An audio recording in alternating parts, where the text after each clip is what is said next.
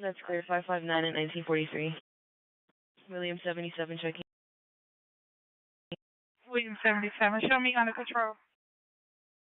That's clear. Henry 86 checking. Henry 86 secure. That's clear. West side route roll local alarm.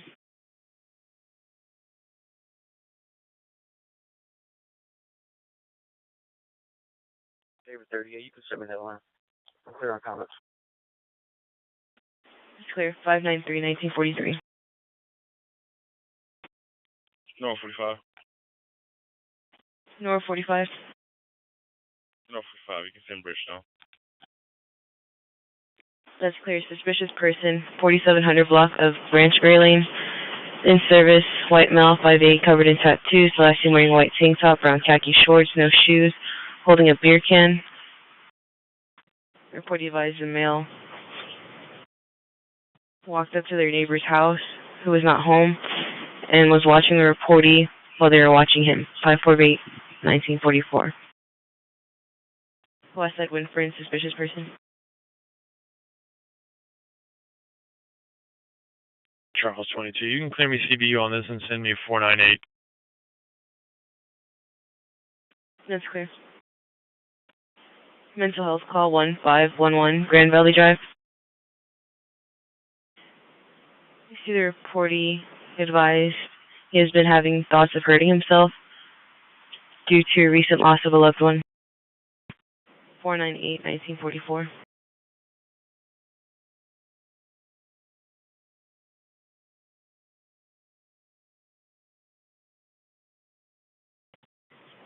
Task is CMO 152, drug possession.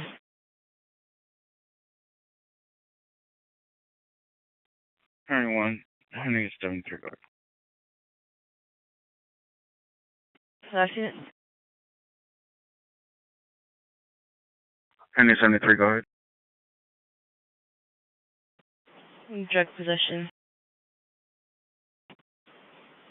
Timber Trace Drive in Lonesome. In service, 2 subjects smoking in the pool area. 2 white male juveniles, black sweatpants, light colored t-shirt, and 1 gray t-shirt, 604 1945. Number 62 checking. Number 62, one of the doors were open, I locked it. Another alarm, it was me. Mark under control. Yes, clear. That's clear. 235. 235.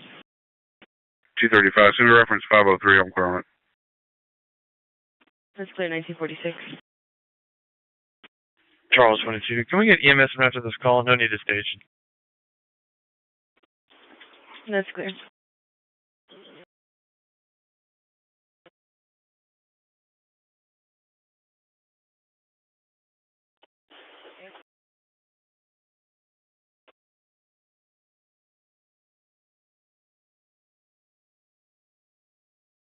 Charles 14, show me a route to that suspicious vehicle. That's clear. 1403 Pine Gap Drive. In service for a silver Ford sedan. Driving around the area multiple times.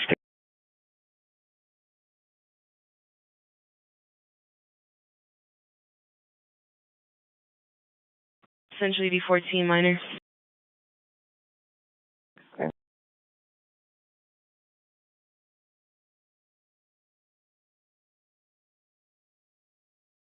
E7 and 10 theft at the top golf.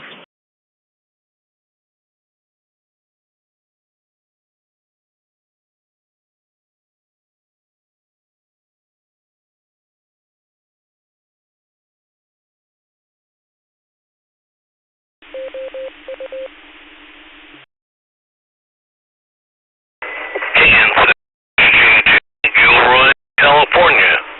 Mobile.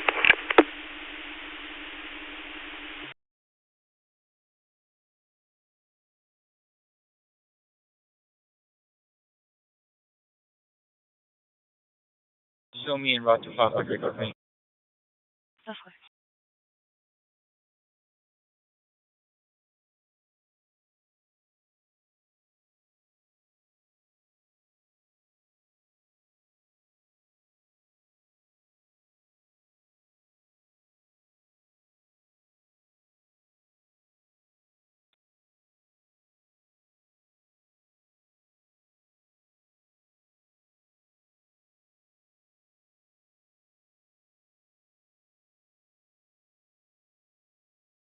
1960.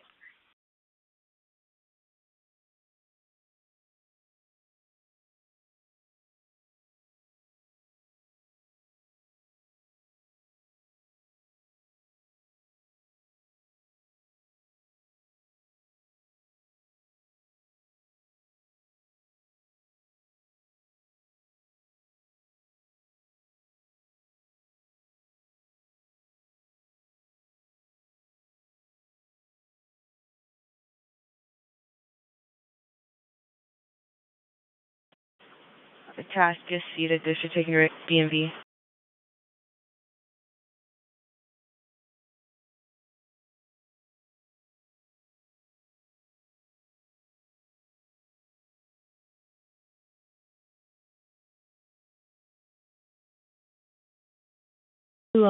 Inwood Crossing, 808 Inwood, near Baker Drive and Roxanne Drive, 288 Golf, Box 7134, 1949.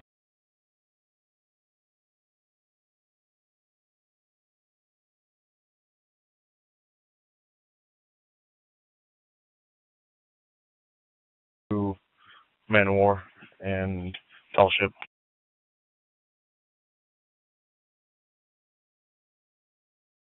That's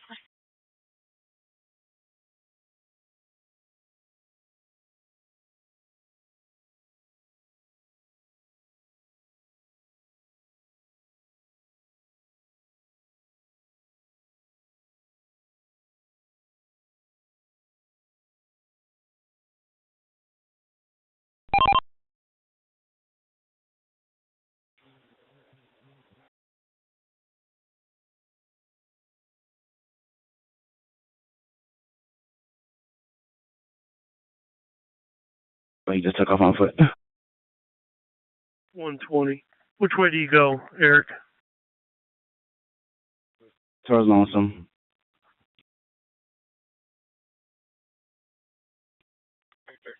Send me BMV.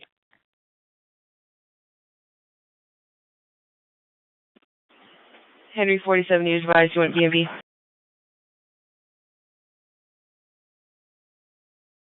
Henry 37. William 45. Eric, you inside the pool area? Henry 37, 624 at 1951. He just took off on foot. 120. The task Which way is do by you go, 412, Eric? weapons disturbance. Towards Lonesome. William 45. Can you send me a reference 569? Let's clear 569, 1951. Henry 47. Send me Forbes oil. Henry 47, 15802 Shoreline Terrace Drive. Referred from HPD. Suspects armed with a butcher knife. Male's name's Ernest. There's no injuries at this time. 641, 1951. 246 reroute Henry 37 to that weapons disturbance. Let's see if we can maybe break some units off of that drug OD. That's clear. Henry 47. Henry 47. Henry 47. Can we call back and try to get more info? Is it anybody with the mail or what's going on?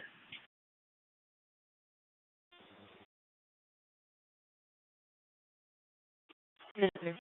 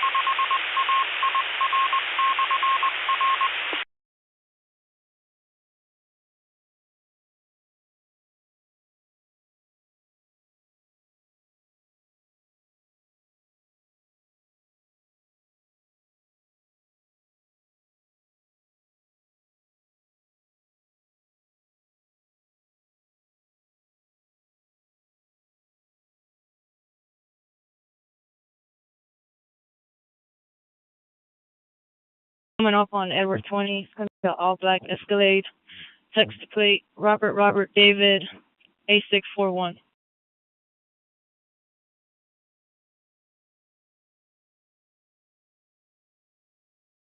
Roger, just be advised I have not set up the vehicle yet. Car 33 is clear. North on Derry Ashford, near Katy Freeway. Car 33, we're going to be making a right on Katy, I-10, Service Road.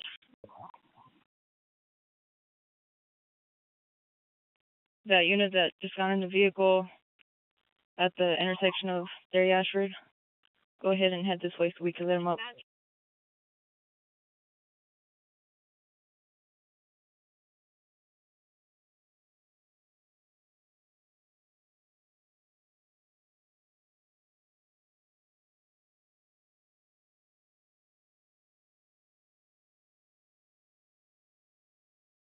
EMS dispatch. So, Last unit, go ahead. Henry 86 for reference 624, please. Henry 86 clear. VMB 20515 Westlake Houston Parkway. See the report in front of the Lifetime Fitness in reference to her fiance's white Kia. Someone stole his wallet, 64-1955. Charles 22. You can have EMS move up, please. That's clear. 78, clear on the comment. Charles 25, switch west. 78, you're clear. 251, go with 631. 251, you're clear. Suspicious vehicle, Greenbook Drive in Lingfield. In service, 2 ATVs riding on the levee. Younger male Hispanic on a red four-wheeler. Reported I shouldn't see the other one, but she heard it. 631-1956.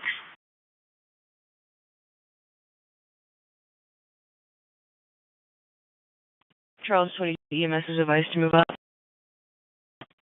10 Charles 25 checking.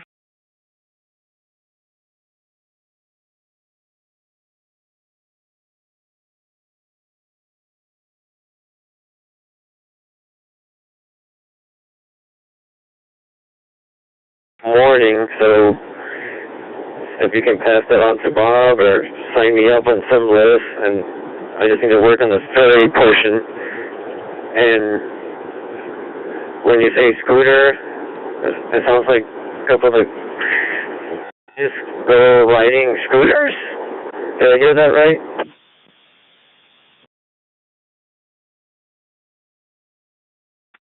Well, hi, Hugo. Yeah, well, Ron would like to go to the island, and he has a scooter with his dog, his therapy dog, with him, Camo. And so he had thought about it, but he doesn't think he'll be able to make it this year. I will relay the message that you would like to go. And Bob and a couple of the others are probably leaving on Wednesday, the 16th of August. And so, you could come over, like you said, by Friday if that's the better day for you. And then you could book your boat ride over there at Island Packers there at Ventura Harbor. And then just make your way out up there. You'll find out where it is and all. And Bob will be in touch with you. But I'll let him know when I see him next here. So, and then he can contact you and give you the full-blown information about how to go about things and everything. I think you'll really like it out there. Everybody seems to have a great time. Bob would like to probably stay out there for 2 weeks.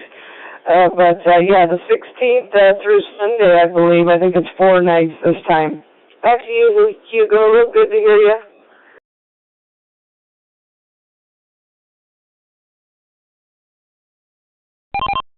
Thanks for the info. Okay, that clears up. I thought for a second it sounded like a couple folks were bringing their scooters to go riding around the island, but okay. So I forgot. I'm terrible at names, but I think I've seen him in the meetings. He usually comes with a scooter. One of the pop-up breakfasts. I don't remember which one.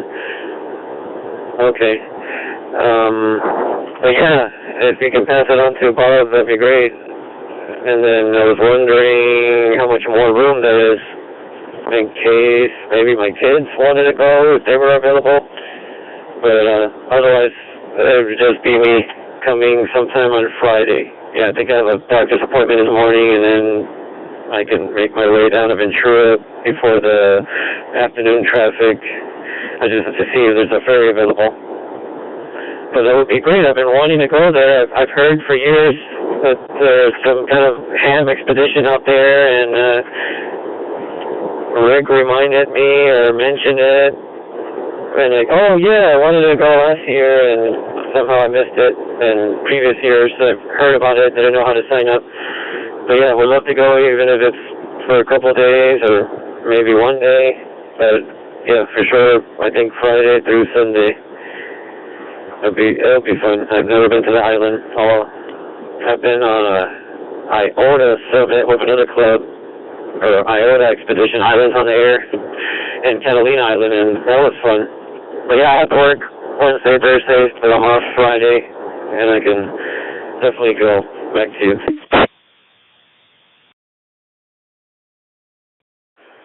Well, yeah, Hugo, Bob usually reserves 2 campsites there, which can fit, I think, maybe 2 to 4 people on it. You know, as far as tents go, there's quite a bit of room, and I think there's 1 picnic table, and I think it's 2 and 3, number 2 and 3, if I'm not mistaken.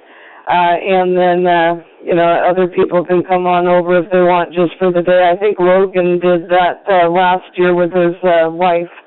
And just do kind of a day trip, and a couple other guys went along too for the day. But yeah, I think that there is going to be room for you, and then there's usually, you know, availability on the boats over there. And I don't go, of course, because I can't hike around up there or anything, you know, and I wouldn't want to just sit too much and watch all the people making their food. So, anyway, I'd rather be in the water, I guess. But I hope you have a good time if you are able to go, and then you'll get some more info, and I'll let Bob know tonight that you're interested. That's great, because he was going to try to see who else might be going besides Adrian and Rick.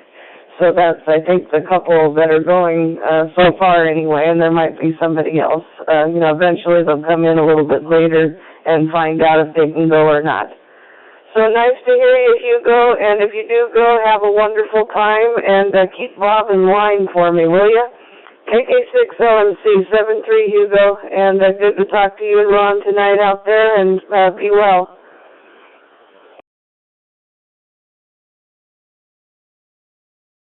Thank you, and great talking with you, too. It was always a pleasure. And, yeah, maybe I'll see you at one of the next pop-up breakfasts if it aligns with my schedule on the weekends when I'm not working. But yeah, definitely I want to go, and I think I can go that Friday through Sunday, but worst case, I still want to go even if it's for the day. But yeah, I'll look into booking the ferry this weekend, and I'll look out to hear from Bob. Thanks for everything. 73, Kilo Mike 6, Delta Quebec Uniform, mobile on Papa 8. I'll be listening.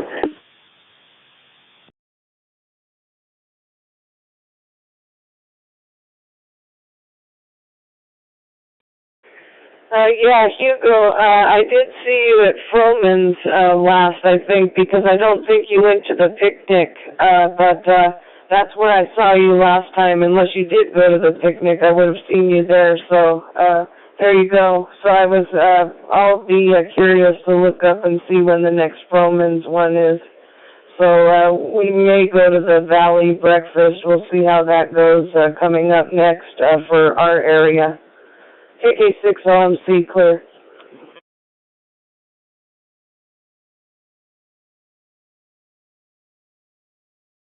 Had so many events you have to do. The last time I saw you was probably with Roman. How you doing, Hugo? Sometime last year, or the holiday dinner, my first time going there. Maybe I saw you there. All right, talk later. Have a good evening. I think we doubled Hugo W6C check. Oh, no problem. How you doing?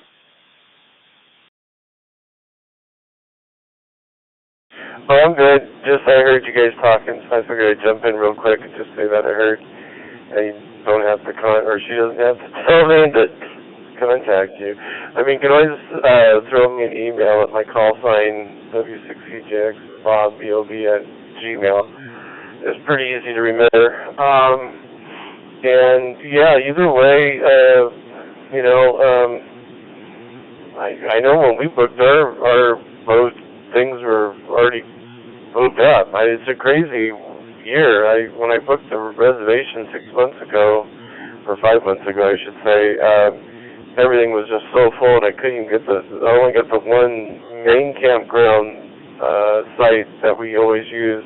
But the one next to it that I really wanted to get was already taken by the time I could have done them both at the same time, and if I could do it again, that's what I would have done. But I went back to get it, and it was gone already. It's just like, wow. I mean, it's, to the hour, to the day, and all that kind of stuff. Anyway, so there should be plenty. We have campsite 2 and campsite 1, and that'll, we don't like to do more than 4 campers per site, so if you guys want to come on Friday, we do a Friday, Saturday, and then go back with us on Sunday, that should work.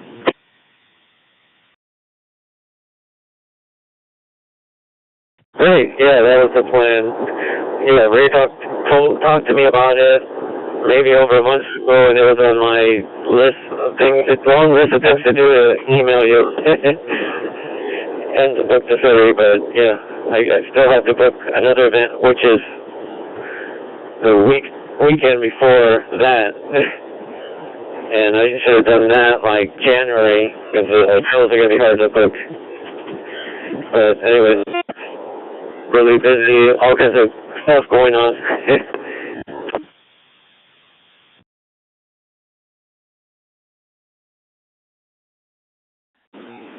Yeah, no worries. It's a really flexible type of thing. The problem is making sure you get the reservations. You can always cancel the day of. I had one of our groups, I've been doing this 13 years now.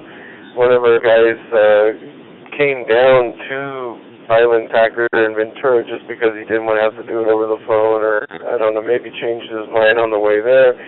Anyway, he canceled his reservation, walked in, and they said, oh, no problem, there's plenty of people to take your seat. So, it's not like you have to pay a penalty, or you got to do, at least back then, and it's probably the same now, or you can always ask them. But, and then the other thing for anyone listening to that just wants to go for the day, it's an awesome day trip. You can have just about anyone that's gone over there for just a day. Go early morning, as early as you can. There's an 8, 7:30, 8, 9 o'clock, maybe 10 o'clock boat, and then come back around, 3 or 4 in the afternoon. I think there's a 4 o'clock boat, it's probably the last boat leaving for the mainland, and you can, just have a whole day over there, and then the ride over and back is really amazing. That's like 90% of it, or 75% of the trip is the boat ride, and seeing all the dolphins and occasionally some whales and stuff. But the crew is amazing on the ship, and I know that you do some ship stuff. So yeah, just whatever works for you and your boys. If you can make them, if you want to come over, I'll come over for just a day. You can do that. I mean, it's very, very flexible. Awesome, appreciate it. Yeah. So okay. So I'll plan to be there Friday sometime in the afternoon. I'll see about the boys. If they want to come, and if they're available. That's their first week of school, so yeah, they wouldn't be available till after 3 in the afternoon on Friday. I will see. Otherwise, for sure, I'll be there by myself. Looking forward to it. I got all kinds of stuff I've collected. I've got a solar panel that I got, I think, last year, so which would allow me to operate on my HF radio pretty much all day as long as it's sun. I got a KX3, and I bought a few months ago an adapter so I can connect my Kenwood D74 to the solar panel as well. I don't know. I'm assuming there's no power out there since we're camping.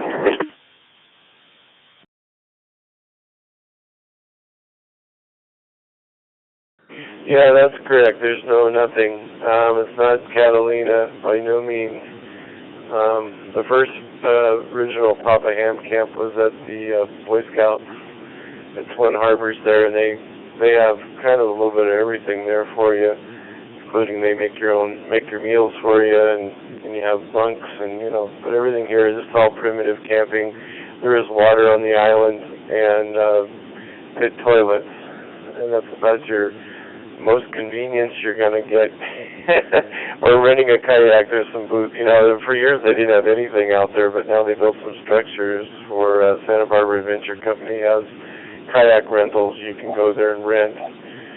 Then go out through the sea caves and do that kind of thing.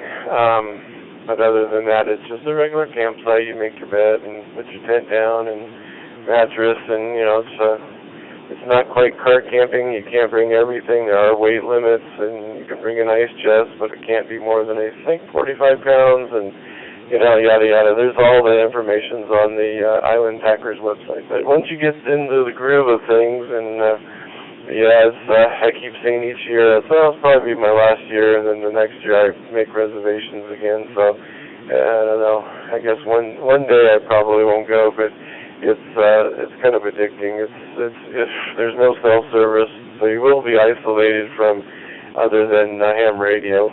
That's the only communication you'll have. Oh, I like it. No problem. Yeah, I stayed at two harbors twice with another ham radio club. We usually have expeditions for islands on the air around February. And we stayed in those cabins, except we cook for ourselves. We actually have people cooking for us. And I guess other times of the year, staff and maybe others stay in those bunk rooms. But that was fun. I mean, you have showers and stuff, but I'm good with just the normal camping. At least I don't have to let the water in, because I drink a lot of it.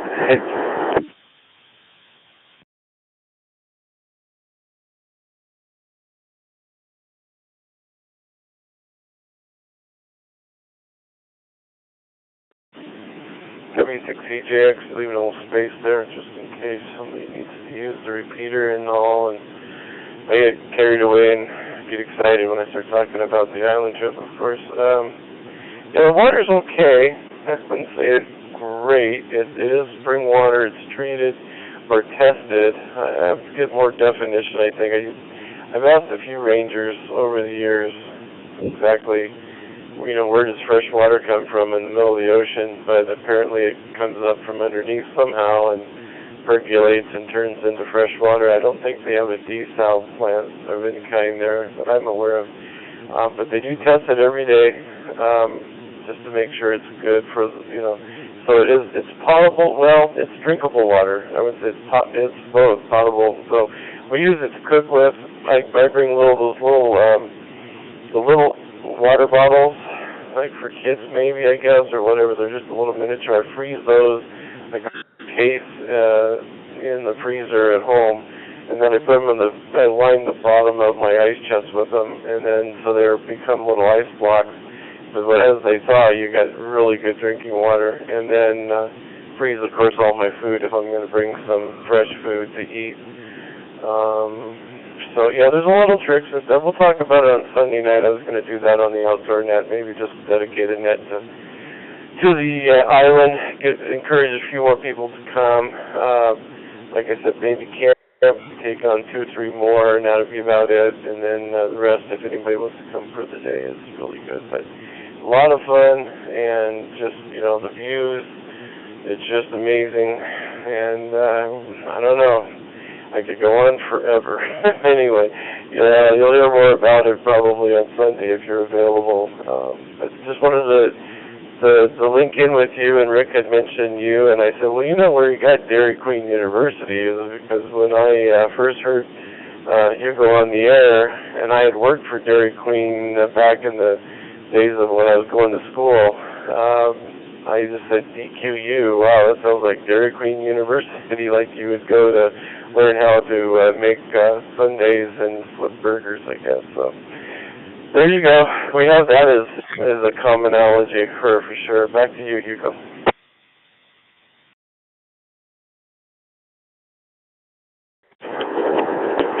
Yep, I always remember that. Sometimes I use it instead of my Delta Quebec uniform. I use Dairy Queen University, especially on the Papa system. Cool. I'll try to remember to check in on the net. I'll probably be driving, so that'll be perfect. I've had all these nets on my calendar for years. I gotta double check if I have that one scheduled. But yeah, it seems that I've been missing a lot of my reminders for nets that I have programmed on my phone, because I haven't been on the radio too much, and I've been missing all the nets. Every once in a while I check in on Wednesdays and Thursdays. Oh, but now Thursdays I'm busy doing some other stuff. I don't know. I got all kinds of hobbies and stuff and work. But yeah, I'll try to remember Sunday at 1900. Is that correct?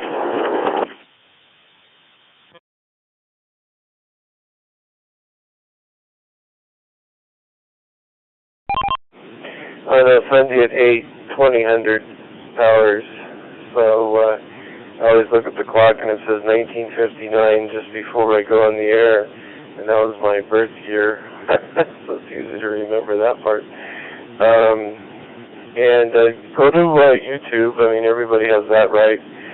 Go to YouTube and type in Papa Ham Camp. There's a couple weird things, not weird, but like there's some kind of Papa summer camp thing that comes up. But look for Papa, or it's on the Papa website too. There's links there if you go to YouTube videos on the Papa website. And there's a couple other videos that Nat N6 VRV put are really actually even more fun and better than the one that I did. But the one, if you look at it, you'll see a little island fox, kind of the picture of an island fox there. Click on that one. It gives you just a kind of an overview of the whole island trip and experience. And then we did that a few years ago, and put it to I don't think I put it to music. No, I guess I just narrate through it. But it gives you kind of a quick little overview of what's available and what we can do out there. And then if you can see the other two videos, so I'd advise going to the Papa website and go to YouTube videos, and then you'll see, I think they're all on there, or not, either way. So check it out, and yeah, Sunday at 8 we'll be on there and talk about it. I try not to get started too early in the year, but yeah, I guess it's probably time to start talking it up a little bit, and we'll make it happen one more time. 2023, the only year we missed from 2010 was, until now, was COVID. So they shut the island down, and the island foxes had to go somewhere else to find real food. Poor foxes. Cool. Yeah, that'll be fun. New island that I haven't been to. And I'll try to remember to get on the net. I'll probably, if I'm not in the road, I'll be in San Diego. So I'm going to make sure I've got the most recent configurations of the repeater of my radio for San Diego. I'm on the way to San Diego right now. I've been saying that for a year or two. I need to update my radios of all the new Papa repeaters and all the changes I've made. I'm still talking from Papa 8. And where am I? I'm in Buena Park on the 5. And I came from Pasadena. But appreciate you and your YL talking to me, keeping me company. I only got less than an hour and a half left of my drive.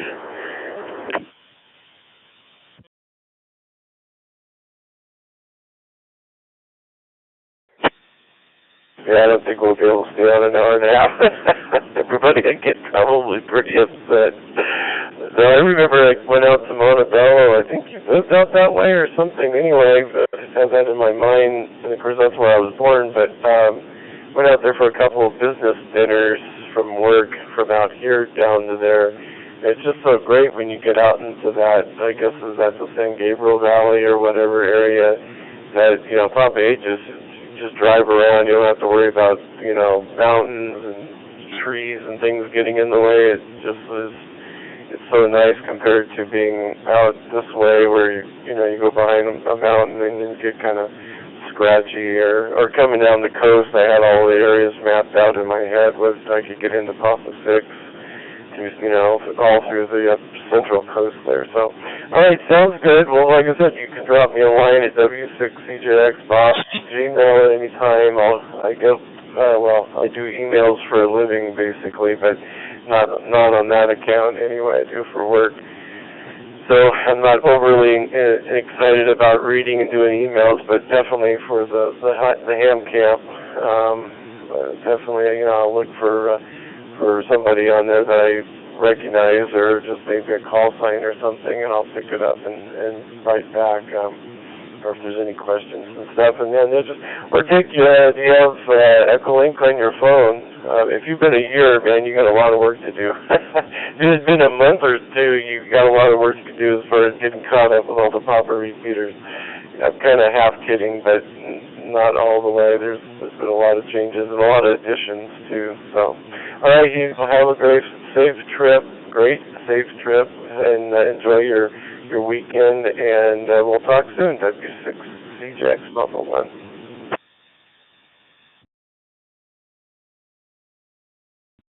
Oh, actually, I think I updated it, my radio, since the beginning of the lockdown. Or sometime during COVID. I remember there's all kinds of changes like every week. It's like, oh man, I need to update my radio. I think the only update I've actually done is to maybe Papa 8. Is something changing that one? Because that's the one I primarily use. That one always works for me wherever I'm at. And yeah, I forgot that you lived in Montebello. I used to live there. My kids still live there. I'm in Pasadena, but still on Papa 8. All right. 7-3, have a good one from Kilo Mike 6, Delta Quebec Uniform, mobile and listening.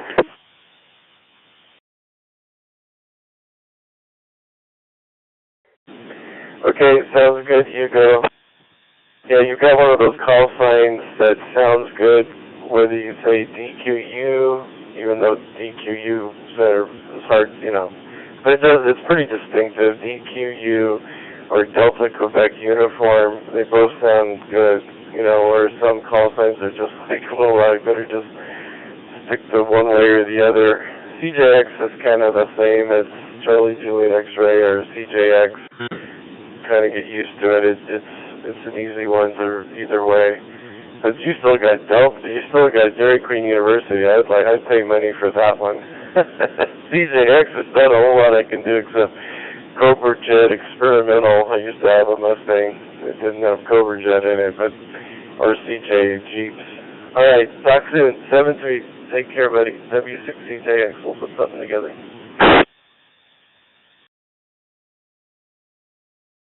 All right, 7-3 from Dairy Queen University.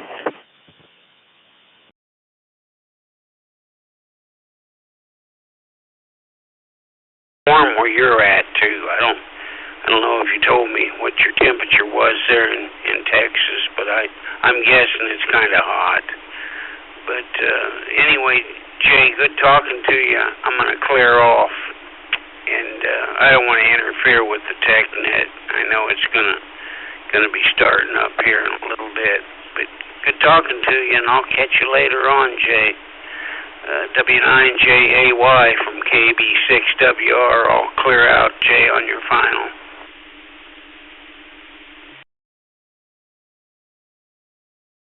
Well, Steve, you have this knack of signing out at exactly the right time. My wife just stuck her head in the shack/office here and said that dinner was... You know how that goes when dinner's ready. And it's a fancy dinner because the granddaughter's having her friends over for her little birthday party out in the backyard. And yes, it's been hot. It's been high 90s up here every day. And although we have more humidity than you do, and the temperature has been almost the same, so go figure. Anyway, have a great evening. Good talking to you, Stephen. We'll talk again later. And hey to everybody else out there, too. 7-3 for now. I got to go have dinner. W9JAY.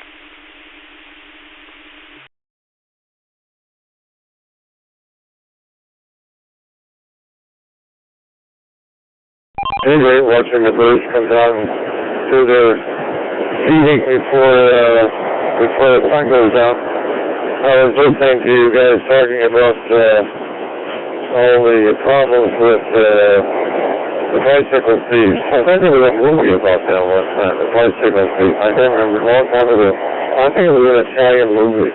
Anyway, sad situation. Crime is rampant. No respect. It's, you know, if there's somebody come in and steal all those bikes all at once, it's really kind of sad.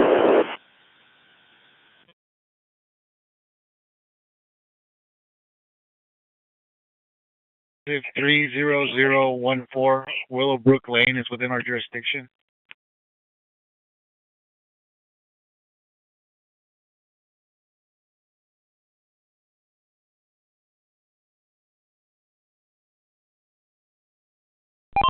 And you hear about the smash and grabs or people walking up to you while you're having your lunch or dinner out at a restaurant outside and just robbing you, or walking out of the stores because they know nobody's going to do anything because, I don't know, too much crime, or they're not going to throw them in jail for anything under $1,000 or whatever it is.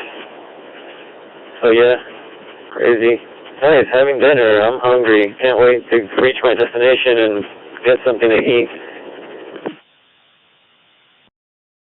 You go all right. Another hour and a half.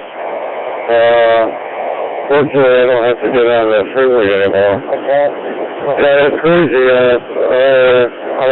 We live here close to West Hollywood. And I don't know if you're familiar with the restaurant called Lavo Ham, which is on Santa Monica Boulevard, just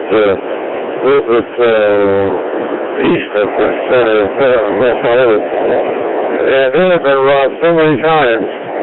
Fences have been robbed, people have been robbed. So about 2 weeks ago, the owner of the restaurant shut down the restaurant that evening, on the Monday evening, which was I guess the West Hollywood City Council has a council meeting on Monday night. So they took all of the employees, they shut down the restaurant, lost a lot of money because the business was shut down. Very popular restaurant. I've never been there. It looks really nice. I'm going to have to pop in someday to support again. But, you know, it's crazy. And West Hollywood, they defunded the sheriff. I think they bring it back in again, but now they have safety advisors or ambassadors. They wear little blue shirts and they stand there. And then I was in Pavilions yesterday, and there was this young guy who was a security guard in front of the liquor department. I said, well, what are you supposed to do? And I was doubled up laughing. I said, nothing. I'm not supposed to do anything. I just stand here.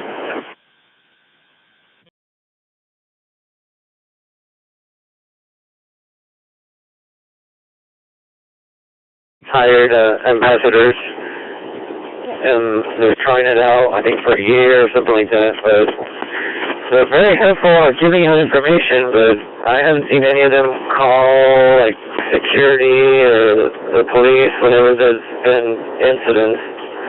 They pretty much just stand there and don't do anything.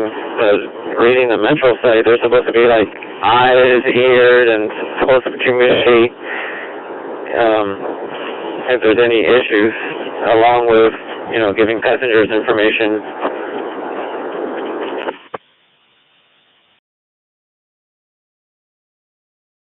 it's a joke. It's an absolute joke. The number one problem is we have is the district attorney of Los Angeles that's an absolute idiot. He gives more rights to the criminals than he does to the victims. And my hero, and he's gone now, he was the sheriff of Phoenix named, I think it's George, Ohio or something. He had, the prison he had was out in the desert, and he made all the inmates wear pink jumpsuits.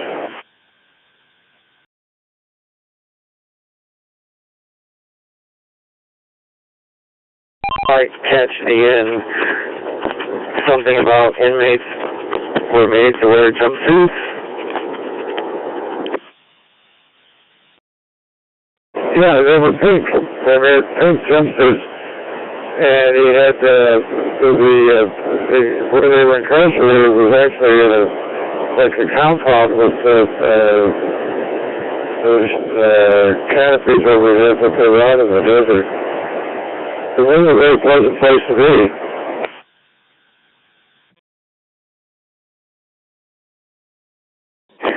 If you say you're in your backyard, it almost sounds like you're out in the street. Every once in a while I hear another radio going off.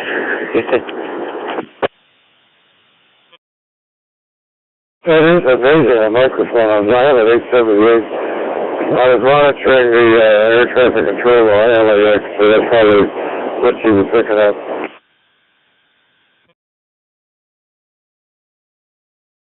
Oh, okay. Yeah, that was another repeat or something. Cool. And did you say you're having dinner? Yeah, you did. Because I remember saying that I can't wait to reach my destination and have dinner myself.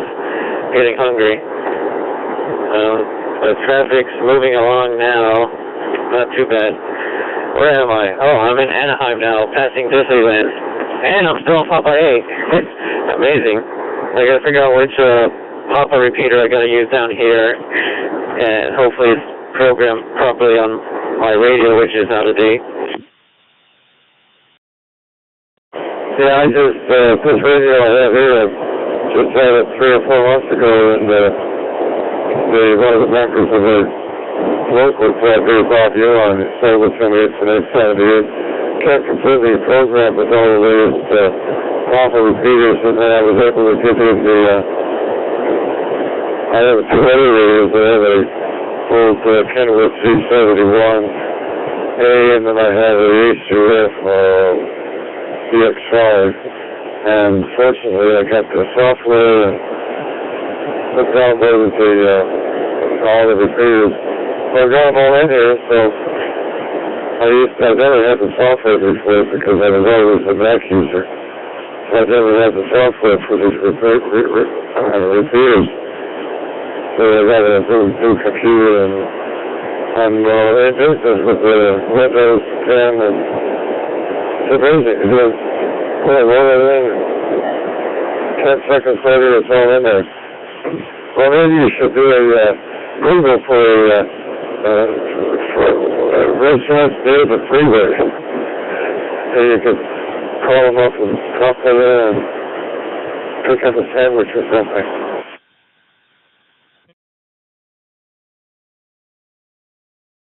Yeah. I've been meaning to, print out a map. There's a page on the Papa system that I used to refer to. It has a little map and it shows you what repeater to use. And I was meant to print that out. That way I could quickly look at it in the car, like, okay, I'm in this area, I can use these repeaters. At one point I could remember which one, when I was on the Papa repeaters every day on my drive to and from work, but I'm not always driving to work. So I'm not on that much.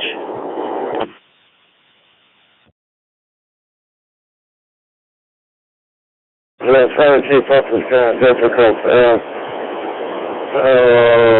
What was I going to say? I lost my train of thought. What kind of radio are you using? handheld, with a regular mobile setup.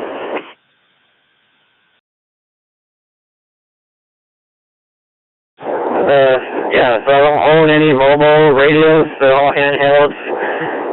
But I've got an antenna hooked up to my car, and I can easily connect it to my mobiles, and then I got a handheld mic that I connect to the handheld radio. So right now I'm using my Anyphone, I forget the model number, I think it's like 878, or I know it has been 78.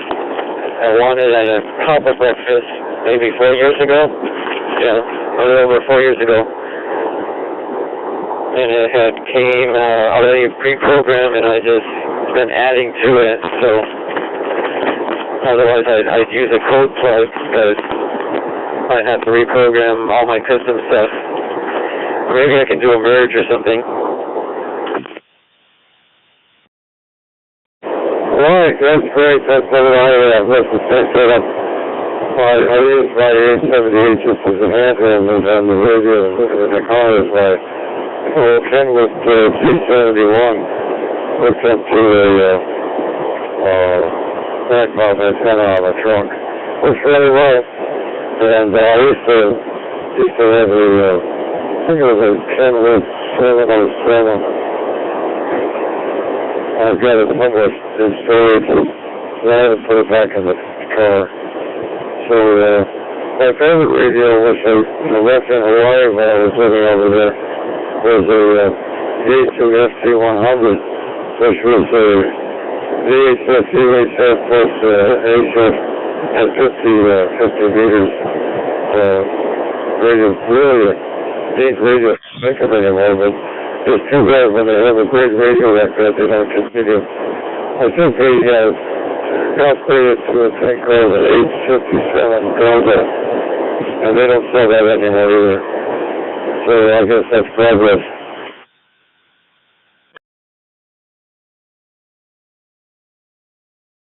Yeah, I think they're also not making the Kenwoods anymore, or at least the D72.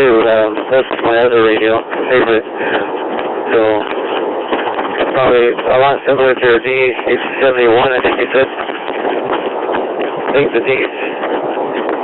was it the D71, D70? One of them is, there's something, I thought about buying one of the older models. It was good for satellite work. Not that my D72 isn't, but I forgot what it was. Something with full duplex, or real full duplex on the older model. But yeah, that's another thing I haven't done in maybe 4 years. Satellite work. I'd use a Baofeng and my D72, and I'd make a ton of contacts on the satellites. I haven't done that in a while, so I'm out of practice. Yeah, the one I have in the car is a Gold 71. Kenwood. That was my first radio. I bought that before 2000. And this hanging in there, I had to put it.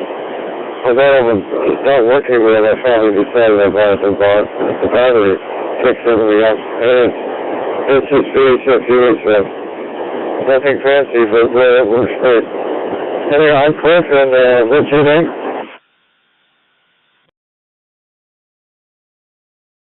Sorry about that. Name is Hugo, Hotel Uniform Golf Oscar, Kilo Mike 6, Delta Quebec Uniform. What's your name again? Did you say Greg? Oh, that was Cliff. Trailer in the Park, South Park. And here's a Dairy Queen map. Right, at the next stop for breakfast, they're going to be serving ice cream. No, I'm just kidding. I gotta go ahead and help my wife here with fixing up the rest of dinner and enjoyed the conversation, and I really enjoyed listening to you guys talk about your bicycle episodes. Very interesting. Anyway, I just hope things get better. K60 under 73 yellow. All right, 73. from Kilo Mike 6, Delta Quebec Uniform, Mobile, Papa 8.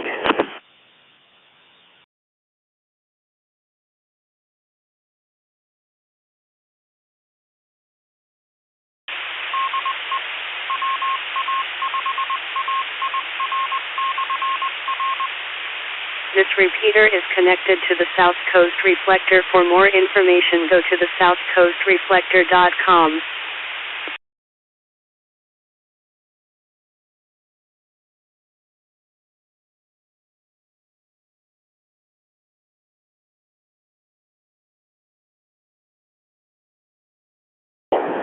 And San Diego.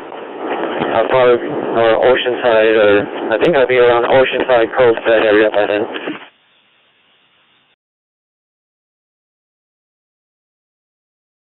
Okay, sounds great. Well, they have you. Okay then, AB6MB.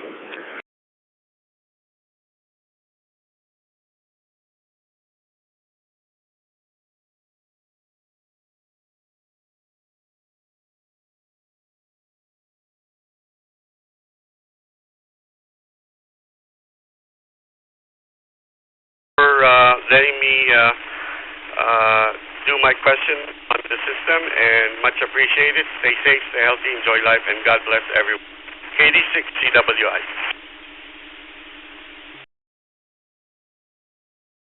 Okay, yeah, I don't know what Dennis, some of these guys consider their cables proprietary and they don't release any information about them, and then someone will give you a schematic drawing. So if there's a TTL level converter in the cable, it should show up in the schematic drawing if it's publicly available. So that would be my next step, is to see if he'll give you that. So, all right, thanks for your question. And 5ZUA net control, clear with KD6 CWI, and let's move on to Tony, W7EFS. Good evening.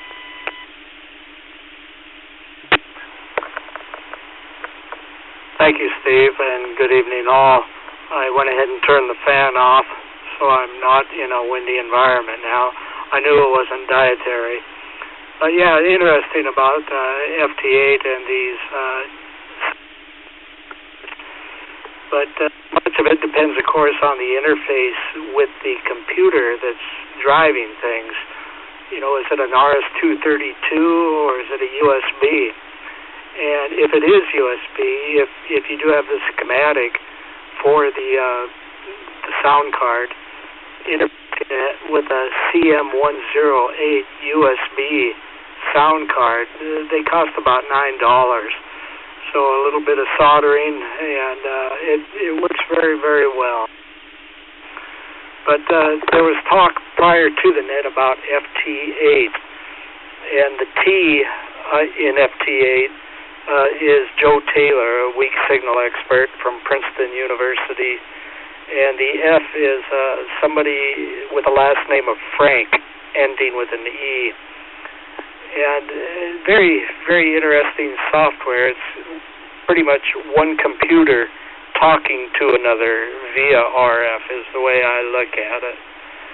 So it's interesting stuff, but it seems that those frequencies where FT8 and some of the other modes, some of the other digital modes, they're all through HF.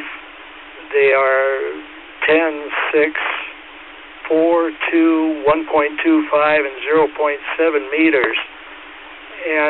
But it seems they all require a single sideband.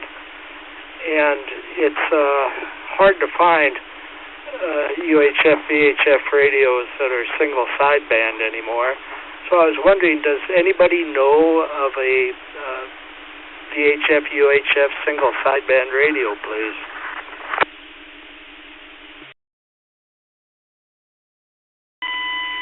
Okay, I suppose you mean as a standalone that you would buy as opposed to an ICOM 7300 that has that as one of the modes in it. I don't know of any. David, you're joining us now. You might have an answer for that. And you also might have an answer for the previous question if CWI is still listening on that DigiRig. I don't know if you've seen that sound card or not, David. Maybe you have and I haven't. So why don't you start with the DigiRig sound card and then come over to Tony's question since you're joining us here and able to talk now. So K4FXC from N5ZUA, control.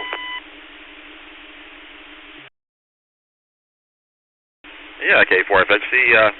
Run a little late tonight. Thunderstorms in the area. I'll start with the VHF radio since I called that for sure. I just caught the tail end of the DigiRig discussion, and I need to look that up just a little bit. But I am not aware of a major manufacturer of VHF or UHF radio these days that's being built for that includes single sideband. Of course, there are an awful lot of HF radios, particularly the ones that are designed for portable use, which include the VHF and UHF bands, or at least VHF 2 meters. But I don't know of any purpose-built radios these days which are on sideband for VHF, UHF, since the amount of cost for adding that that hardware to the radio basically gives you all the capabilities you need for HF as well. And once upon a time, doing it on VHF was a lot more. It was a whole different game from doing it on HF. But now a lot of the same components work equally well on HF or VHF or even UHF for that matter. They're as semiconductors have become more advanced. But let me catch up on the DigiRig stuff. But like I say, I don't know of anything. There are certainly a lot of good deals out there in used HF through VHF or UHF rigs out. So you can certainly find them. But purpose built, I'm not aware of. K4FXC.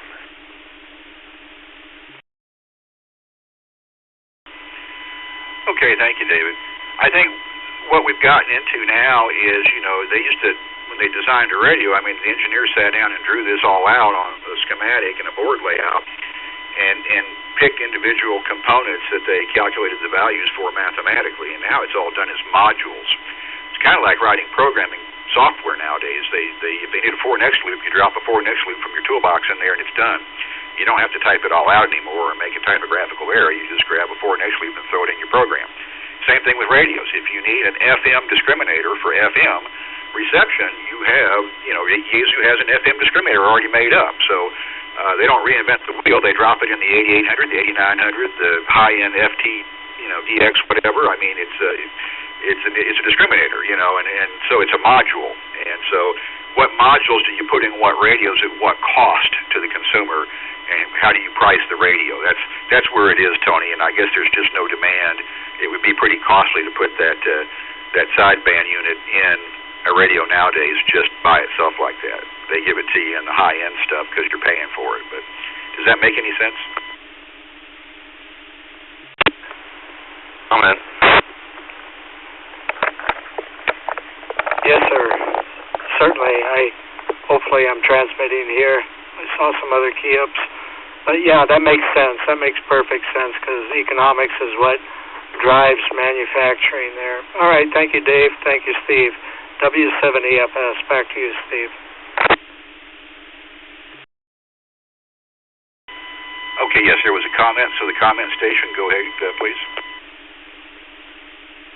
Hello, Steve. This is Kevin, AI7GA, and I just wanted to mention the ICOM IC9700. It's pricey, but it does include sideband on 440, 2 meters, and 1296. So it's kind of what it's made for. And ICOM is supposed to be coming out with a new unit that's going to going to start at 2 meters and go all the way up to 10 gig with an add-on module and up to 5 gig stock. So anyway, back to net, AI7GA.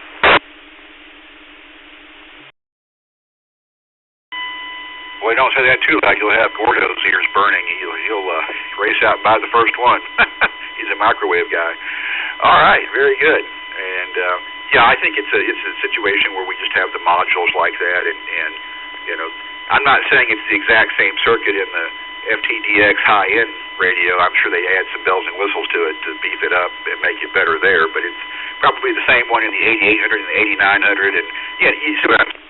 Module, and they drop it in there for FM discriminator circuit. So it's much easier to not reinvent the wheel every time you build a new radio. So we don't have to pay an engineer to redesign an FM discriminator circuit for a radio. We just reuse the same one over and over as a module. So all right, we'll clear W7EFS. This is Steve, N5ZUA Net Control. This is the TechNet, heard every Friday night on the Wind System at 6:30 p.m. Pacific Time. Taking questions about amateur radio, anything that's ham radio related, coax, radios, antenna designs, or model numbers that you want to ask about, rules and regulations, anything like that. So, subject of your call sign phonetically twice, please. Call now. Comment KD6CWI. And where are the white women at?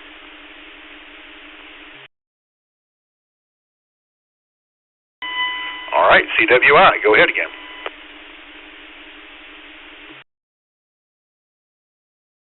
Roger. Thank you, Net Control. Yeah, so radios that would have the 2-meter single sideband that are available are the FT857 Delta, which is an old-mode radio. It's a classic. It's available on the used car pre-owned market. And the FT991 Alpha, that also has a 2-meter single sideband on it. The KX3, Elecraft KX3, has an optional 2-meter module that you can put it in single sideband. And the ICOM IC706 Mark II-G has a 2-meter single sideband. And the other gentleman mentioned the IC9700. That's the top tier 2-meter, 70-centimeter, 23-centimeter radio that compromises everything on all those 3 modes. Back to you, Net Control.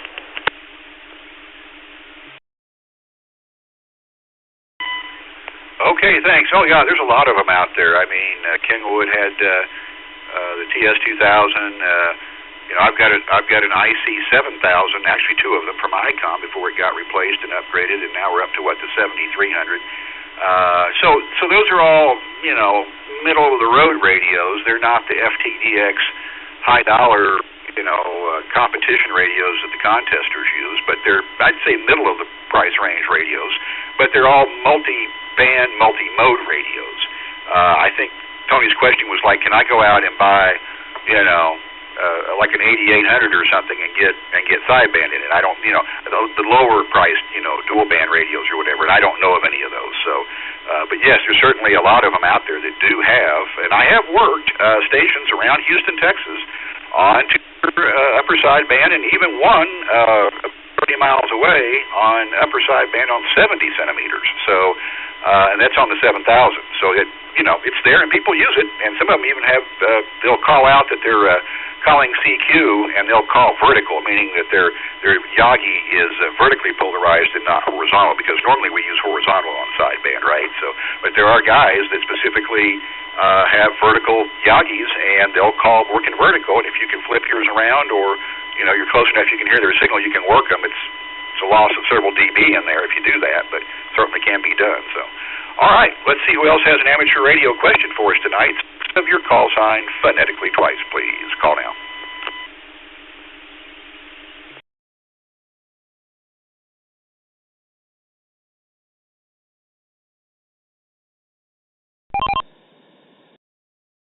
Sounds like somebody was stepping on you when you were talking, but I got most of it.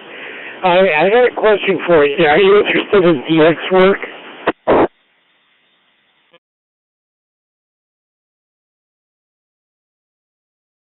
If you've reported the location, report is still around.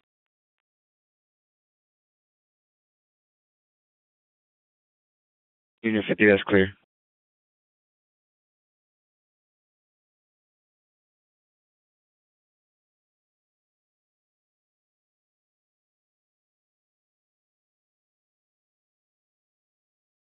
Man, Southern California is a jet ride for me.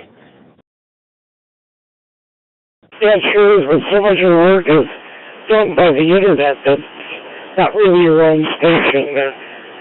Usually a standalone antenna and a transceiver is what it really takes.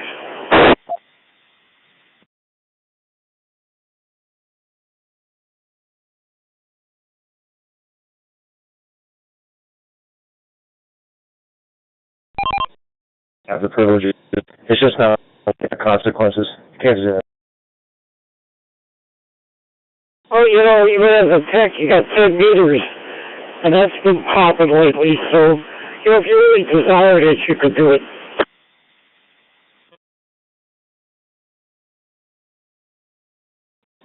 Oh, I do that. I will take the exam, and because I exam is the day I publicly practiced the more thing for 3 months. Well, Morse is not too bad. Actually, a lot easier if you're a musician, but I seem to conquer it. And I've worked over 300 countries on CW, so I've put in my time.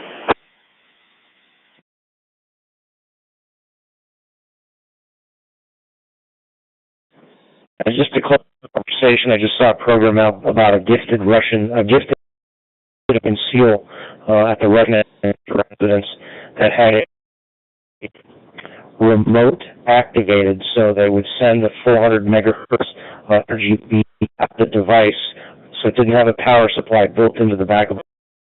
And that was their secret listening device that we did not find for about 20 years. Okay. So speaking about remote, it would be a good idea to try operating a remote base, especially in your area, and give it a try. Either that or just keep studying and, go ahead and take the exam and hold the license. Absolutely, sir, and I appreciate the encouragement. It's been nice to meet you. Victor X-ray, I'll be clear on your final. Kilo Foxtrot 0, Mike Charlie Mike.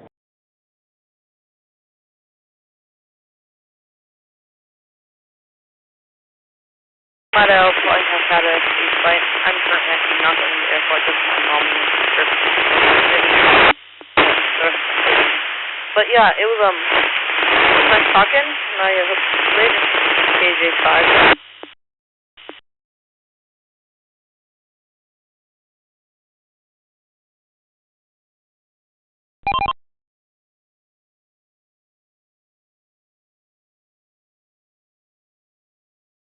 Do it yourself. So I never discourage people from trying to build their own cable or build their own antenna or things like that. You learn stuff by doing it. That's one of the ways you learn. I am not a book person. I can read the book on how to do it, but I'm not really going to truly learn it until I put my hands on it and I solder it together and I debug it and I make it work. Then I feel like I mastered that concept of the hobby. So I wish him the best of luck if he wants to stick with that or whatever. So, all right, let's see who else has an amateur radio question for the net this evening. This is Steve, N5ZUA Net Control. If you have a radio question, suffix of your call sign phonetically twice, please. Call now.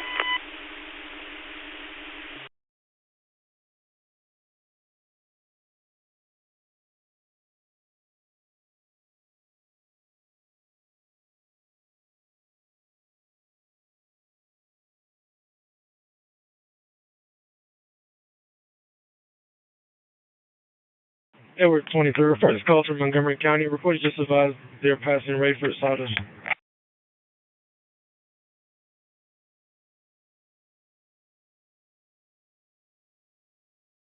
Summer, maybe it's just too darn hot out there. That seems to be the problem in a lot of places, especially out in the west right now. So if you have an amateur radio question, let's get it on the air. Suffix of your call sign phonetically twice, please. Call now.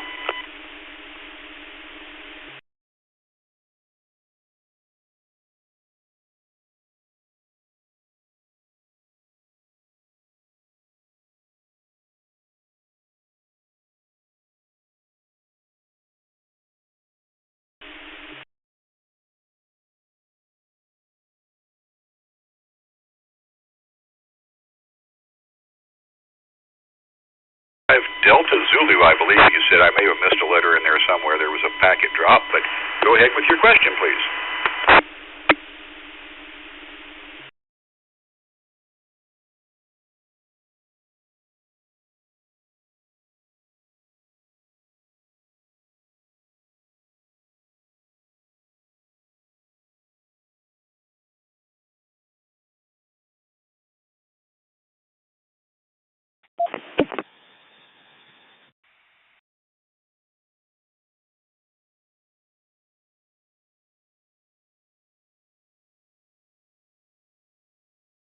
You're on my repeater there in Houston. What part of Houston are you in?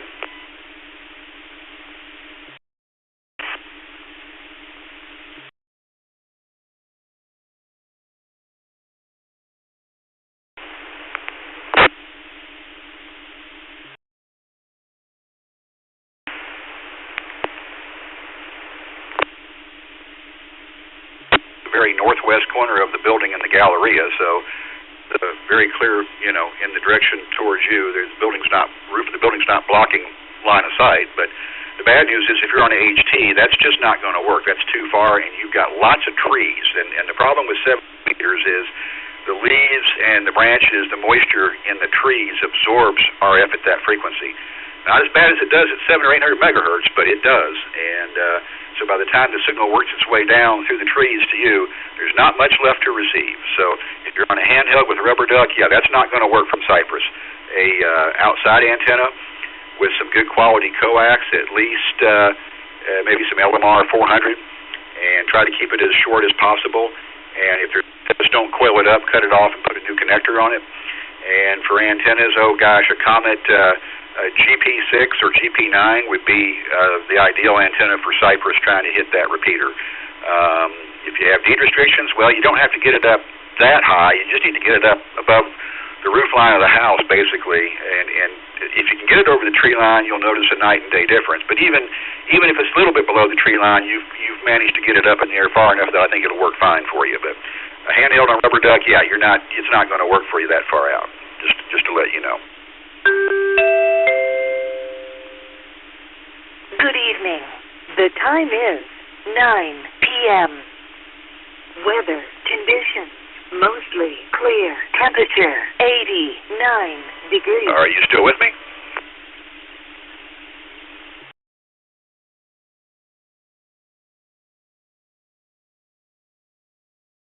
Had a long screen come up. Okay, we meet here every Friday night at 7 p.m. thanks to the kind grace of the Papa system.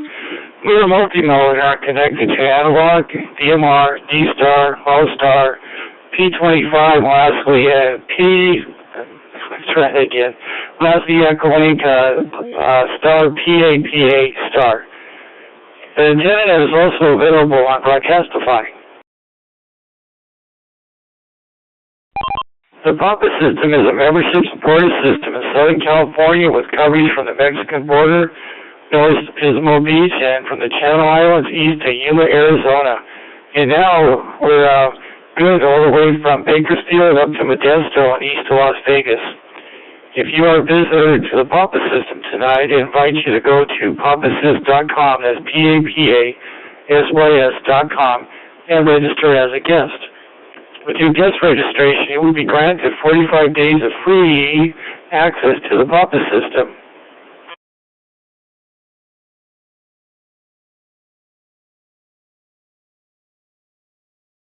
$45-day guest access period.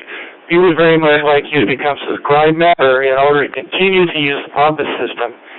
We have 65 plus repeaters on the 19 hilltops that we maintain, and the rents and the costs total up, and the dues help cover that. However, that being said, all amateurs are welcome to participate in weekly Papa system nets, regardless of membership status.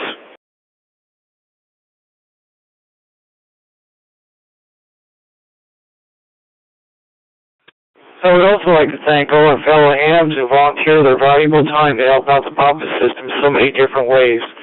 You guys are simply great, and we couldn't do it without you. There's a lot of people that go up and do a lot of work on the system that they don't get, thanked enough for, but I tell you, those guys do a great job. Anytime anything breaks, boy, they're right on it. Okay, let's see, we got announcements coming up here, and let me bring up the Papa screen there and see what we got going on this weekend.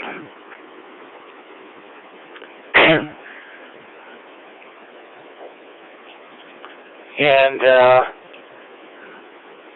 okay, we got the Orange Town Mission on July 22nd at the Sizzler, and it starts at let's see here. It's a luncheon, so, and meanwhile, I'm clicking on the continue reading button, and it's just looking at me.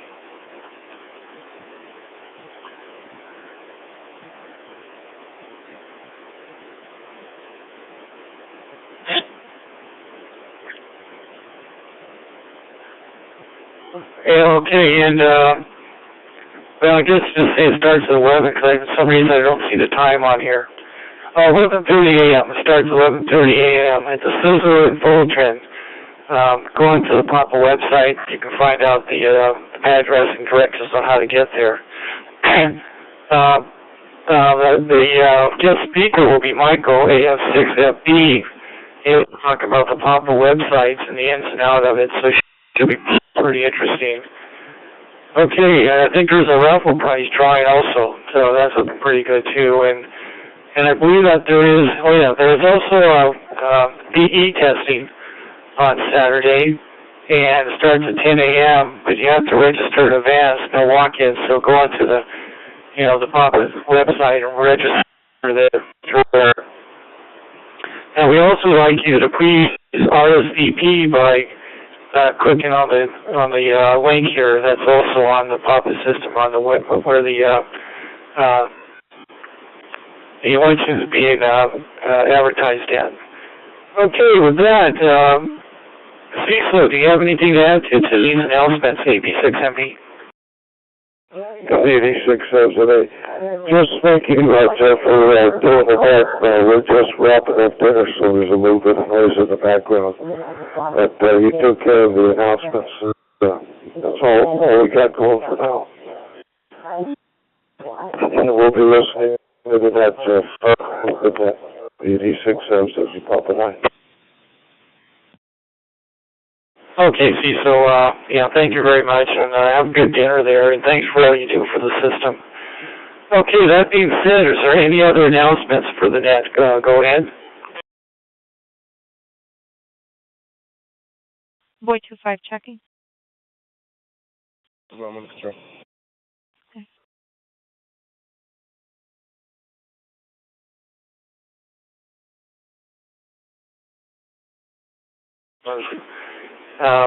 That you might have.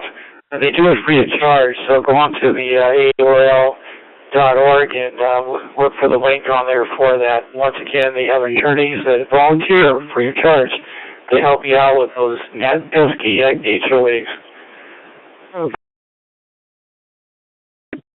All questions in traffic must at all times go through the net control. If you wish to comment, please say your call sign. I will acknowledge you.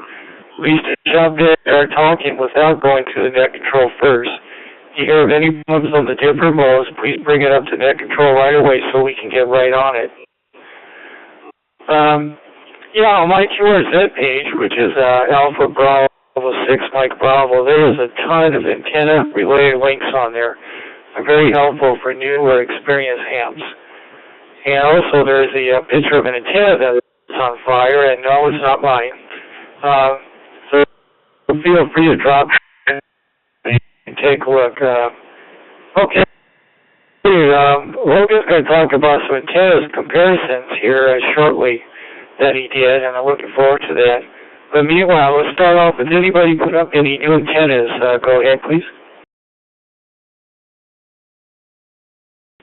Yeah, Kilo Foxtrot 0, Mike Charlie Mike. And I got the reverse impression interpretation 45 days on the net without being a member of, but you can continue to use the repeater and just not participate in the nets unless you're paid. Break.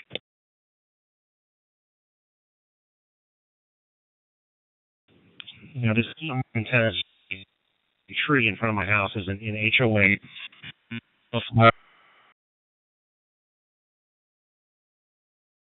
In the Denver area.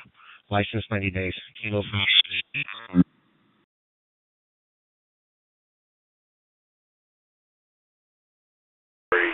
I'm an engineer by training. I was just surprised with the P10 when I put the long whip on it, how well it hit the repeater from the distance I am. N5 NBA.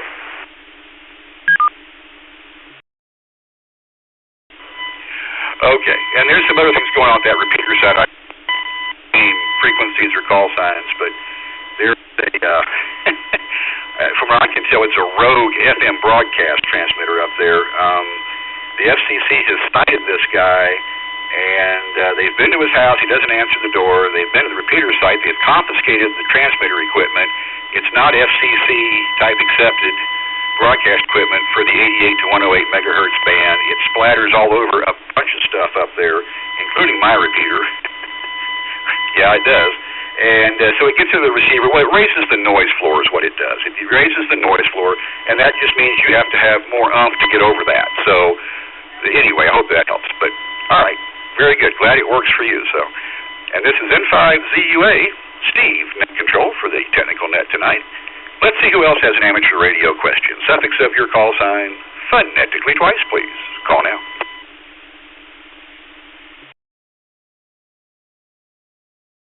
Oh, I'm sorry. We had one more on the list there, I think, didn't we? Was that no, that was KI5MDZ. I got it. We got you squared away. So we got you squared away. Let's see. Who else would like to ask you tonight?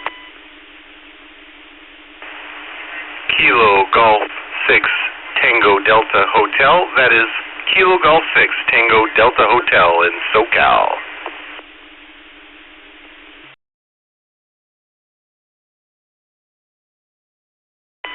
All right, Kilo Golf 6 Tango Delta Hotel. Got your full call sign? Can we have your name, location, and question, please? Good evening. KG6TDH here. The name is Chris.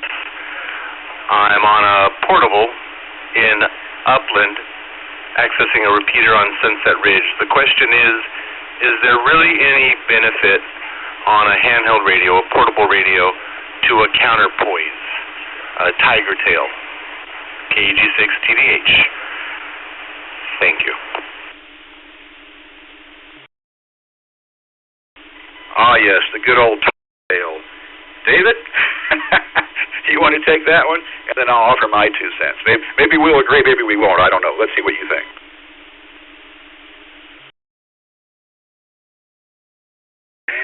K4FXC. Well, the answer is try it and see if it helps. Great. If it doesn't, well, so be it. In general, what I found is no, it does not help. But in theory, with some antennas, it might help. The thing is that what you're trying to do is provide a little bit of a counterpoise, but it is just a very little counterpoise. You have to remember that the radio itself, particularly at UHF, it has a metal body inside, even a cheap Bofang, so it's providing almost the same functionality.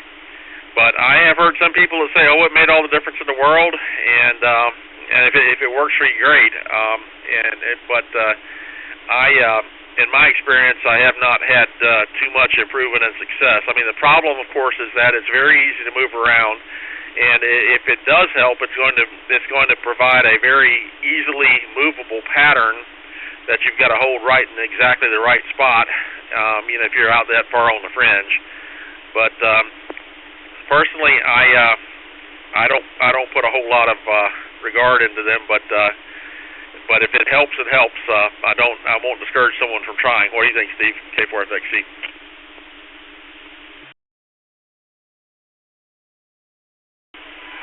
Well, I agree in this particular case.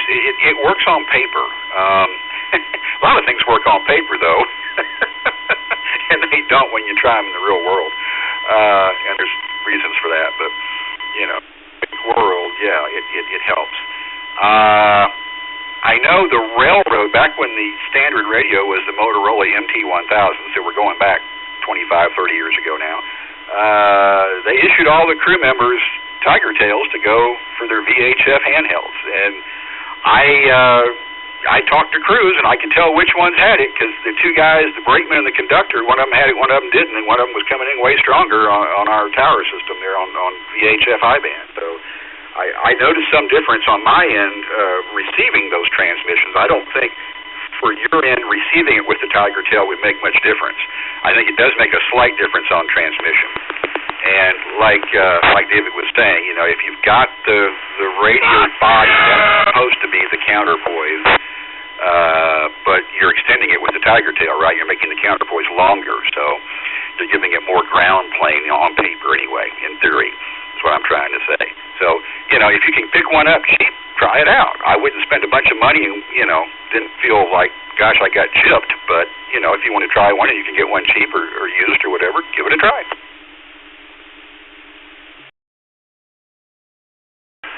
Thanks for the response. I have a very easy follow-up question, if I may. KG6TDH again.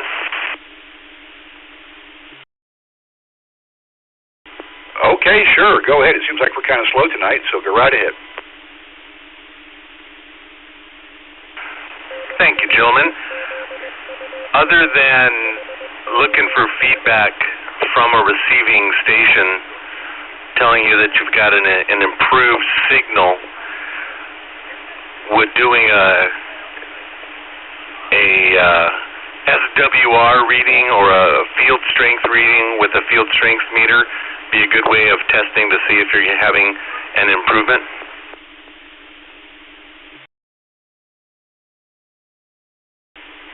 I would say yes, but you're going to have a little spiral notebook and make some notes here and move around like in a 360-degree pattern and know the distance that you are. And obviously, if it's something with a lot of power and you're up close, it's not going to be noticeable by moving 10 or 20 feet. We're talking, you're going to have to get out a ways to where the signal is not full quieting anymore and see, what kind of readings you get in. And I guess the question is, how much time do you want to spend on this?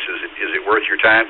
Maybe as an experiment in learning the hobby and learning how RF propagates, it might be fun to try. I messed with it, years ago, but then I kind of just gave up on that. So, David, your thoughts?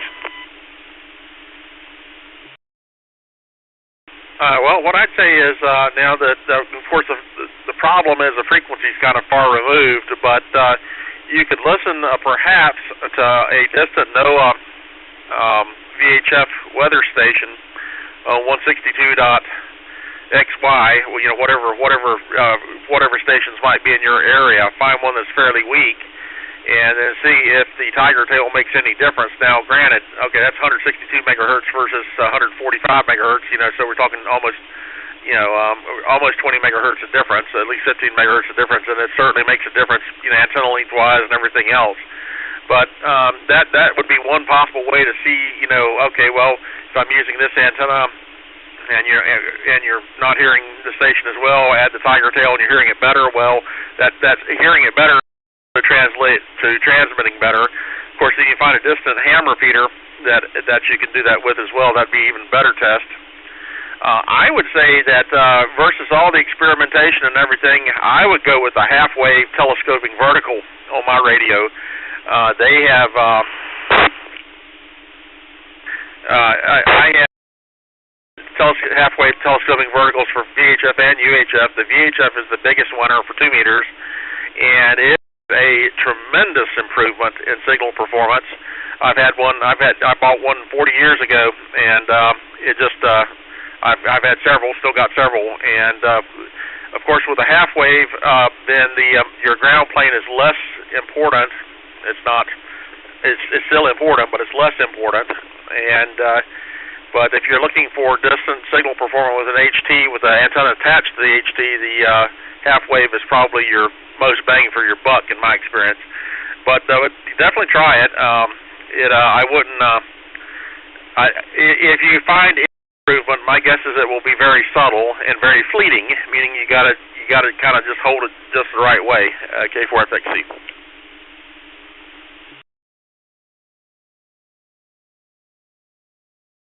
Okay, let me see if I got it here. Sounds like I do. And if you do this test like Dave was talking about with the Weather Service, don't do it like 2 different nights. Do it as close to the same time as you can. We talk about HF band conditions being good or bad. We have propagation changes on 2 meters and 70 centimeters. I mean, there's nights that I can pick up when atmospheric ducting along the Texas Gulf Coast. Every one of those NOAA weather channels on a rubber duck inside my house, just full scale, full quieting. And then there's days that I only get the one for Houston. I can't even hear the one down in Galveston Island. It doesn't even come in. So the band, even the 2 meter band and the 70 centimeter band and the 220 and all that, any of that stuff is at least along the Texas Gulf Coast, is in a constant state of flux. And tropospheric ducting happens and it opens wide up. And then, the next night it may not be open at all. So if you're going to run tests like this and record the results, try to do it, at the same time, as close to the same time as possible, all at once. Drive around or whatever and check, and then come home and make a change or something, and then drive around. Do it within the same hour if you can. And even then, as it gets dark, sometimes the tropo changes, or it gets light in the morning and it starts going away. But if you do it at night, or in the daytime, it should be relatively stable for the short amount of time you're spending on it. But don't do it 2 different nights in a row, because your results may not be the effect of any change you made. It may be that tropo or band conditions come into play, and they do. You can, like I said, I can dial around and get the weather service some nights on every channel. So back to you, Chris.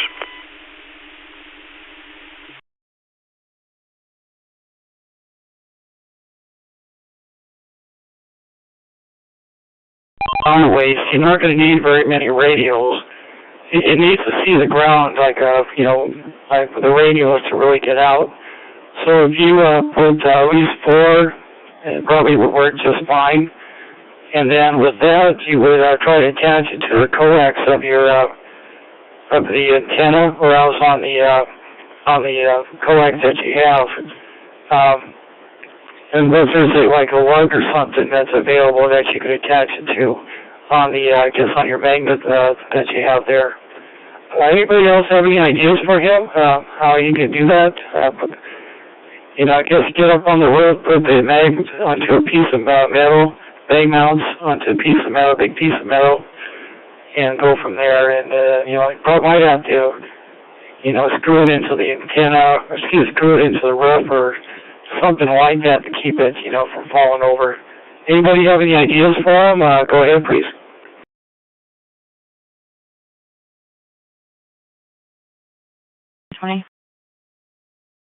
Engine. Tom 24. Good. Tom 24. Can I get a record of my location for private tow?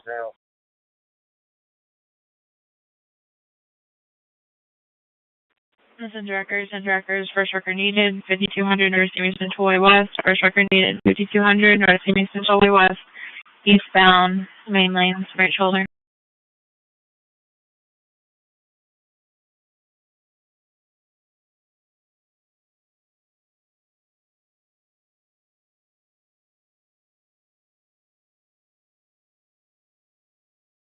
Confirm that. Go ahead, Don.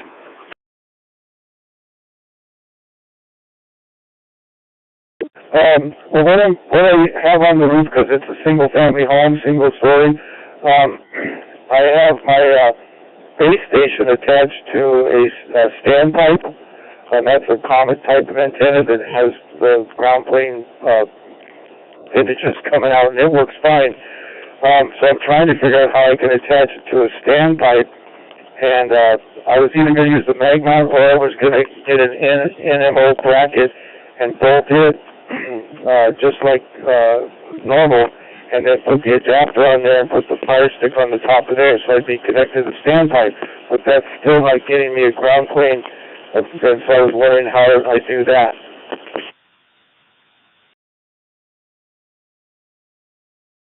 I only have a partial answer. One, I would recommend staying away from NMO type attachments unless you have some reason to. Using the 3/8 24 or whatever, I've forgotten what the thread is, but the standard thread, and a mount which takes an SO232 PL259 combination. You can find all sorts of mounts of that type.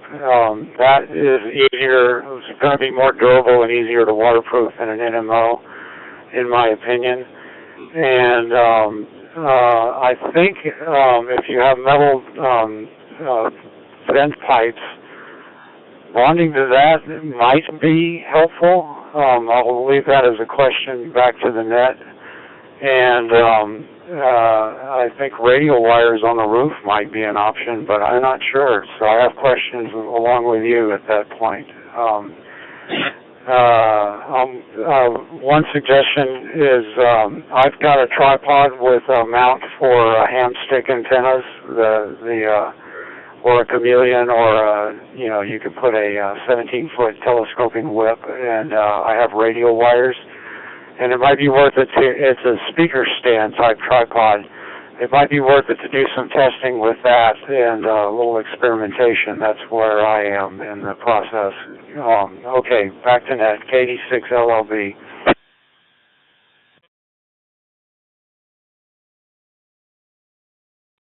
Okay, thank you, Logan. Yeah, I was going to mention the radios, like you need 4 of them, and they're a quarter wavelength long on 10 meters, which I believe is about 8.5 feet on each one. You probably only need 4, and a lot of guys will put those into a tripod on the roof and kind of bolt it down that way. So that's kind of what my idea is about it. And Logan's. Anybody else have any comments? Go ahead, please.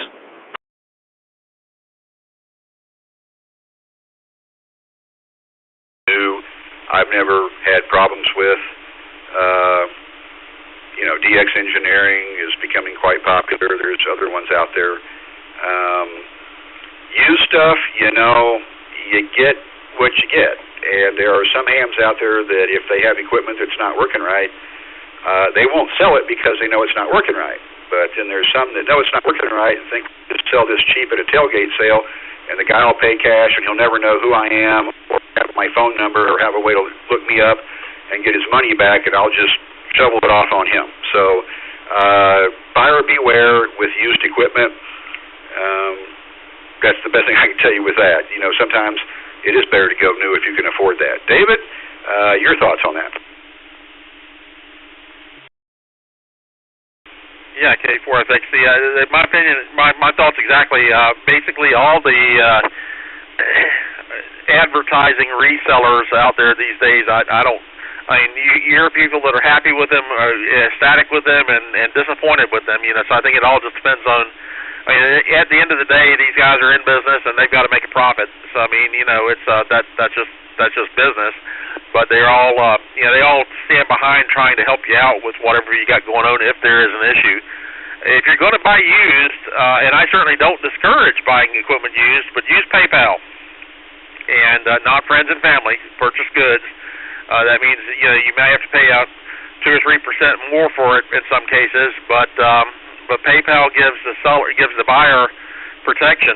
And if you've got a problem with it, then PayPal will most certainly help you work that problem out, and that gives you a leveraging capability. But so if you're going to get something on eBay or something like that, I'd highly recommend PayPal.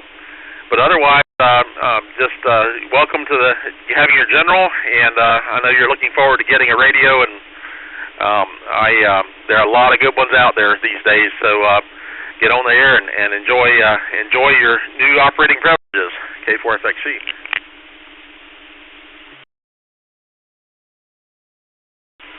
Okay, let me see if I have it here. Sounds like I do. Yeah, I bought an old Motorola GM300 off of eBay, and this has been 20 years ago. And, it didn't work. It supposedly powered up, but it didn't. The receiver front end was shot and the finals were shot, so it had no receive, no transmit. And it wasn't worth trying to go in there and do board level repair work because I only paid like $25 for it. So I put it in the parts scrap pile, chunked it over there, and if I need a knob or a case or an antenna connector, I can steal it off that chassis. So it's good for parts. At least I got a parts radio out of it, But that happens. And sometimes the people don't know that the equipment is defective. They don't have the equipment to test it. A lot of these are auctioneers that buy stuff from old, taxi companies that have gone out of business, or plumbers or AC repair companies that have gone defunct, and they're picking up 20 radios. They don't have any test gear to test this stuff. They're an auction house, so you can't really blame them, especially if they put a disclaimer on there that says no way to test. Consider that when you see that, consider that is for parts only, unless you know how to fix it. And if you're willing to buy the service manual and do board level component soldering work on surface mount stuff, and you know how to do that, and you have the time to do it, hey, more power to you. But don't assume it's going to work right when you pick it up if it's used. So that's my best. buyer beware. Back to you. Appreciate the advice, and good tip was PayPal, and thanks for doing technical net. If you lost the 6, I'll send you golf back to net. Comment? Okay, we have a comment. Go ahead. I'm not sure if that was for me, because there was a second comment that came in after mine. Oh, well, I only heard one, and so you've got it. Let's get yours, and then we'll get the second one after yours. Kilo Bravo 6, Lima Echo Echo. Yeah, Lee and Royal Oak. And you might consider finding a club in your area. I'm part of the Santa Cruz County Amateur Radio Club, and they have HF gear available to borrow from the club.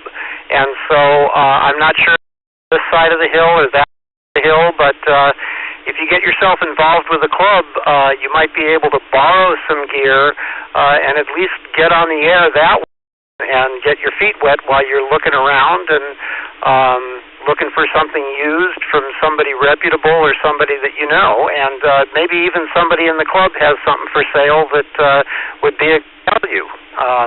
That's just my 2 cents worth.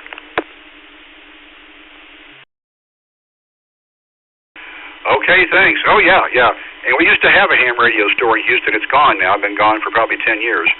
But you could go in and play touchy-feely and spin the knobs and push the buttons and figure out, okay, which HF rig kind of operates the field is right to me, the way it should work and the way, it makes sense, the menus. Me, personally, I like Kenwood. It's just the menus make sense. And even that carries over into like their 2-meter radio. If you want the tone, function tone or whatever, and then you turn the tone on and off with just the tone key. And of course, we don't use tone in HF, but I mean, the menu overall just kind of works that way. So it just seemed natural to me, having used Kenwood mobiles for 2 meters and 70 centimeters when I got into HF. Oh, the TS2000. Yeah, okay, it has kind of the same feel to it, the way the menus. It seemed like there was not as much of a learning curve, but that's just me. You make up your own decisions. Some guys love Yaesu, and that's the same thing. The menus are simple when you get into the HF gear, and the same thing, with Yaesu. So, and Kingwood and ICOM all kind of follow the same pattern, but they're all different from each other. So you have to, learn what you want to feel custom, used to using and what feels comfortable to use. So hopefully that helps. Questions? Okay, and there's the second comment, but just to let you know, all I heard was ent, so you're kind of quick keying. Make sure you key up and pause for a second before you begin talking so we can understand everything you want to say. Go ahead. I don't know if I've got it or not. The question is, I heard somewhere that when you buy these new Bowfangs, they have a chip in it that they can turn the radio off remotely. I think it's a Wi-Fi chip that's inside the radio. Do you know anything about that? This is N6QIS.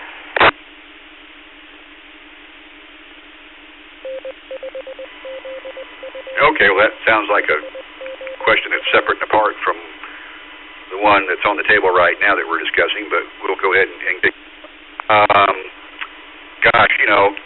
The commercial stuff has, what does Motorola call it, David? Stun or a kill. They can send a code over the air to the radios, the commercial radios, and turn them off or make them where they receive only but don't transmit. I mean, they can flash the radio and reprogram the entire channel list in the radio over the air with the digital signal. Some of the ham stuff, I don't know about the Baofangs. I think I've got a Kenwood that if I enable it, it has that remote stun to it, and maybe some of these Chinese radios have it too. I've never used it, I've never played with it. But as far as Wi-Fi or anything like that goes, have you heard of that, David? I have not heard of that. K4FXC. I have not heard of any that implemented Wi-Fi, not Bowfangs or anything, but certainly some of the radios out there do have the stun capability, as you were mentioning, Steve, and so that The main point being that if a public service radio got lost or stolen, that that becomes a means which nefarious people could either listen in or interfere with communications. Well, you can send a signal down to it and disable it, so it's basically useless until you unlock it with a digital code. But as for ham gear, I am not familiar with any ham gear that has Wi-Fi, for example, that you could do that with. As far as I know, K4FXC.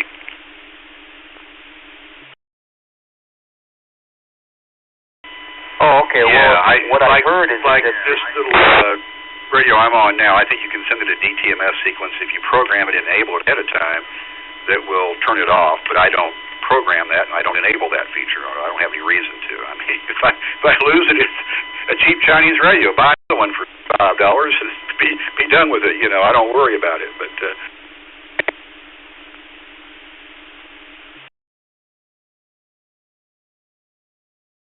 okay, I think I got it. I just heard somewhere where they had some of these radios over in Pakistan and they were using them, and they suddenly quit working, and they quit. I guess they sent a signal make the radios not work. So I don't know. That's what I heard.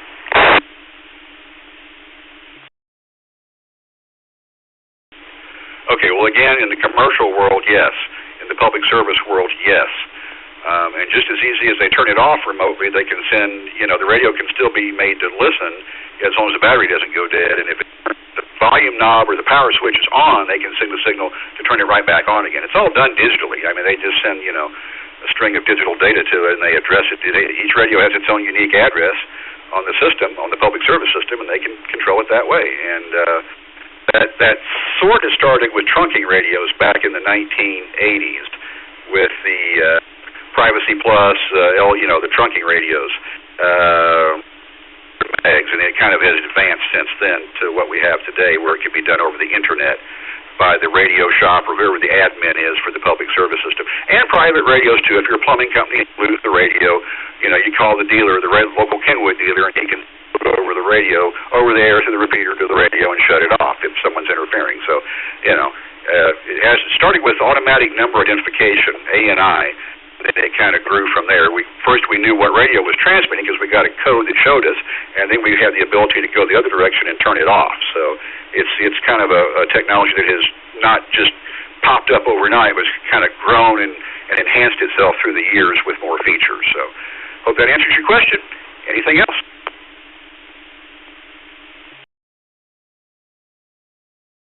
I think if you use chirp with it, I think that might be something that would cause it to do that, but I don't know.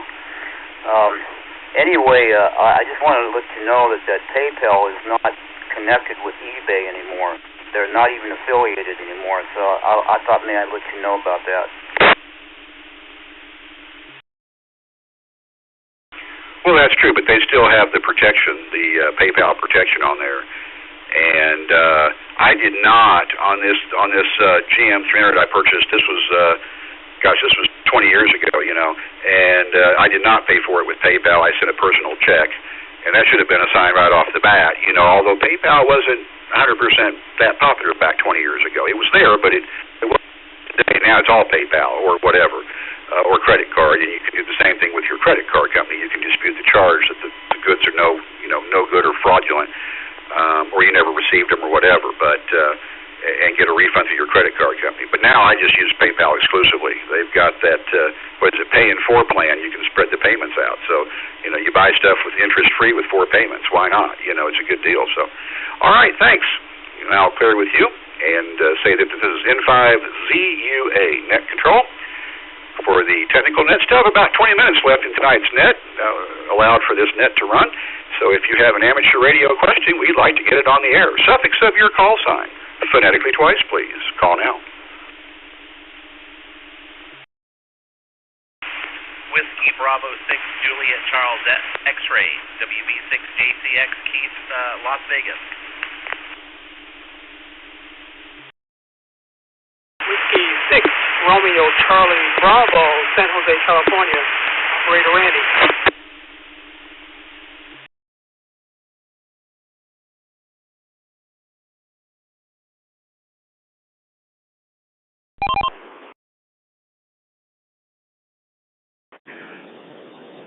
Oh, Jeff, thank you. That was my burning question for the week, and you've answered it. I was thinking about doing that anyway, but I just wanted to verify that that would be the best thing to do, and I appreciate the comeback.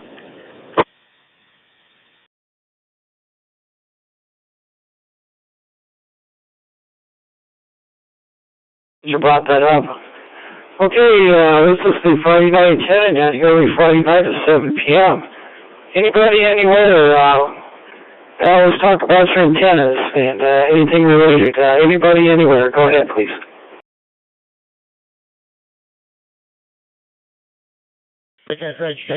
W6BX.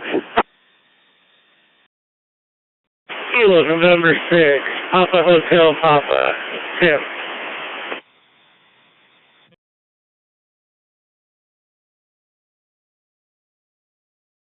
Not going to have any gain on 2 meters, and if it's, I guess, you know, if you don't need gain for 2 meters, it's okay.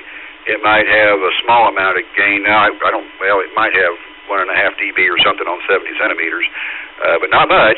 And mounting it in the corner of the vehicle is going to make it very directional because the ground plane is going to be in diagonally the opposite direction.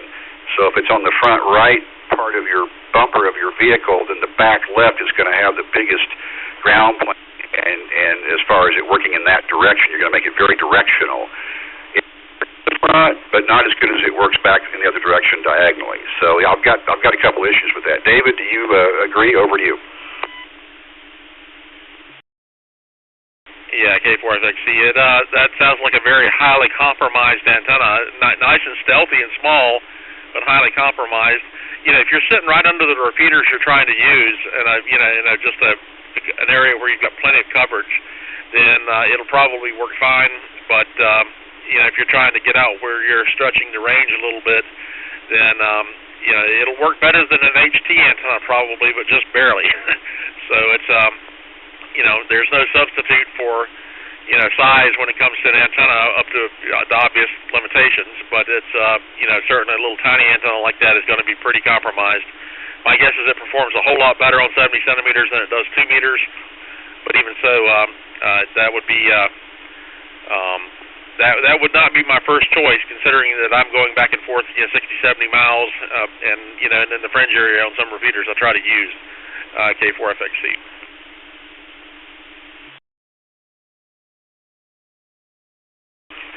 Okay, let me see if I have it here. And I do? Okay, yeah. And so David and I agree on that. You know, if you're not a long ways from the repeaters you're trying to use, and in your case, Las Vegas, they're all up on the high mountains. Vegas is in like a depressed bowl and has mountains all around it, right? So, you know, you've got potency, high potency, low potency out there in one direction. You know, you got Blue Diamond that has repeaters. That's where this repeater is that you're talking on. You're trying to go up with your RF, so that's okay. The higher the gain or horizontal parallel to the horizon the signal is going to be. So in this case, you want your signal to go up. So a lower gain antenna might be the best choice for you if you're driving around there in Vegas. It may not work if you go to Houston or Dallas or somewhere where it's flat, but for your area, that might be the better one because it's going to be shooting RF, you know, upwards more than a higher gain antenna would do. And in your case, it might be the correct choice. I might even try it if I have that choice there in Vegas. But it sounds good on paper anyway. But you know, if you want to try it out and let us know. Eli.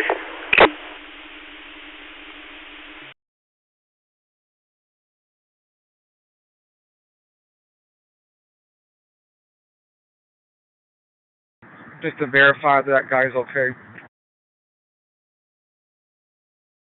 That's great.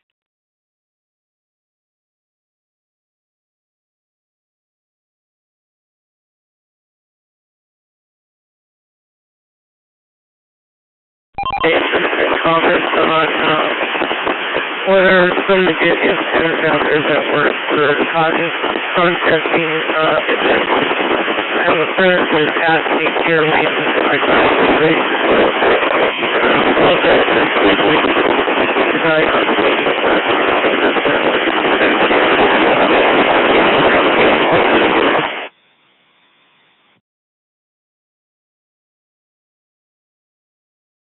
Yeah, what else are you talking about? Yeah, it doesn't require much power out there. You're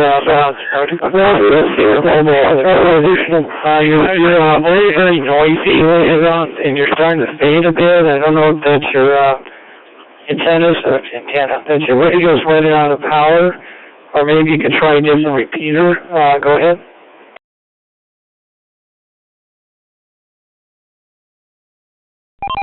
CN6PHP, Jeff, hear a lot of double there, so were you talking to me? Back to you, Jeff.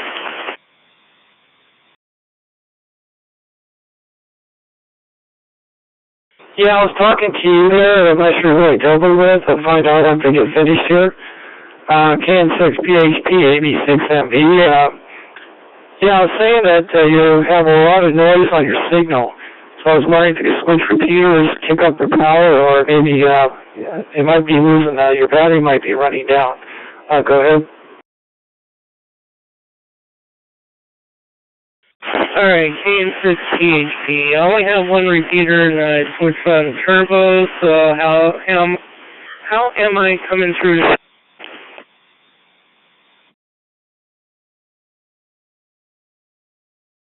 Okay, yeah, that definitely helped. Okay, could you phrase your questions again, Tim? I just want to make sure I got it. Go ahead.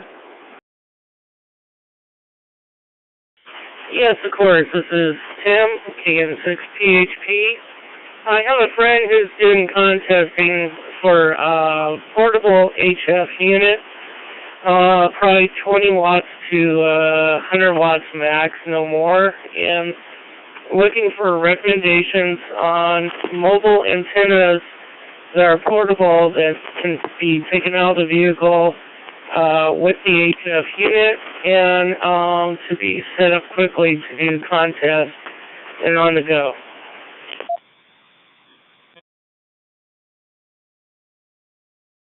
Well, you know, if you go up to Crisscross R7, 8, or 9, they don't require any radio, so you just put it up on a standpipe or else on the roof, and you got something that works fine at 10, but again, for tomorrow, you can work other bands as you progress through the hobby.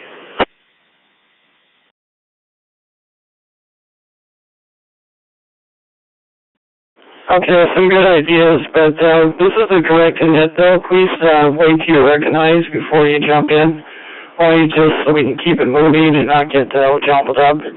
A very good point that you made there. I was going to recommend him to a 29-foot wire that can go on a 33-foot pole and have a 17-foot counterplace with that into a 9-to-1 unit. And that's very fast, very easy to put up. It holds up great. It's really easy to, put up, just shove it up in a tree, and you're ready to go there. And I use that quite a bit. I used it for field day one year, and it really worked very well. But, yeah, it's cheap to make, and you can put it up very quickly. Anybody else have any other ideas? Go ahead.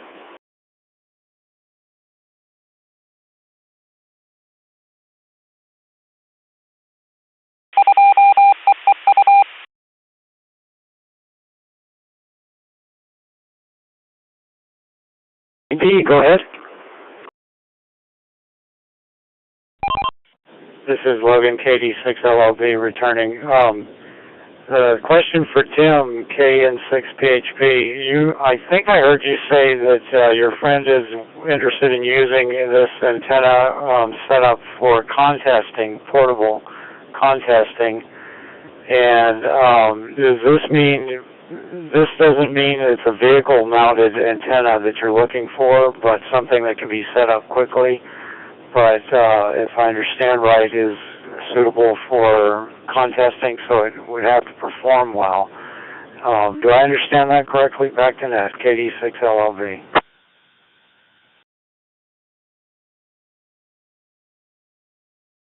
Double standby.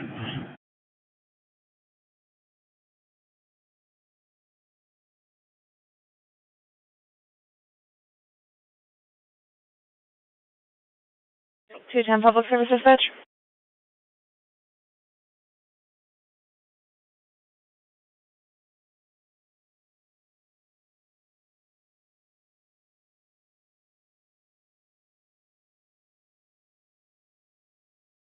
trying to make as much contacts for the contest. So it'll be a mobile setup outside the vehicle. The antenna will be portable. They'll be outside with the HF unit. That's net control.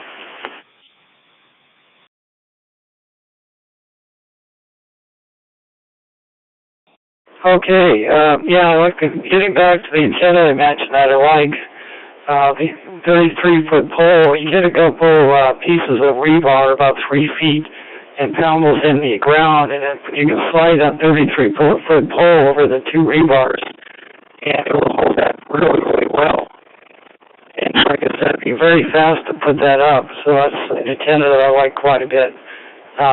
Quick and easy, and it just works. It's omnidirectional, so you'll be able to hear all over, for the different counties. Anybody else have any comments or ideas for this? Go ahead.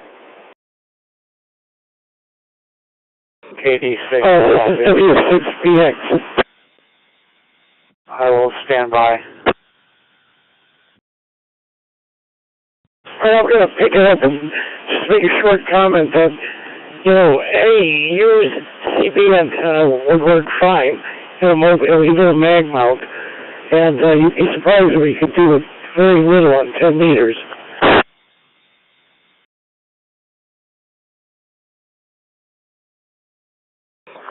Yeah, that's a very good point there. Let's just make sure that they get recognized by net control first. That's how it operates here. Okay, back to you, Tim. KM6 PHP, go ahead. Oh, command presence. I like it.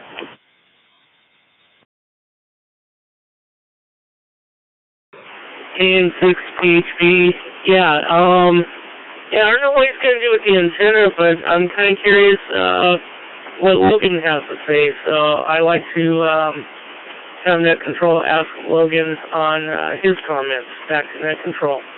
KM6 PHP.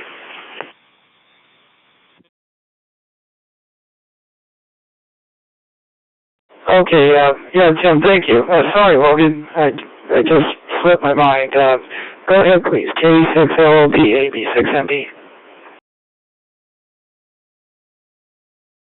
Thank you. KD6, I'll be returning. The answer depends. Well, I have the same 2 answers for the question of quick portable antennas. If you want to be able to operate on all bands, and you just need to make more or less local contacts, you're not trying to reach New Zealand or Indonesia on a regular basis. It's not a DX antenna, but for simplicity, very few things beat the chameleon impasse vertical. You can use a telescoping whip and a spike, and it has a little transformer, and it's easy to just set up. You can set it up on a tripod and extend the whip and extend the radial wire and connect coax and work on pretty much, technically you can use it on 80, but it's mostly 40 through 10 or 20 through 10. And that is hard to beat for simplicity. Let me reset. Yeah, I tell you what, when it comes to amperage, I got my code anchor that I give a lot of abortion. That's not, I tell you what, I've heard. The other option, if you know that you're going to be calling CQ or working on a particular band for a length of time at each stop, Wolf River coils, which can use the same telescoping 17-foot whip, but require tuning for each time you change frequencies or bands. Those are very effective and can be, set up so that they're easy to take out of the car and set up and operate. So the Chameleon Impasse 2 vertical and the Wolf River coil are 2 options. Another option, if you're focused on 20 meters, is an elevated radial. You use a tripod and a 17-foot whip, and you have to set it up and get the radios elevated, which can take some work, but that's a very effective antenna. KD6LLB, back to net.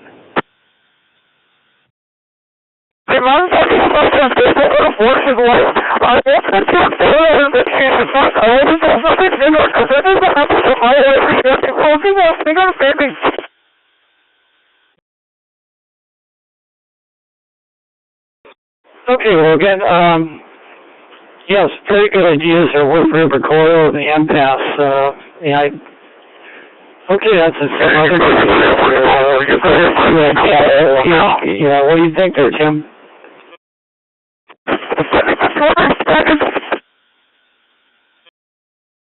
This is K6PHP. Yeah, for Logan, thank you very much. Very good suggestions. And I believe it was W something. I couldn't write down the call fast enough. I apologize. But for good comments, and I'll relay the information to my buddy. And thank you guys very much. Back to net control, KN6PHP.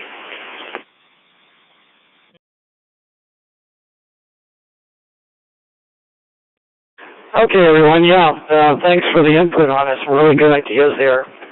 Okay, this is the Friday Night Antenna Net here every Friday night at 7 p.m. Anybody, anywhere, go ahead, please.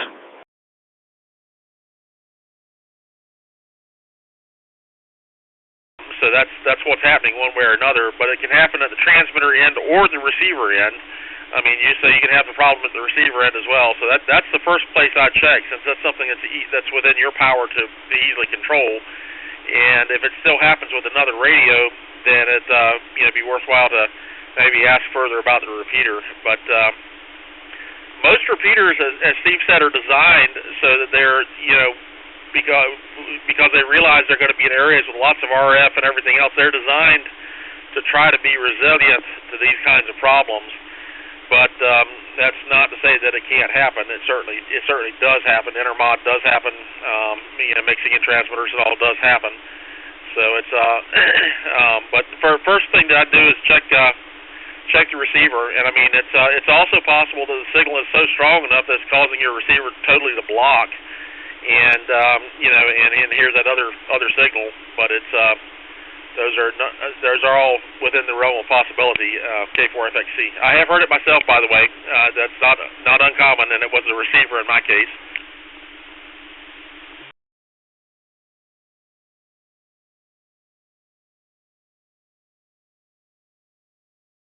By HRO, they're very inexpensive. They're about 20-something bucks a piece. Get what if he wants this one for 40, one for 20, one for 10, or whatever he's trying to do. You get one for each one. Then you just unscrew them and change them out. But you have to, get them matched and set them. It's not very difficult, but I did it. If I could do it, anybody could do it. So that's my 2 cents. Hey, thanks for having me, Jeff. W8LU.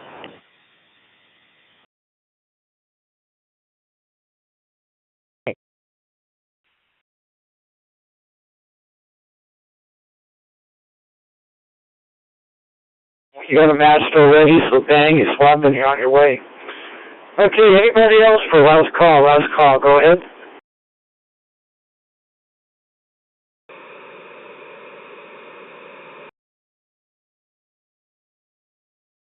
Hello, Mike.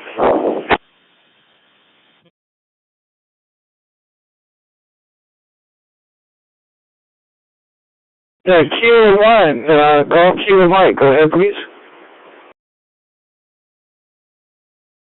I just wanted to say thank you for the information, confirmation from you and some of the other listeners here as well. As far as the Moxon, and I think I might actually go ahead and build one of those and try that out. Thank you very much, and thank you for doing the net. And I'll just say back to you, Patrol. K1GKF.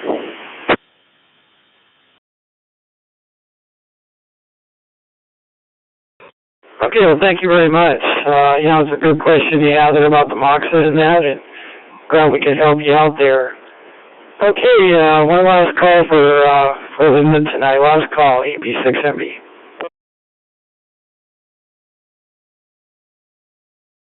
Again, the cash right straight here. Good afternoon from down under.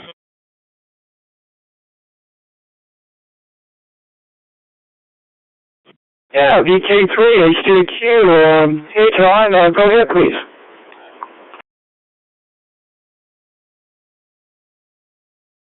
We're going to lunch with nearly 1 p.m. down here. Beautiful sunny day outside. I think that 10 or 11 degrees C, but really nice day. Anyway, thanks for the net. I've always loved listening in. Captain in control of the gate, 3HJQ, John in Australia.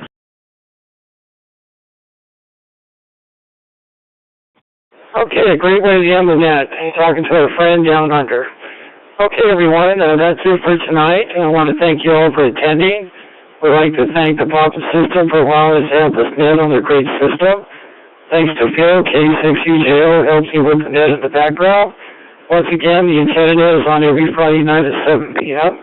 73, good night, and all the best to all. This is Alpha Bravo 6 going back to listening.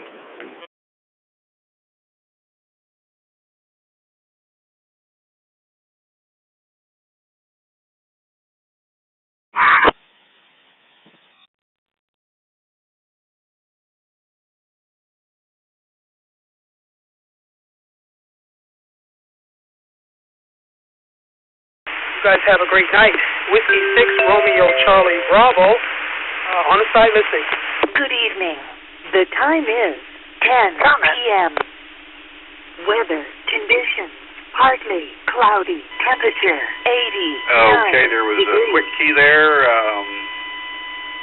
Maybe I heard int. It was. Go ahead. Hey, you got to get in really quick on this net or you don't get in. W9JAY with a comment.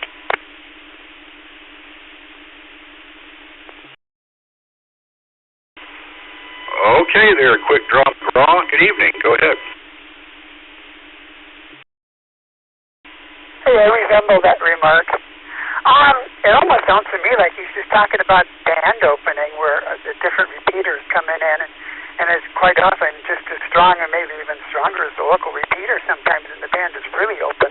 It just, to me, it struck me as being a band opening, but I'm not disagreeing with anything you guys said. It's all in line with everything I know, but to me it sounds like an old band opening. Well, and that can certainly be it too, and that's a good point of order that, where we live down here in Texas where it's flat, the repeaters are spaced 70 miles apart, and unless there's tropospheric ducting, we typically don't experience that here. But they do get tropo out there on the West Coast as well, and especially around the Bay Area, temperature inversions and such, and that can certainly cause you to be receiving co-channel, which means on the same frequency, repeaters from hundreds of miles away. So that's certainly a good point, Jay, and thank you for bringing that up. That can be happening as well. So. And you can check there's a website for it. Oh, help me out here. I can't think of it now. David, what am I trying to think of? Hepburn would be one of them, but there's an APRS site maybe that has that there. Yeah.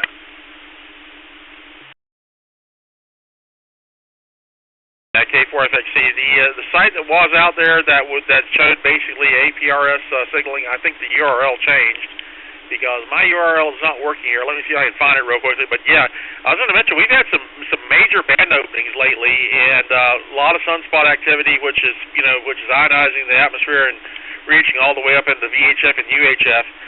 For example, the other morning we had a UHF link between some repeaters.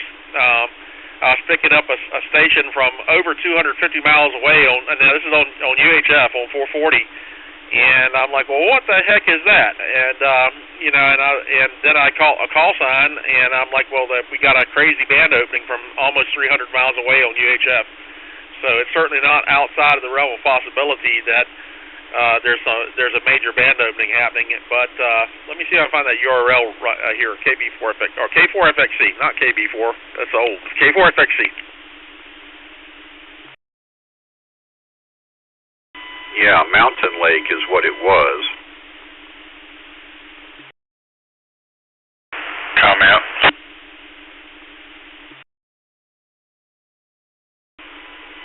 comment. Go ahead. Thank you, gentlemen. VHF.dxu.org. This is Whiskey 5 Charlie Sierra Mike Central Texas. Thanks for letting me chime in.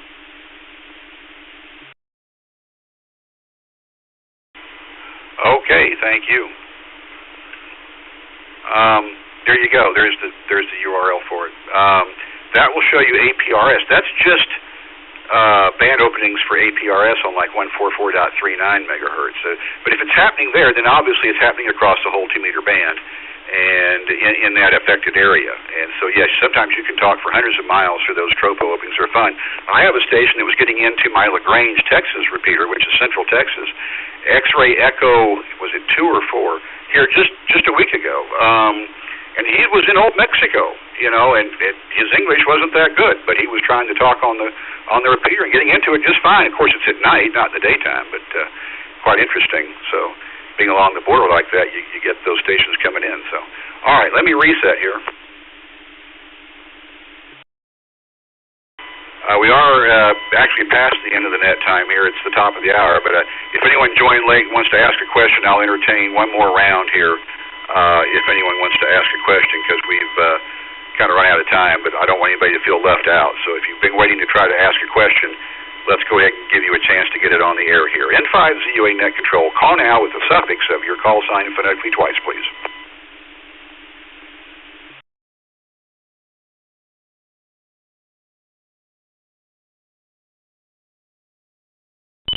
District 32 stage.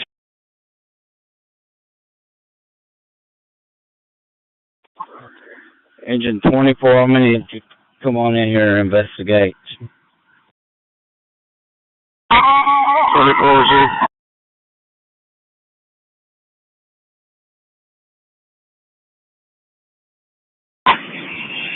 Engine 32 stage.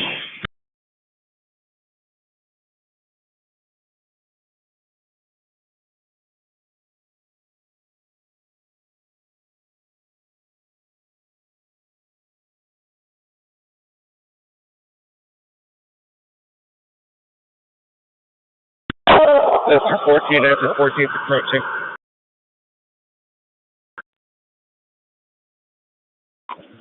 Engine 14, are you first in the complex? 24, yes, sir.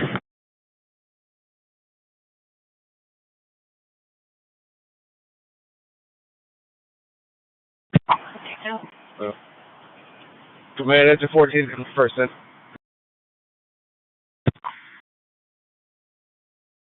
Ladder 24, come on in the complex.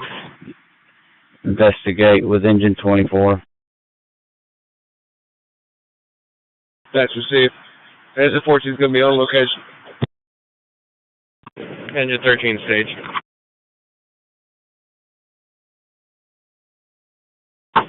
Ladder 32 stage.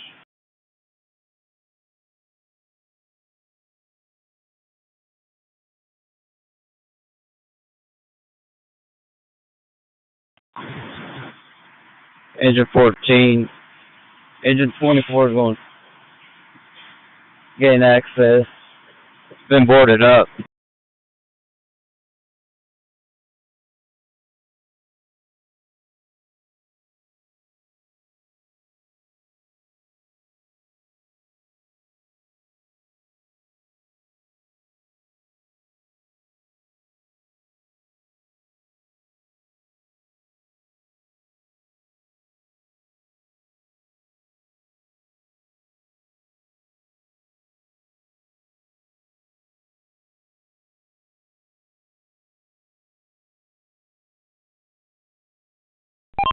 .40-foot mast, the KT-34XA, the antenna for the Hustler, antenna for the webbands, the rotatable 40-meter dipole, and sitting on top of that, I got the Hustler UHF antenna, and it's done me good. I think I'm going to have to replace the coax on it here. Probably Not this year, next year for sure.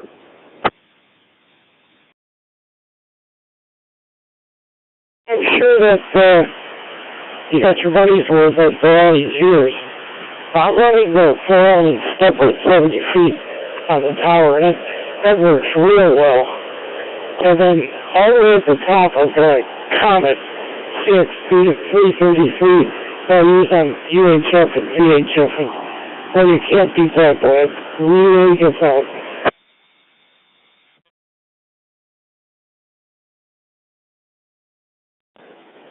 You know, I never went I don't know, when I moved down here, I guess I was too cheap. I don't know. In fact, when I moved down there, they didn't even have the stepper. Stepper's been out. How many years has it been out now? Do you remember? Because when I moved out here, the K234XA was still being sold, so I said, there's no reason to upgrade at that point. But, yeah, I'll probably never replace that thing. I got my nickels worth out of that. I'll tell you what, to this day, if I hear somebody, I can talk to them.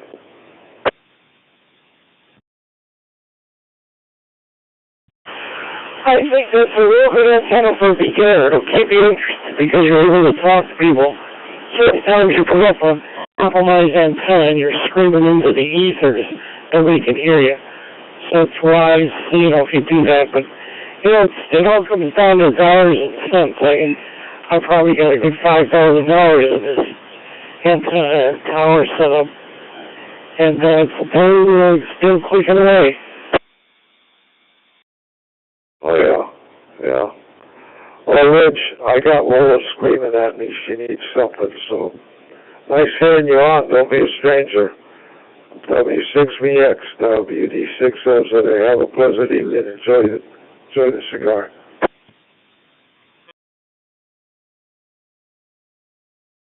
Well, I got through with the cigar. I'm about ready to go in because it's getting dark out here, so I think this will be all for today. And it was nice hooking up with you. It's been a long time. And I'm still around. I'm still a ham. Still a DXer. So I haven't changed much. Good to hook up with you. WD6SZA. Oh, it is the August breakfast at the Lulu's. W6VX. It's the second Saturday in August, and I'm not sure the exact date, but it's the second Saturday in August, because it was at the west side last month. And I know Lenny drove from the valley out to the west side improvements. So it's the second Saturday in August, Rich. I think I can book a ride with Scott. WA9STI. She's like, there's another guy from the Midwest that I used to talk to on a repeater. But I will be there, okay? Sounds good, Rich. I haven't been to Lulu's in a long time. I used to drive all the time, but I've cut back on driving because, I got to take care of Lola. Anyway, I got to run. She's calling for me. I'll catch up with you later, Rich. W6VX, WD6SZA. Have a pleasant evening. Okay, well, we'll talk again. I hope to run into you in person sometime. I kind of miss you at Lulu's. I used to come to see you because you live so far, but that was a lot of miles. We'll see you later. WD6SZA, W6VX. Phone in the house. Bye-bye.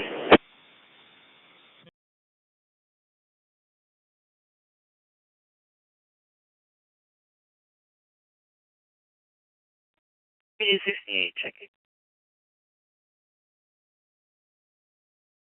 WD68, code 4.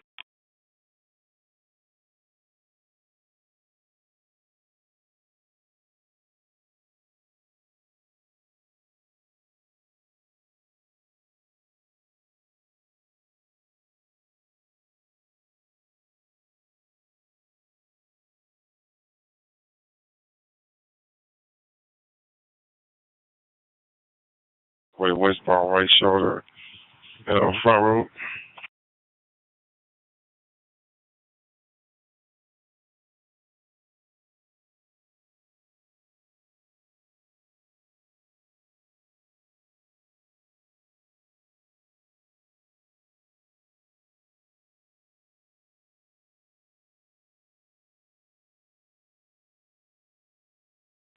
Butt 13. What was that last traffic?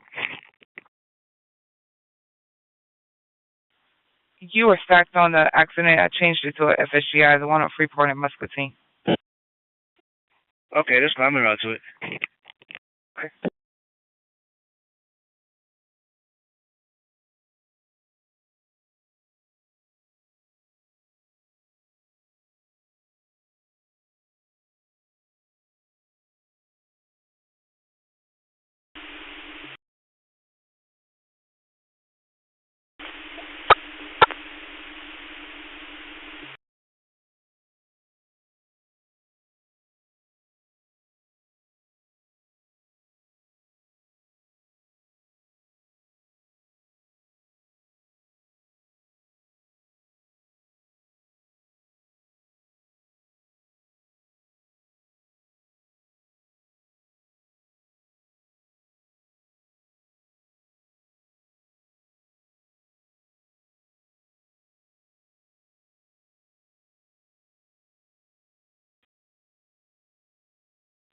One hundred 38 OD. 138.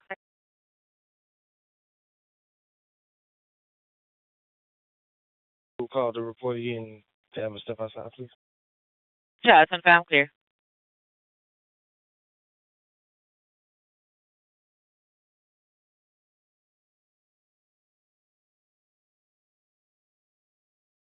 Can you send me an 8 call? Clear.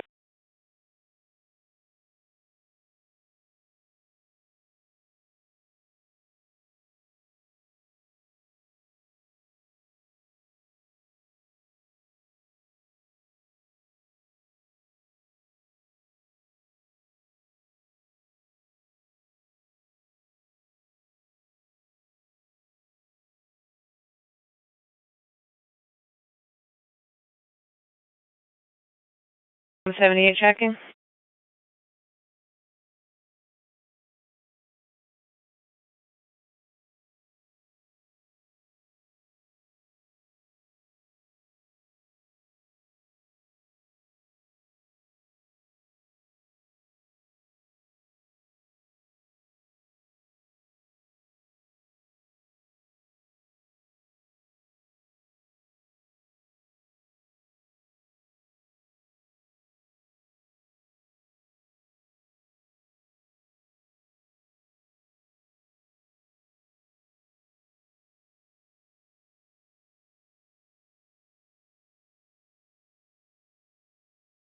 We're all secure. Clear.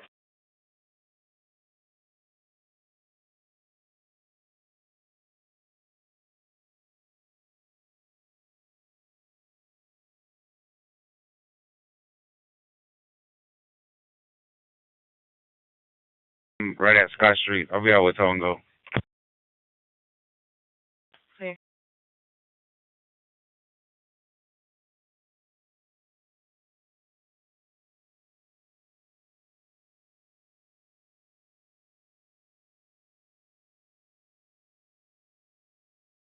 To this location, we're having trouble finding 8812. The two closest numbers are 8806 and 8814.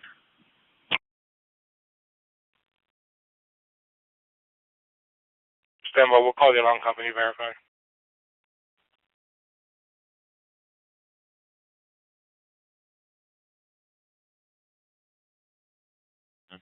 Run over this and cause an accident.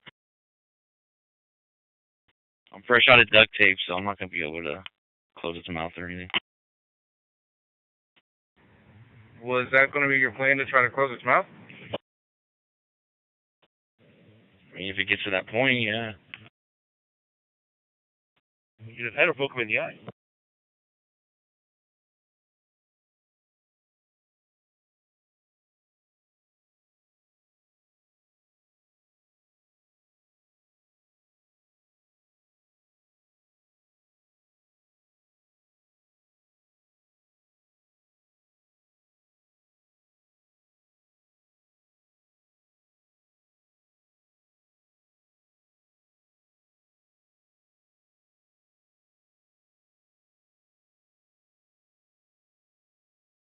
80.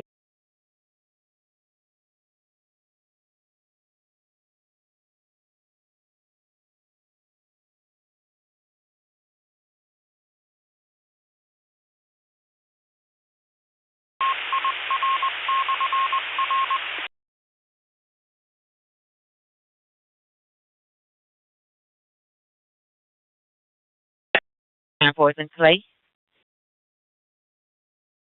Go traffic. Charles 40. Me out on 21792 Katy Freeway on Texas plate Robert X-ray Paul 2017. I'm clear.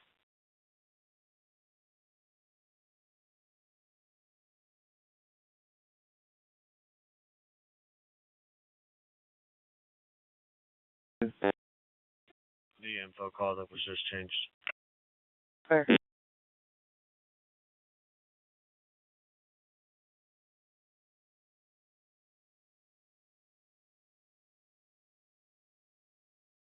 Entries on this crash at Antoine and Belt. No more records needed.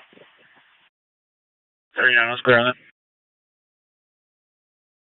150 and 39 both clear. 10 records, no records needed. Antoine and North Sam, no records needed.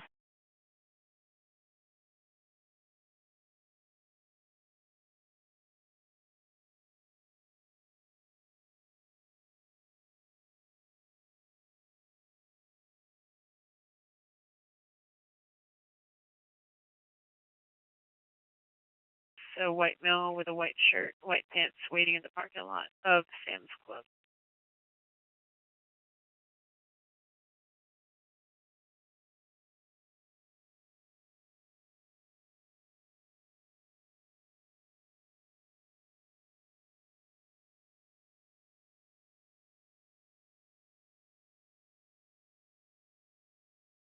Two, three, go ahead.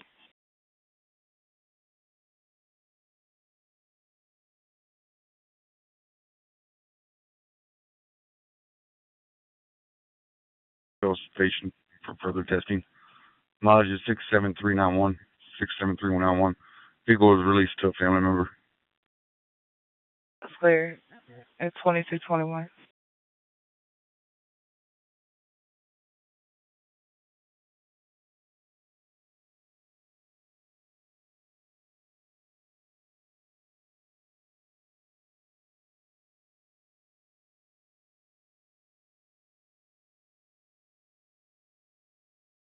Hold on, that KG5, man.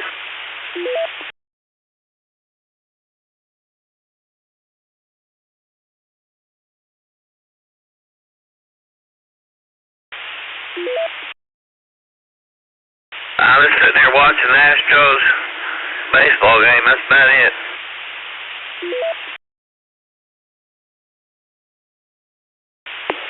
No, nothing wrong with that. We winning, or are we getting our butts kicked?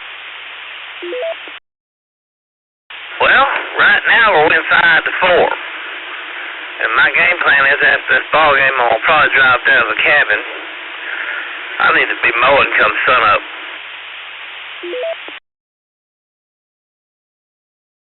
I'm glad I'm not doing it.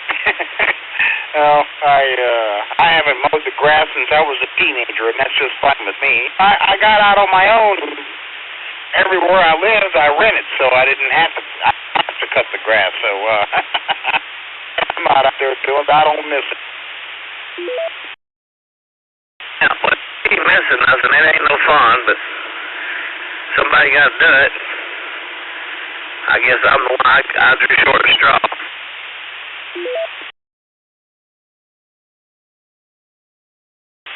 Yeah, somebody's got to do it. Texas heat, I'm glad.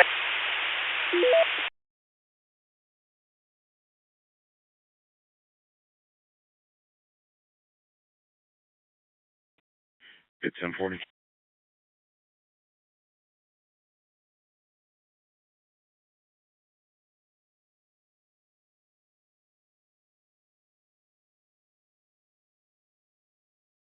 Didn't hear you say again. I said, I am so glad we got all that mess done with your nose last ain't got to worry about it this weekend. Yeah, I do. Once again, I really appreciate you and Remy helping with that. I wanted to get that, I just, I had this on my desk, and lately I've been thinking, well, that note could crash at any minute.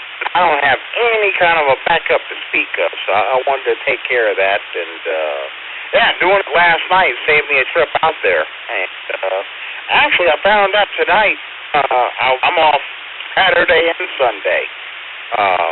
The new schedule finally came out today, so I was off Sunday. I did not know that.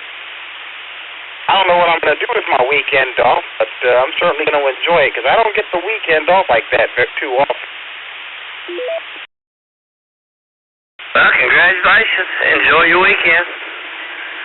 I never got that many weekends off when I was working either, so I don't know what you feel like.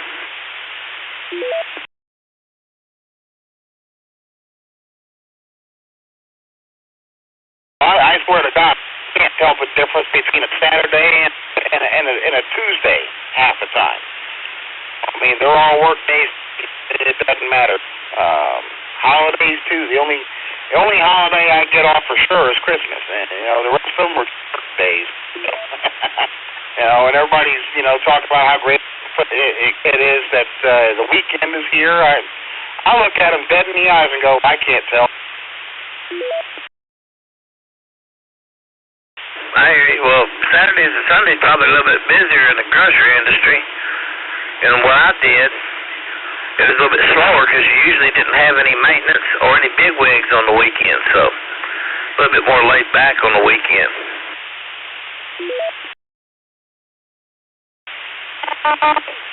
Corporate, we don't get our corporate visits too much on the weekends.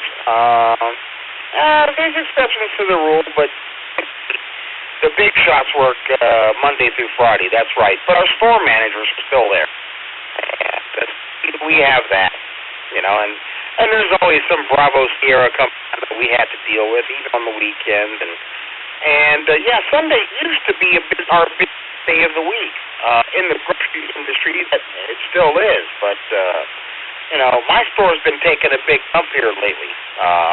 On Sunday, we're dead slow, and didn't used to be that way.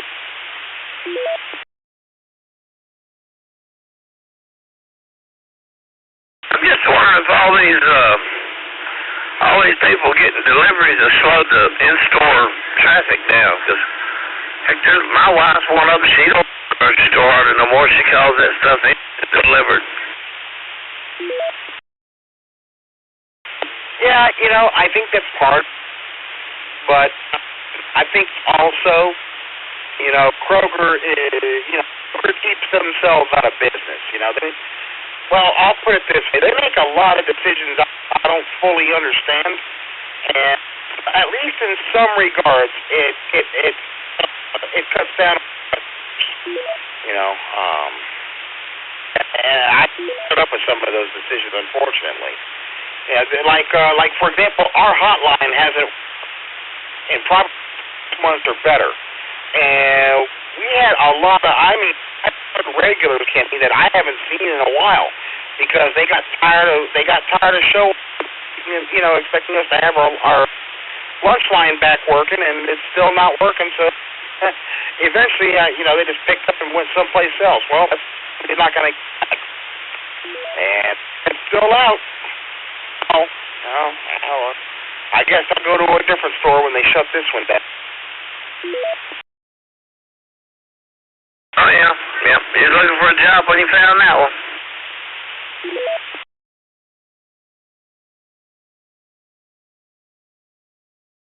Really, what I need to do is I need to put that degree to work. I hate looking for a job.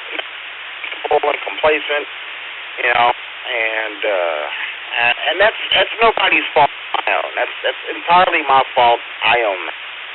But I hate looking for a job. It's so much easier just to have a job than it is to look for one. Yeah. Plus, humans don't like change naturally. You get comfortable. TWF. Oh yeah, that's a percent true.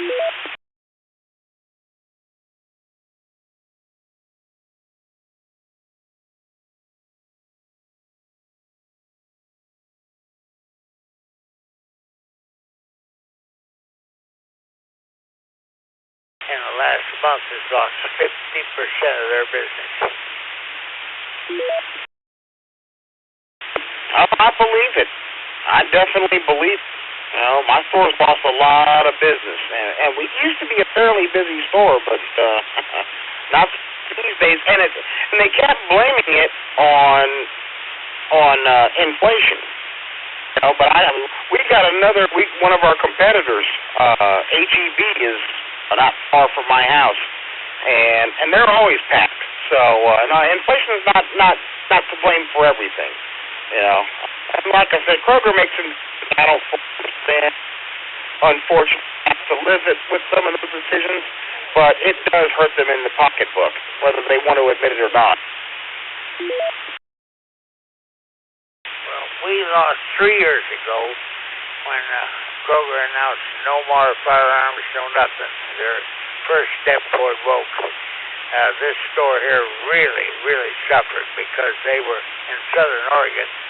They were doing a lot of business, a lot of firearm business, ammunition, and leader items and all. Well, when they kicked those out, and the FFL and everything, they just took the crap out. They didn't even let them sell it out. That really hurt their business here in Southern Oregon. And now their newest and latest big full-page ad on Pride Month, they about killed them here.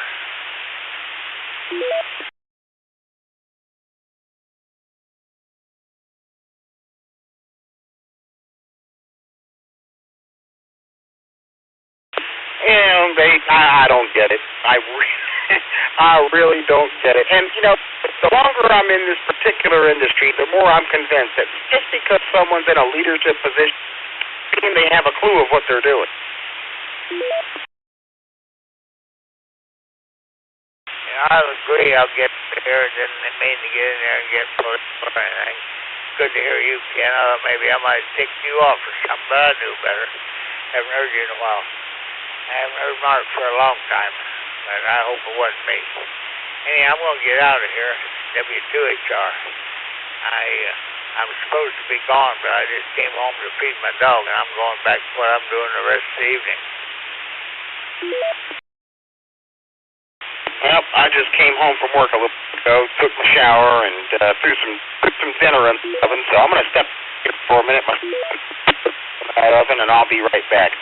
And we'll catch you on a bit. K85, TWF, good to hear from both of you. Yeah, Harold, good to hear from you too. No, I ain't mad at you. Shoot, I just been out of pocket for a while. You know how it goes. Life happens sometimes. But I'm just sitting there watching the Astros right now, 5-4. And good possibility after this ball game I may hop in the car and drive down to the cabin. I need to start mowing come sun up in the morning. Yeah, well, I'm going to go away here. I went out to dinner and a dance and social and all, and I had to get home. I had planned on getting my doggie taken care of. I got him dinner for him and all, and I'm going back where I was a little bit ago, so you won't hear me more tonight. W2, good to hear you, though. W2HR. All right, Harold, good hearing from you. W2HR 73, KG5NEA.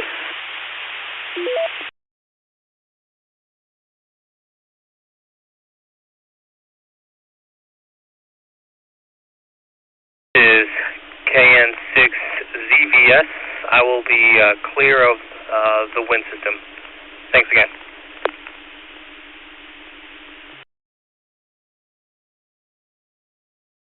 Welcome, Romeo. KN6 Zulu Victor Sierra, KD6CWI.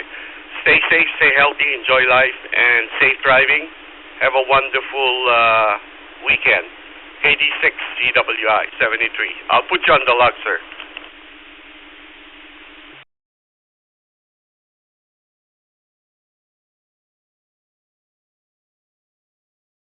529. That's good. You're going to be out on a Honda Accord gray in color. I got food on the brake, so just hold it for a second. You just continue to hold your traffic for everyone King 39. I'm out with him. Clear.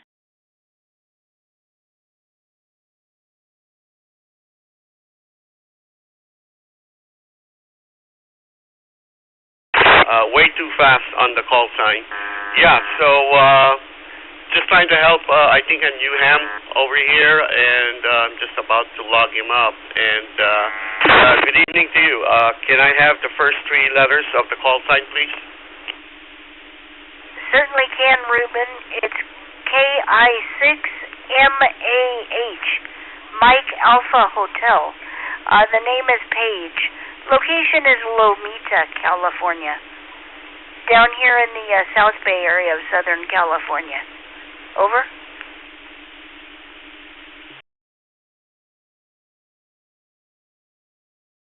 Roger. Yeah, thank you for the correction. Kilo India 6, Mike Alpha Hotel. Page, I copied correctly. Yep, so I just got back from the hike and just finished up with what do you call this, the net. And there were some questions over there. The most complicated one, I think, I couldn't get the call sign of that station that was asking about the compact antenna. Compact antenna is a great antenna. It's short, but there's a lot of procedures to make it work like 100%. Because I have one of those. It's not like you put in the mount and you put in the antenna. It's not that simple. Roger that, Ruben. I heard the TechNet. No problem. Yeah, I heard the TechNet over here. So I heard the questions. I was just listening. Yeah, Steve and the other members put on a good net on Friday nights. It's pretty cool to listen to there. So how's your evening going, Ruben? KI6MAH. Roger, Paige. Yeah, I got you on the log. May 28, 2023, 1:44 UTC. So it's not the first contact. Yeah, so what I do in the station is I run FT8. With FT8, I run PSK Reporter, and then I got Grid Tracker working on it. It took me 3 months to get the signals, the cross signals between the QSO, between stations on the Grid Tracker. I finally got it working. It took a long time to figure that out. So some of the technical aspects of the hobby is really complicated. I also monitor this system, the East Coast Reflector, the Mahoy Hub, which is in Manchester, England, the Henderson Repeater, the Star, the Sector 14 Charlie, and I do Droid Star on the, what do you call this, YSF America Link. Wow, it sounds like you're monitoring quite a few things there. That's pretty cool.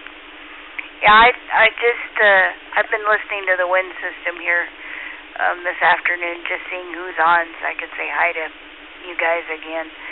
So yeah, doing good, thank you. Just kind of having a quiet evening. I was writing a Braille letter to Pen Pal earlier this afternoon, and let's see, I have a letter tape to answer back to Pen Pal in Staten, Oregon over the weekend, and waiting to see whose others tapes come in from. I have a Pen Pal in Ohio, and I have one in Kentucky that I correspond with as well. I just answered an email to Pen Pal in Henderson, Nevada, just a little bit ago before I heard you on.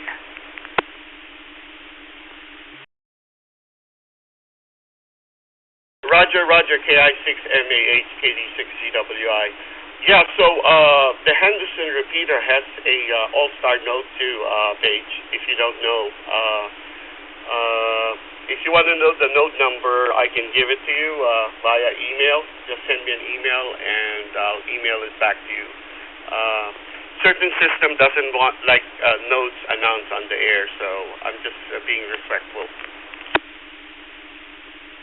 You know what? Thank you, but I think I'm good.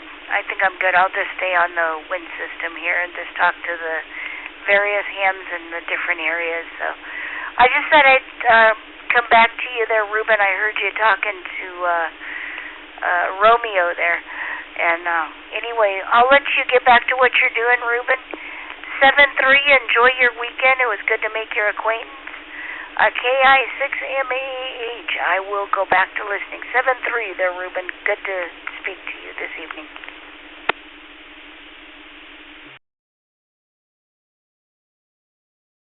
Yeah, it's always a pleasure, Paige, to have a QSO with you. I greatly appreciate the topic that we talk about, and I'm looking forward down the line for further stuff that we can talk about. And your transmission is loud and clear, like a cell phone. So whatever setup you have over there, it's pretty clean. No background noise at all. If there was any, it's like very minimal, maybe 5 out of 100. And I'm listening to FM analog, so that's going to be a good report on your signal. Plus, it's a full-scale signal on the radio. Stay healthy, enjoy life. God bless you and your family. Have a wonderful weekend and week coming up ahead. And my 73 to you, KD6CWI.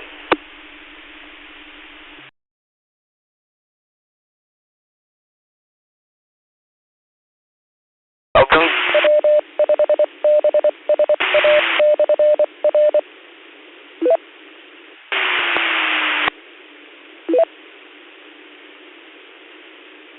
BL123.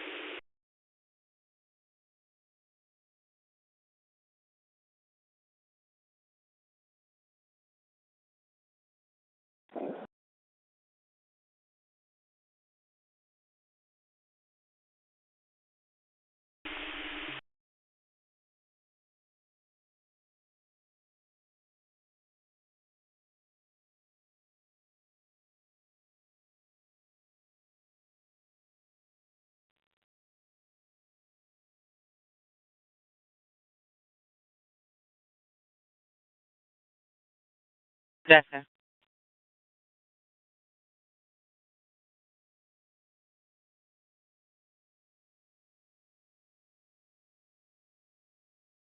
the wrong repeater or something? Oh no, you didn't. You're on the wind system, the Western Intertie Network. So let me just see if somebody comes back to you. KI6MAH, I'll go back to listening.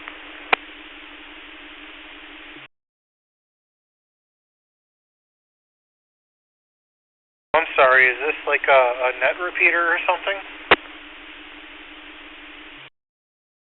Right now, no. You're on the wind system, sir.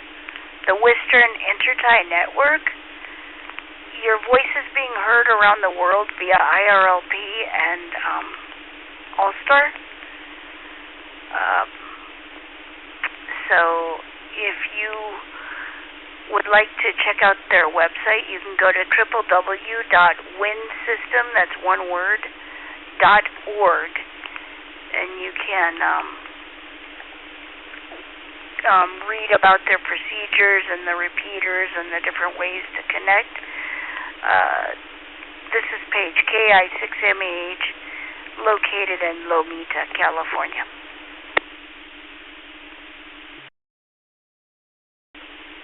Coming through loud and clear in Australia, VK2ARS.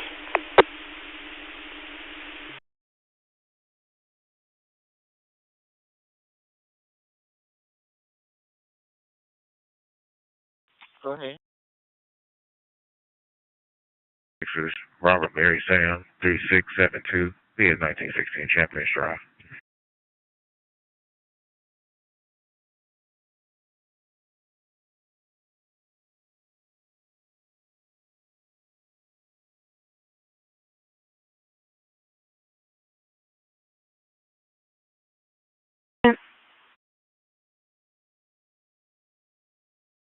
Edward 58.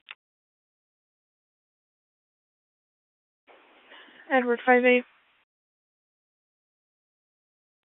Can you run the name that's in my call slip all the way, please? Edward 58, you were clear. Confirming on last name.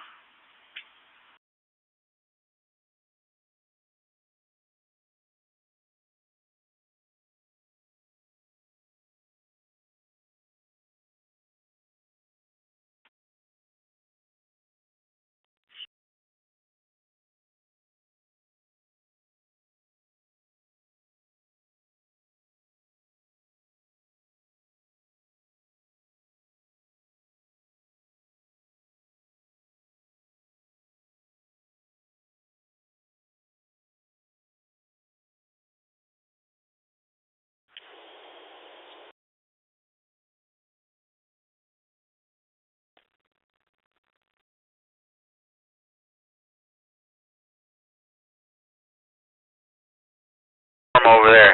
I used to drive a truck, and every once in a while I'd have to go to Houston. Yeah, it was pretty warm.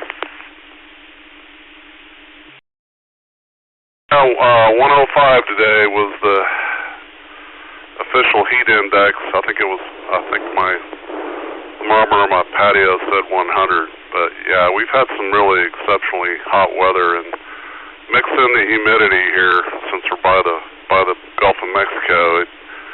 It gets pretty bad. So my hours have kind of been readjusted. I go out in the morning with the dogs before the sun comes up, and then I go out when the sun goes down, and then just stay inside during the day in the air conditioning. That's the way it rolls here in July and August. It's what a lot of us call the misery months.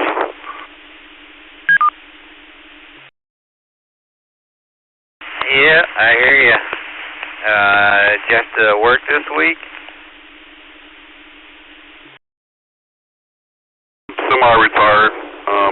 I do telecommunications consulting for a midstream oil company, and usually Fridays is not about one meeting, and that's about it usually, unless something's broken. But I work about half the week, and the other half of the week I do as I please.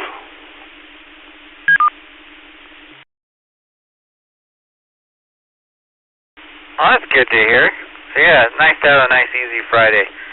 Man, this week was a long one. Every day was a 10-hour day, and even today, tried to go home early, and they still had me doing stuff. So hopefully next week will be better, but I don't expect it to be. I haven't been there in a long time. I used to frequent San Diego now and then, and L.A.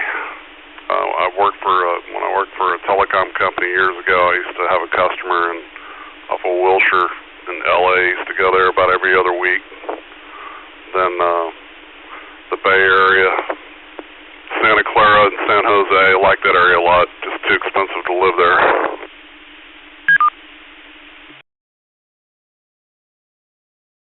No, yeah, it's gotten crazy expensive.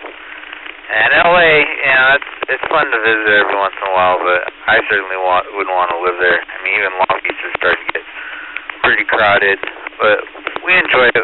We've been here 20 years now.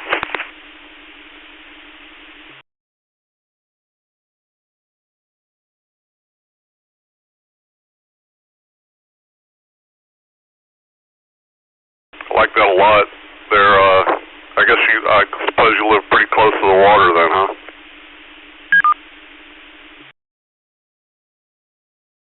Yeah, we're about, maybe a mile and a half from home. So, oddly enough, we go down to the beach all that much. We should take more advantage of it, but it seems like we're always working or taking care of the dogs or doing something that we don't get a lot of time to run down to the beach. But Matt, I just pulled up to the restaurant. I'm gonna go grab me something to eat. It was nice talking to you. Welcome to the weekend. KN6 VQR on final. Tony, nice talking to you, and hope you have a good evening there and good dinner and all that. And sounds like you guys got some pretty nice weather there in the evening. So we'll say 73 CD. I think it was KN6VER. I think I messed your call up. I got Tony, but anyway, I hope you have a good evening there, Tony. K5LKV in Houston will be monitoring. KN6VQR clear.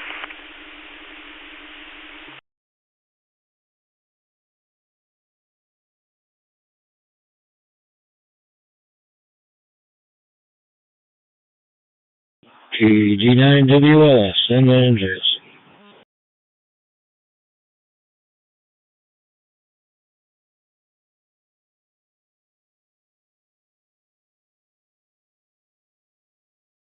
This is the W5BSA repeater.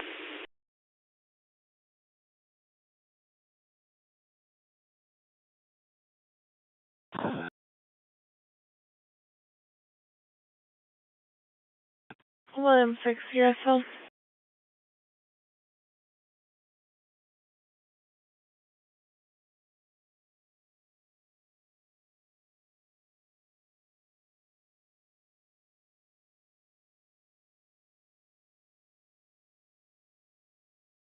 Slip and see if those are still good.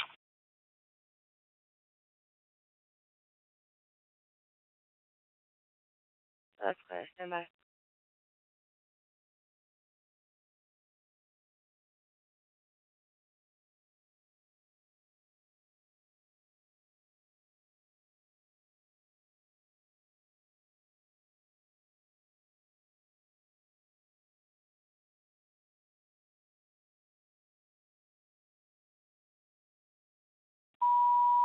Medic 94, Little York Engine 81, Cardiac, Unit Number 9, Rosewood Trailer Park, 825 Gulf Bank Road, near Evereston Tela Vista Drive, 413 Kilo, Box 8101H, 2251.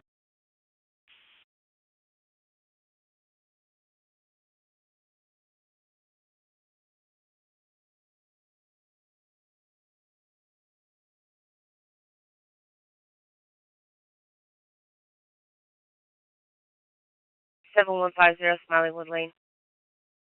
I'll show you en route. Show me around.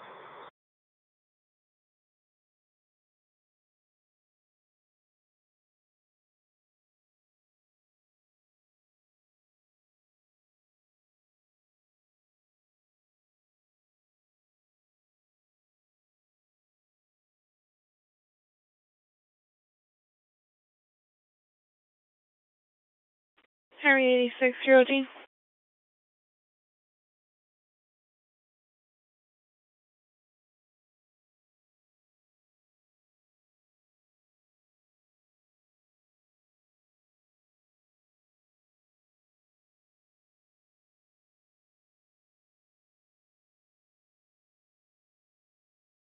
Customer 11815 West Summer Road at the HEB parking lot. Record needed for paying customer 11815 West Summer Road at the HEB parking lot.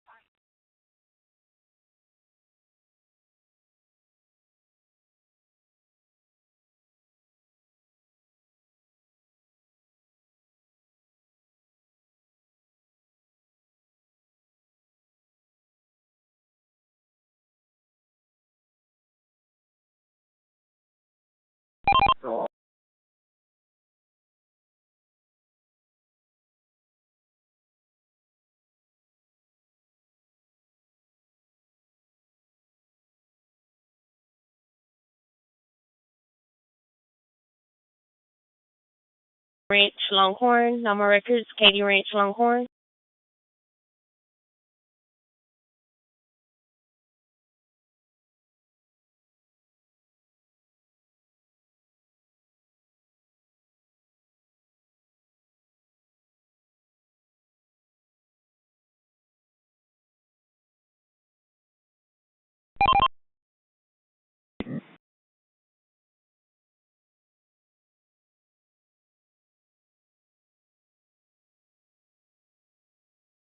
Found 1046, go ahead. Yes, ma'am. Can you advise if the vehicle I'm on is prohibited?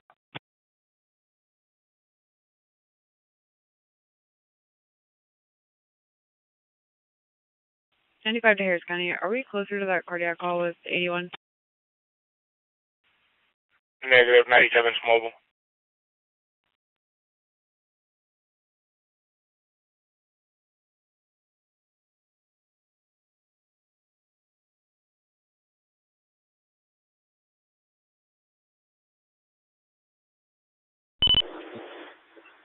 Medic 16, urgent patient. Can we get a driver?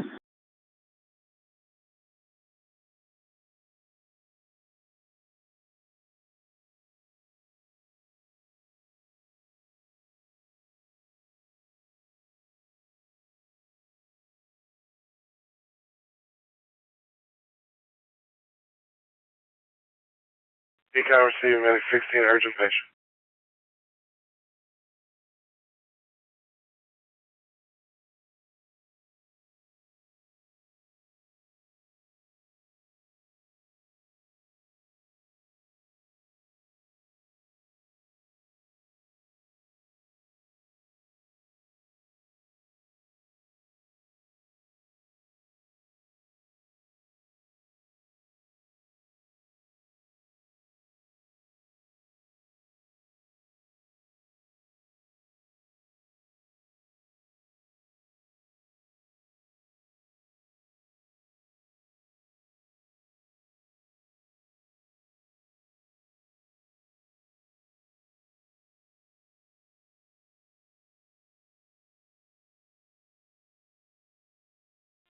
One hour 73 is your Mexican.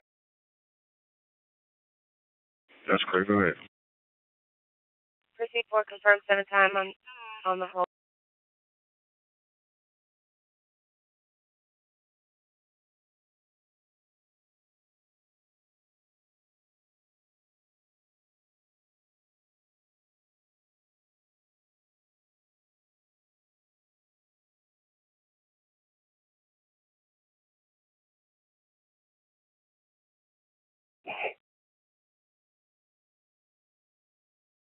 Henry 32 SO. Henry 32 SO.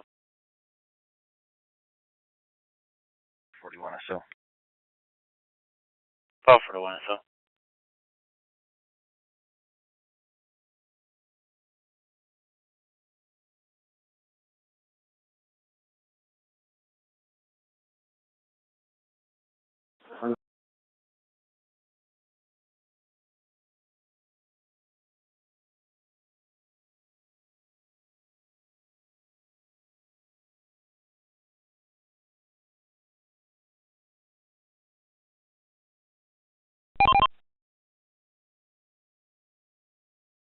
Yeah, I copied you there. I didn't get your call sign. Just wondering how I'm coming in on this. Where's that? Yeah, K8WGB, this is WF1TZ, Whiskey Foxtrot 1 Tango Zulu. My name is Sean. I'm in Florence, Oregon. You're coming in on Wires X. You sound great. 5'9", whatever the terminology is, Rep. You sound great, though.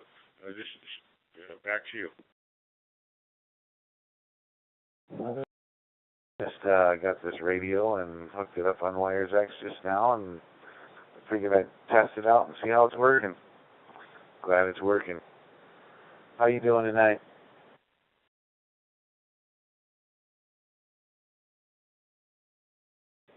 Very good. Thank you for asking. Just sitting back, listening to the radio pretty much. Jumping around on Wires X a little bit here. I'm jumping between different rooms, honestly. I usually jump between America Link and Kansas City Wide. And sometimes I go over to the other side of the pond, Northwest Fusion Group, later on in the evening. Back to you. Yeah, I pretty much do the same channels there, except we have one here in Michigan too. Can connect. I go on that one every once in a while too. But yeah, I just wanted to make sure this radio's working. And hey, it was nice talking to you. Thanks for coming back to me, Sean. Name's Kevin over here. I'm in Freeport, Michigan. Back to you. Yeah, no problem. Anytime, Kevin.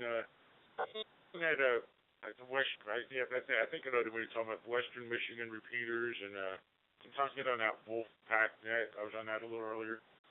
You know, I just basically Google Fusion Nets and find different websites that tell me, you know, when they're playing and where they're at, and it's a lot of fun. That's pretty much all I've, the 2 meter and the digital, that's pretty much all I've played with on, playing radio, put it that way, you know.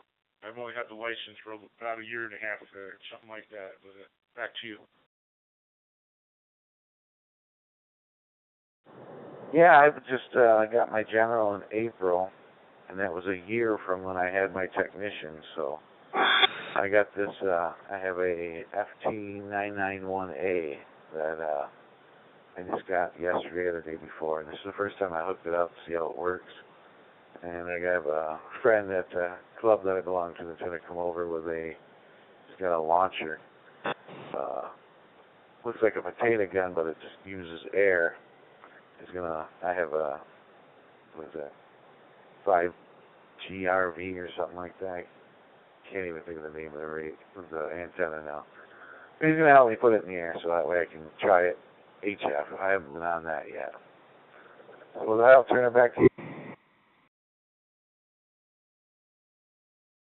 Yeah, that's the funny idea. I hear you with the potato launcher, and I hear people using a fishing weight and always getting hit in the head with the weight.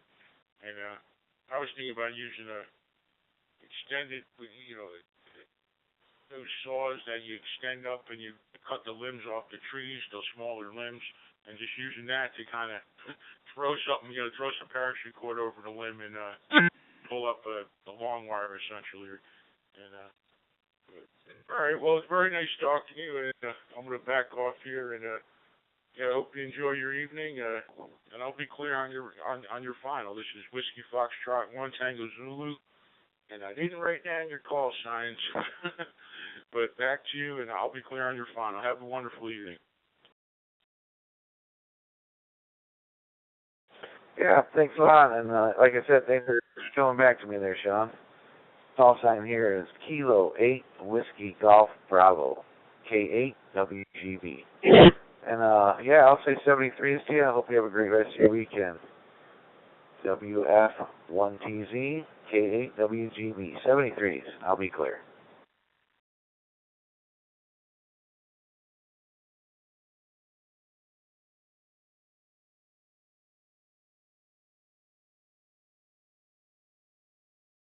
Clear, Nor 15. Alright, show your SO as well.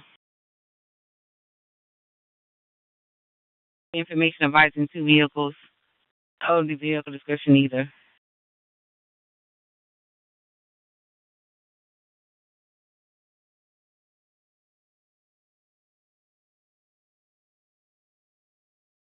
Two, Boy King, Union, Tom 412, Brown Block.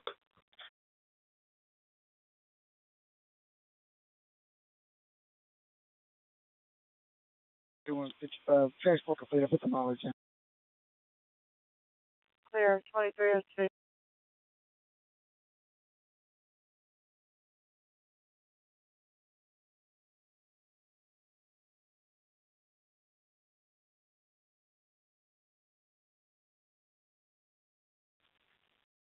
Yeah, advising 1 to 10 from 303. Mirror 18 has 1 to 10. Okay.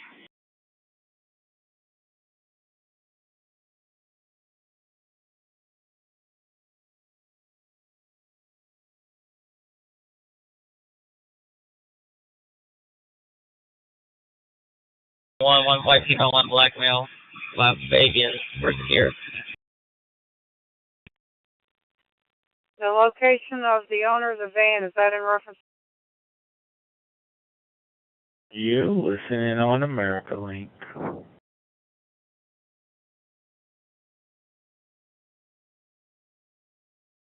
K-A-Y-I-U, I believe it was. Casey is the random WK.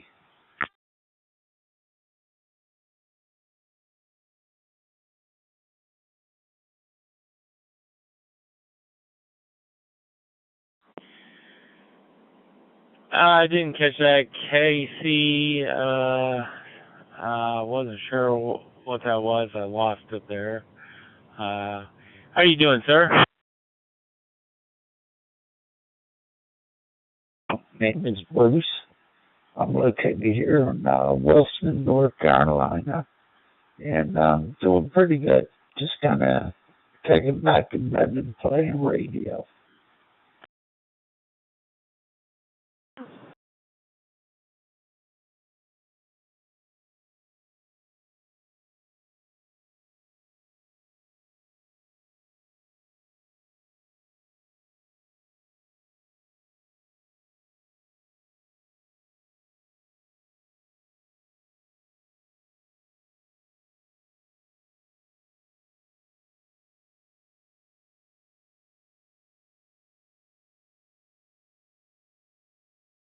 Vital Offset KC3MWK.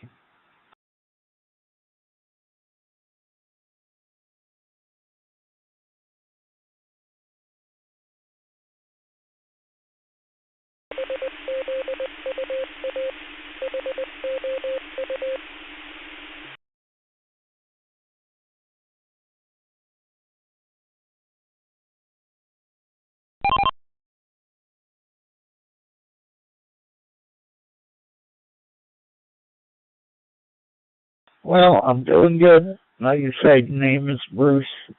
I'm located here in Wilson, North Carolina. I got a key up on a hold of my card or on the DT. Hopefully you heard me this time. Back to you.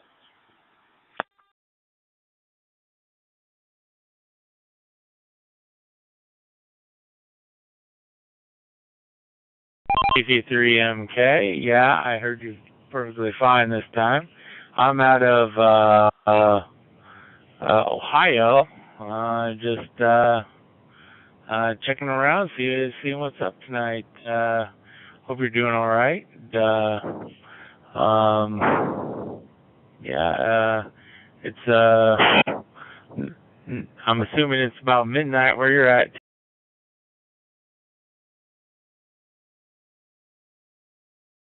Yeah, you're correct. It's midnight. If you're on the high, it's probably the same for you.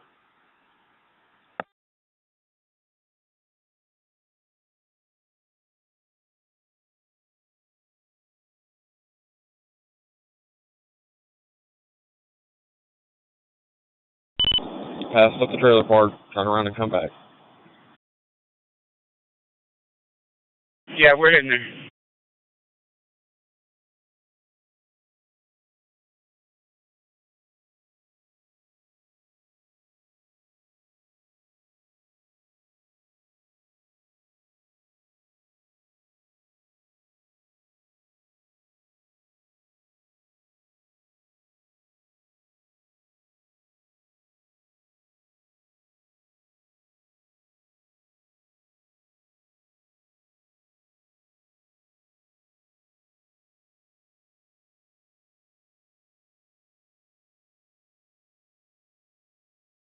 .249 at Antoine, that's the CV is.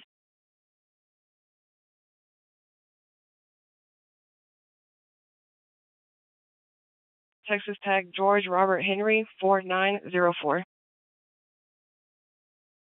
Yes.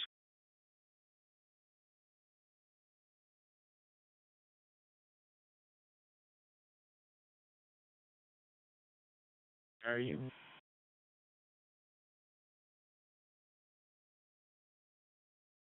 Okay, KU 73, you and the family keep safe, keep healthy. We're clear.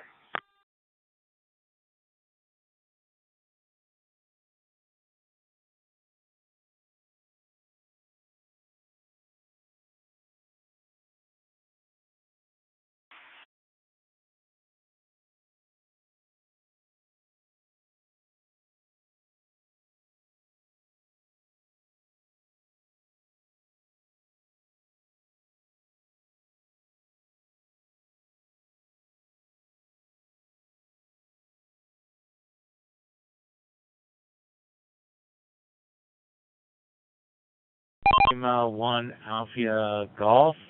I think that's what you said. My name's John, out of Ohio, KE8YRU. How are you doing tonight? Yeah, g'day there. Well, it's not too bad. Well, it's pretty cold at the moment and overcast. I think it's completely opposite than you guys here. You got sticking the hot weather and rain. Yeah, we've had lots of rain lately. It's been quite nasty, but yeah. Where are you out of?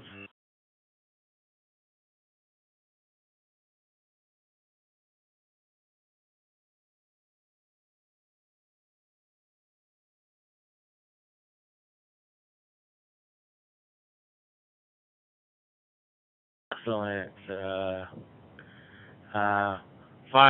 Fine weather and fine beaches, I assume.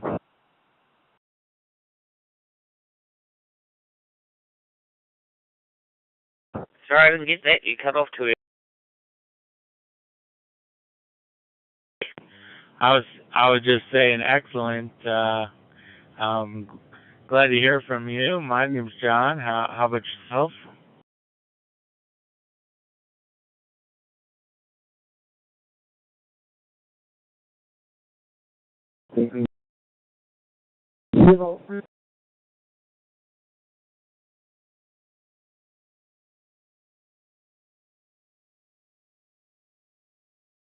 Nice to meet your acquaintance, Ashley.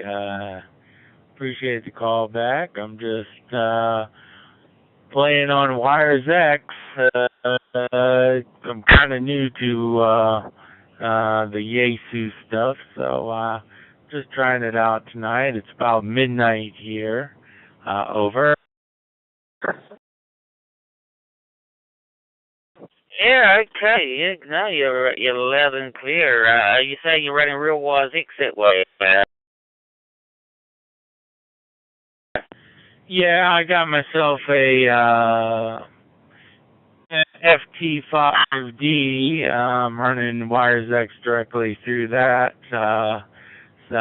computer, so hopefully I sound good. Oh, you're loud and clear. Well, do you know how to change into other rooms? We don't have to sit on a party line. I know there's nobody here, but I try to keep off the American link and just use it.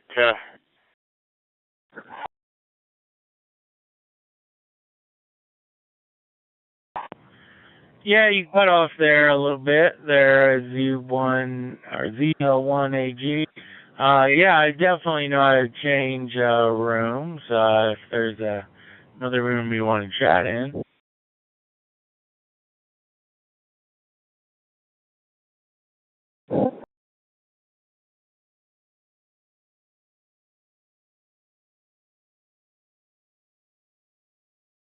What OD? 30.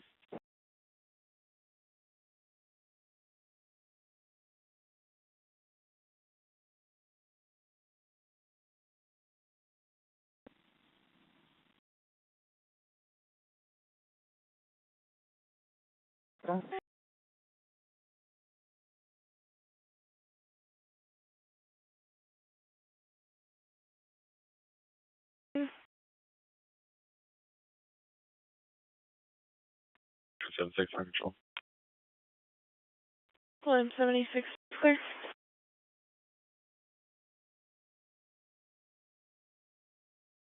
William 70 clear CVU. Clear.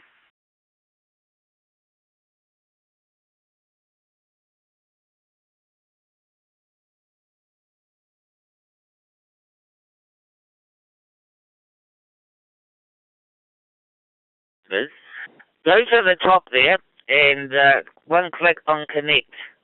Then go connect to, and we shall put in, say, 21003, 21,003, and that will take you to a room called CQ America Digital.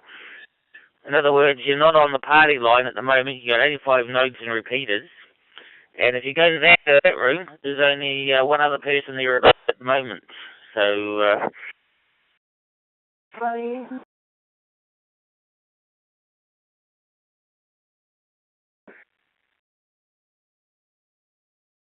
So there you go, ZR1AG. You want to QSY and try that? Well, we can always try another room, which is room 20,000, whatever you like to do.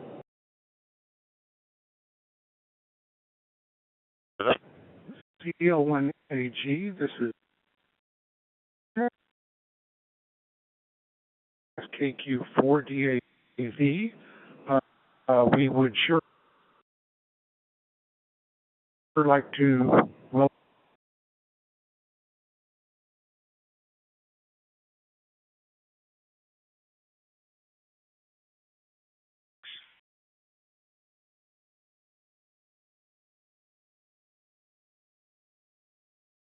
What about Frank 31?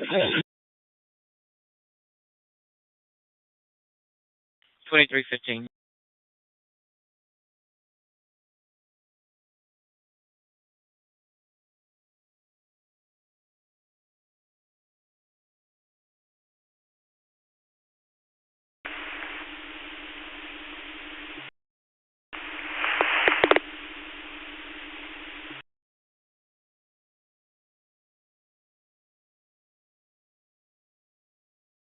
ZL1AG, we're still there. KE8, why are you?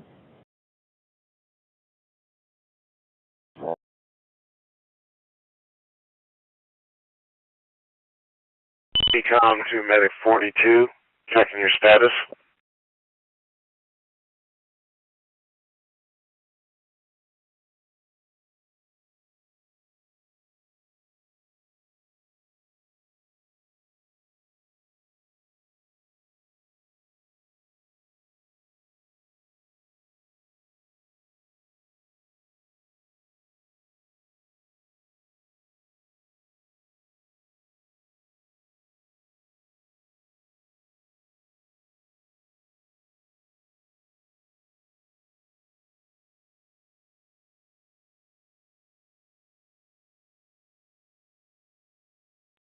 One 763. What's DS's first name?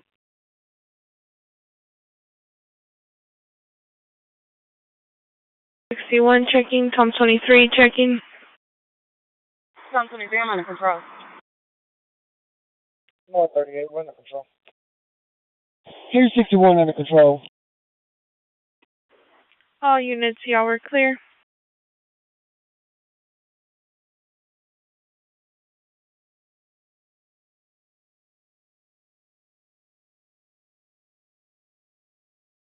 North 58 checking. North 58 under control, extended please. North 58, you're clear.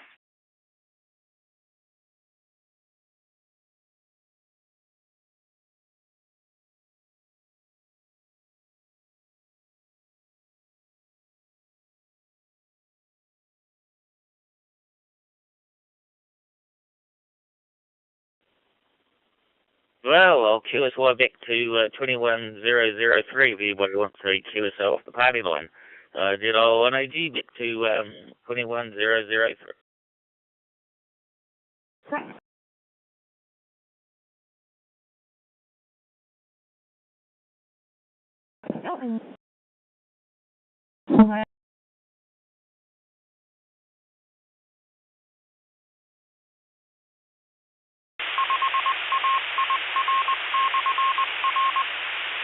To connect to the system, KQ5YUN.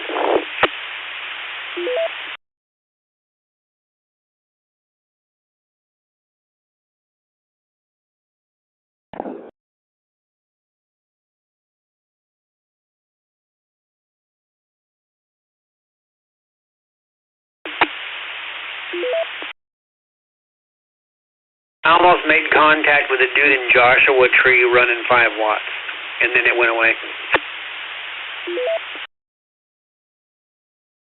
On VHF? 40 meters.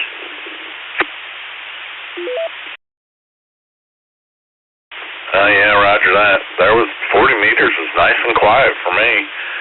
You know, not much noise. There was lots of people to talk to out there. Last night I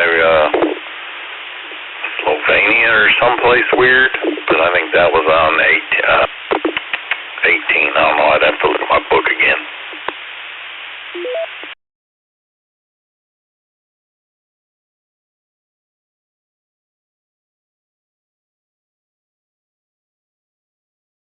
I was just kind of scanning around on 40 meters.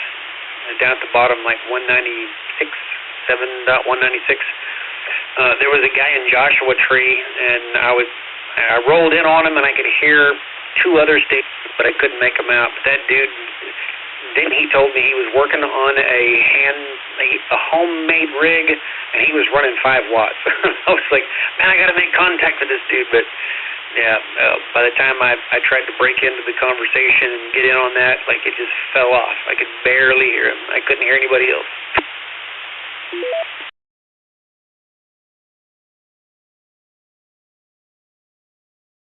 Well, there's a lot of stuff for fun bouncing around out there, so you could almost hear it in waves, you know, at different times. I was listening to a guy from Australia, and he was trying to shoot, I guess, the long path into Europe, over us into Europe or something. I don't know, but it was like waves on the ocean. He'd be there and then he'd be gone. Then he'd be there and then he'd be gone. And you could hear him in mid-sentence slowly drift away.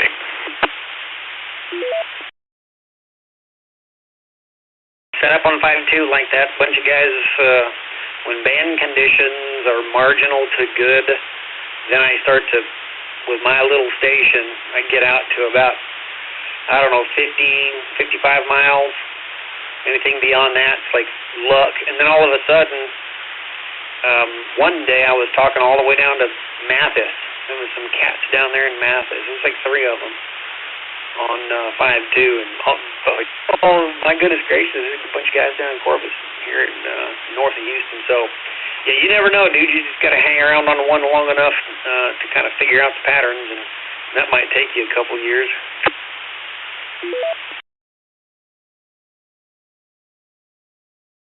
I just listen to see who I can hear and look up their call sign.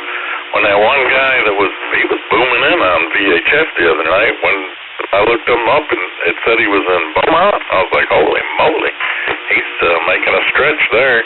And he was talking to that other Renee guy that was down there towards Lake Jackson. Those two were just chatting away like mad. I could hear them both. To connect to the system, connect to All-Star Hub 48752. Would that be K5CS over around the Beaumont, Hewlin?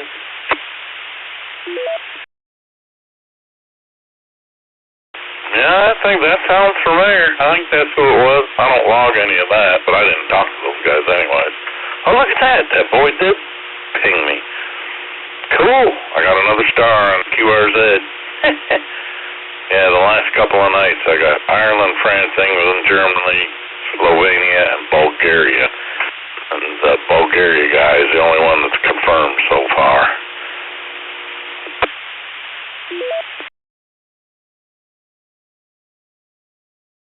I've been talking to a lot of people around Texas.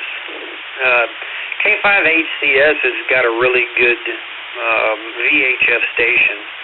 I don't know what he's got for 70 centimeters, but I bet he's got more than everybody else, and it might not even be much, you know what I mean? So yeah, when things come in, when it's marginal, I can hit him. The guys down in LaPorte, there's a bunch of people down in LaPorte, they can talk to Hewlin on the regular. Even in marginal conditions, they talk to Hewlin regularly. So, yeah, he's the other loudest station that's nearest to us is K5HCS.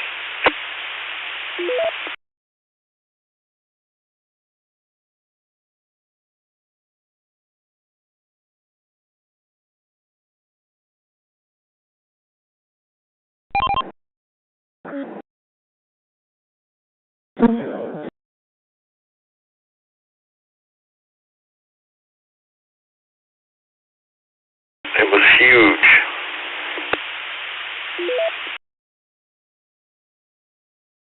up on a place and a guy's got a set of quad horizontally polarized 2-meter antennas on a rotor.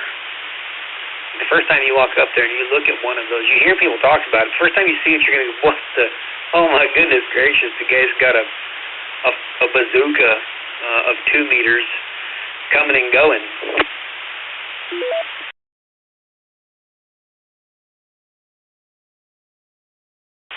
Yeah, I like that saddle rig. I think it's Jim's on field day every year. That thing looks like it's gun turrets or something, and the way it moves is pretty funny too.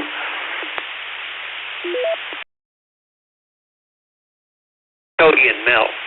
Jim has one, and I think he's set up one, but I don't know that he's operated it. I could be completely wrong, however. Yeah, you're talking about Cody and Mel. They have the coordinated, integrated, open that satellite rig. And if they tell you that there's nothing up there, I've seen them in action a few times, rocking and rolling. And yeah, if they say something's wrong, something's wrong.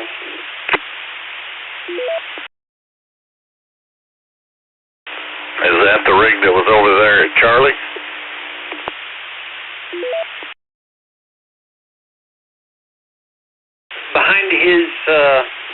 Behind his office, his shop. Yeah, they were set up back there.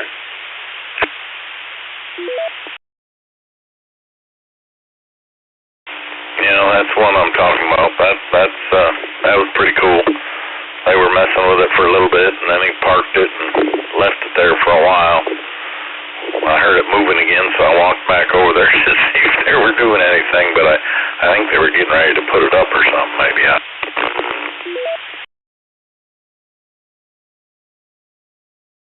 They know when they need to be out there watching actively, and then they know when if there's not going to be anything for an hour or 2 hours, yeah, they'll park it and they'll go do something else. Yeah, they have all of that stuff scheduled out, and then once one of those things starts getting close, yeah, it's pretty cool. Summerfield today, they had like very little success. If they had success, I think Mel ended up going inside and just working FT8.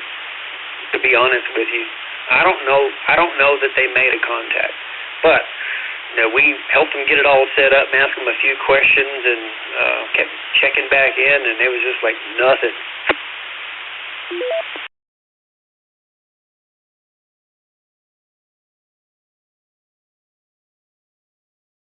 I told the area at 91 degree Fahrenheit. Its temperature very hot, I think. So you're 109, very, very hot. Do you have serious condition? Okay, no problem, but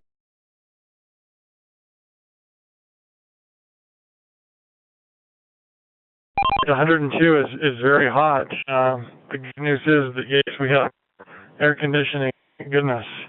It's still going well, and I checked it and maintained it this year, and it's working fine. So hopefully it won't break down or anything. But so far, so good. But yeah, 102 is really hot. And this whole next week, it's supposed to be right about the high 90s or 100 degrees too the next 7 days. So it's going to be a hot summer for us, it looks like.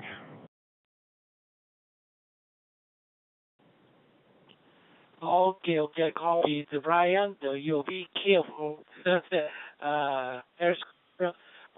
very hot in your other area. Okay, I think it is a nice ski resort. Hope to see you again, and you have a good weekend evening. Maybe your Saturday evening time in your local time, or maybe I think my local time is Saturday afternoon, 1:30 p.m. Thank you. Hope to see you again. I'm looking forward to the next contact. You have a good enjoy the weekend night time. Go ahead. Hey, thank you much, Masa, and yeah, thanks for the QSL. Good to talk to you again, and your English is great, by the way. I'm impressed with your English. It's very good. But yeah, I'll say 7-3s and have a good afternoon. And you're right, it's Friday night here. It's about 10:30 p.m. on Saturday night, and I heard you 1:30 in the afternoon. So yeah, you have a Saturday where you're at, but yeah, you have a good weekend. And we'll talk to you again soon. 7-3s, GI3 IVK with KC3 NPM, and I'm clear. Okay, 10:13 p.m. Thank you. Goodbye. Thank you. Bye.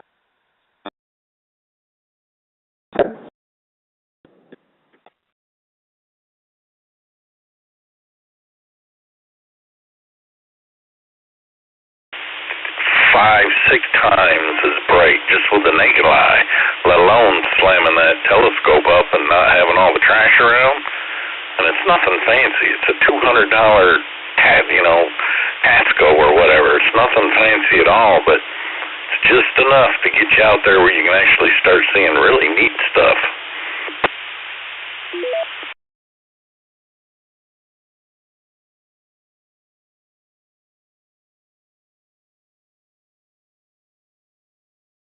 I'm saving up for a rig, gear, probably the trailer also, but I may have to make a few trips and the trailer.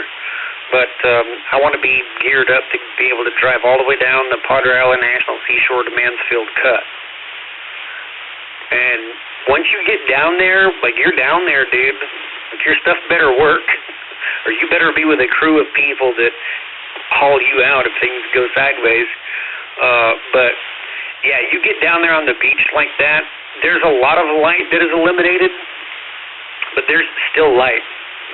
You can still see off into the Gulf and see all of the rigs that are out there, out to the horizon. So you're not without complete darkness, but it's pretty close.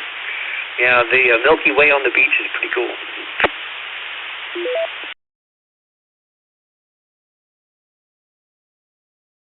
Yeah, we've been down there a few times. There's a RV park that's in Corpus, so we're on the North Padre. But I've been down as far as like 25 or 30 miles. I hadn't been all the way down there to that silly pass. And I don't even know what the heck it's called. It's something or t'other. It's quite a ways south. Let me look here.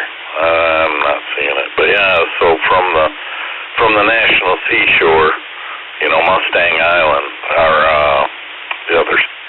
Yeah, Mustang Island's the north up by Rockport. Then you go down 22. And we've been down there, I think, to the 25 or 35 mile marker. Spent a couple nights in a tent down there when the kids were little. And then brother-in-law and his son go down fall fishing, and they go to where Big Shell and Little Shell beach are. And I've been with them a couple of times in October. It's just a tad chilly sometimes, but most of the time it's not bad at all.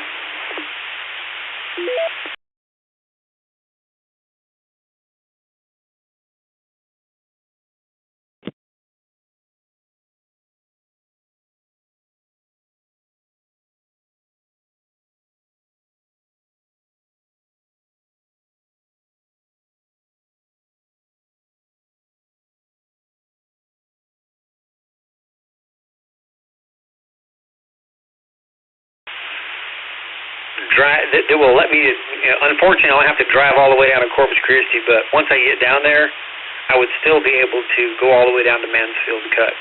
You don't have to have like an expert vehicle, the most ultra high-end off-road vehicle to do that, but you just have to have one that's reliable, because you got to go 65 miles down and 65 miles back.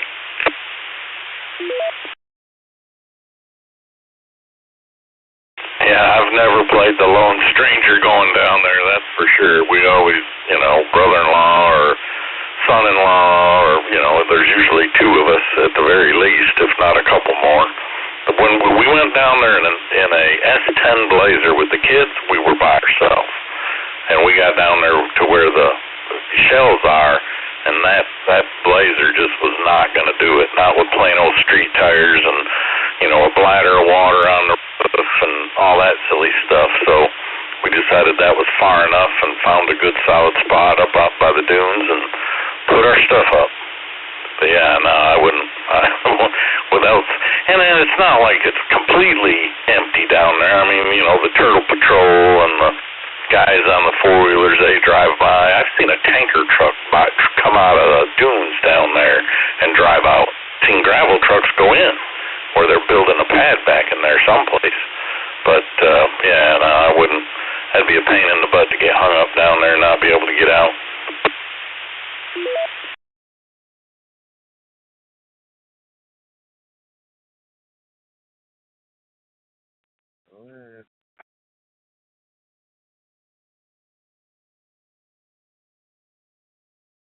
Drive a vehicle onto the back side of the island. There's not any other place where you could drive a vehicle across. Yarborough Pass is the only place, and it's pretty close to Mansfield Cut, but you have to know what you're doing. Like it's easy to be really stuck back there. Like if you don't know what you're doing, if you don't know like what's going on with Yarborough, and if it's low enough, yeah, you could be in trouble really fast. But Yarborough, I've been through Yarborough Pass. We went through Yarborough Pass once. Yarborough was low and it was pretty packed, right? But we went back on the backside just a little bit, not very far. It gets really messy, really fast on the backside of the island. But yeah, we've been down there a bunch. My dad, we had a dune buggy. It was a Volkswagen dune buggy. Kit car. It was made out of box tubing and then like sheet metal aluminum pop riveted on. So we drove that thing down there. We'd pull it down on a bumper pole and then drive that thing down to about 10 or 15 miles on the beach with the truck and then unhitch it and then drive the rest of the way.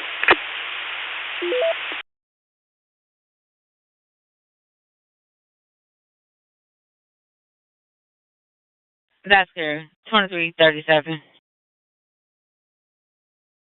What's time they're on the running priority to? That's good.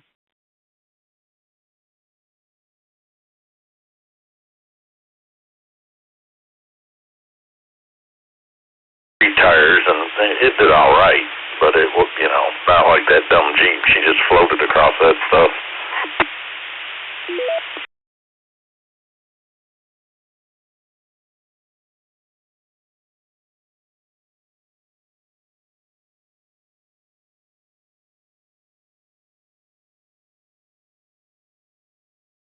And see if anybody else wanted to get in there, but I think I want one of those Jeep Gladiators, the Jeep truck. Yeah, put a small rack on it, like the trucks that like electricians and plumbers. They got a rack that's over the top. Yeah, put a fitted rack for it, and yeah, that would be I think that would be a really good bachelor's vehicle.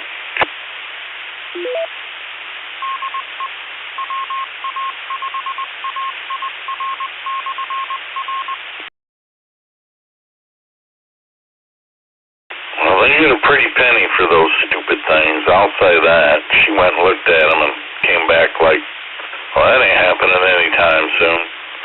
So you know where Flower Buff Drive is? It's like the very first Walmart you get to heading back into Corpus. That's where this little RV park is that's got real nice showers and real nice, you know, spot to put your trailer and all that. So when we stay there, then it's just, you know, maybe an hour at the most to get to the seashore. So then you can run down there and all you want. Just do the day trip thing.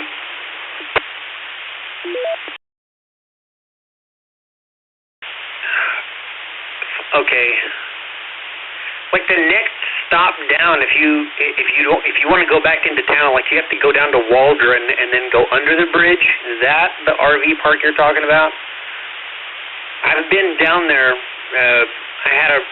when I first bought my truck, and then I bought a pole. And I was waiting on going to one of my first jobs with that travel rig. We had a few days, so we parked down there at that park. It's right down there on the ship channel between the island. And then we just drove up. We spent, I don't know, we probably spent the next 4 or 5 days just exclusively on the beach, just home long enough to take a shower and go to bed and do it all over again. But and there was like a windsurfing shop, like 2 blocks away from that place. You know what I'm talking about? Yep. It's called Del Rey RV Park or something like that. But yeah, it's right over there by the Flower Buff High School and Waldron Little Airfield. It's over in that neck of the woods, that's for sure. It's so close to Naval Station, Corpus Christi. You could hear them spinning up full power to take off. And then there was Waldron Field. Waldron Field was just over there in that same neighborhood. Then they would do touch and goes over there. And I don't know what street it was down, but there was a taco stand. It was like right across the street from the high school. That place was like gangster for South. Okay, and everybody out there that's, the average Redditor and the, actually tacos and whatever. I don't care. It's South Texas, and they make tacos different, but that place was gangster. This is one of those gangster best tacos. Go out there and spend a couple of days on the beach. We always got up kind of early-ish to come back in, and then we would come in and hit that taco stand and have kind of, I don't know, about a 9 or 10 o'clock breakfast, and then go back home and then wash off there. Nobody complained once their stomach were full.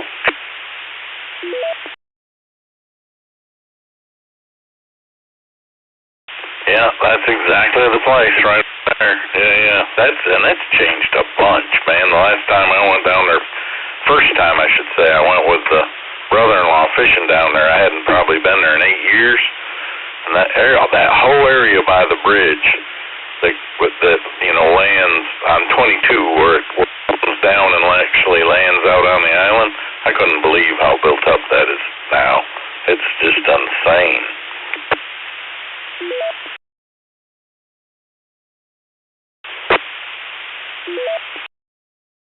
This is KG5YUN for ID. Well, Bob, my dad's brother, he's got a family that lives down there, and I've chit-chatted with him a few times because, hey, some of those times that we went down to Big Shill, this dude was with us, my Uncle Brady. Yeah, I've chit-chatted with him about it a couple times. He says the same thing. He's like, man, it's changed, dude. Like, it's not like anything you think it was. We lived down there. I was born in Corpus. I lived in Portland until 87, and then we moved over to Beeville, and I graduated high school in Beeville in 94. And then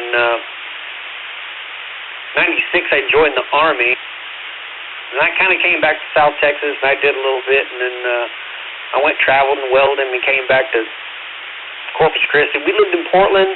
After I left, we lived in Portland. We lived in Corpus. When we lived in Corpus, we lived almost right down there off of Waldron.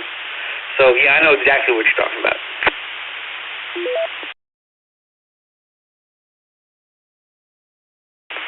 Yeah, so the wife's grandparents used to be the snowbirds at Port Aransas. They'd go down there and get one of those cabanas for, November, December, January, February every year, because home is Michigan, right? And so they get out of the snow and they started coming down in like 75, and after we got married in 81, I think we were down there and visited them 2 years in a row, but by 85 they were old enough where they didn't feel like making the snowbird trip anymore, so they just stayed up north and moved next to their kids, moved from up by Canada down to Grand Rapids. But yeah, they were there almost 10 years in a row. Same little cabana, wasn't much of nothing, but yeah, they loved it down there. That's my first taste of it. And in '79, I guess I was still in the military. Came down, went to Dallas to see the girl at that time, who's the wife now. But yeah, I went to see her, and we drove her Volkswagen Bug down there all over the beach.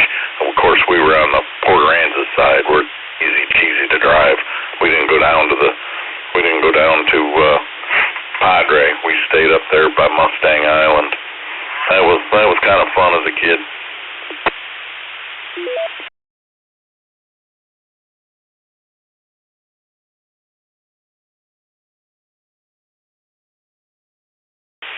Beach tales.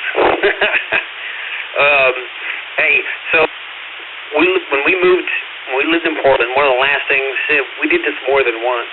I can remember at least 3 times where my family, sometimes my uncle, we had my mother's sister and her husband lived down there for a little while. And we went out and did this. And then there was a family with our church congregation that they took me to when I was a kid. One of those families, bro, he would leave out at like at night, leave from Portland, drive up to Port Aransas, and go across the ferry.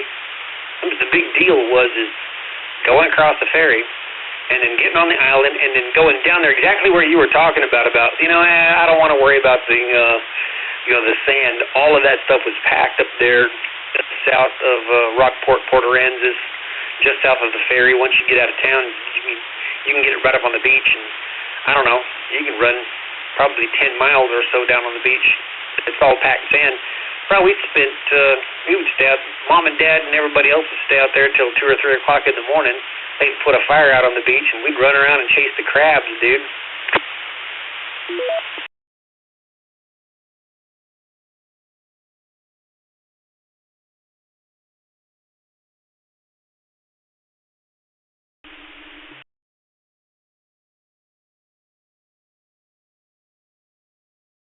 The wife's vacation got canceled at least till next month or something. So now it's just whenever her boss gets back from Italy, we'll figure out what's going on. And I don't know that she wants to go down there for sure or not now. She was talking about maybe going up towards again, up that way into the Ozarks or almost to Missouri up there, like the Bull Shoals Lake, or the other one that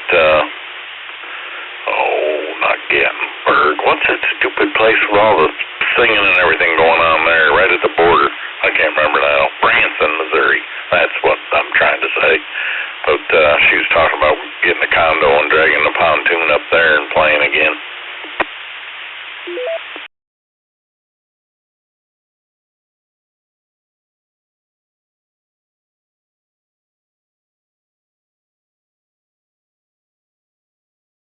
Central records, no records needed. 800 North Sam Houston Parkway East, no records needed. 800 North Sam Houston Parkway East.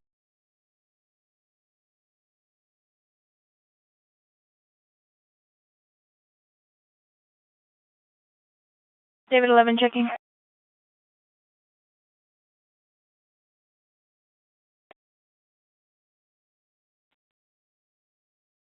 David 11, back in false, please.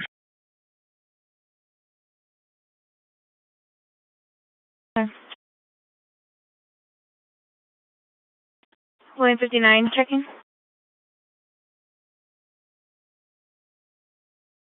I'm in a drum. Okay.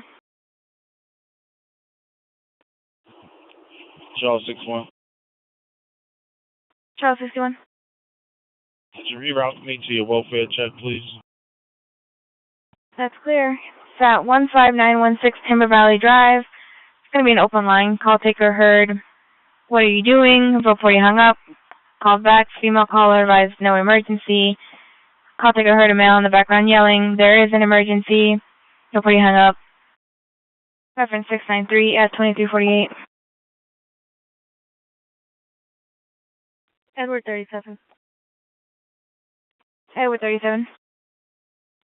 Edward 37, can you show me transporting one female to the address of my call slip? My beginning mileage is 419. 49 at 2349.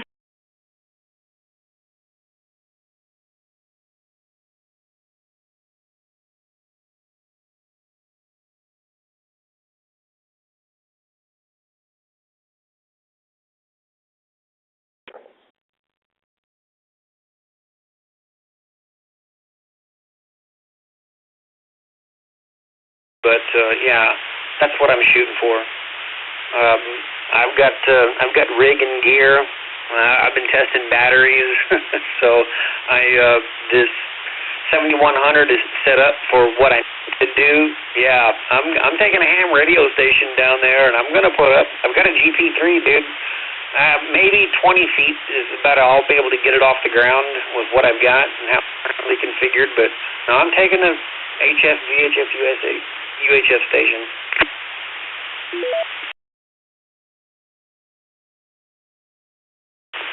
Don't you have a Suburban or something, or a truck? I don't remember what you were putting tires on the other day. Oh.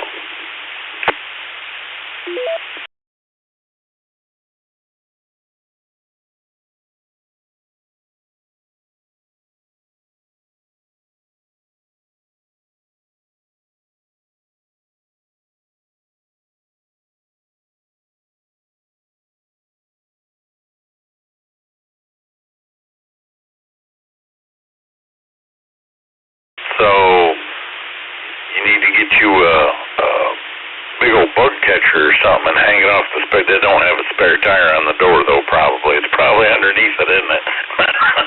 But, yeah, trailer hitch. You can always rig something off the trailer hitch. I've been trying to get son-in-law. I bought him some metal. All he's got to do is weld a piece of pipe to it. You can slide it in my receiver. That's about, I got a chunk of hollow tube that'll fit in that receiver that's about 3 foot long, and I just want them to put a hole in it for the pin and then weld a pipe to it that sticks up so you can slide whatever in it, whatever kind of pipe you want to take along or antenna or whatever. He's got it laying there in his garage, and one of these days he's going to take it to work where the big easy methods are and weld it up for me.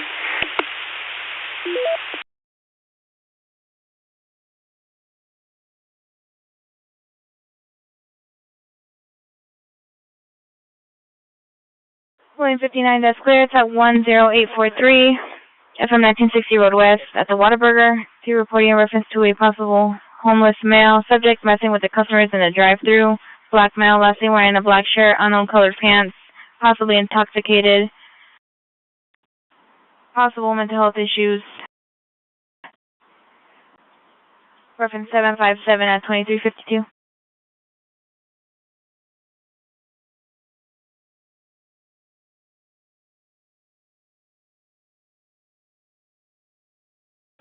$158 checking. 158. I'm secured. Thank you. That's clear.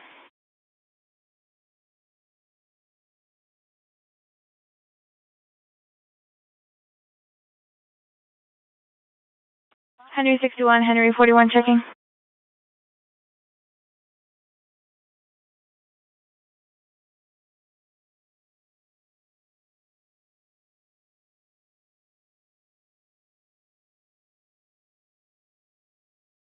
One is a little smaller, so it just fits under the foot of the RV. The only problem is you don't get no height out of anything. You got to have mast for anything you stick in it. I keep looking at building something on the front up there that starts at 6 foot tall or something, but I ain't figured it out yet.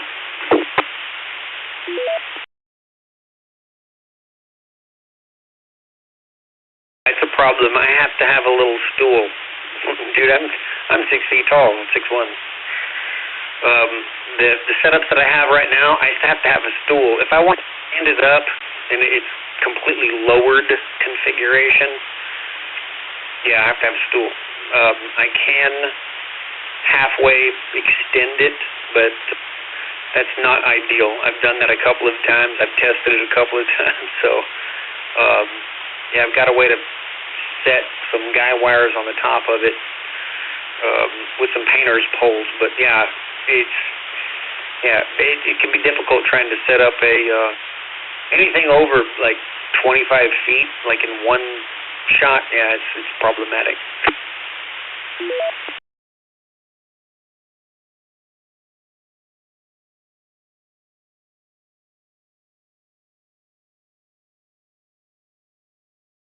And I've come up with two different ideas of making a tilt-over mast that comes from the tailgate back over the front of the truck, and as long as you can get up in the bed, you can collapse it. But and I've seen pictures of one, but I got that dumb hard tonneau cover on, so the thing won't. You got to take the tailgate off and go without a tailgate. But that from that receiver hitch mount, the thing folds forward, and then you shove it down into itself, and so it only sticks up above the cab a couple of foot.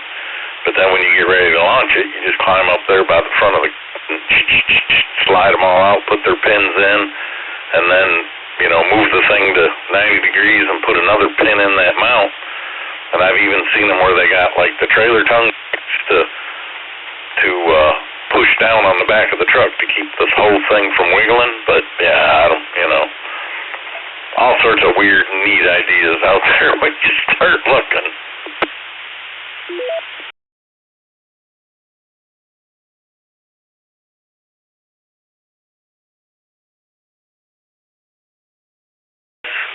From our money. So, hey, Bob, I got to roll, dude. I've got to get up in the morning and head up to Huntsville for a little while. So, hey, I'm going to be clear on your final. This has been fun. I'll be on 40 on a regular basis. Keep listening out there on VHF. I haven't been on VHF in a while. So, all right, bro. I'm going to let you get back at it. This is KG5YUN.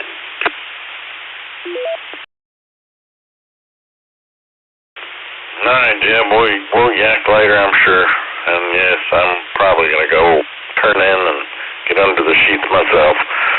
Catch you later. KI5HKN clear.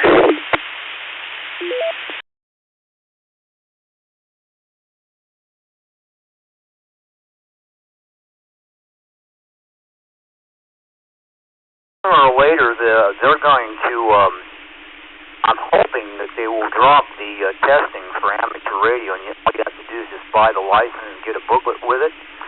And I think it's going in that direction.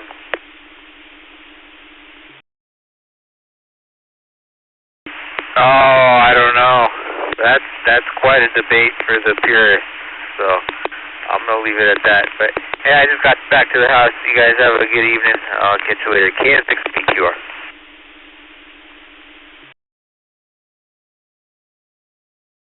Oh, okay. You have a nice evening there.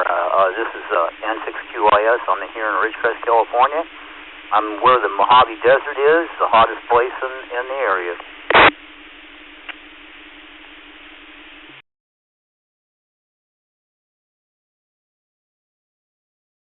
YUN clear. Hi, Jeff, 7-3. We'll get KD5EWF. Well, hello, neighbor. Isn't it past your bedtime? No. I've been asleep since about 6 o'clock.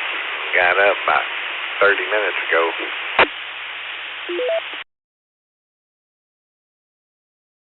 My goodness, if I wanted to sleep at 6 o'clock this evening, and I'm just now waking, or I guess I've been up for half an hour by this point, my day would be getting started.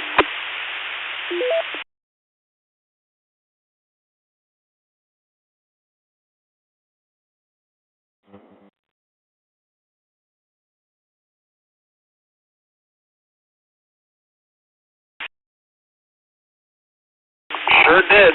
Went to work and did my thing, and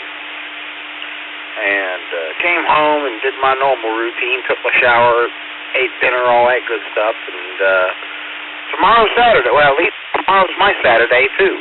So Actually, I'm off Saturday and Sunday. That's unusual for me. Normally, Saturday and Sunday are just more work days, but I'm actually off this weekend.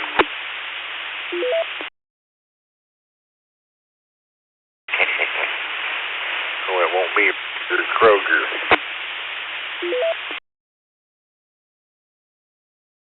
Burn down for all I care, as long as nobody gets hurt or killed and I'm not there.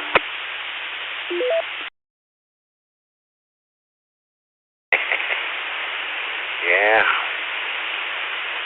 Well, if it burns down, you won't have a place to work. You better hope nobody burns it down. Oh, strong guy like me can always find work. And they got plenty of stores. Kroger's always got room available for new employees. And even if they go on this massive hiring spree and they hire a bunch of people and they don't have any more spaces, any spots available, wait a couple of months. Those employees they just hired won't last long.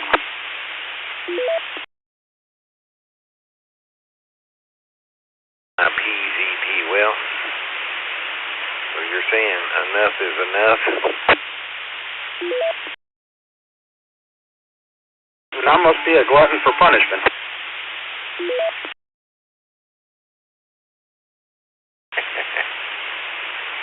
Yeah. That's kind of a funny place around Kroger. I go up and down the halls and it looks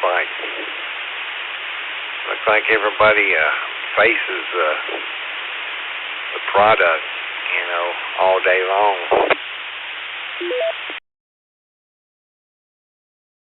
I got to do a fair amount of that myself.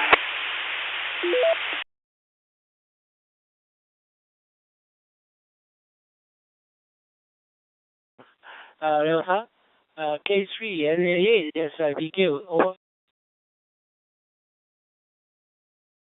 Roger. So, did you say he wants to QSO with me or with you? Over.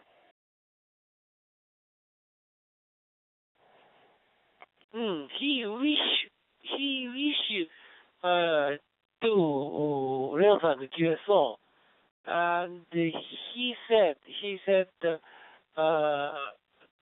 2 or 3 days ago connected to you, but the Francis and he is a busy time. No QSO. He couldn't QSO with you. So he hoped the QSO with you. Go ahead. Yeah, I actually talked to him, if not today, yesterday. We were talking, and we talked for a while, but he was driving away from his house, so the signal broke up. But I did get to talk to him, I think it was last night. Over.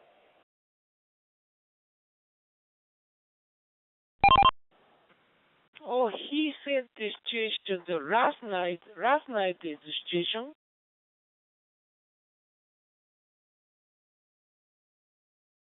46 traffic, 80 eastbound, before there is ready.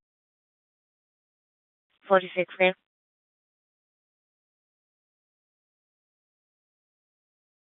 English beginner's room with please clear sides, okay? Roger that. I will be switching rooms. This is K3LAA. I'll be clear of America List.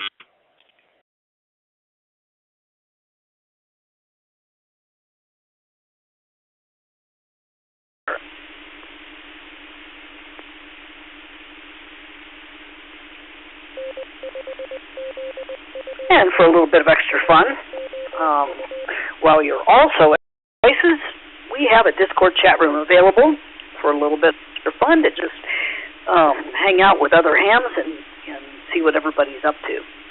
And that's at insomniac-group.com/Discord. And as for rules, we don't have too many here. The one that we do like to follow here is that the Insomniac net control operators trivia answers.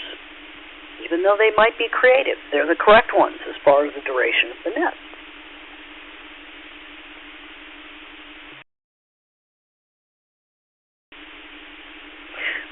begin, a couple of announcements, and that is that for those of you who regularly use the Santiago repeater, please check windsystem.org, because we've been known to change the PL, and to get the correct information, just go to windsystem.org, and on the repeater page you will get the most up-to-date information.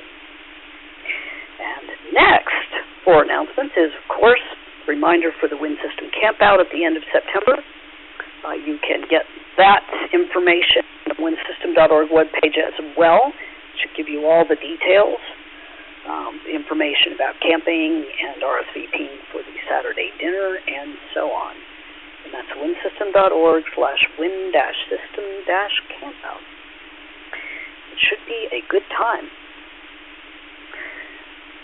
And before we really get started, are there any other announcements before we begin?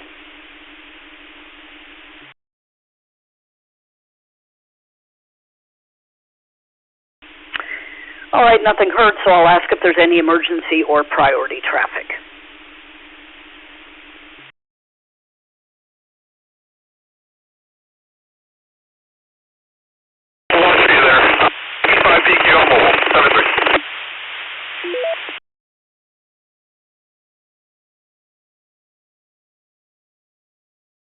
I have a Diamond. I haven't set it up yet. I just got the new Yaesu 710. So I figured I'd get on here to hear a little action.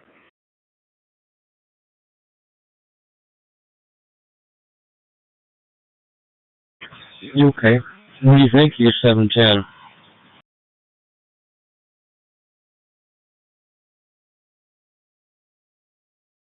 Or cappuccino today.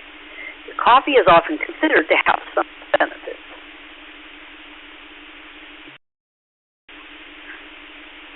It is true that A, dark roasted has better anti-inflammatory properties than lighter roast. B, dark roasted is better at replenishing red blood cell vitamin E levels than lighter roast. Or C, dark roasted has more caffeine than light roast measured by volume. Number 3, great horned owls, like other raptors, really acute senses and other special abilities. Which one of these is not one of them?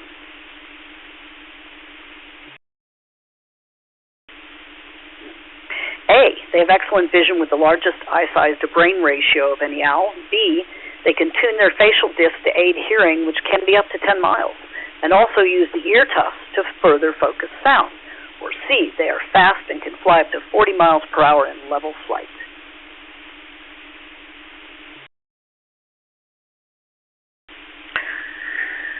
All right, number 1, with all this heat, what is one of the safe ways to cool down your dog quickly?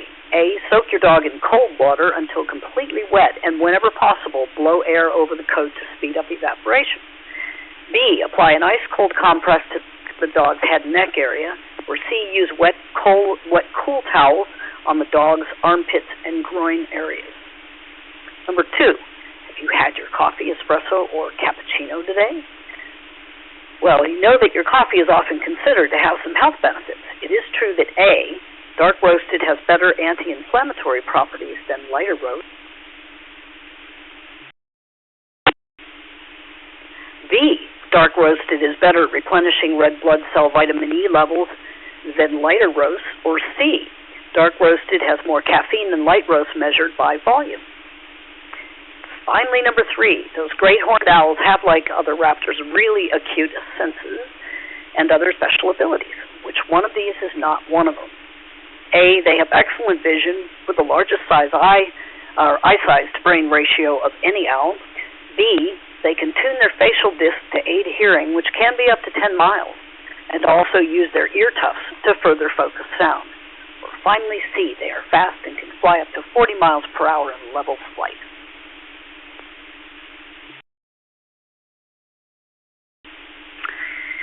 All right. Those are the questions.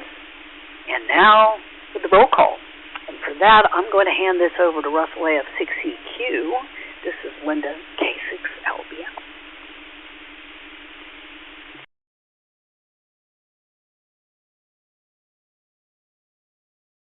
I got hungry, and I said, you know, I stopped going to Jack in the Box. I can't remember why. Well, why did I stop going to Jack in the Box? And then I went and got my burger and fries, and I ate my lunch, and it reminded me why I stopped going to Jack in the Box. It's because they're nasty. I don't like them. Yeah, they're fine when you're drunk as a skunk, and that's the only thing in town. But when you've got options and you're sober, Jack in the Box isn't so favorable.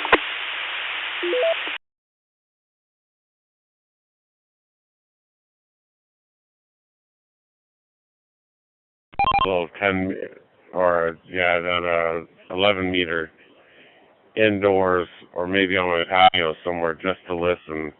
And I'll just practice listening to my CW until I can really just hear it like a language. And by the time I get a good place, hopefully I can start learning to send it back.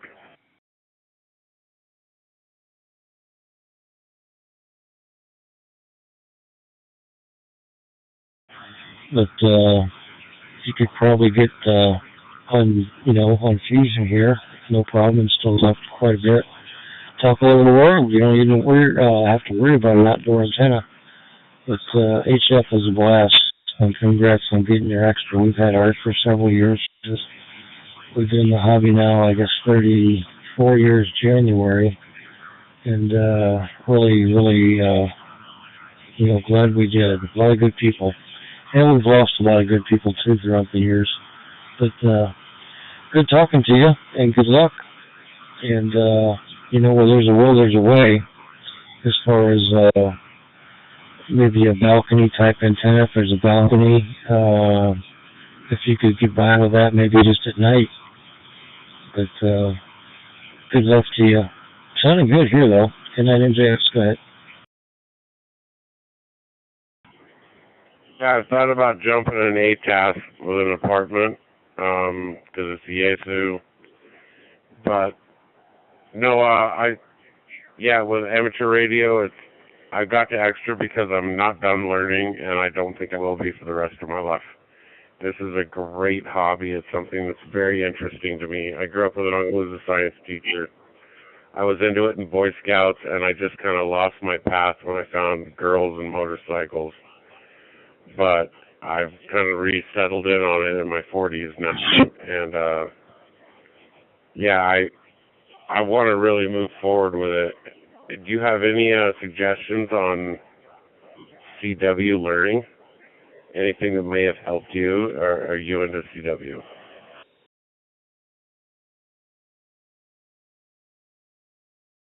Well, we did it enough to pass way back in the day, but we haven't been really doing it at all here for about the last 7 or 8 years. Occasionally we still listen online with some sites that have online training for different bands and that we used to get on. We used to get on a lot of the 75, 80 meter nets at night, this time of the night. But you probably would be better off. There are several different tapes that you can have, practice tapes that are online that you can probably do, that would be free, just to get your speed up. First you got to, of course, learn the characters and everything else, the numbers and the letters and punctuation. But there's several things online.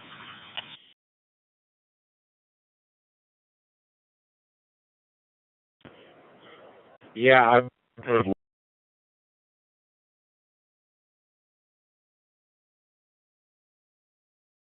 Good.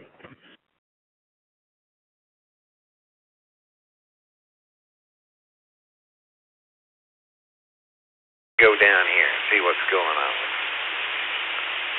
Well, like everything around here, I think Walmart shuts down at midnight.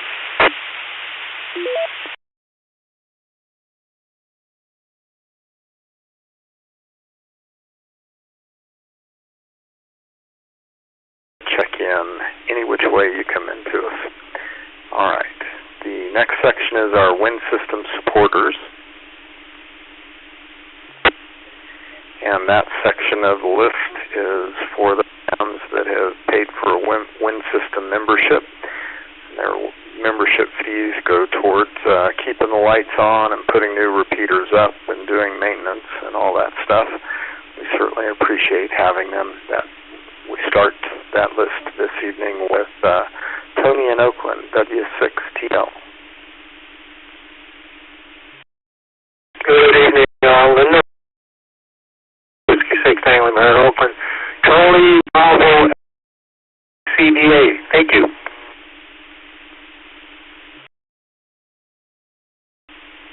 All right. Charlie Bravo Alpha. You're all set with that. Thank you, Tony. Let's go next to Hank and Judy up in Prescott, W6HTW and KJ6NIM. Good evening, Linda and Russell. This is Hank, W6HTW, and Judy, KJ6NIM. And we're going to go in with all Charlies tonight. Charlie. They just looked really good for answers. Anyway, back to you and have a fun day.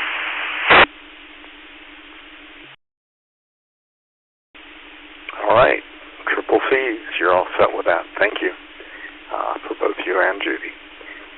Will and Alana in Skeleton's Perch, N7WNS and K7VAG.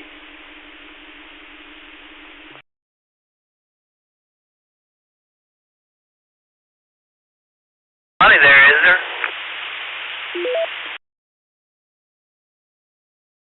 I don't do front end, so I'm not real extremely knowledgeable on how front end works. But yeah, I mean, there's at least during the day when there's more eyeballs on things. Yes, the front end self-serve cashier does have access to some cash, for making change with customers, whatnot, things like that.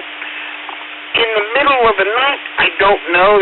They were probably more cautious, but that's not going to stop an idiot in there with a gun or a knife and trying anyway. And whether he can actually rob you or not, when he's got a knife to your throat, that's still not a situation you want to be in. Whether you've got anything to give him or not. And beer, brisket and beer.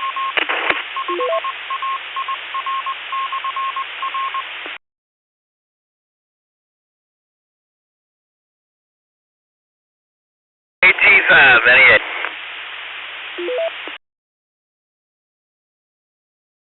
and out this way, Kenny.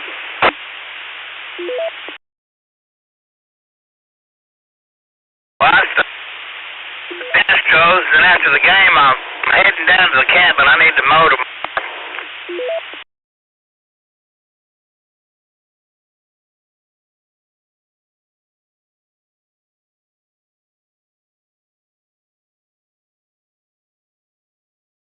It was 6-4. I think 6-4 was the final.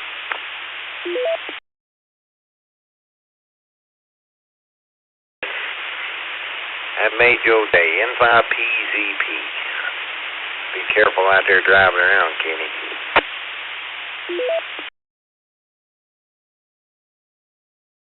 No, yeah, I've got about 7-8 more miles to go.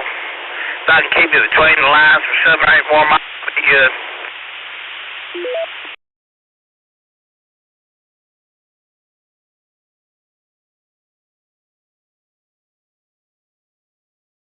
ABA. 10-6MIK, back to you. Very good. We have ABA for you. You're all set. Thanks.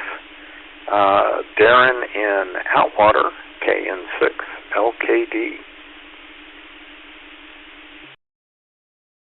Good evening, South 6LKD. Tonight I'm going to go with Alpha Bravo Alpha. Thanks for doing the math.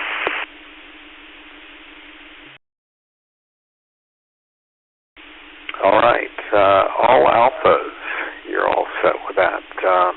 There was a station underneath you, and so station that was just in there, not answering, but do you have emergency traffic? KN6BOB, positive. Right. What was your call again?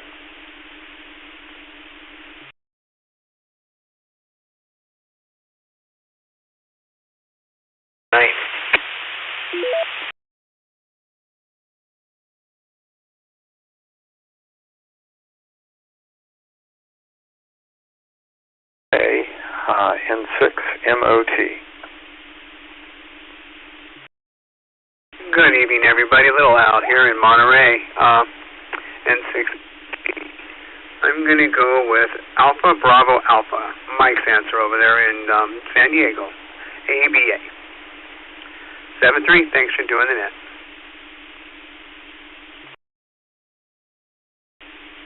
All right. Alpha Bravo Alpha. Thanks so much. And thank you for being there. Leanne in Redwood City, K6WXO. Good evening, Linda Russell and Nanette.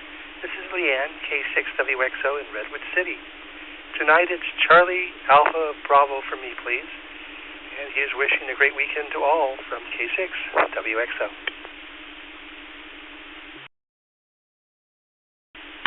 Very good. We have CAB for you, Leanne. Thanks. Greg in San Diego, KN6QQO.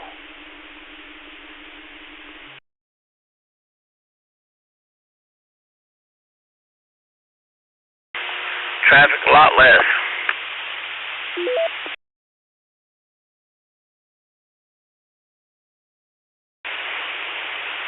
You don't get into too much trouble out there.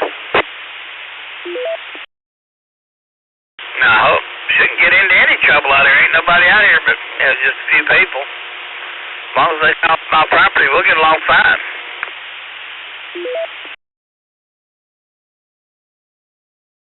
PZP. Yeah, I'm fixing to go back and lay down. Mercy, I had to get up and get something to drink. I was getting dry. Yeah, I took a cat nap like from 6 o'clock this evening to 8 o'clock this evening. That way I can stay up and watch that ball game. I'm paying for that right now.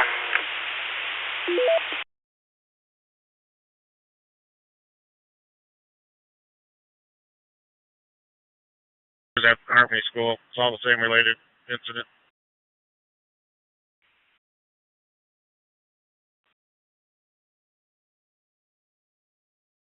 That'll bring us to Daryl and Irvine, K6RQ.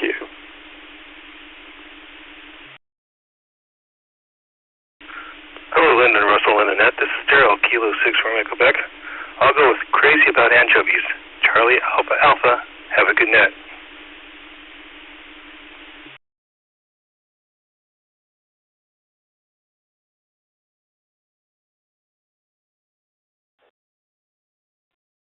Further control, so one right control. Can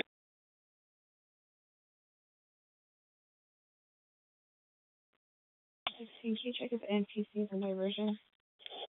Oh, 16, that's clear. Central's working on.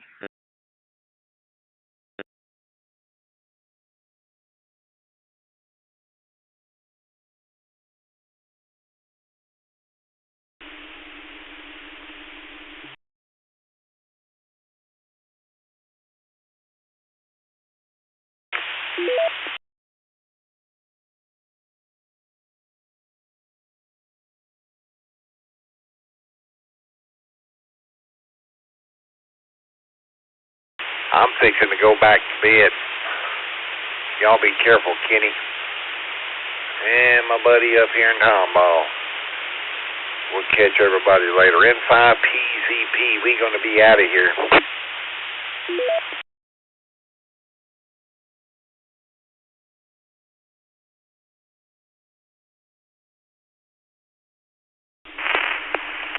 Russell and Linda, this is Gil in Long Beach, California, Kilo Mike 6 Zulu Victor Victor. Put me down for Alpha Bravo Bravo tonight. Thanks for running the net. KM6 ZVD back to net control.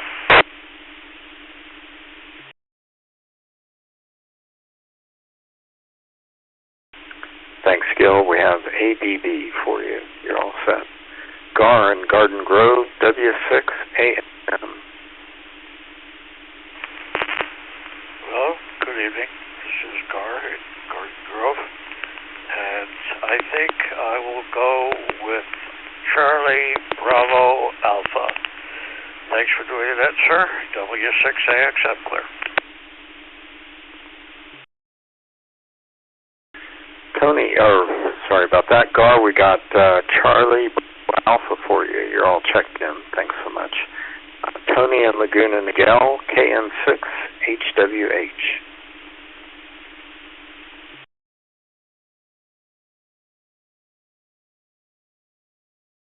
Or beer and Ritz. Couple car full out of it.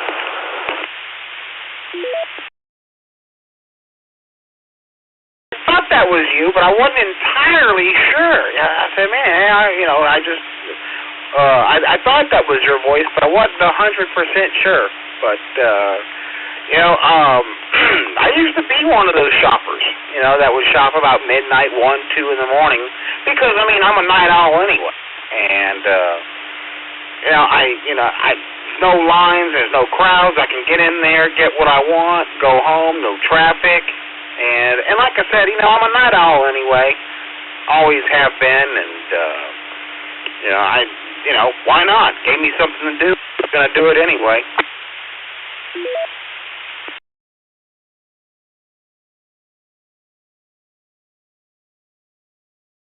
Radio calling.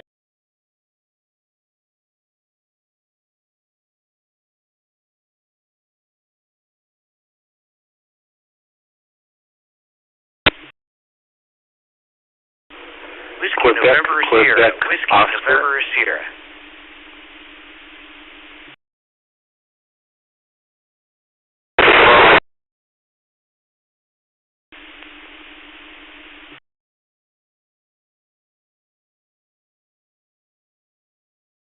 It kind of stinks. I don't have access to that anymore. But yeah, no, I hear you. I used to do midnight shopping too. But yeah, that was the big thing in our store back in the day, man. It wasn't necessarily cash. It was beer and brisket. That's all they wanted.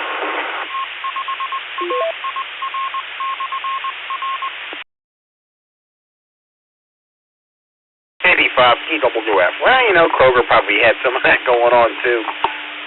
Matter of fact, I tell you what, I remember one time they did have that happen. I think it was New Year's Eve. We closed early on New Year's Eve one night, one year, because the previous year some drunks came in and tried to pull a bunch of shenanigans, and so the powers that be decided we were going to close early the next New Year's Eve. So that was kind of nice.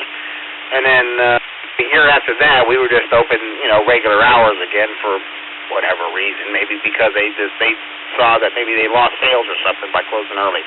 I don't know. But anyway, I remember hearing about the Walmart out there in Itasca getting having some big armed robbery at about 2 in the morning, and I kind of rang my alarms because I said, wait a minute, I shop there at 2 o'clock in the morning all the time, and I had the Tascasita pegged for a fairly safe area. I mean, I guess stuff still happens anyway. Stuff can happen anywhere, but Tascasita, at least as far as I knew, was a fairly decent area.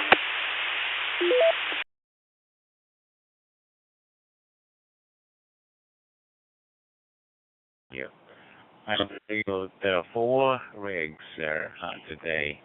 One is FT2D, a rig for fusion.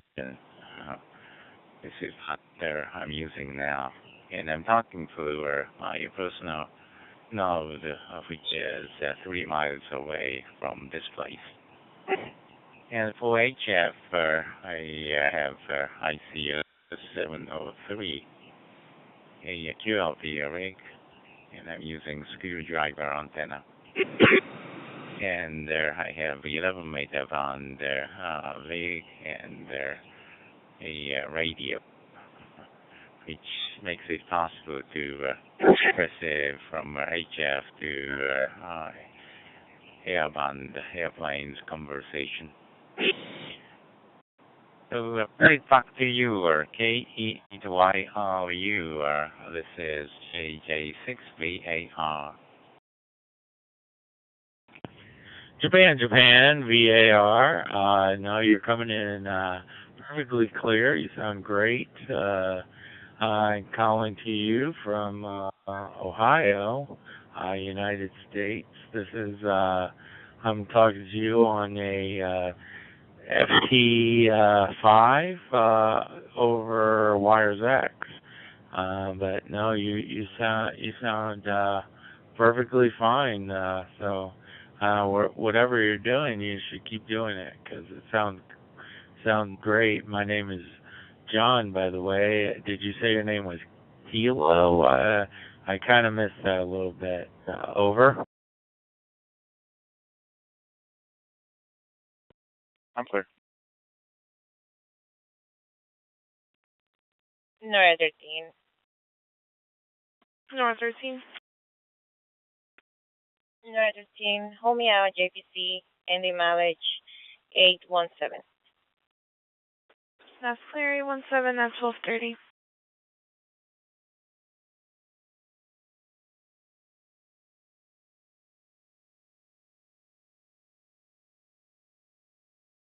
Fourteen, 14, we're good. 14, that's clear. No, 47.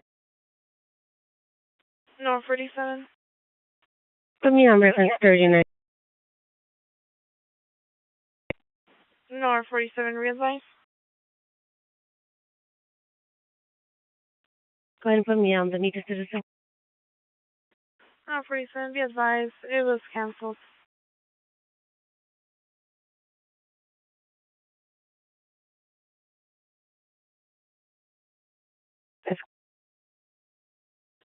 East side, 26, welfare check.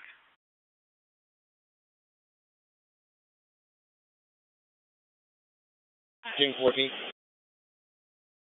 King 14.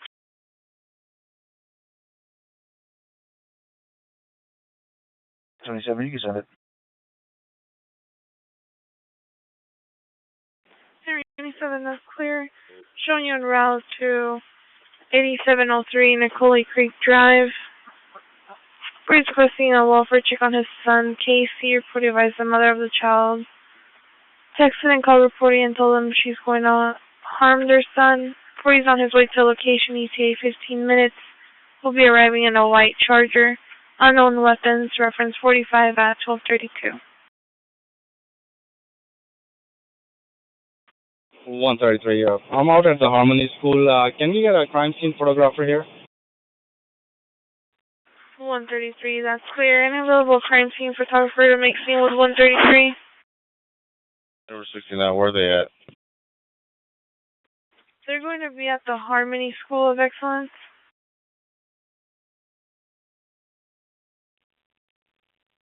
It's clear. I'll fix and clear this traffic stop and I'll be en route if nobody else is closer. That's clear. 39, is there a Westside unit on that's got a crime scene photographer? 39, standby.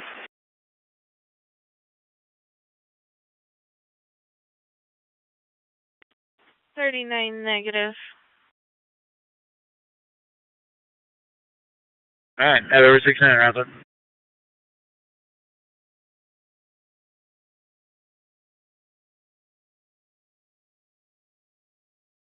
Unit 5, no BRD. Unit 5, 0D. Edward 69. Number 69. Edward 69. Am I clear to show you en route? Nora 52, you can put me en route. I'm going to be close to Edward 69. Edward 69, that's clear. Nora 52, you were clear.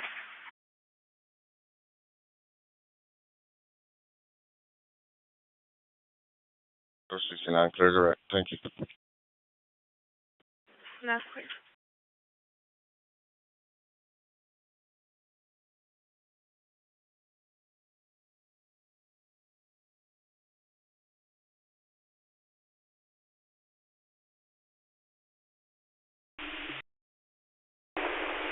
VE6 PWT returning. Good evening, Russell, Linda, and everybody on the net tonight. And I'm going to go with Charlie Alpha Charlie, CAC. Thank you.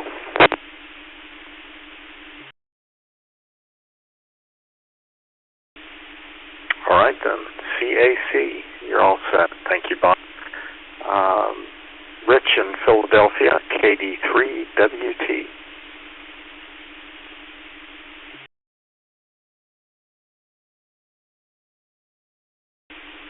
All right, we have a hall pass for Rich.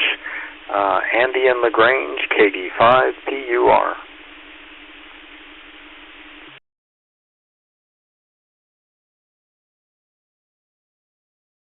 Yes?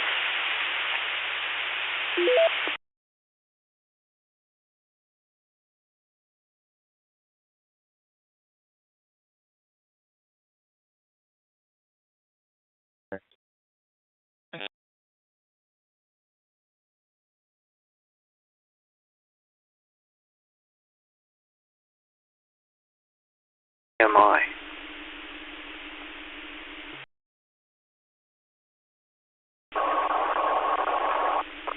Hey, good evening to you there, Russell and Linda, and hello to everybody on the net. KK6IMI here in Sherlock, California. Man, I heard questions several times. You read them, and I still kick them around. I was like, what the heck? All right, try. I don't know. I don't have a clue. How about Charlie Bravo Alpha? Yeah, CBA, I guess. Great hearing both the end of Russell and Linda. KK6, IMI.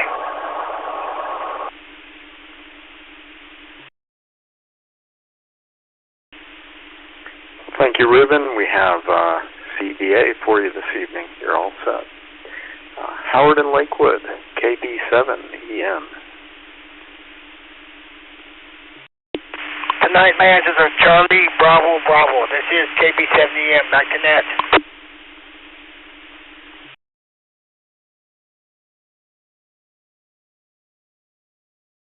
They fired some 7.62 by 39 millimeter from an AK, into that building. Yeah, I think they knew, whatever, fair warning that something might happen. And like again, I wasn't there. So I don't know if they said they were going to go get their gun or whatever.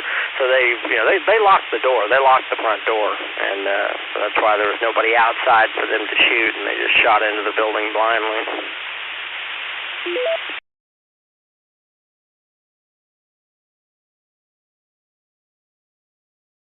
Using 10-meter band antenna, 7-meter band.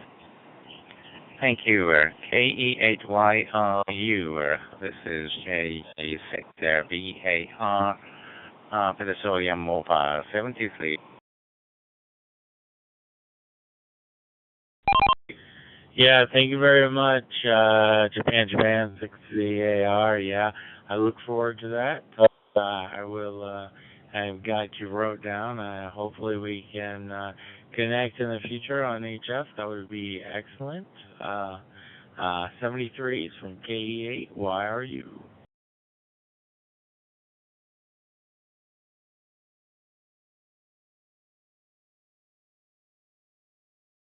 Check out QRZ.com. Could you briefly check out my QRZ.com? My call sign is Japan 6 Vector Alpha Radio, WJ6 Victoria America Radio, and I have a picture of my portable operating gear.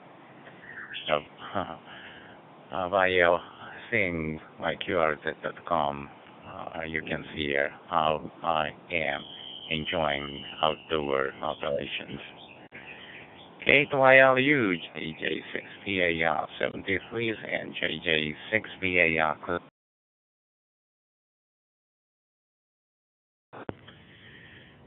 Japan,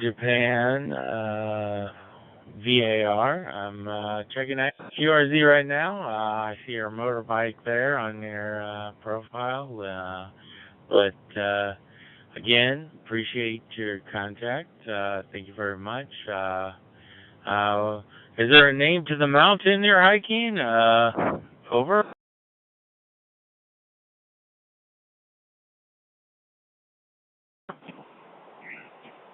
Yep, the name,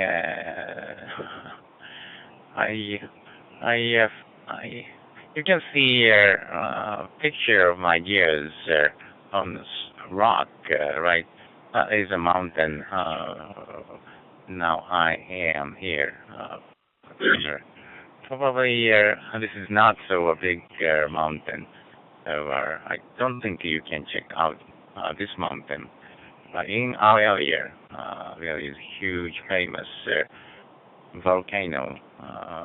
The name is also Alpha Sugar, Ontario. I think you can check out that mountain. And yep, next time I will talk about their motorcycle and their area's wonderful nature. K8YRU in Ohio, John, this is WJ6 Vector Alpha Radio. Arigato, sayonara, 73.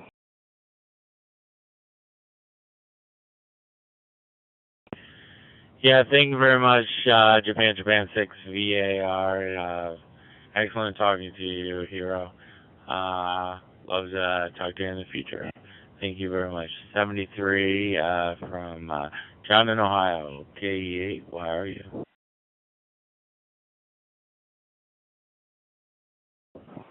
Yeah, thank you once again, K6 VAR.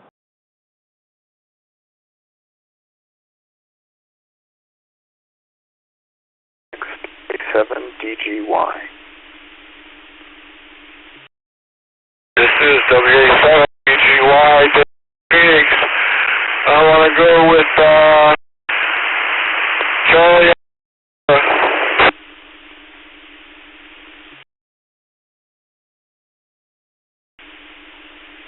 All right then, triple C's. You're all, or not triple C's, Charlie Alpha Alpha. That's what you said. You're all checked in with that. Thank you. Ron in Shelton, K3 RDW. K3 RDW from Shelton. I'm going to go with Charlie. CBA for me tonight. 7-3 to everyone. Thanks for doing the net. This is Ron, K3 RDW, back to net control.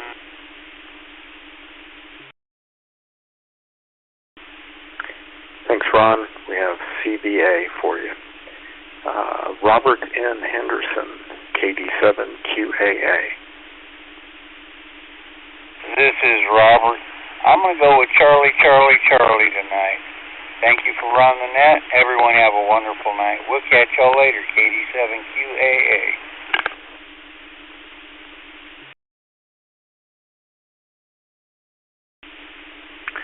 Very well. Triple C's. Thanks. You're all set. Kevin in Tempe, AI7GA. Good evening, Russell and Linda. I appreciate you both doing the net tonight. I'm going to go with Alpha Bravo Bravo. 7-3 to all. Back to net control. AI7GA.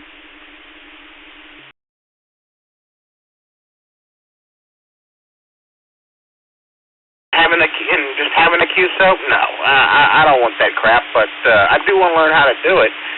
And, I want to learn how to get it to play the weather and this and that. I'm not saying I want my node to play the weather every hour like what the repeaters do, but, it'd be kind of cool to know how they do it.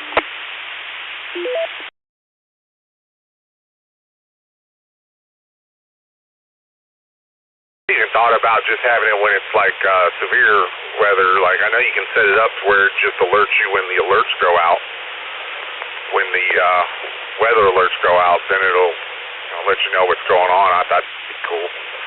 And get really, really funky and have another radio set up in the house on all the time, sitting in the charger, and then your node send it the emergency weather alert. Have it open up the squelch and alert.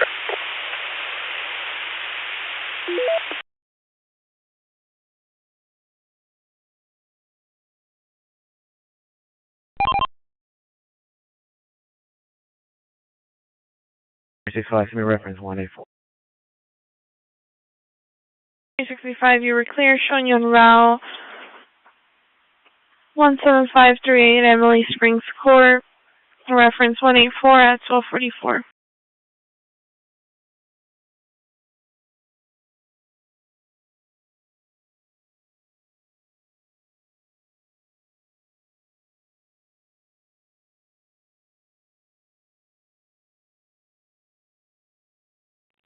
Edward 84. Edward 84.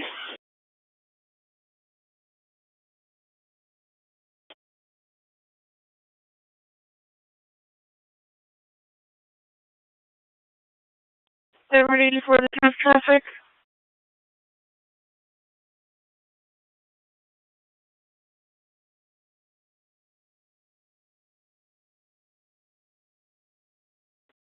West side, northwest, telephone harassment.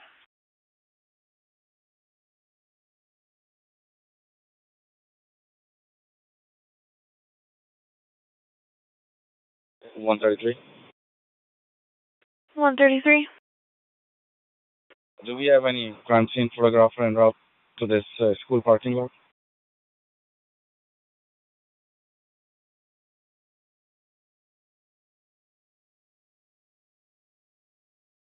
Center, if I send another unit, get a parcel area address just like the other.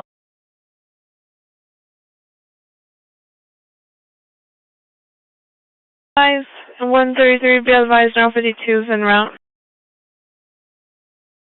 Okay, thank you.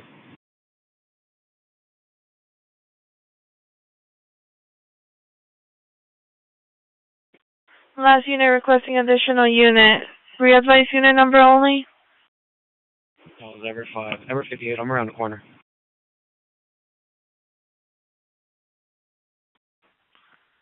That's clear. Edward 84, are you under control?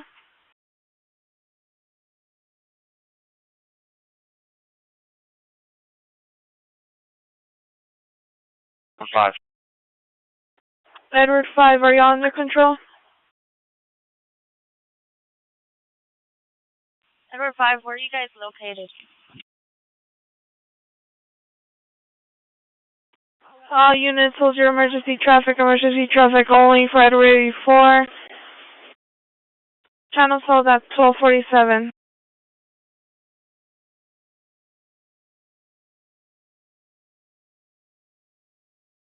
Right on. Have those additional units priority 1 to just advise us. 45, we're trying to look for. 39, you were clear. Additional units heading to 84, priority 1.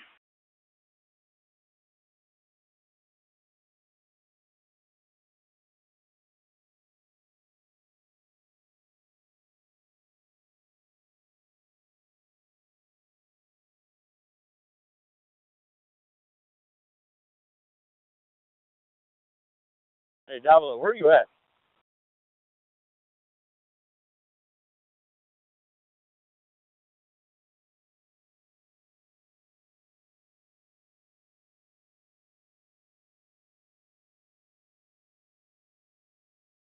Station, Juliet, India 3, JI3, India Bravo Kilo, I3, IBK, from Japan, the Kyoto City. Okay, your long time is I copy.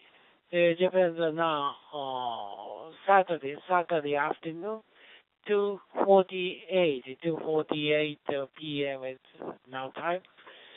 Anyway, you're seeing the clear signal by here. I'm using the FTM 400 wired transceiver. Now talking transceiver, the FTM 400.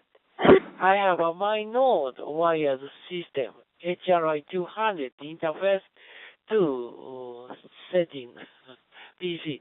HRI 200 setting to PC.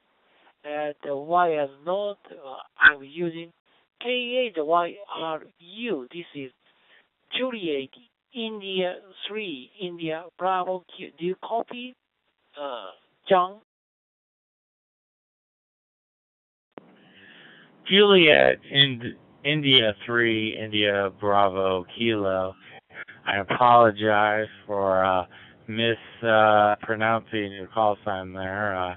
I got in the habit of saying K in America here. But yes, I wrote it down wrong. So yes, thank you, Martha. I corrected that. Yeah, I copy you perfectly clear. You're coming in great. English is good. Thank you very much. I appreciate it. It was great talking to you, sir. Oh, okay, John. No problem, no problem. And you use transceiver for your transceiver. I'm using FT400. Your signal is very clear, a good signal. How is your transceiver equipment, guys? Juliet India 3, India Bravo Kilo. I actually am talking to you today over a Yaesu FT5D, directly connected to the computer through WireX. So you sound fantastic. It sounds like we're on a very similar system. I think you have the mobile version of the product that I have. So it sounds like we're doing good. Back to you, Massa.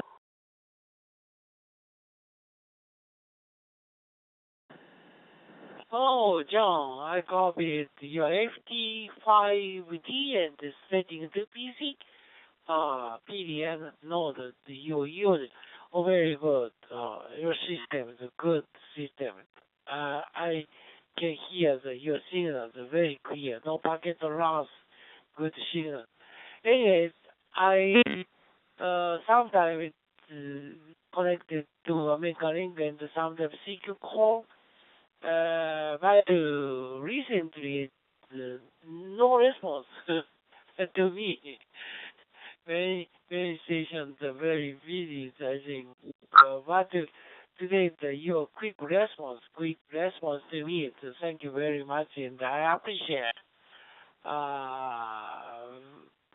Very good, John.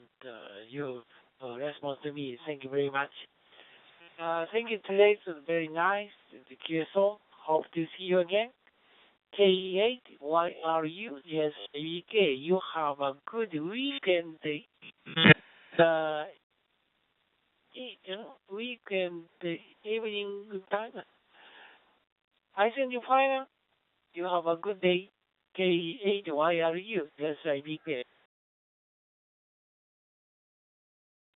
Juliet and India 3, India Bravo Kilo. Yeah, no, you were coming over perfectly clear.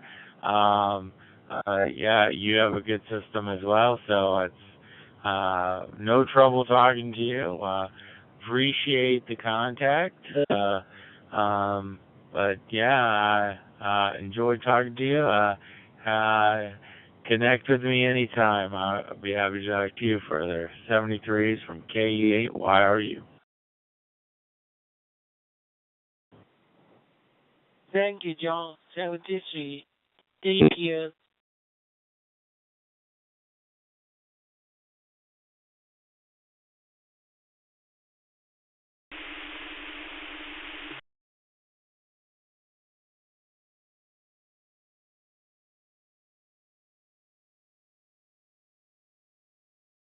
Santa Fe NY2X.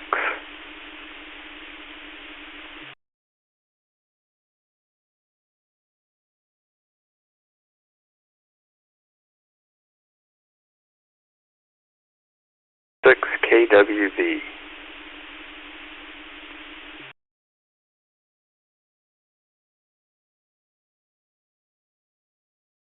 IBK. Juliet, India 3, India Bravo, from Japan, standing by.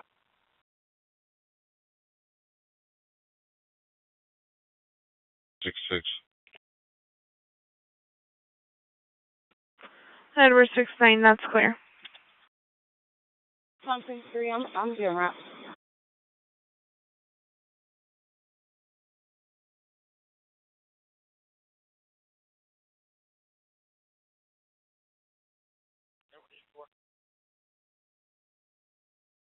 $84.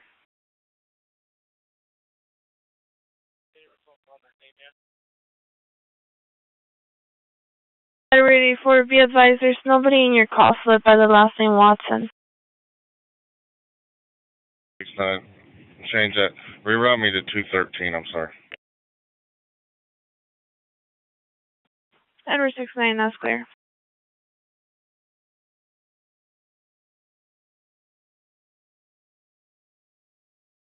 Henry 27, are you clearing your updates?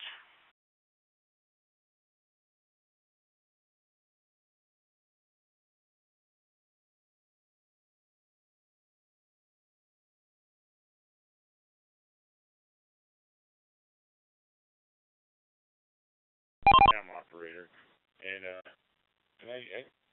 you sound like you went through your licensing pretty quick. That was pretty impressive. I think that's what I heard. That was pretty impressive how quickly you went through the different levels. But you know, either way, yeah, I'm pretty new. You know, not really tech shit. Not put it this way, I got my license, but I'm always learning. You know what I mean? It's a lot of very foreign stuff to me when it comes to ham radio. So I'm always learning something. So in any case, I got a bunch of info though in front of me. It's like, are you into nets? Like checking out some of the nets? Like I know you sound like you may be new to Wires X. So do you check? You know, have different ways of finding nets? I guess that's my question to you. Back to you.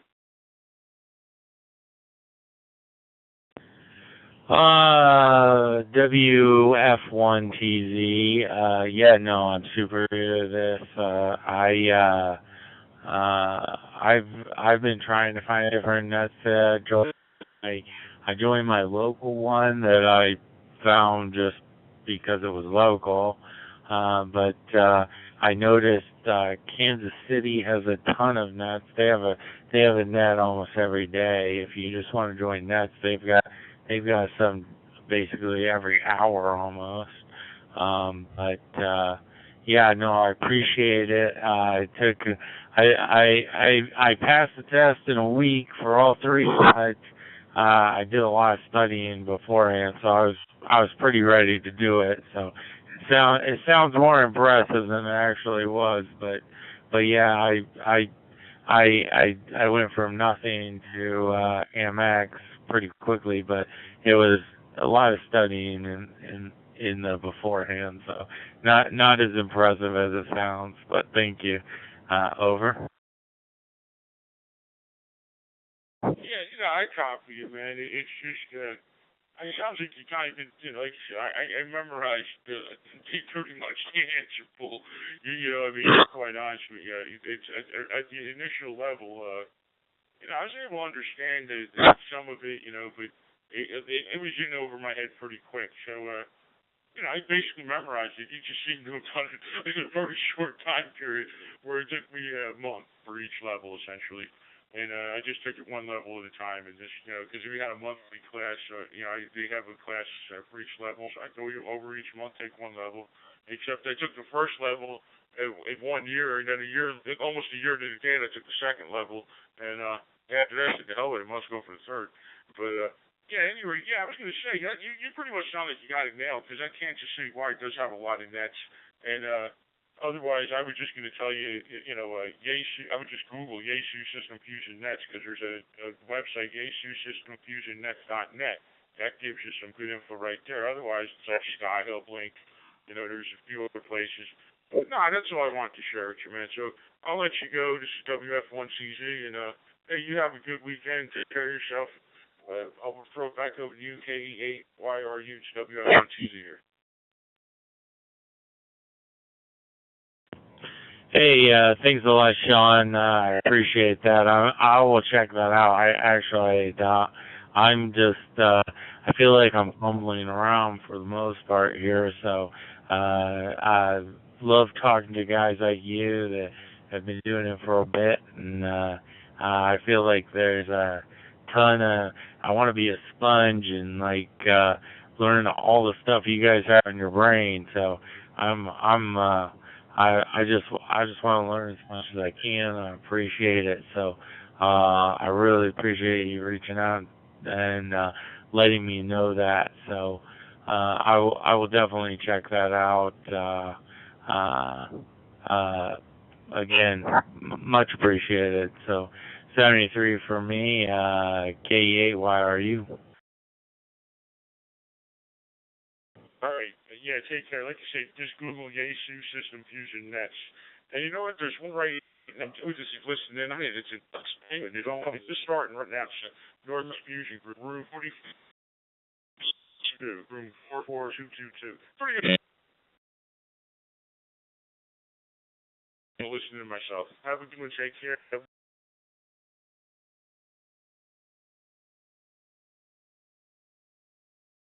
Sean, I'll hang up over us. Well, thank you very much. I'll see you.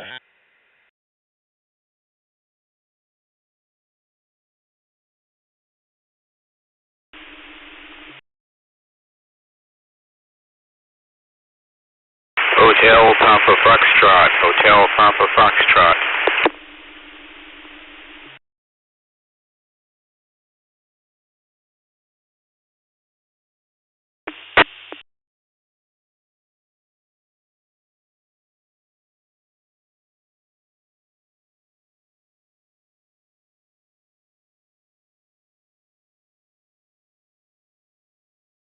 Couple of you there. Let's go with Richard and Albany first. NW7OR. Greetings, Linda, Russell, and insomniacs everywhere. Tonight my answers are Charlie Bravo Alpha. Thank you kindly for all you do, and 732 everyone. This is NW7OR.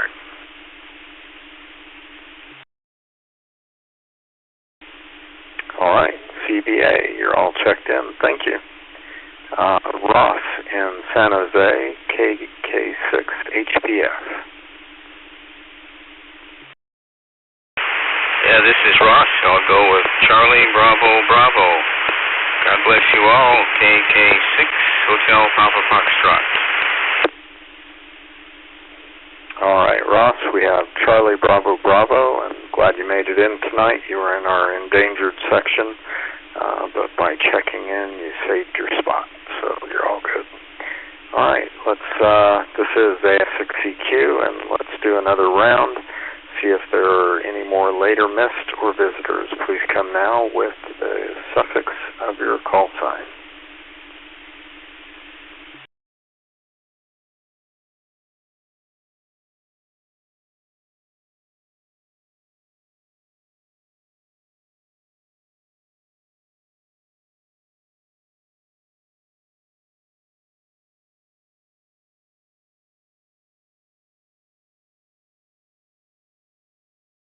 All right, one last call before we wrap this up. Anyone else that would like to check in, please come now with the suffix of your call sign.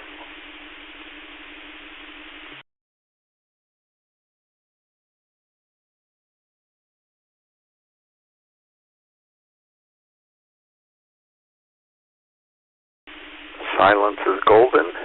The answers this evening are Charlie Bravo Alpha.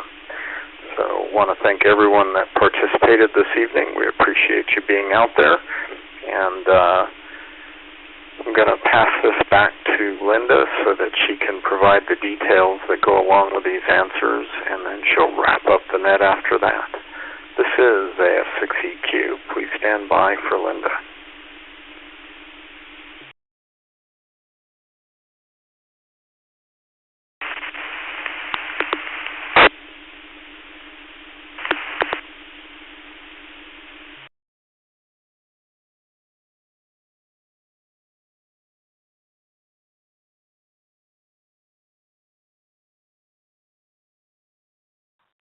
Anything?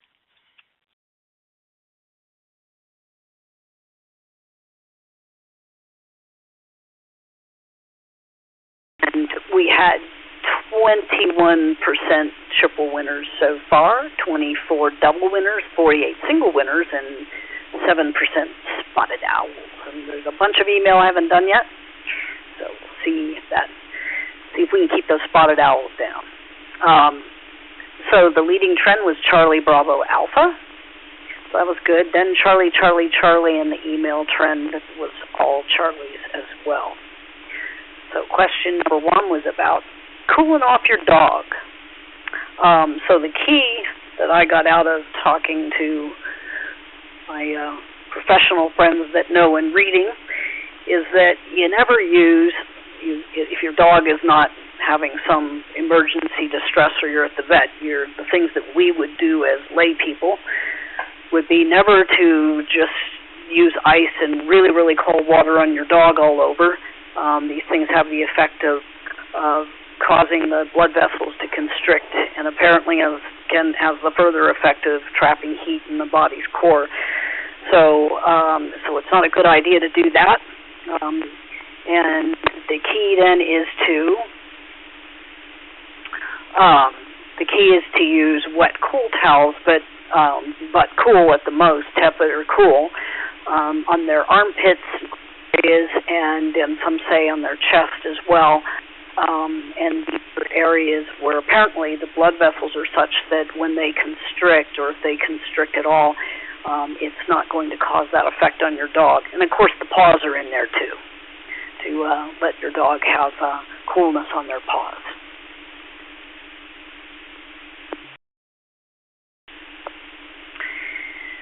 All right, and you could put water on your dog, obviously, if you get your dog in water, as long as it's just really freezing cold.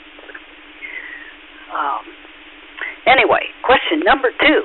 Well, it's about that coffee that a lot of you may have had during the day today.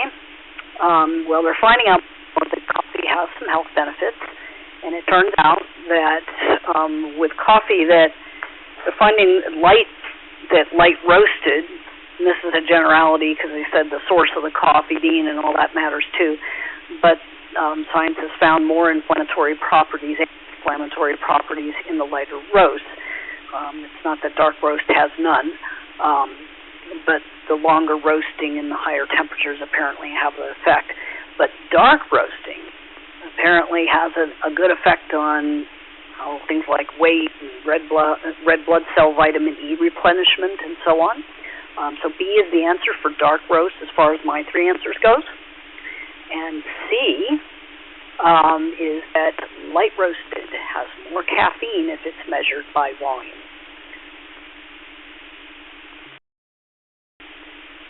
And again, I don't think these numbers are drastic, but that's what they say.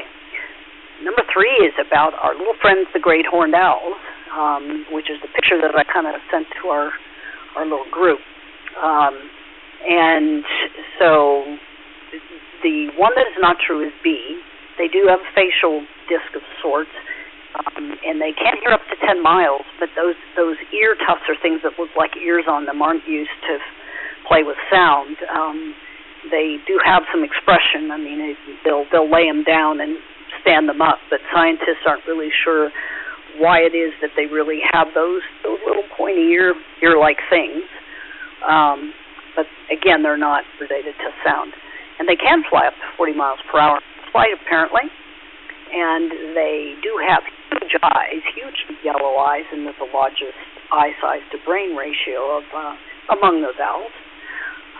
And all of this helps them hunt the way they do at dawn and dusk and so on. Alrighty, answers once again. Questions before we end?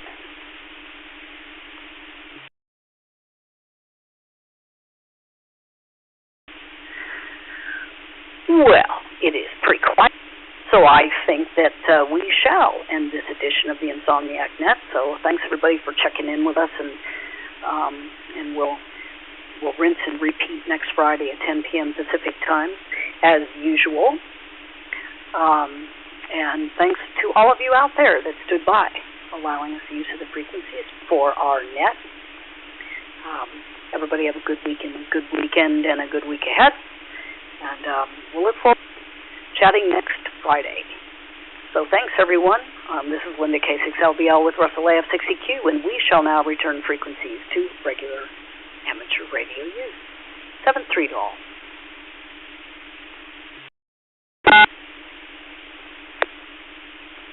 Thank you. Remember now, this is N6QIS. Everybody out there take their vitamin D. They need that too.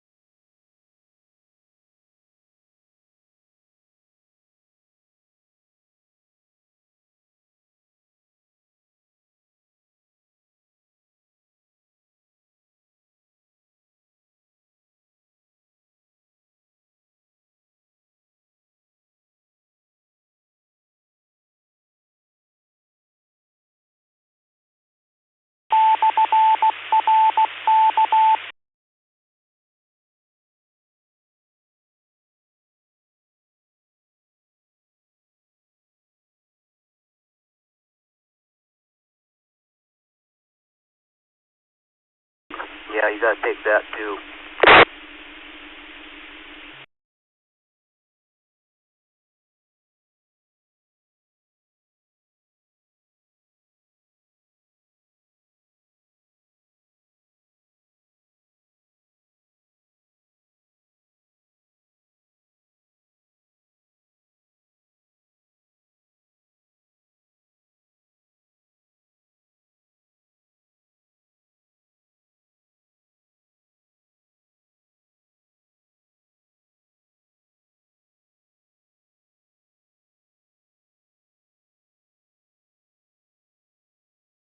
N6 UIS.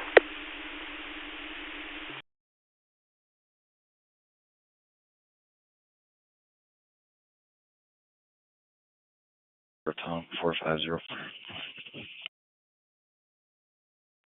Clear.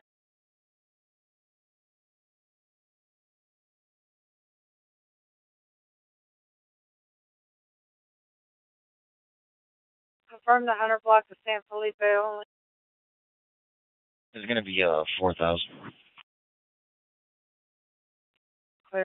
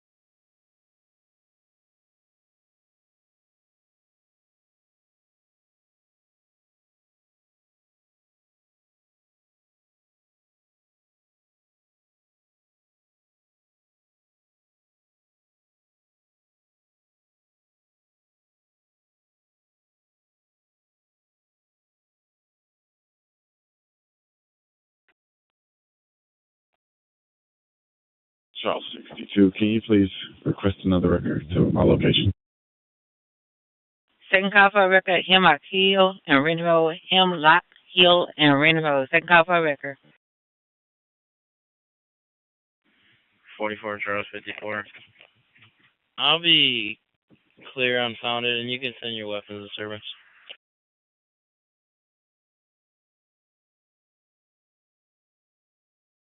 Portable Charles 54, that's clear. Show you checking by Circle K. Before the advice, there are 7 male subjects possibly fighting. They see knives and guns. I don't know if it's being used. The person be in a red truck. Be a male with a red truck, possibly has a knife and gun. Any units about to 529 Circle K, be advised, look out for a red Toyota pickup. Left the scene towards Summerall. Can I get any other unit to check by Charles 54? 4431, go ahead and send it. Okay.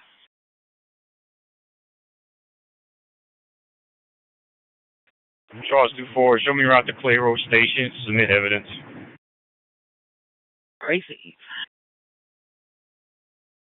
44 Charles 54.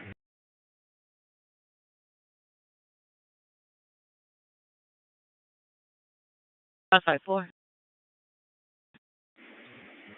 In the notes, it says everyone left except for one person. Can we get a clothing description or vehicle description on the one subject that's left?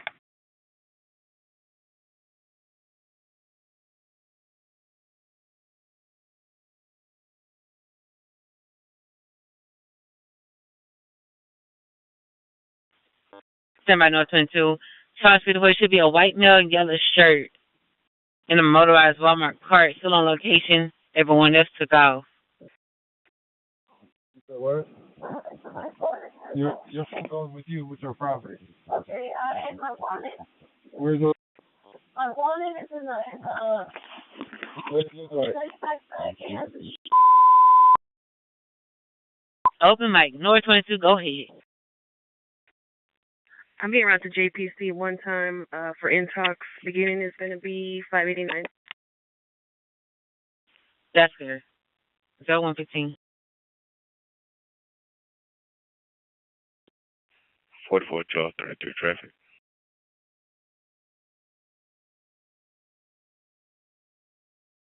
Charles 33. Show me out at FM 529 and Kennewick on David X-Ray 5, James Norris 02.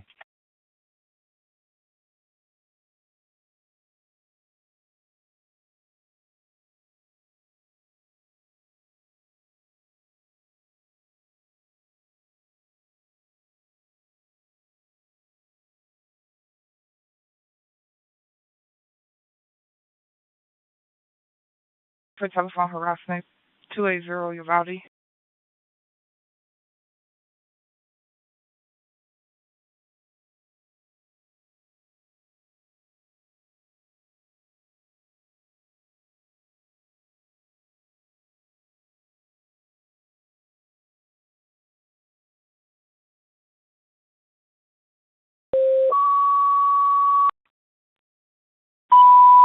Medic 14. An assault. Stage for law enforcement. 14433 Laredo Street. In North Channel. Respond on EPOM. Tag 2. Medic 14. 0116.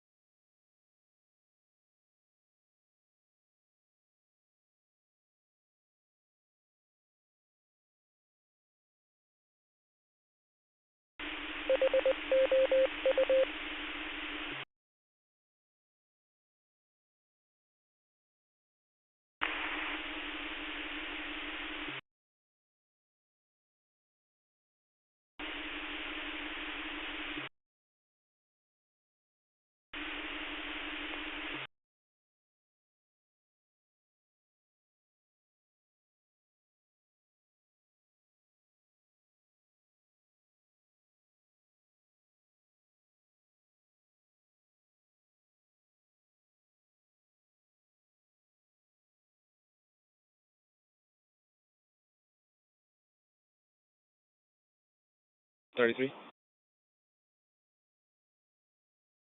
218.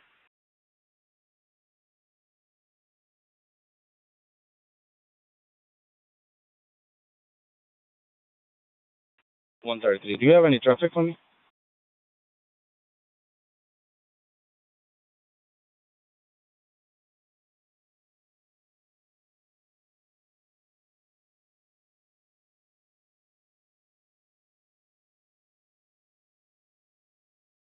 Or under control, there's no one here.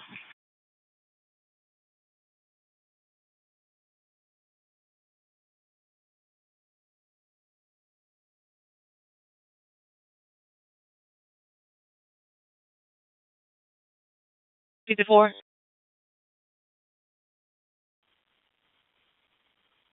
44 Charles 54. I'm under control. There's no one here. I don't know if anyone's injured or not.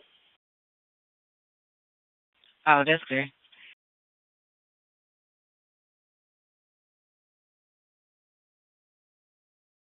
Charles 54, I reported them to be the store clerk. You don't know. Right.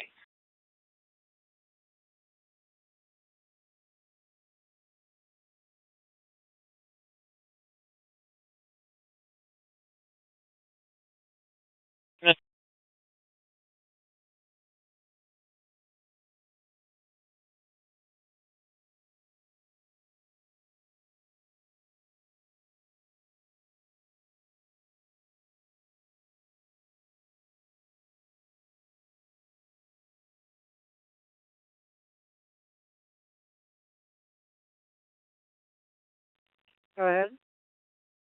Yes, I'm back to report information call slip. Clear.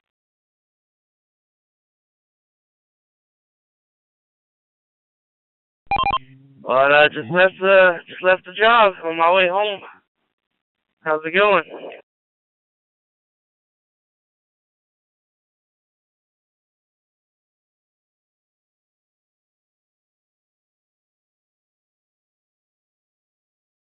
going pretty good. I'm mobile as usual, somewhere in Wyoming. About 100 miles west of Cheyenne.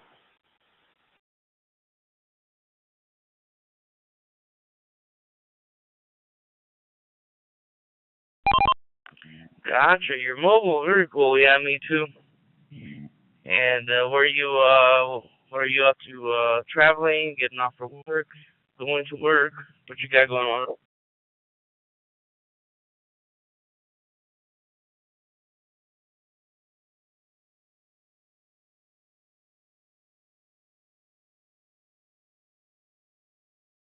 Everyone 7 checking. Suspect GOA.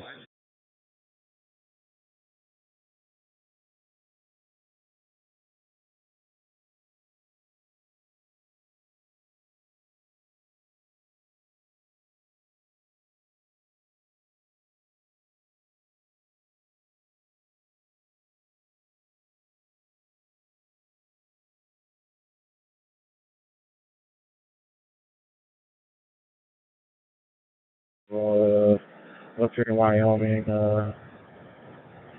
making my way back to Texas.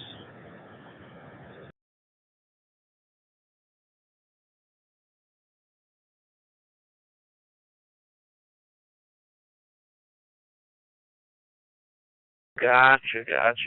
Very cool. Well, I'm gonna go ahead and get off the radio. I can't even think straight. I'm way too exhausted today for right now. But safe travels to you, and we'll catch you later on down the log. And I'm almost home anyway. I'm way too tired. My brain is too slow right now. But all right, man. Well, have a good night, and we'll catch you later. This is KQ4DZ1. I'll be clear on your final.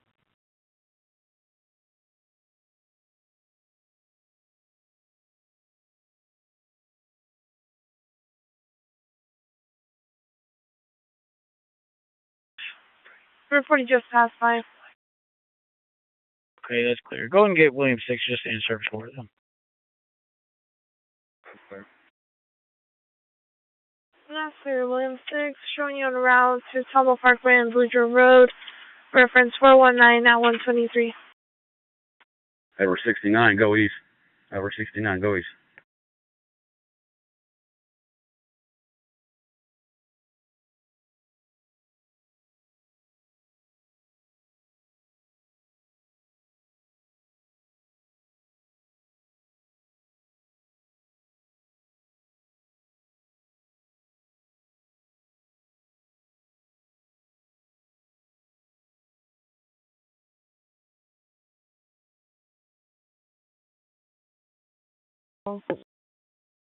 You send the suspicious person and do a call back to see if suspect is GOA with or without his truck.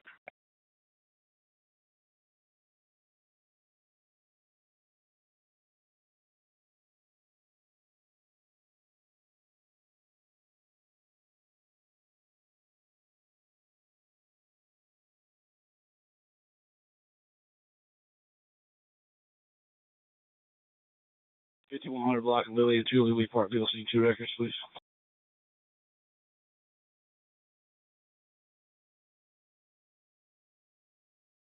Clear. Need 2 records, 5100 Lily and 2 records.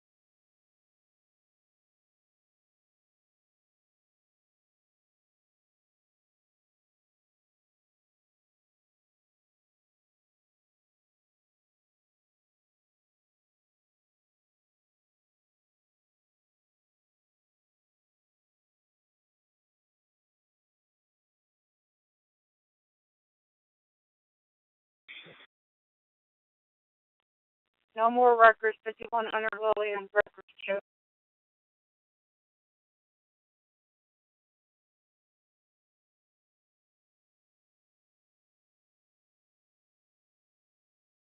Two 6-3.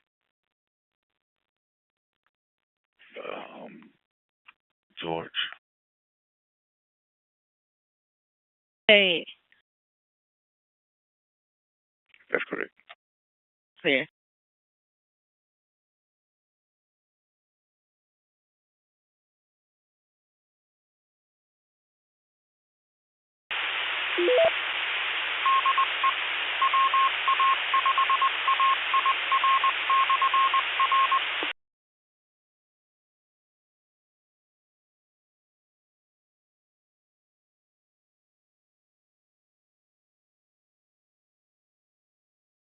For Pearland Parkway.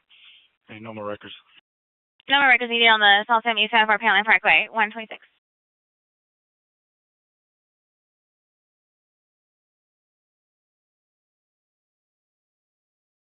Number 15.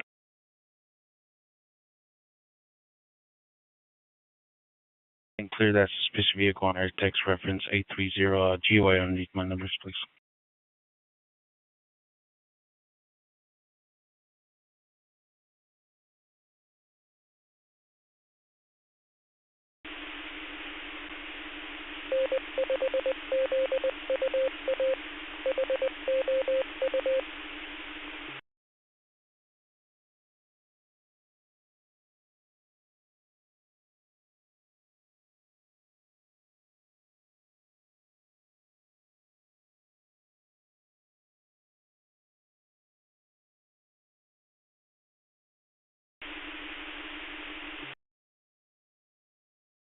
Yeah, very good evening. And 15 degrees at the moment here, 60 degrees. So we're doing quite well over. It's about 14 degrees here, about 52, 54 degrees.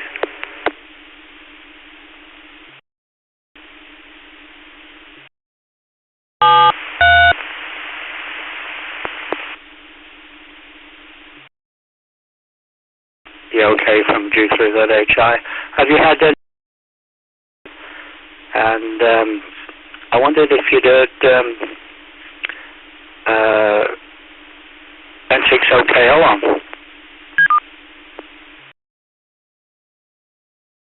He went camping for a few days, so I haven't talked to him in a couple days.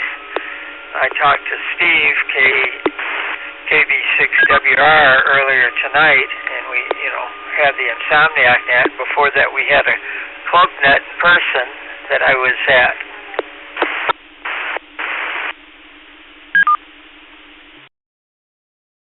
Here we go. I said to him, I'm trying to catch him, see if he's... Is he usually out at the usual times, or when's a good time to catch him? Depends on what time his dog wants to go for a walk. In the past, usually around, 9 o'clock, 9:30. It used to be earlier, but when he got the dog, his timing has changed a lot.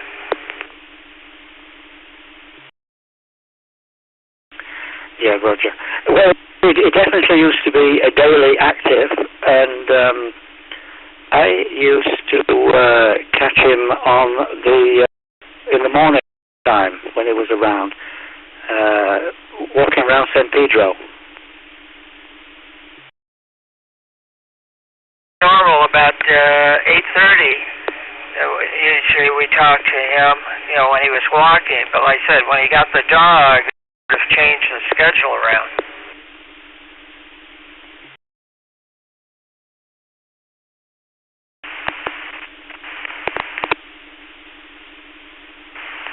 Fuck you!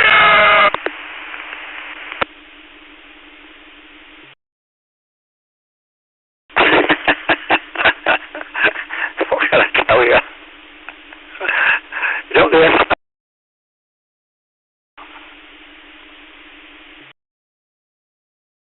I missed the beginning of what you were saying, wasn't there?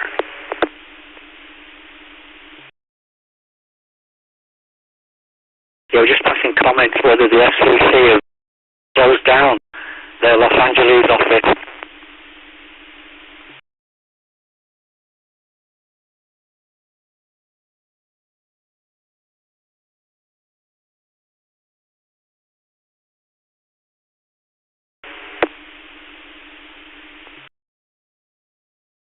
Yeah, we're just asking. The Federal Communications Commission has closed down their LA office. Do you happen to have the phone number?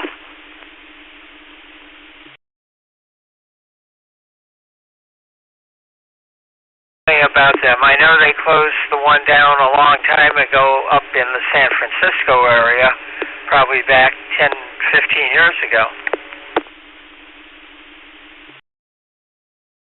Yeah, Roger, from G3ZHI. Well, it's going to be rainy, windy over here today. So there we go. But I don't know.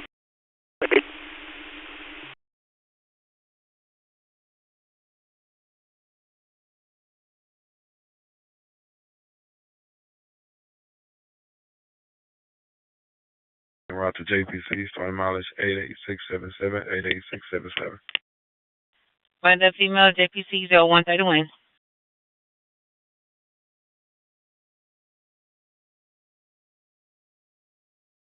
In available unit to check by was 44 Charles 62 and route to a family disturbance at 6607 Lafayette. This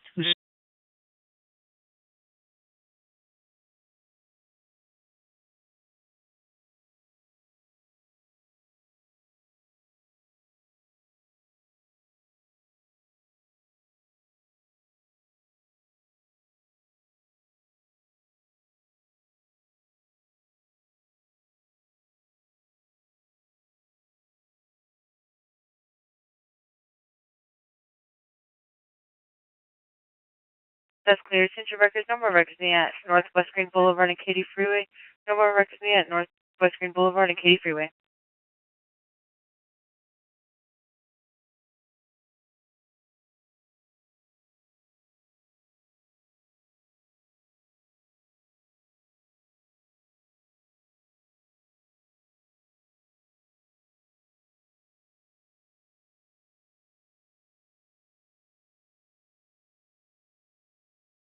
Control.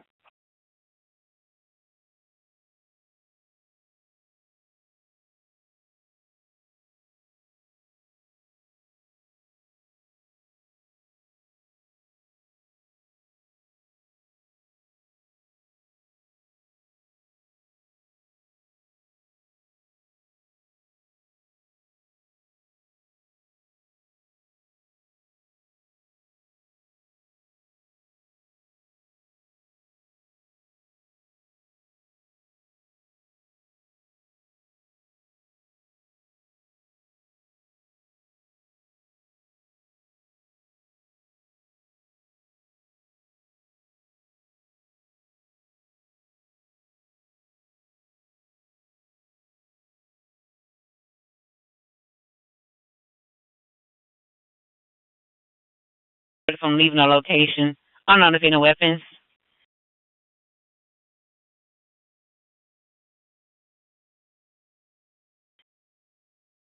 North 9, send the disturbance over on Katy Freeway. Charles 62, was that my call? Affirmative, sir. Okay.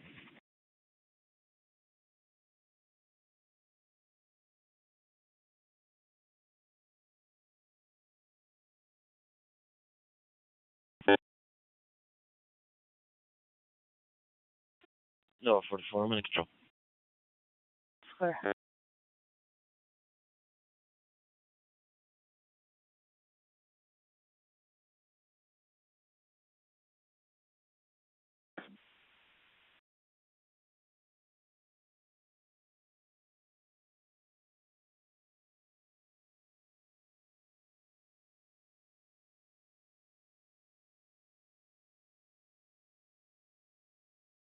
Sounds clear.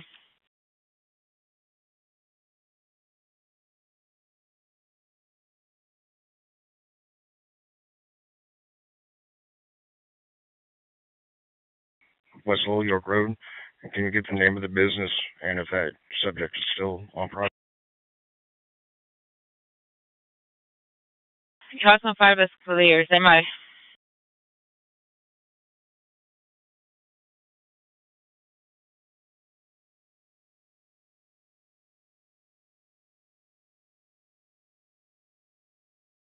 $249. Can I get one or two units for a big disturbance?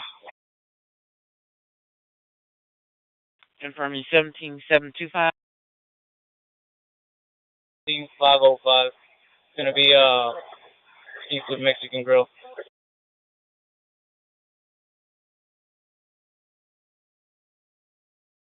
You have D5 units in route to you, bud.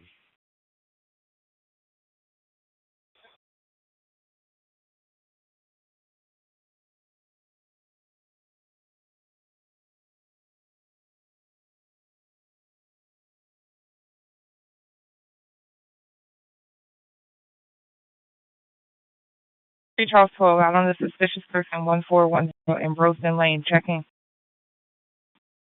Charles 12 on the control, sorry. Clear.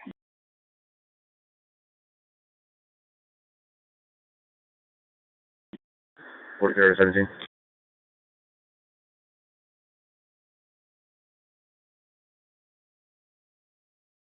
North 17. 17. Edward 17, can you log North Channel EMS Fox 14 on scene?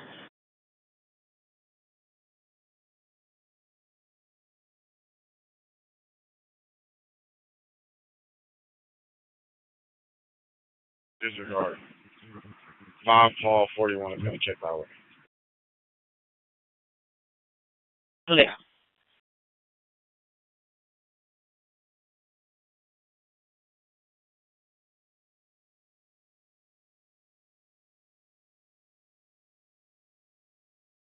Report is requesting a unit to remove house guests from the property, refusing to leave. She's yelling and screaming and tearing the house apart. White female, about 45 years old, on drugs, reference 593 at 137. Charles 25 OD. Charles 25, your OD. Look for Palm 23. That's clear. Did you need it aired? Thank you. That's clear. West Side Med 358, suspicious person.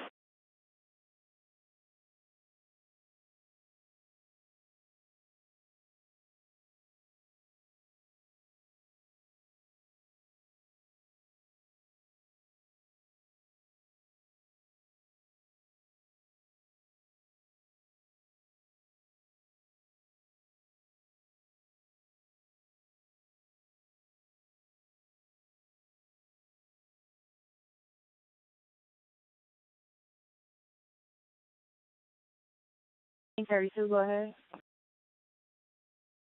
Hey, be advised, all units are on the control for right now. It's just a large crowd that we're just trying to get dispersed.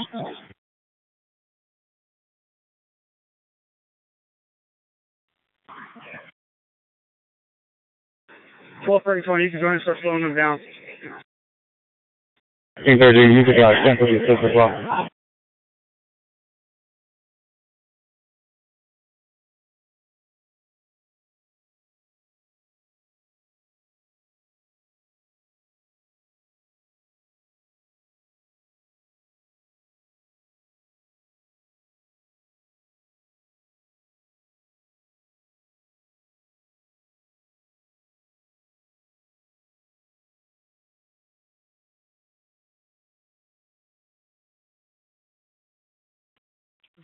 Charles 57 override ending 781.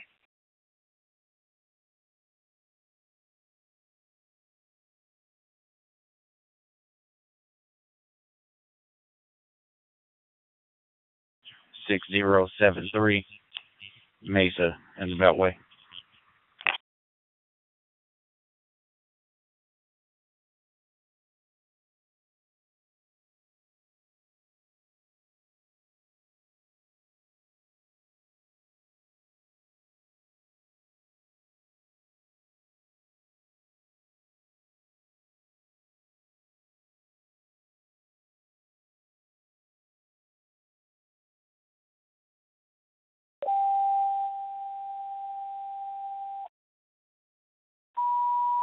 Medic 96, medical call 2207 Bunzel, near Bronston Lane and Dead End, 412 Juliet Box 4803, 0139.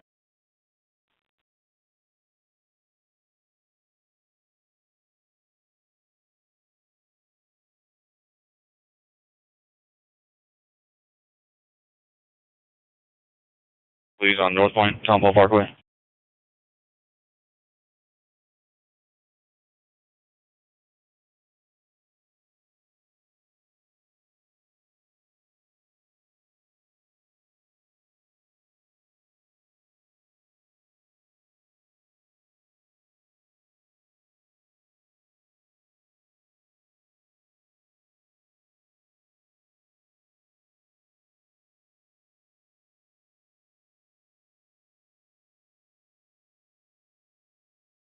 932 property check.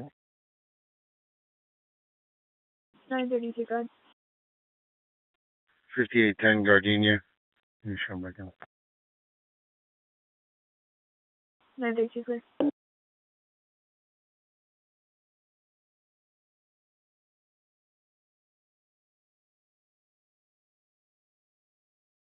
Taken into a traffic hazard, 59 inbound at Aldine Bender, the second lane from the right.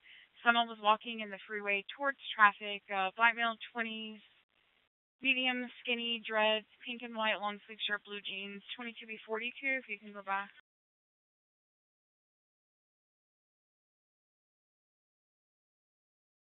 Unknown descriptions. The reporter was able to hear, the call taker was able to hear the knocking over the line. Reference 658 at 142. Can I get a Spanish speaker around with over 13?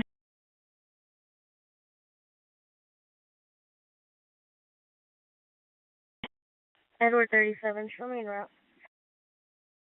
That's clear.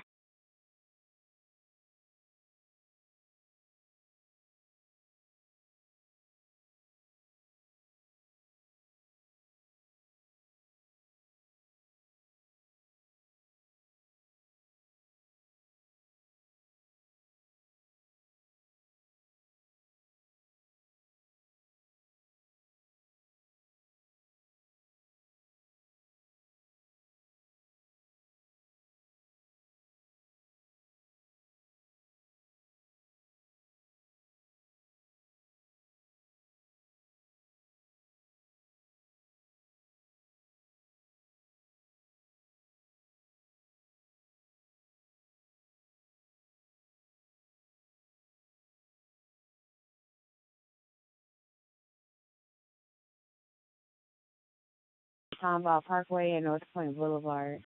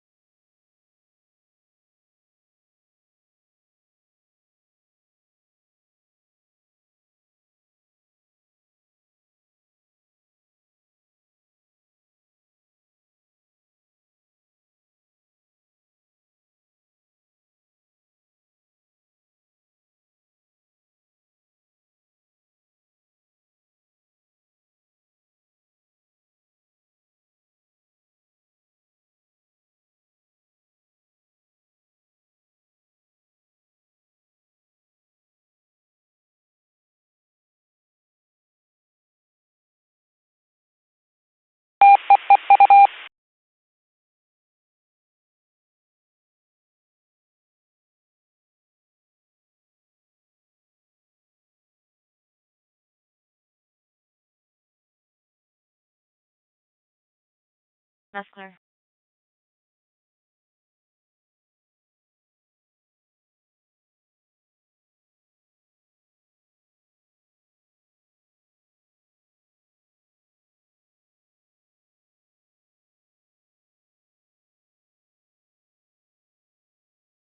Tower 13. I got visual on the female making contact now. That's clear.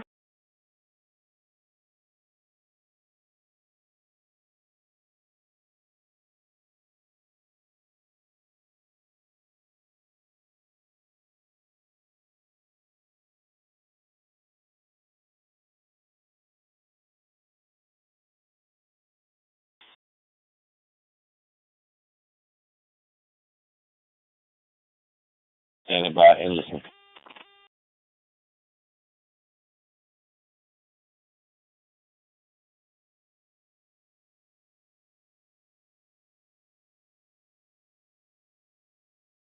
On call with that reporter.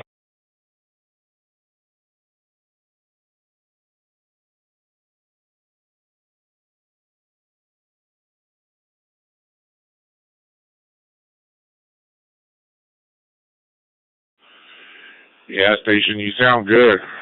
I was reading the mail over there on East Coast Reflector.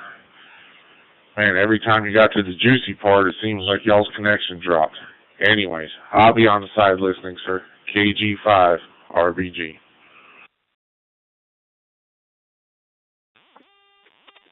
KG5, RBG, yeah. I have my suspicions. I don't think it's a coincidence. That's just my opinion.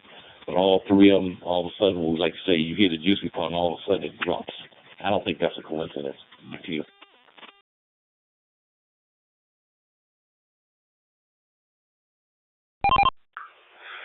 I thought it was funny the first time. The second time I got suspicious. The third time, I was like, man.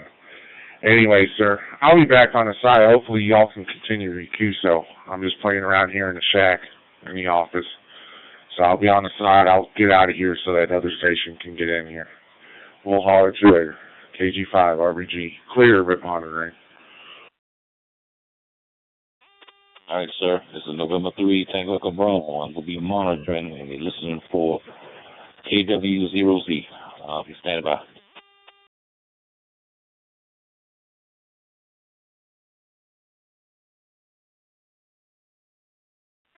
How far? Where you at?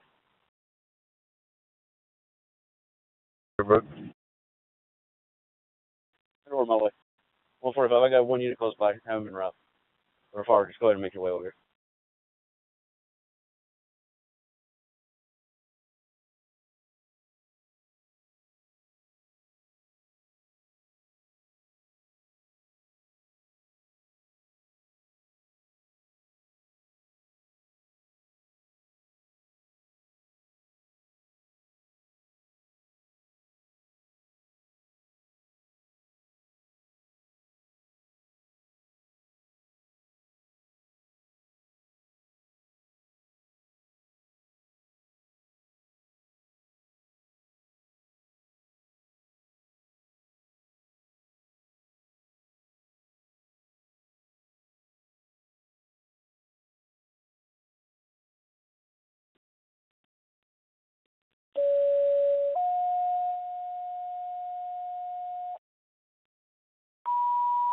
Medic 95, injured person, 1414 Century Plaza Drive, near North Courier Drive and Fernbush Drive, 373 Alpha, Box 1131, 0149.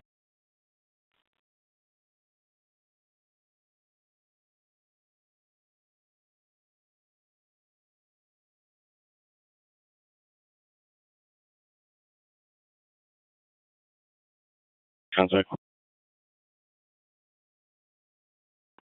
96, mission contact.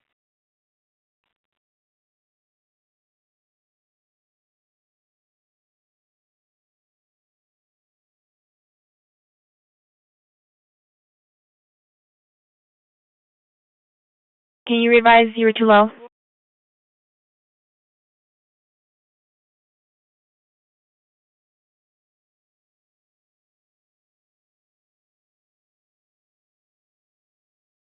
William, sorry, I'm pulling up on 143 right now.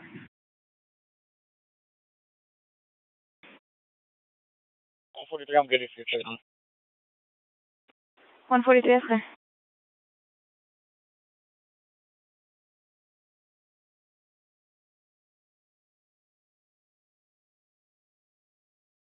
Tower 13. Tower 13. How far is my Spanish speaker? Tower 37, can you advise?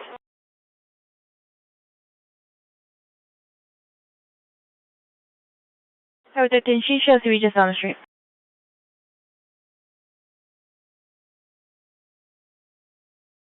Advise 133 of event 725.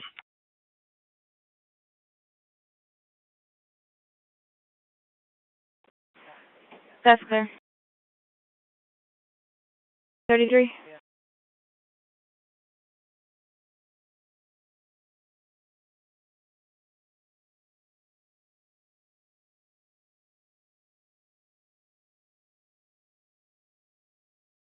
Receive into 56.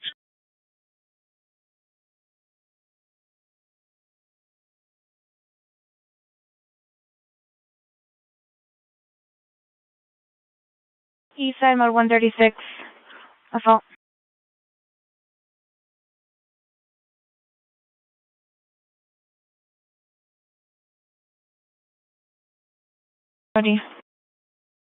Unit 133. 33. 158. I'm clear on reference 725. It's going to be connected to what we're working on right now at this location.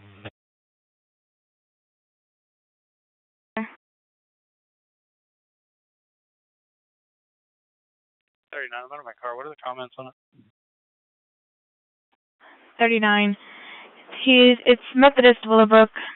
They have an 18-year-old male. Stable GSW to the left side of his face/cheek. Was sitting in his car when he was shot. It occurred at that location. That's good. Thank you. We have a unit out over there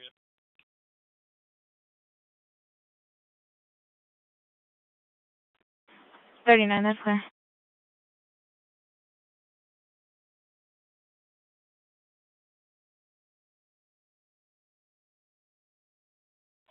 Wall 45. Go and change this to DWI. 145, that's clear.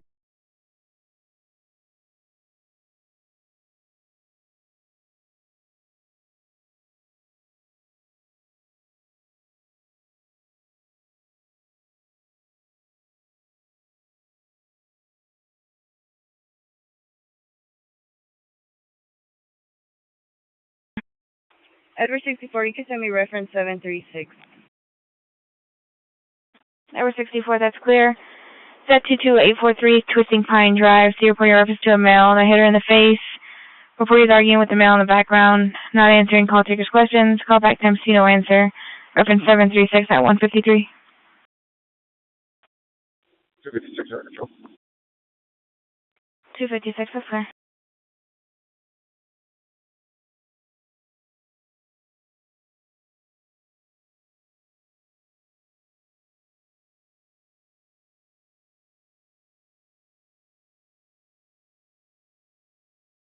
Okay.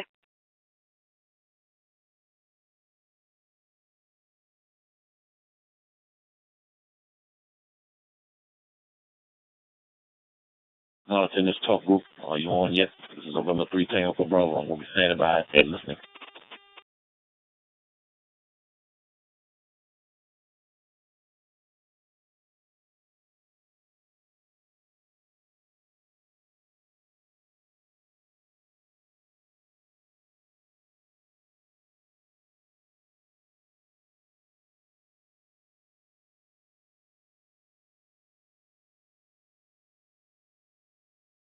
I say FM 529 and Highway 6 North.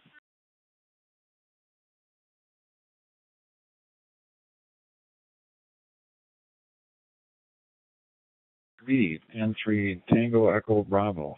Norman in Jacksonville, Florida. Got a copy on WB9 PVB in Wisconsin, over. WB9 BVB. Yes, sir. You're coming in 5 by 9. This is November 3 Tango for Bravo. Back to you. Okay, real fine. Yeah, I just turned on my DMR radio. Most people don't get up this early, but I can't sleep that late, so I just threw some coffee on and I just got up. And it's good to hear you. Well, it's about it's got to be earlier out there by you here, an hour earlier, about 1:55 here. And we got 63 degrees here this morning, and we're just outside of Milwaukee in a city called Greenfield. And you're coming in real great. I've got a Radio Oddity AT Anytone 10G UHF HT. And I've got my own little repeater system here, but only puts out a couple watts, but it works good. I live in an apartment building, so this DMR stuff works out great for me. Go ahead. Oh yeah, QSL. Well, like I said, I believe we spoke earlier. Whatever you doing, don't touch that dial. I can tell you that right now. You're definitely doing a great job. You definitely come in 5 by 9. There's no doubt about it. Yeah, so this is interesting. I like to, well, you and I both know 91 gets crazy. Okay, 91 is crazy. I have an app on my phone besides using this Droid Star app on my Android. I have another app that's called the Brand Master Hose Line. What I'll do a lot of times, I'll, launch it, and I'll, monitor 911 without actually having to go on a Droid Star. And I mean, it's just like 24/7. It's just crazy. It seems like you got to compete to get a QSO in there. QSL.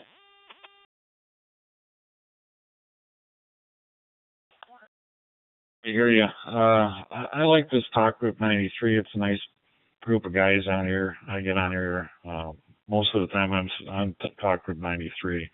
Yeah, Talk Group 91 is pretty busy. Just like I've got my other computer I got running that I got a Blue DB dongle in there, and I'm running. I can run all the modes in there, but I just run Fusion in that one because Fusion is always busy 24/7, and I just don't want to tie up my repeater on Fusion. I've got this right now. I'm just monitoring D-Star, and I'm running DMR in this repeater, but it's nice to have selection of what you want to run. But I like DMR, and I like this Talk Group 93. It's a good bunch of guys on here, and you can always get a QSO going. So I'm retired. I'm 72, and I did my gig for Uncle Sam's Air Force, and I was in 1971, got out. Real Air Force, I was in a year and a half, and then I got out into the Air National Guard because they needed guys, and Air National Guard had swapped 2 years of reserve, so I did my thing up in Madison, Wisconsin, and then after that I drove truck for 15 years. I worked for a few different outfits, and then part-time, full-time, and then after that I worked at I worked at Briggs and Stratton between that for 20 years. Got a pension from them before I drove truck, and then when I downsized, I drove truck, and then I worked 3 years at Ham Radio Outlet in Milwaukee, so I bought a lot of radios when I worked there. Back to you there, Norman, N3TB, WEB9BBB. Yes, sir, QSL. You've definitely been around. Let me ask you this. You piqued my curiosity here. What was it like working at HR? What was it like working there?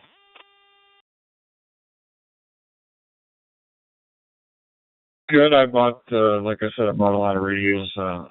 The last 6 years I worked at Briggs and Stratton. I worked at the Foundry, and it was in a suburb of Milwaukee County. It was in West Dallas. We had to wear, I worked inspection. I ran scrap slag and scrap pig iron outside, drove forklift.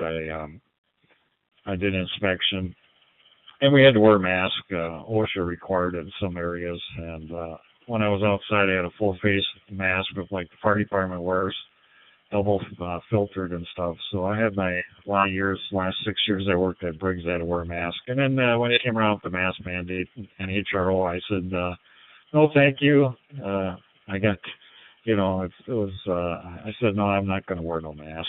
So that's why I only worked there 3 years. I had a first year full time, and the last 2 years were part time, but I had enough of the mask stuff, and I wasn't going to wear a mask, so that's why I left HRO. But it was a good experience. Learned a lot of stuff, and bought a lot of radios, which was good because we got things 5% over cost, and the wages weren't that great, but it was just part time. Go ahead.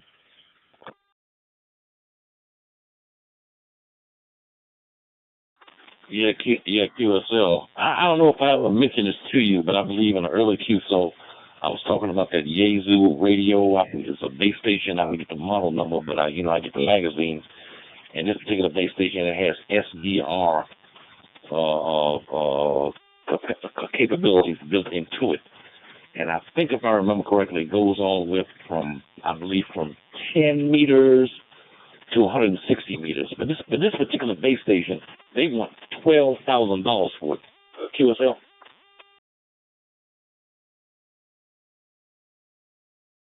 Crazy.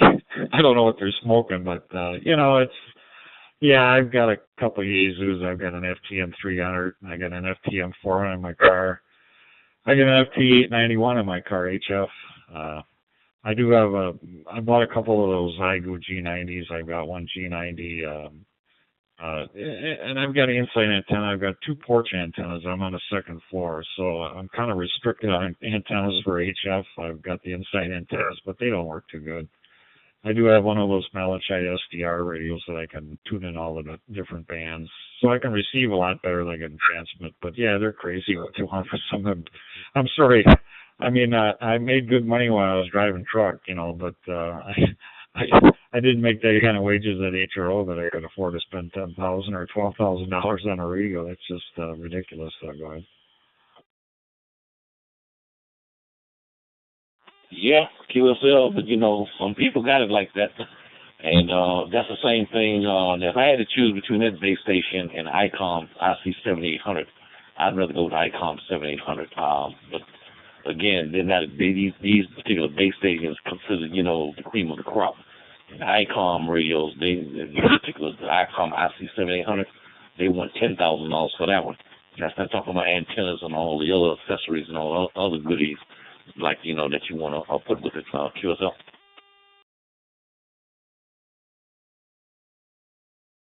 I hear you. That's a lot of money. I mean, yeah, that's where they make their money. When I was working at HRO, that's where they make a lot of their money is, you know, the accessories. It's just ridiculous what they get for their accessories. You know, and I don't know. I've got, like I said, I've got the DVM board I bought when I worked at HRO, and it converts my Kenwood TRK 850 repeaters from analog to digital.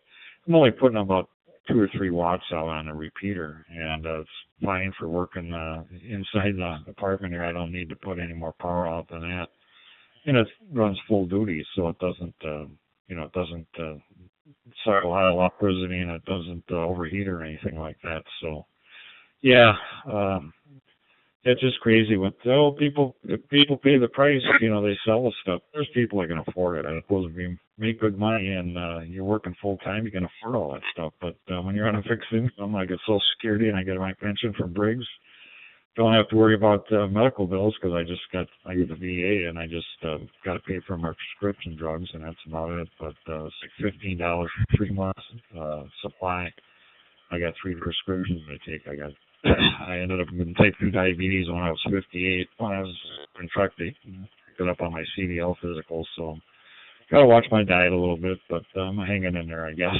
Go ahead, Norman. N3TEB, WB9BBB. Yeah, QSL, WV9, BVB, yeah. Even people with good jobs, I don't care if they're making $100,000 or $200,000 a year. As far as I'm concerned, if you want to buy base stations of that caliber, you got to have some serious money. And I'm talking about, you know, if I wanted to buy base stations like that, excuse me, I'd rather be a millionaire and above. There's no way in the world, you know, even if I was making $250,000 a year, I'm going to spend $10,000 on the base station. I'm sorry, I'm not doing that. I mean, if you basically, that's enough to put down on an automobile, okay? But, you know, like I say, people who got money like that and they can, you know, if they got nice property, because, you know, me, speaking for me, if I could put up a base station like that and have a nice state-of-the-art ham shack and everything, theoretically, I'm going to put up a serious tower. There's some serious beam antennas. And I'm telling you right now, they're going to be cushcraft, stacked up, awesome looking. Probably at least a 80-foot tower. Back to you. Hey, Norman, I looked down at my log here, and I see I worked 7/5 this year. I thought it, you know, like I said, your call sound familiar. I looked you up. Yeah, we worked before. Yeah, it's if you got the property, you can put up a tower. That's the way to go. I mean, when I lived, outside, when I had, my brother owned an apartment building, so I lived there when I wasn't driving truck. And I had dipole with an antenna, I had a vertical antenna hooked up, but it's you got to have the trees, and you got to have. I didn't vertical antenna didn't take up much space, but I didn't have no tower or anything. But I did work a lot of stuff with the vertical, and I worked a lot of stuff with the 20-meter dipole on HF and stuff. And then when I was driving truck, I had HF and VHF in the car. I mean, in the truck also, I had. I think I had a couple different radios. I had an ICOM 706 Mark II. Had an ICOM 7000, and I think the last one I had was that Yaesu FT857 with the screwdriver antenna, and that worked out pretty good. That's basically what I got in my car. I've got a FTM 400 with the screwdriver antenna, and I also got the FT891. Well, FT891 with the screwdriver, and then I've got the FTM 400, which works out good too. So. They're good radios. I like to use Yaesu, and I like ICOM. I've got a bunch of radios, a lot of digital stuff, but digital radios pretty nice when a guy lives in an apartment and doesn't have any place to put antennas. Are good. Oh yeah, QSL. I remember years ago when I got my ticket, I had an ICOM. Well, I started out with a Radio Shack HTX 202 and 404. And then, but I think I really had the HTX 202. And then I discovered more brands of radios. So I learned about ICOM, Kenwood, of course, Yaesu, and all that kind of stuff. And there's one more brand that a lot of people don't talk about. I don't know if they really know about it, but I remember along with those radios, I also had a standard radio, and it was a 440 and 1.2 gig. And it was a real nicely built radio. Problem was you couldn't get that much QSO on a 1.2 gigahertz, and I don't even know if people still talk on the 1.2 gigahertz as far as going through repeater, but I managed to do it once. I was living in D.C., and a gentleman that came back to me, and I was on the 1.2 gigahertz. He lived in Culpeper, Virginia, and that's like Culpeper to D.C., just over 100 miles, and I was going right through that repeater off maybe like a half a watt of power. Back to you.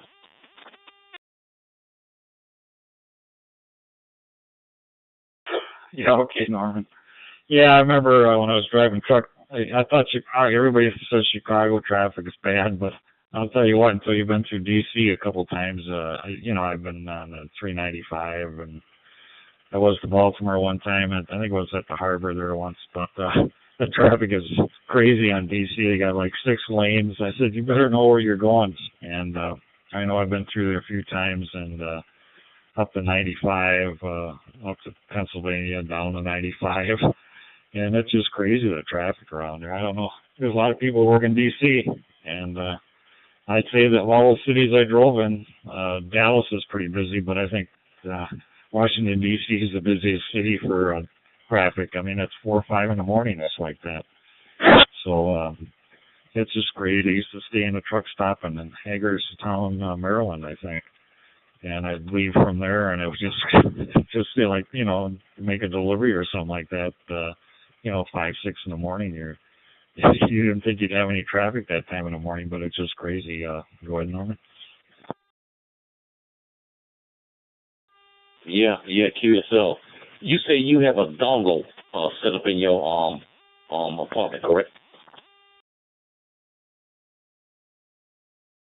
On my other laptop, I've got one of those blue DV dongles. It's a USB thing you plug in your laptop, and it does all the different modes. I think when I bought it, it was like $120. I think HRO sells one now for $139.99 or something like that. It's the same guy that made it, and it's a nice little device. I mean, you just plug it in USB, and you got to download the software. And I think the guy's in. I think he's in Norway or something like that. He's a Scandinavian country, I believe.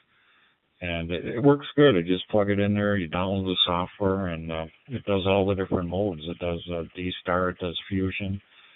Let's see, NXDN. And it, like I said, it works pretty good.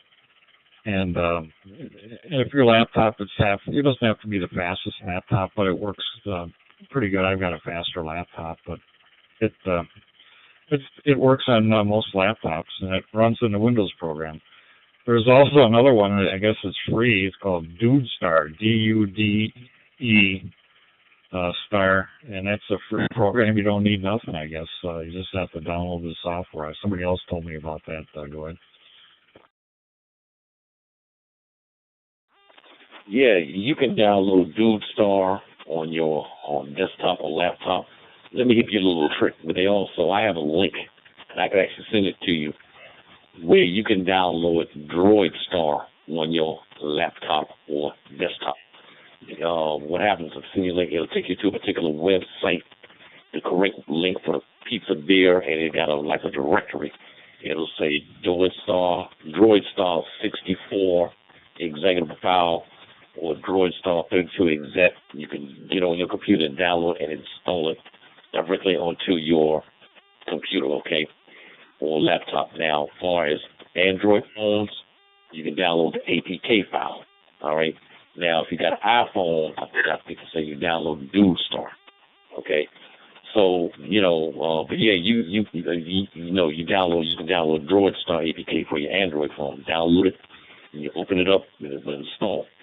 I tell everybody to do that. Go to the Google Play Store and download that version of the DroidStar, because what happens if you do, you have to download the vocoder for it. But this particular DroidStar that I'm using right now does not need a vocoder. It's already in there. And then this is to the link that I could send it to you, and you'll see for yourself. You'll find it very interesting. But a lot of people don't know that. But it's pretty interesting. The reason why I was asking about the dongle, because if you got a dongle hooked up to your laptop, have you ever heard of a SDR software that you can download?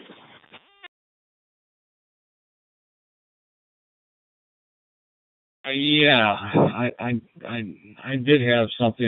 It's a dongle that you put in your laptop, and it runs on Windows. I haven't used it for a while. I ran it with some other older Windows programs, and it's a USB type dongle, but it's a longer thing, and it uses part of your software from your Windows. And it's like it is an SDR type radio. I can't remember. I'd have to look and see what. I haven't used it for years, and it's got a little antenna you put on it. And I think, yeah, you were the one that told me about this. Unfortunately, I got an iPhone. I don't have I don't have an Android phone, so I can't use a lot of that stuff.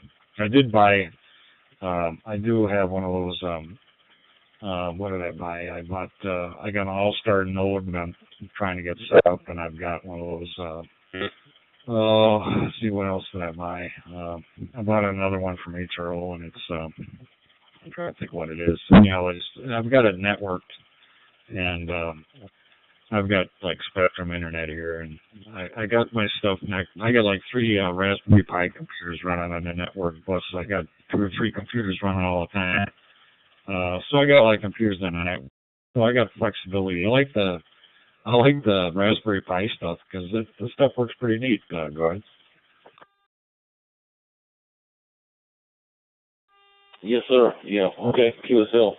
I think for your iPhone, I think you would download the DudeStar APK. I think that's one for the iPhone. And I believe you can type it up on Google as far as, DroidStar, DudeStar. They'll tell you which one you can use with your iPhone. Okay. But yeah, but as far as putting DudeStar on your desktop or laptop, no, you can download the DroidStar exec file. If your computer is 64 or 32-bit, they got both platforms for the version of Windows 7, 8, Windows 7, Windows 10, and Windows 11. It tells you the platform 64, 32. Depending on what platform you have, mostly everybody got 64 now. So it is an executable file. You can download and use it on there. Set it up like you normally would. But yeah, it's pretty interesting. Like I say, I've been using this Android and I've gotten spoiled. Even though I have an Anytone DA78UV, and I can hit the local repeaters here, and I can hit some of the DMR repeaters, but this Android with these apps, I mean, to me, I've done much, far more. I mean, I've worked with people all over the world through this, and people can say what they want. It's not real radio and so on and so on. Well, no, I tend to disagree. But some people, they don't really care for the technology. You know how it goes. Sometimes people are old school, and that's fine. But I'm into technology. Me personally, I'm into technology. I am a sucker for it. This N3 TV. Back to you. Okay, Norman, N3 TV, WD9 BBB. I agree with you. You know, I go back to, I got my first license when I was still in high school. I was a senior in high school. In 1969, I got my novice. I got my general in 1970. And first couple of radios I had, I built were Heathkis. I built a GR64, and we had a club in high school. It was in the physics lab in the dark, and they had an HW16 transceiver. Just CW only. I ended up buying one, and I built that, and then I built an HW32A, just a 20-meter unit. And I used to work for my dad.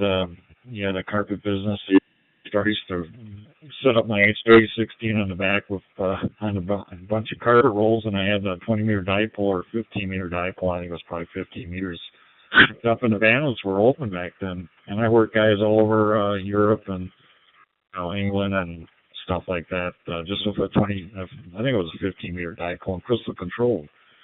But yeah, it's nice. The technology is good, and a lot of people, like you said, oh, this is not radio because you're talking, you're using the internet, but still, you're still talking to people in this amateur radio, whether you're using your phone or you're using anything. Amateur radio has always been ahead on the curve on technology. So if you don't keep up with technology, you get left behind. And it's, as far as I'm concerned, if you live in an apartment or an HOA or whatever, this digital mode is the way to go. Oh, yeah, most definitely, without a doubt. Now, I don't know if you're aware of this, even though you live in an apartment or whatever, you can buy, they got, I would expect you to already know this, but you got antennas where you can hide them, okay? So like if you're living in a penthouse apartment or something like that, they got certain antennas where you can actually, they're hidden, and nobody will even be the wiser. QSL? I've got one of those super antennas that's on a tripod, and I've got an antenna with a tripod in the living room here. It's actually it's a 80-meter coil I used to run when I was driving truck, and I put that on the tripod, and I've got an FT818, just a couple watts, but it receives good. Yeah, I know what you're saying about the things. I only have 2 porch antennas, and it's pretty hard to. I could put HF out there, but I've got the tuners and stuff. The Zygu G90's got the tuner, but it's just too hard to go out there and have to change coils on the porch all the time.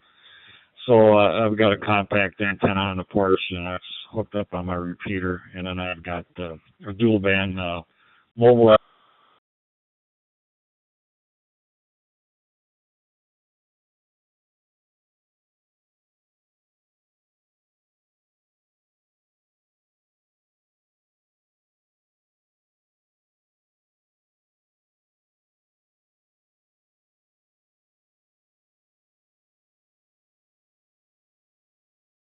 Echo Bravo, you suddenly dropped out. It's November 30, Tango Echo Bravo. I'm going to be standing by listening.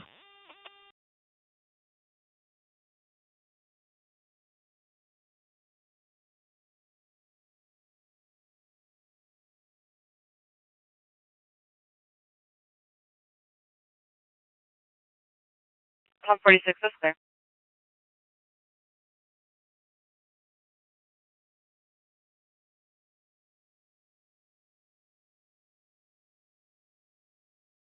Hellswick Road, Unit 1315. In service to this apartment for a loud party with bass shaking the floor. Gate code in the call slip, reference 925 at 220. Tower 69, North 38, checking.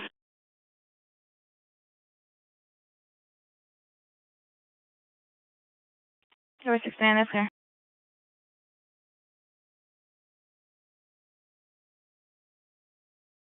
124, checking.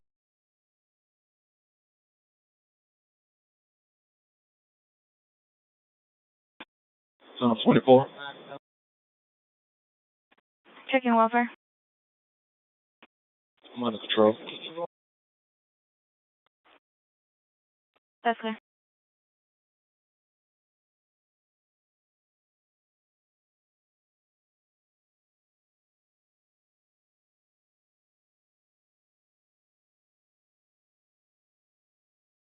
Receiving me okay now? Go ahead. Oh, yes, sir. Yes, sir. I'm receiving you 5 by 9. Like I said, don't touch that dial. I don't know, because I didn't hear nobody else keying up after you dropped out. I wasn't nobody else keying up. So basically, this particular talk group is very, very quiet. No, I don't know anything. I don't know if the system is set up where it's got rules to a timer. I really can't call it. QSL.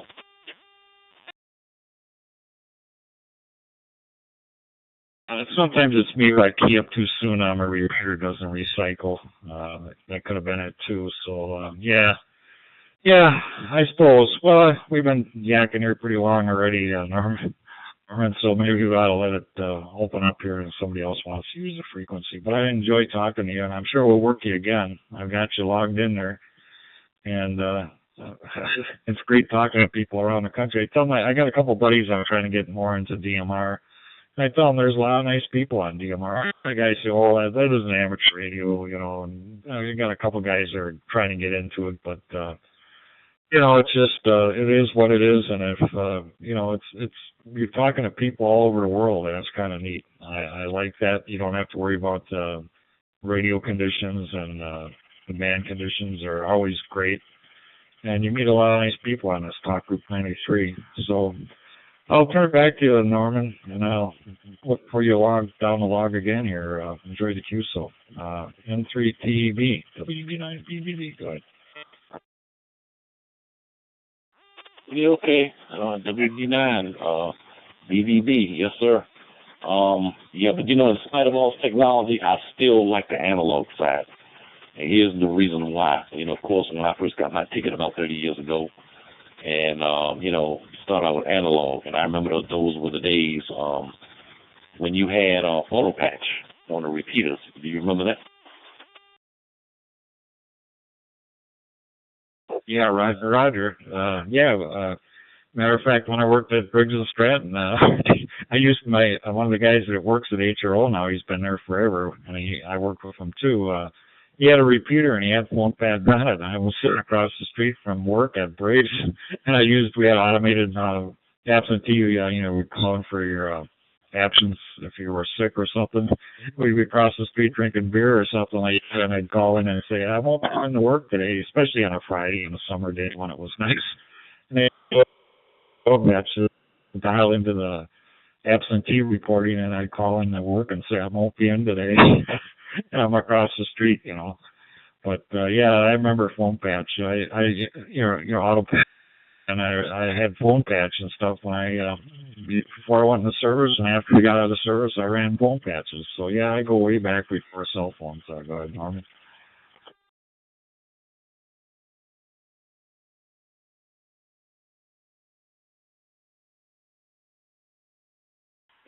I got another plane to go check it. Also, if you would, the last one was in.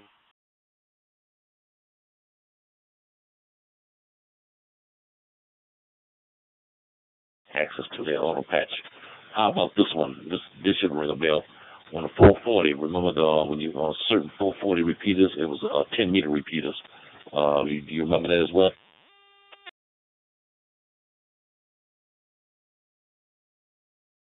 Here's their length, pretty good.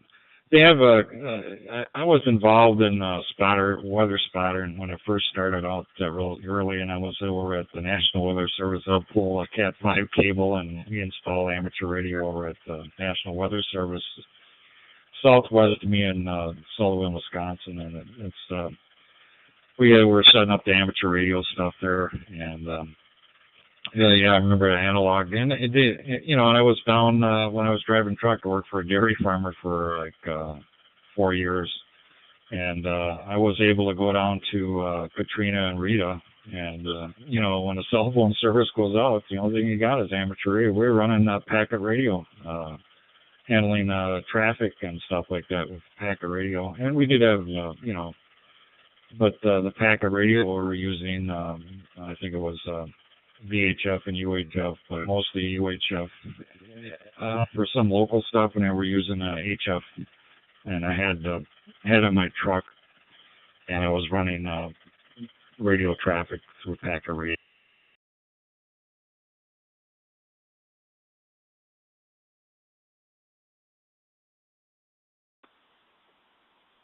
Negative. It expires March of 2024. It comes back to a 2015 Hyundai four-door silver and color.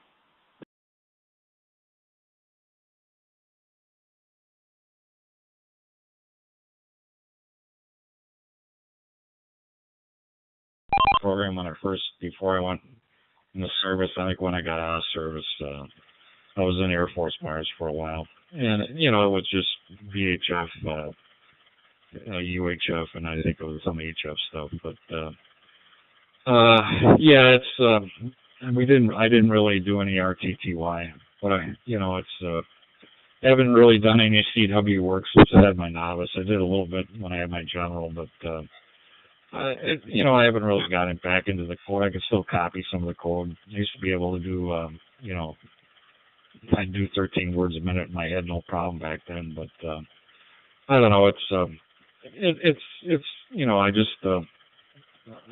like HF when I'm mobile. I can run HF in my car if I want. But I got underground parking, so it's kind of hard to leave the antenna on a car all the time. So. But yeah, it's people don't remember when they didn't have cell phones. So I go back when they didn't have cell phones. Everybody had amateur radio going. Oh yeah, pretty much QSL. In spite of all technology, but I don't want to see CW become a lost art. And here's the reason why I say this.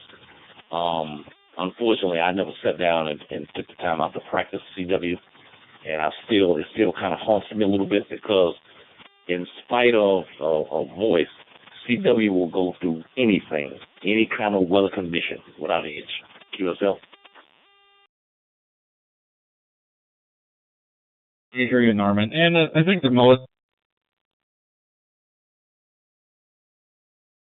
I think they should get rid of the CW mode because, like you say, when all else fails, CW works, just think about it. When the Titanic was sinking, they were sending out CW, and there was guys copying it. So, yeah, I think CW should stick around. I think they don't teach it anymore in service. I don't know, maybe the Coast Guard or somebody still does some of it, but, yeah, CW is, I think it's a mistake to leave it go completely, you know what I mean? Go ahead. Yeah, pretty much. Even though, as far as I remember when I first got my license, they had just did away with novice. Then I still got a technician's class license because I've been lazy to go to general class. Now it's about to change. I decided, let me go and get my general class and get it over with because I'm not worried about extra and all that. I'm not tripping off that. But I remember, you remember this too. You had novice, tech plus, general, advanced, and amateur extra. QSL.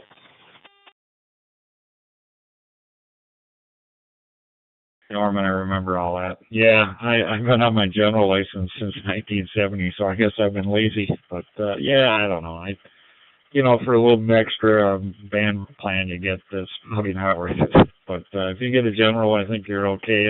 Like I said, the technician license, you can work all these digital modes. You don't need an extra license or a general license. But yeah, the general license gives you more HF stuff, and it's kind of neat to be able to do that. And I enjoyed talking to guys when I was driving truck, talking to guys all over the country. I'd talk to them on HF, and then when I find out where they're at in the city, if I was going to their city, I'd talk to them on VHF or UHF when I got back into their city. So that was kind of neat. It was good for weather conditions, too. You could talk to somebody across the country, hey, how's the weather out there? I've been to Buffalo, New York a few times, and I'll tell you, they get a lot of snow. You get on the other side of Lake Michigan, you get that.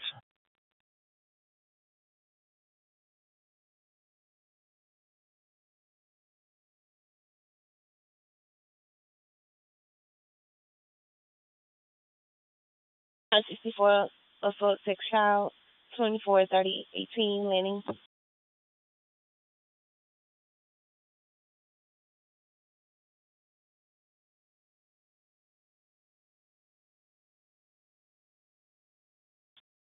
Ocean, Tom, Tom. First name, King, Edward, Lincoln, Adam, Nora. Date of birth, 9/11/2006.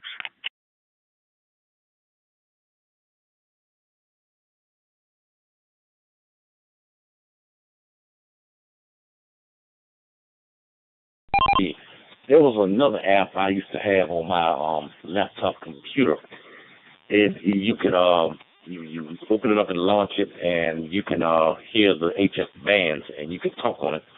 But now, as a technician, I do know that I can talk on 10 meters. There's only a very small portion. And if I remember correctly, after review the band plan, I think it was 28,400 to 28,500. And I actually talked to a person on it once. Back to you.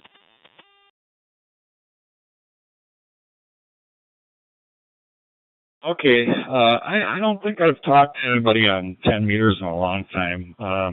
I know Radio Oddity's got a radio, and there's another company makes it too. They've got a radio, and a couple of my buddies got it. I think it's a QT40, and I think it's 10 meters. A lot of guys modify it for the CB band. I had to have CB in the truck when I used to have to talk to docs and stuff like that, but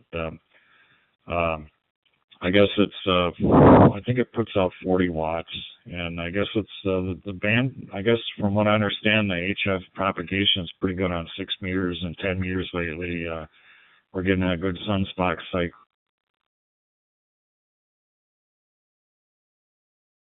time, so if you're into working some of that stuff, it might be something to look into. I think you can work some of that stuff technician-wise, so go ahead. Yeah, yeah. I know I can work 6 meters. I can work all the way to 6 meters, go to all the bands up to 6 meters. But I know 10 meters, you get there's a very narrow space. If I remember correctly, it was 2,400 to 2,500 QSL.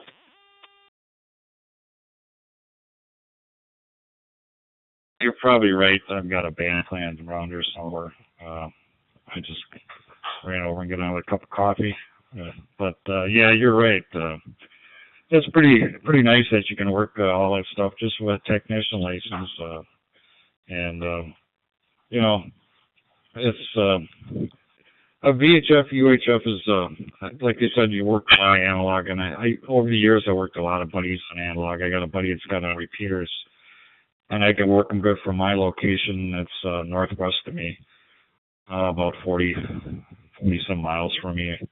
And he's on a 300-foot tower, so I can work him real good. And he's got good coverage in southeast Wisconsin. And there's a couple of repeaters that are linked up on UHF, and you can work the whole southeast Wisconsin there for weather service and stuff. But I can work with an HT here. But there isn't too many repeaters that I can access. I'm out of range for most of the Milwaukee repeaters that are northwest of me and stuff, and I can't access them from the apartment here, Norman. N3TEB, WB9BBB. Okay. I learned a little trick to get around these repeaters that are far away, conventional style. What I learned, I caught on to this a lot of times, like, I got a repeater, there's a repeater right here in Jacksonville, I can't even hit with my Amy-tone radio. I think it was a KI4 UWC repeater, and that's interesting. But it's actually in Orange Park. So that's about 25 or 30 miles from me. No problem. All I got to do is go on the Echolink, and that repeater is hooked to the Echolink. I launch my Echolink app. If I want to talk on that repeater, I can do that, which I have done. So what I'm saying is, a lot of times, if you can't hit the repeater in a conventional means, if you got Echolink, find out if that repeater is hooked on the Echolink, and if it is, the sky's the limit. Back to you. Okay, real fine, Norman. Yeah, I was trying to think what else I had. I bought one of those Ambi servers from Zoom Radio, and I bought it at HRO and not too long ago. And I've got that hooked on my network, and I'm still working on that. And it's a learning curve on all this stuff. And I'm trying to use that DV switch that goes between your Raspberry Pis and stuff like that. And I haven't figured all that stuff out yet. But like I said, I got everything networked here now too. But yeah, it's a learning curve. It took me a while to get this radio programmed, but this one was the easiest one to program. And I'm interfering with my digital receiver. I got to turn that down. And I'm just wiping it. I've got one of these Regency digital receivers, so I can monitor the police band and all that stuff. And my repeater kind of knocks that out when I'm talking on it. But yeah, it's nice to have all these different modes to play around with. I did use EchoLink years ago when I was driving truck. I used to talk my buddy up here on the EchoLink system. Yeah, QSL. What kind of antennas did you mount when you was out there on your truck or your regular mobile? What kind of antennas do you normally use?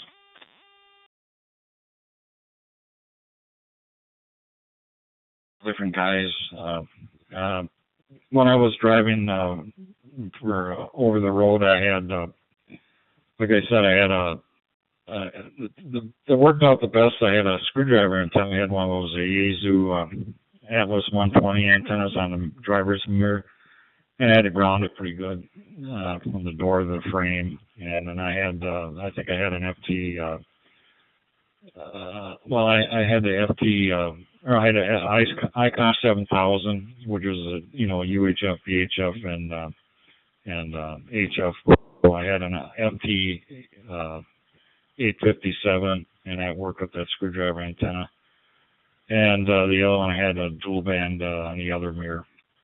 I had to keep the screwdriver on the driver's side because a lot of times you get delivering stuff for a lot of little tree limbs and you'd be knocking off antennas and stuff. So you wanted to keep your screwdriver antenna where you could have control over the areas you went, because a lot of times we went to schools and stuff like that, delivering books and stuff like that, and you get in some areas where semis don't go down there very often and you're banging tree limbs. So yeah, it's interesting. I've been all over the country. I see you get in some areas where trucks don't go too good. It's just you just got to really be careful. I was Florida and stuff like that, and I've been down to Florida State University and Mississippi State University delivering stuff. Around Chicago I was delivering stuff. Go ahead, Norman. Oh yeah, QSL definitely got to be careful with antennas, because if you driving and you're not careful and don't quite know what you're doing, you knock out one of them antennas. It'd be really terrible, man, if you key up not knowing your antennas gone or messed up, and you key up, you're gonna blow up that transceiver for sure. Let me ask you this: what is your opinion on the diamond antenna, Comet, or Hustler antenna? What is your take on those particular brands of antennas? N3 TDB, WBI, BBB. Yeah, I used to run Hustler antennas on my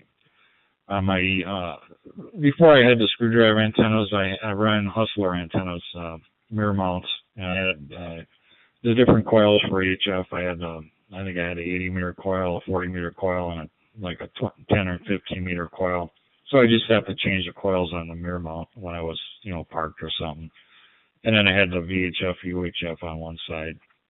But I used to try to keep the one where I had to change the coils on the driver's side, because I remember a couple times I was in Battle Creek, Michigan or something like that, and I delivering some stuff at some schools, and I you get in some of these areas where they don't they don't trim the trees very good. Your trailer's hitting tree branches, and I think one time I lost my VHF, UHF antenna. One time I lost my HF antenna by tree branches, and So yeah, it's the Hustler worked out good for me. I don't know. There's we had a lot of different antennas, and I've they're all pretty good, and you just gotta decide what you want to run. But the Hustler antennas worked good when I was driving truck there. Go ahead. Yes, sir. QSL. Have you ever played with wire antennas? Have you ever played with those? Dipole antennas? Yeah, I've played with dipole antennas. Used to run them a lot. If that's what you're referring to, and dipole antennas. Yeah, they worked out pretty good. I used to run a 20-meter dipole strung between trees, and it worked out pretty good. I worked guys in Russia and stuff on 20 meters and stuff. When the band was open, I ran slow scan with some guy in Russia, and the dipole and 20-meter dipole works good if you got it, high enough off the ground. Go ahead. Yeah, QSL. I hear a lot of talk about the dipole, but I'm talking about an actual wire antenna. Like I've had people tell me they would take their wire, long wire, and they would string it around tree branches or something like that. Have you ever played with those type of antennas, just strictly a wire? Have you ever played with those? Talking like an end-fed antenna. No, I haven't really played with those. You have to have a good antenna tuner with them. And antenna tuner works great.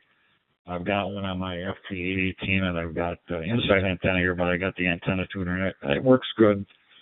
And I think the way to go on a lot of stuff is, if you're not sure, an antenna tuner works great, and you can, it keeps the radio happy with the antenna match if it isn't perfect.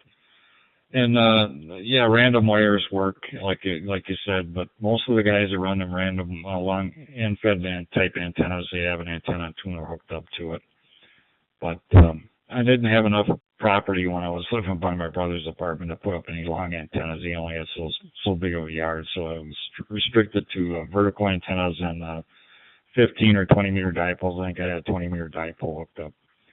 But I don't know. Dipoles work good, and I didn't buy them. I made the dipoles myself. I got the dog bone antennas, and I made my antennas up myself and hooked up the coax and soldered all that stuff. Now everything's all pre-made, so you buy it for what you want it. Go ahead.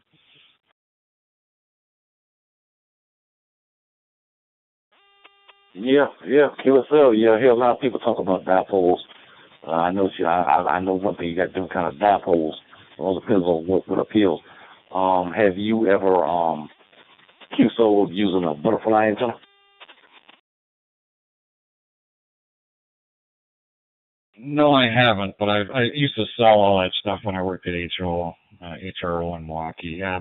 No, I never played with them, but some of the antennas aren't really very.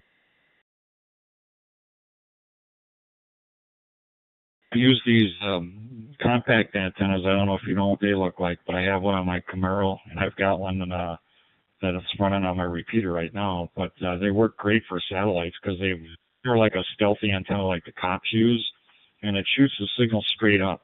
So I mean, it's meant to be used in cities and stuff where you got a lot of buildings and stuff, and that works great for working with satellites. I think you can run 50 watts into it, and I've got that on my mobile, and it works great. I've talked through the repeater link on space station, UHF, VHF. I think it's UHF downlink and VHF uplink, and I've talked with that compact antenna. The guy who makes the compact antenna, it's pretty neat antenna, and it works great for working with satellites. Go ahead. Yeah, okay, QSL. It sounds very interesting. Now, speaking of the military, I remember years ago, I'm trying to remember, how did I manage to hear this? I can't quite remember, but I have heard some QSOs on the Mars.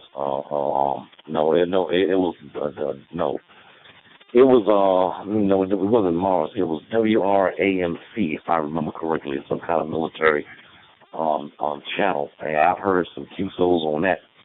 And it was really interesting, and they sound gorgeous. The modulation is gorgeous. Back to you.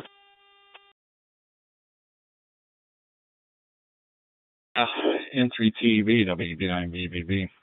Yeah, like I said, when I was in the Air Force, I didn't get overseas. I went to tech school down in Rancho, Illinois, which is I guess it's a museum now down there. But Chenandoah Air Force Base, and then we always flew commercial airlines, and then I spent about 10 months out in Wichita, Kansas at McConnell Air Force Base. One half of the base was Texas, and the other half was the set. They had a KC-135 air refueling and we had F-105s on our side. And when I got out, they were getting rid of the F-105s given to their National Guard. But yeah, it's the military always have pretty good Mars stations. I did get to see the Mars stations. I think when I was stationed at McConnell, I think I went to the Mars station. But they had, the government had all the good equipment. But yeah, it's interesting. Like I said, the government usually has pretty good equipment. So I think we'll probably let you go here, Norman, because we've been tying up the channel there. It's not too, well, it's still pretty early. I don't think we're going to have anybody bugging us to get on the frequency, but we'll probably catch you again. I enjoyed the QSO, and yeah, well, I'm sure we'll talk again. I got you in the log here, and you're on, like I said, last time we talked was July 5th, so nice talking to you again. I'm going to throw it back to you for a final, and then I'm sure we'll catch you on here again, Norman. N3TEB, WB9BBB, go ahead. WV9BBB. Okay, sir. Well, I'll say 7 3s to you. Yeah, and because I'm going to go ahead and try to give me a little bit of shut eye here. That's what I'm going to do, because I've been, rag chewing for several hours now, and it's very interesting. I've been all over the place. Okay, you 733 for now, and stay safe. And I look forward to keep someone with you again. And I'll see you like to hang out with this channel. So it's always a pleasure. It's November 3 Tango Bravo. I'm going to be clear in QRT. 3 Norman. Enjoy the QSO. We'll catch you down the logbook again. WB9BBB 73.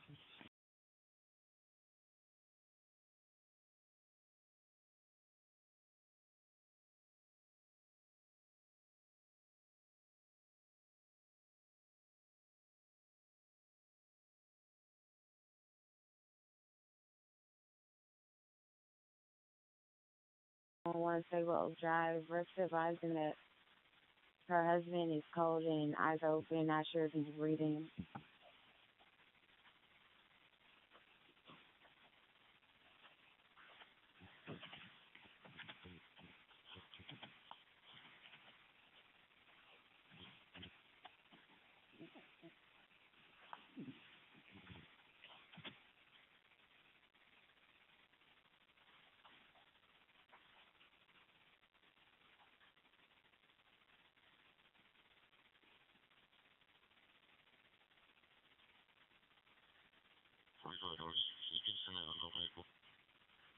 Okay.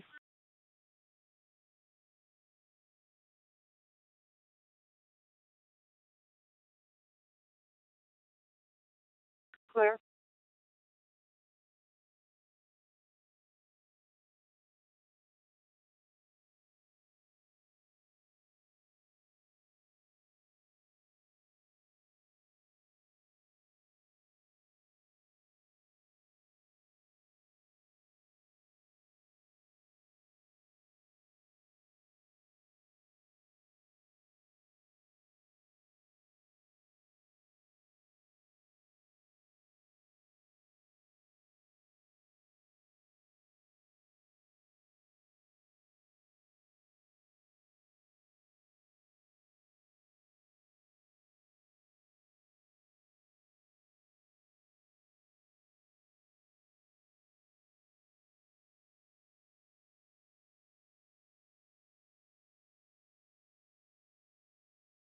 North 15, send me a reference 105.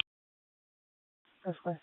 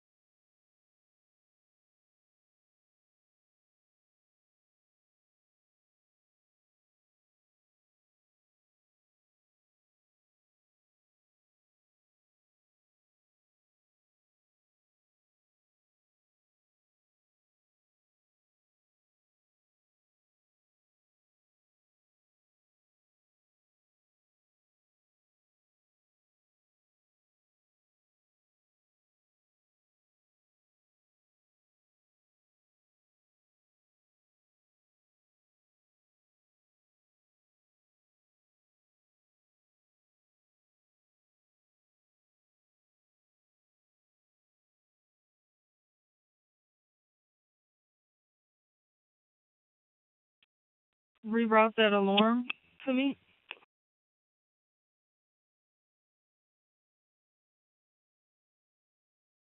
36, I'm the one who requested that alarm. You can disregard for 32.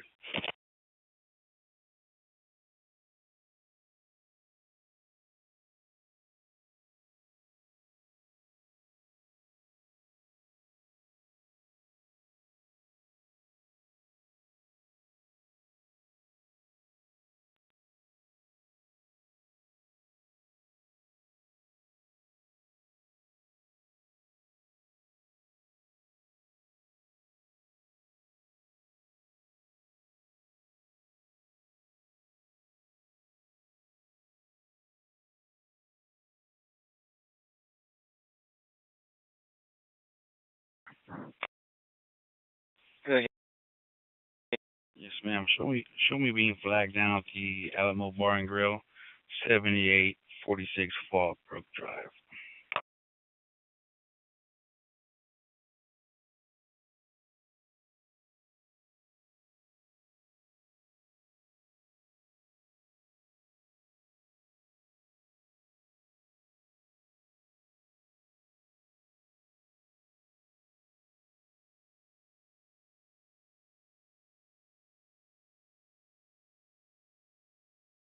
Negative, channel calls for King 14.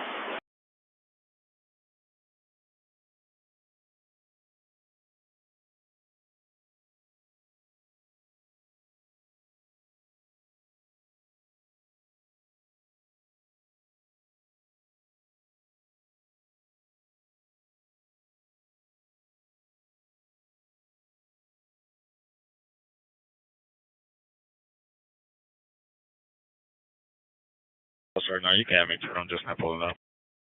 That's fine.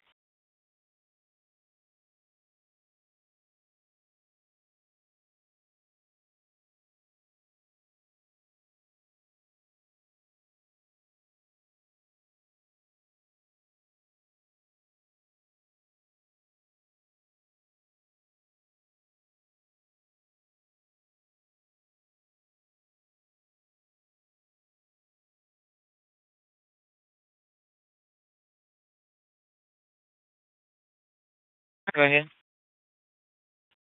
Yeah, Central caller reporting. Ask them to step up.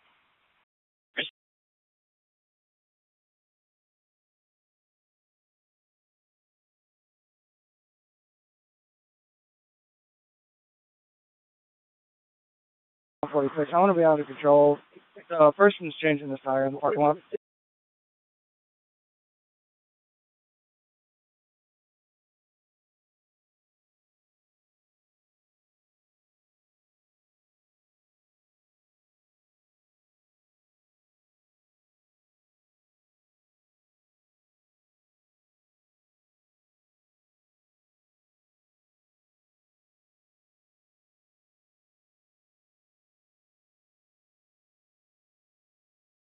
Another Spanish speaker. King 14, okay. 68 checking. Unit 51 under control. Okay.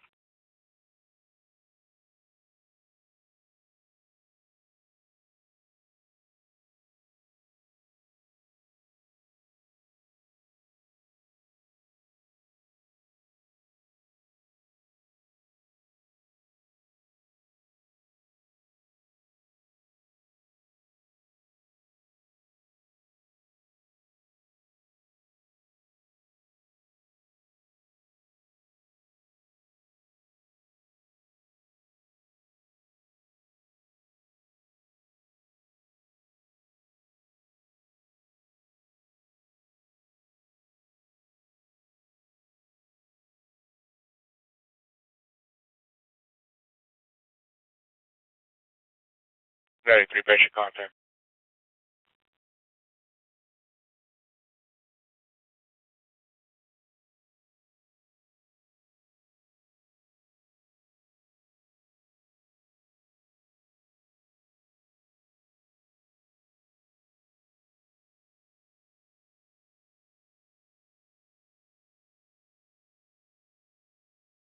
So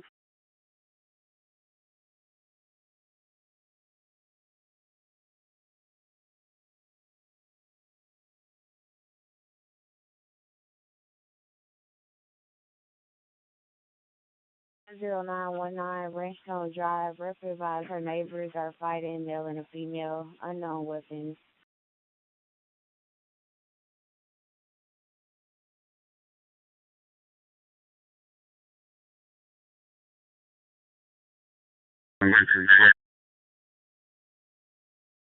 Super.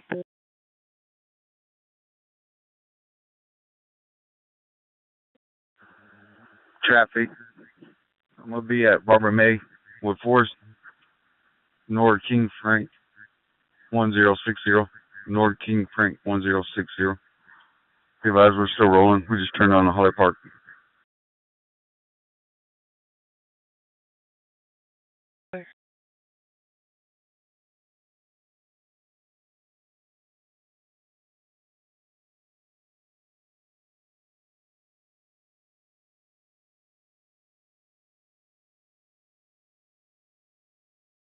With the fire department, before they advised are hearing 3 loud boom explosions in the area, smoke and flames.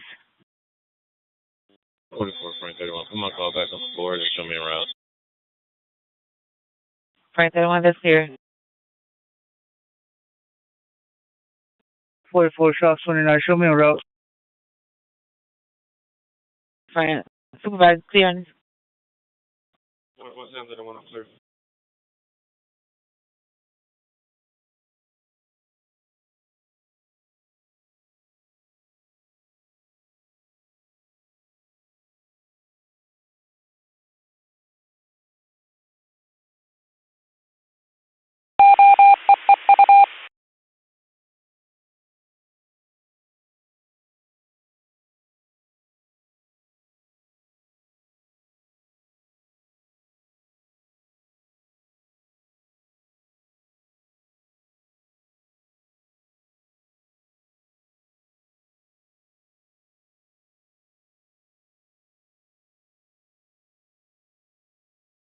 Is that for you under control?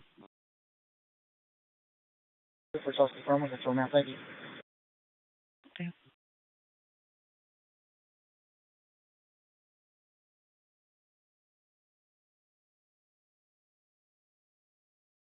Is 3 hours, 0 minutes. Weather conditions, mostly clear. Temperature, 78 degrees.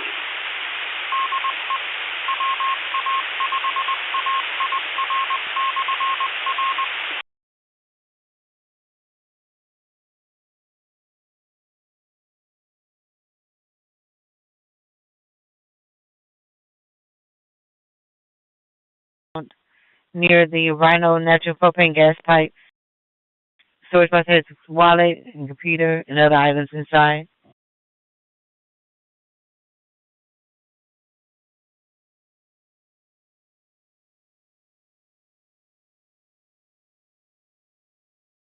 I can't get in there. There's barbed wire fence up top. That's fair.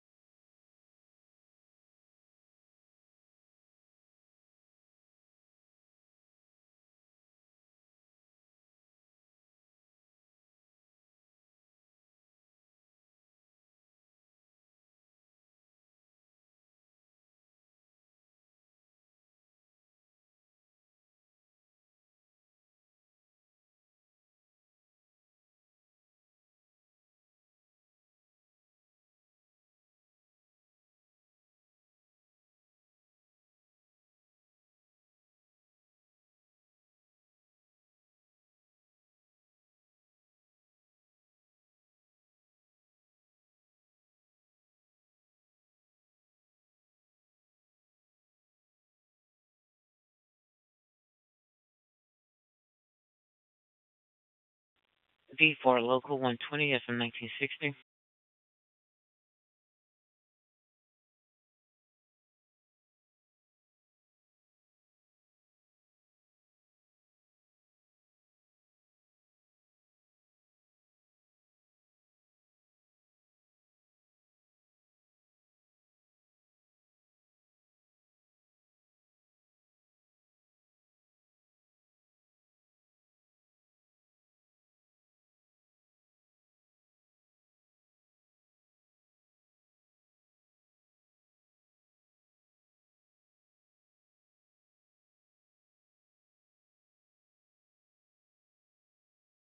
on Grand Parkway Local.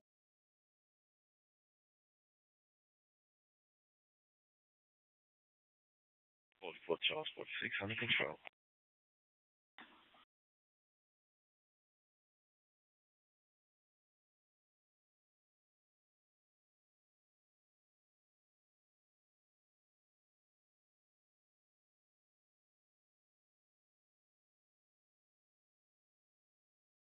An accident.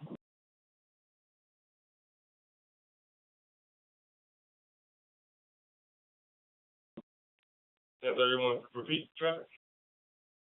I was asking if you clear on the whole time for the minor accident. Yep, everyone, I'm clear.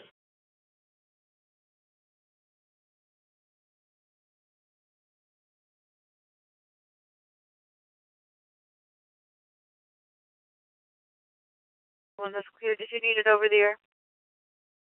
Negative. You change this to DWI, please. Chrissy. So make Tom 47 primary, please. Suspect. All 41 records, go ahead and ship full forward.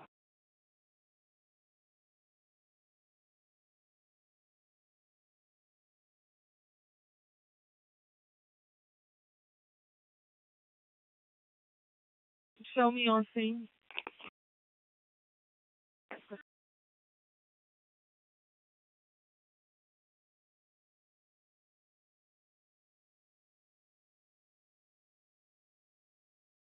That's clear.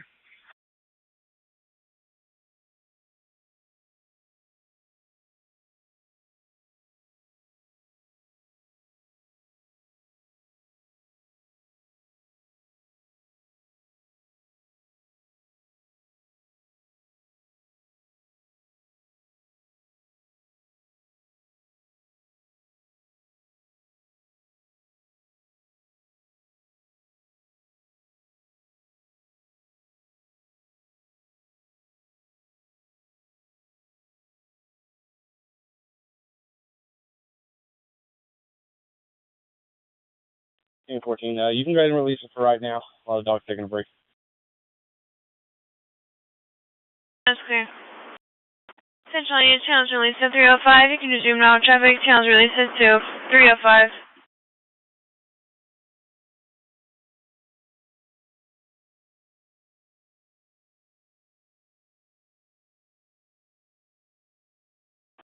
Control my 200, suspicious vehicle.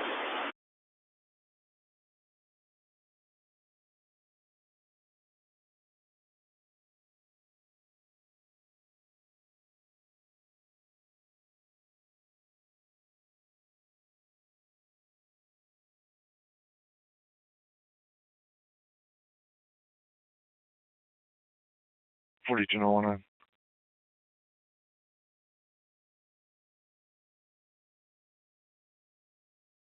R19. Just call and send me that loud noise and I'll bender.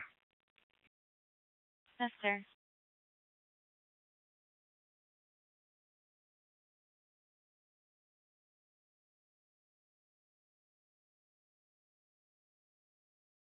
There's only got one unit on scene. Driver took off.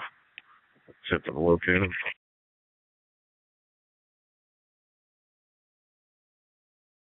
Clear.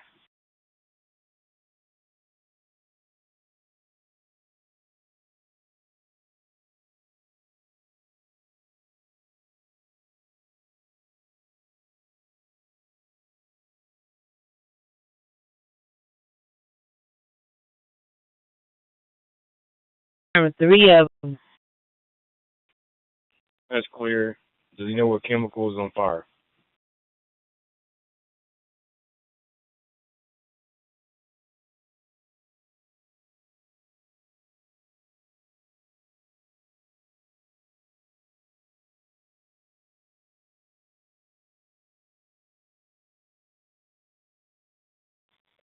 I'm sure the gate is the property's gated. Alright, we are advising the fire department. 31.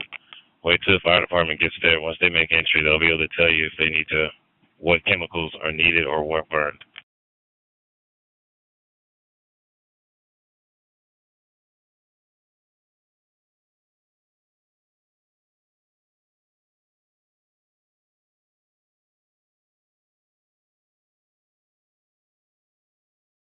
says have a knife out. A tiger shirt with gray pants, red shoes. Advising that there is currently blood on the floor and on the second subject's car. North to 3 on clear your backing.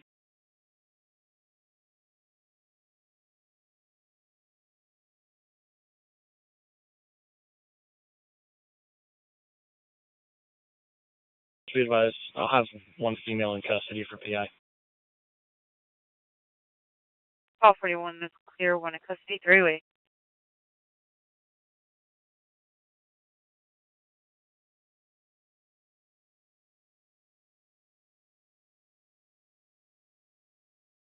In the contract. Transferring clear, showing you now. It's going to be suspicious vehicle at 14,335 Ella Boulevard, reference 178 at 309.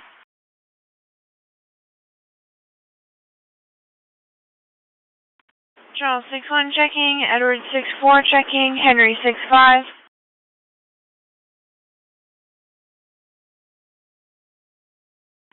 Charles 65. You can open with Charles 61. We're good, thank you.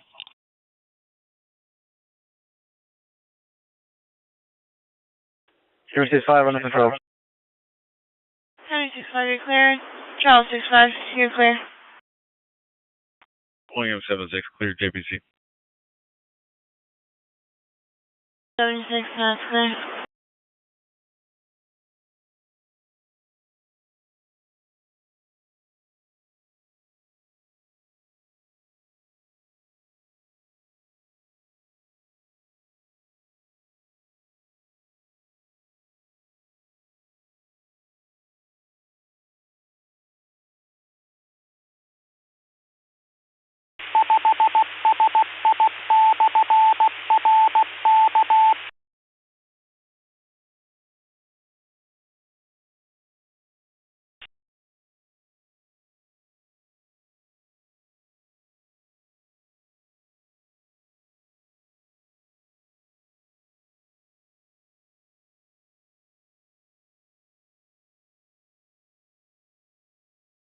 Charles 61. I'm making the second request for that tow truck, please. That's clear.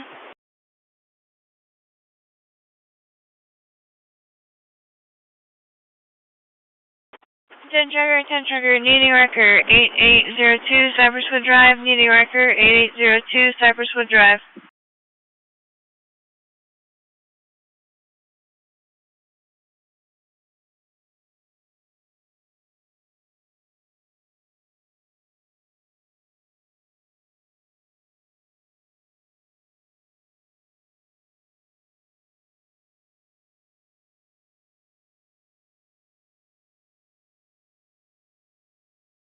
And party is calling in.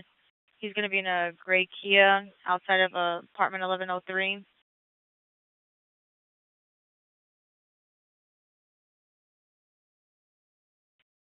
Show me out with him. That's clear.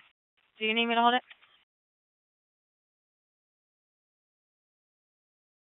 Negative.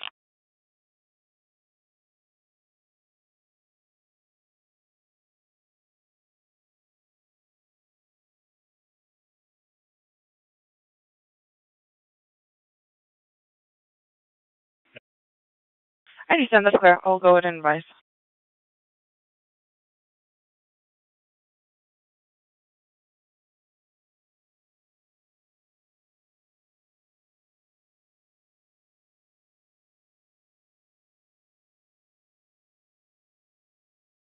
The gate should be open.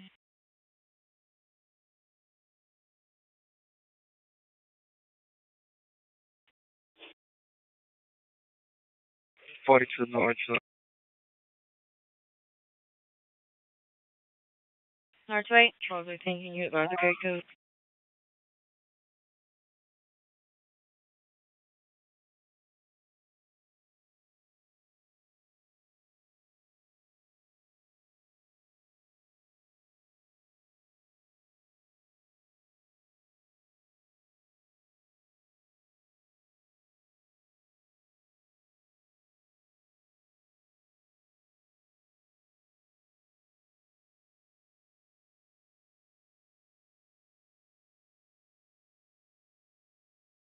if it comes back to around here or not.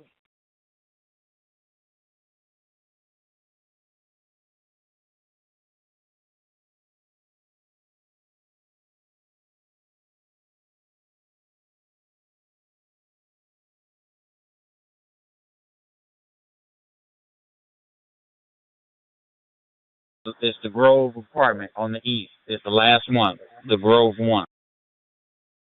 Units, hold your traffic. Units, hold your traffic, please. 42 North 28, checking.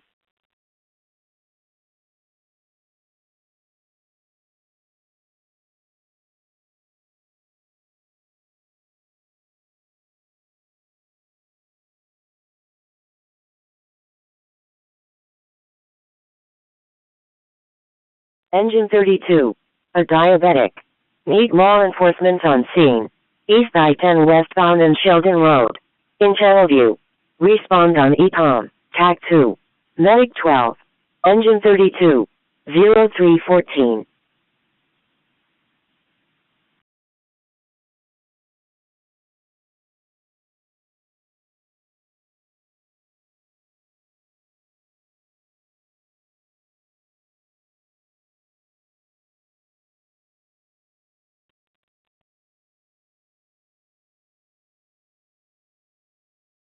The homeowner here who's hiding, and just see maybe we can get him out to the front because I'm out here. Suspect.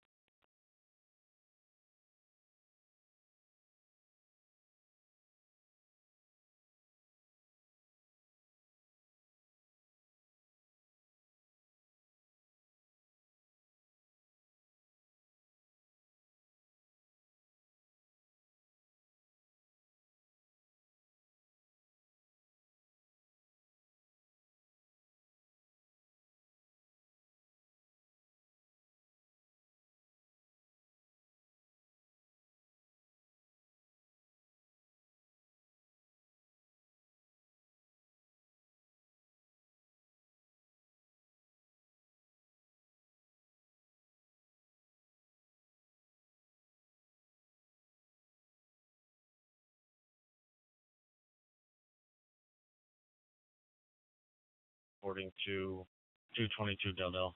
Have EMS check by there, please.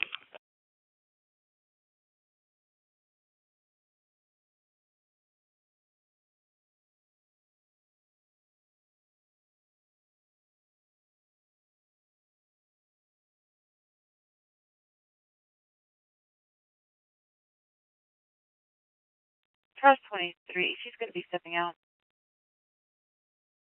Okay.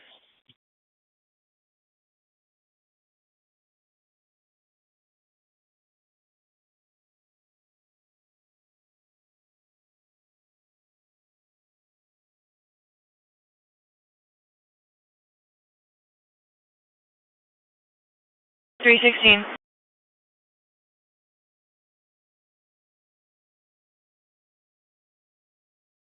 Central Unit Channels, hold again for King 14 and 316. Emergency traffic only.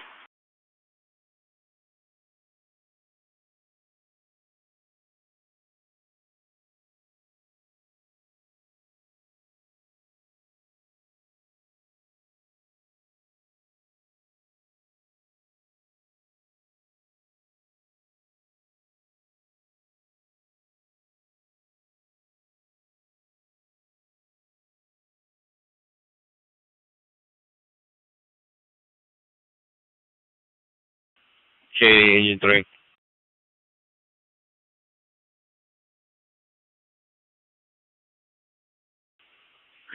Engine 3 and Medic 615 on location. 317.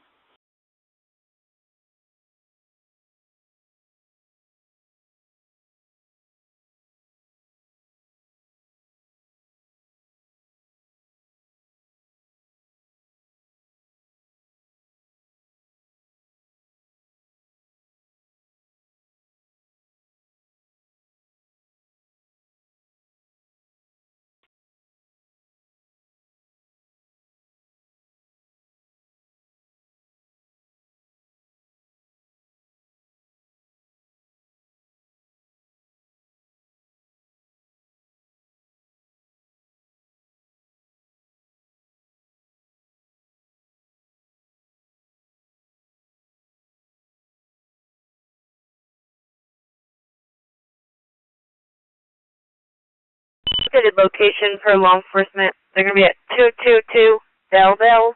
222 Delville.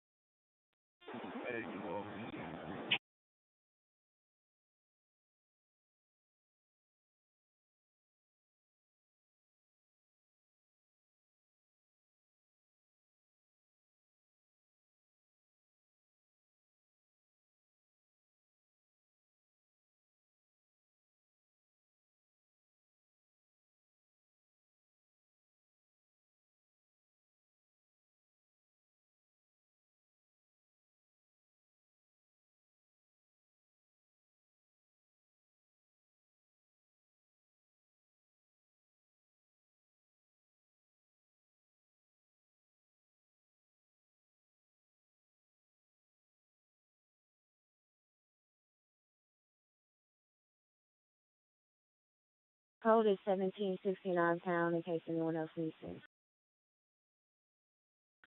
Yeah, that's clear. Thank you.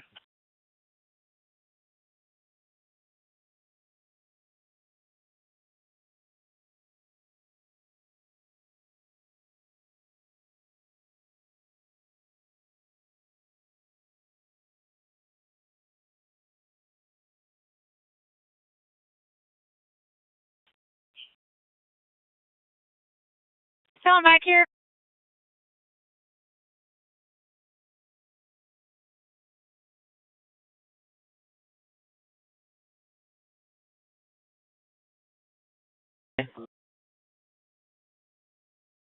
Message.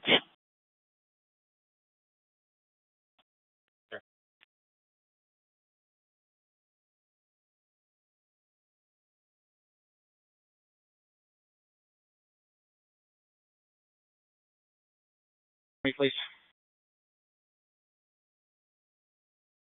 Be advised. Can you DV a record for me, please?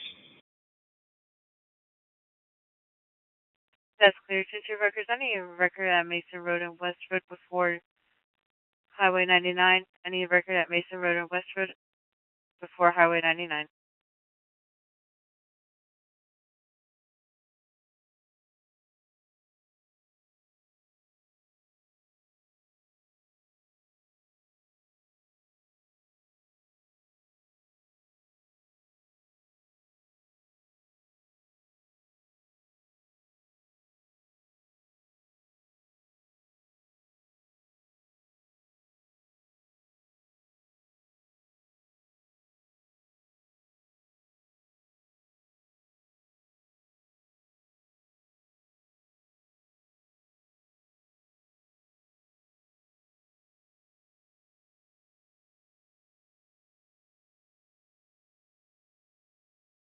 East Freeway Sheldon. No more records needed at East Freeway Sheldon.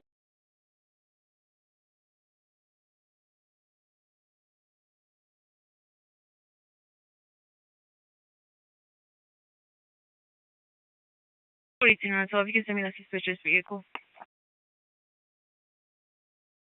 That's clear.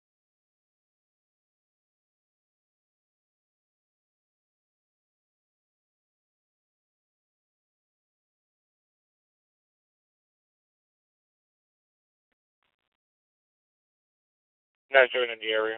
Step by welcome to locate.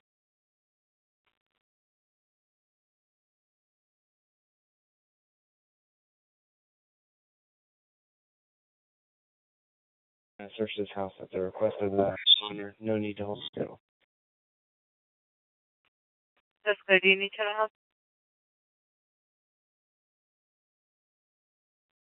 No. That's clear.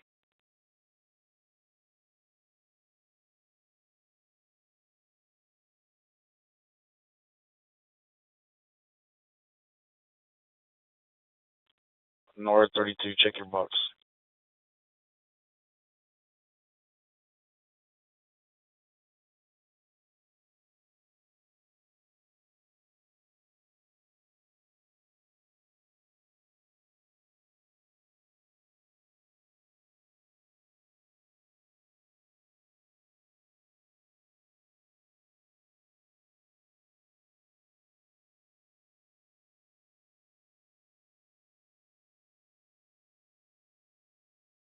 transport to the gas station off of West Houston, beginning mileage 946, one black male on board.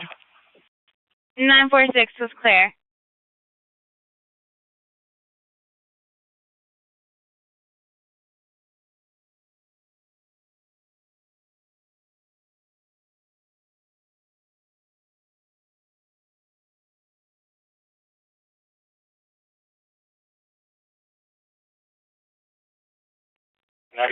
North San Houston Parkway East. Stand by, will confirm the name of the apartment with a SO.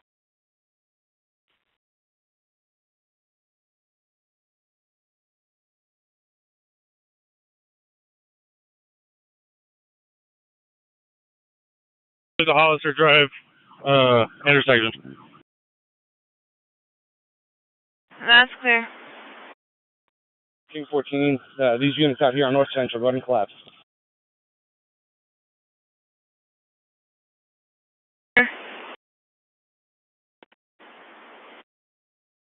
Units on North Castle Drive, you go collapse your perimeter.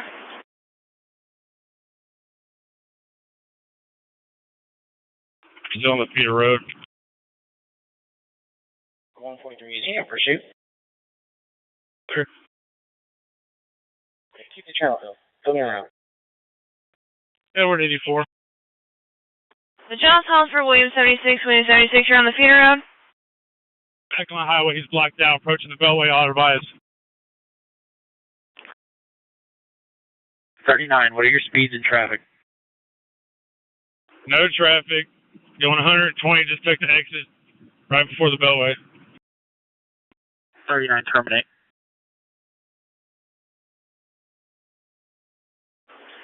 William 76, were you clear? Say that again. Unit 39, advise you terminate. That's clear, I got him in my sight.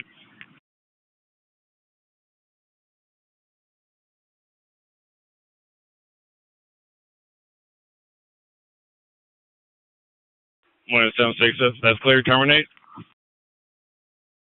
39, Advise to terminate. that's clear. 39, advise you terminate. Clear. 39, is the vehicle still doing 120 miles an hour with no lights on? You turn now since I terminated. He's gone.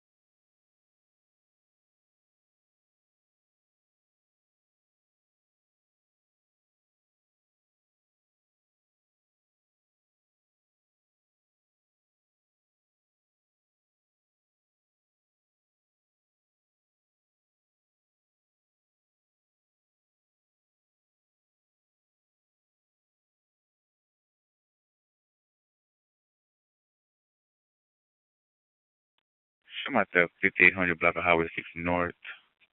I'll be on Texas Buyer Tag 3294 Victor 39. Clear.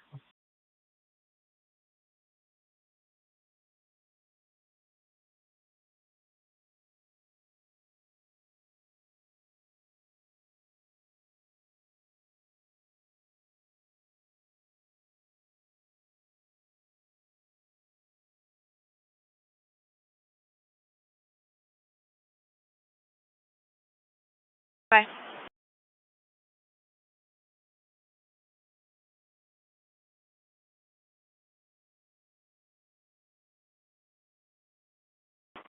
£39, try pound 1120, pound 1120.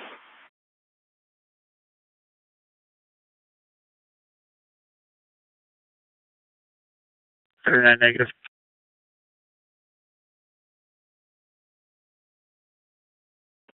39, that's the only one we got.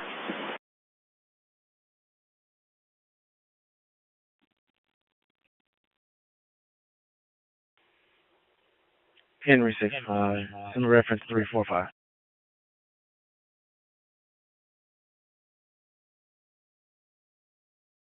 Henry 65 clear, turning out. Noise disturbance at 7150 Fox Brick Lane, apartment 2110, reference 345 at 329. 13, checking on you. No, 13 secure. No, 13, you're clear.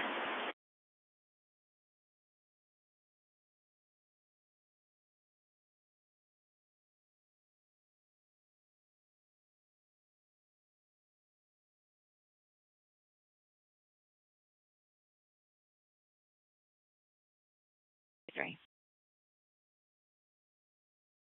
42 North 2. Number 28. You can put my numbers on that suspicious vehicle on Woodland Hills. That's clear.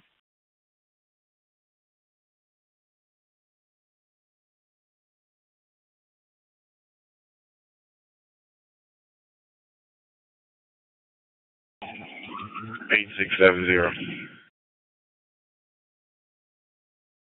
They're there?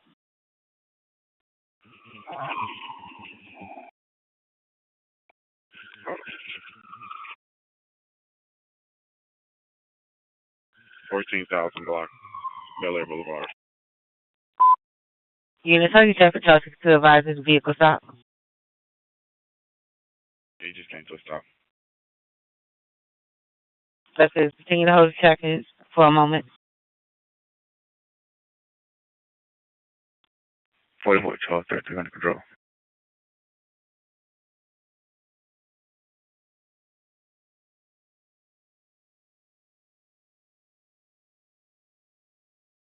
You can release it.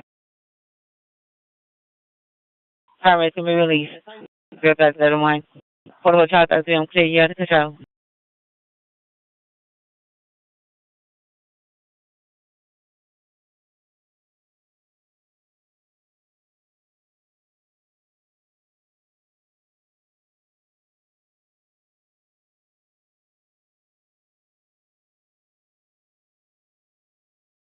OD. William 26, OD.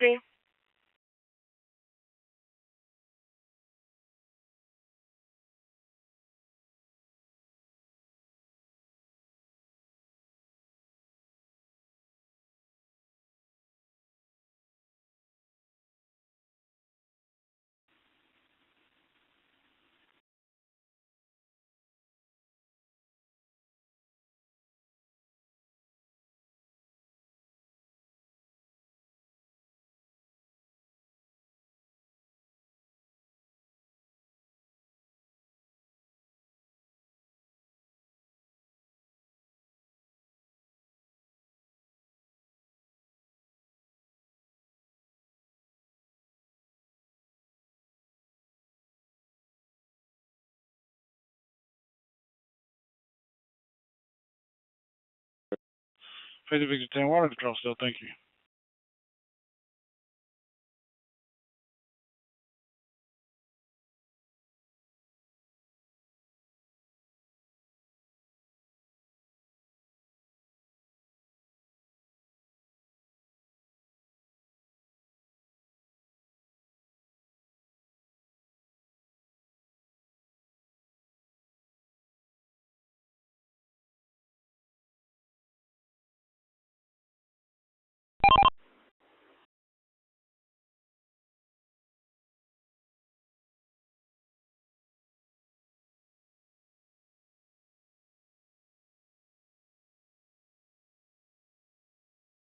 One Baker Road.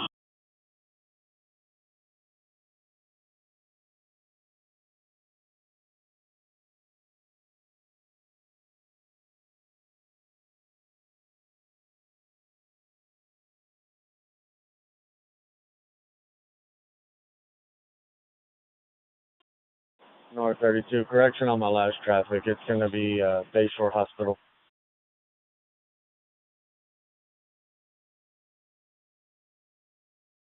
That's clear.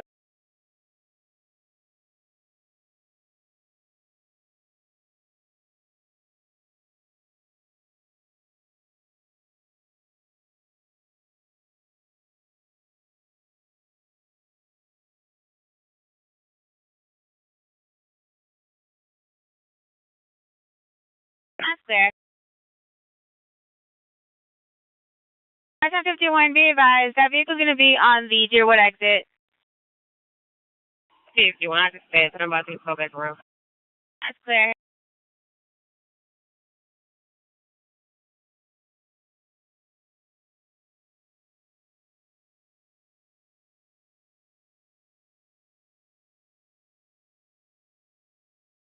Needed on the west and southbound.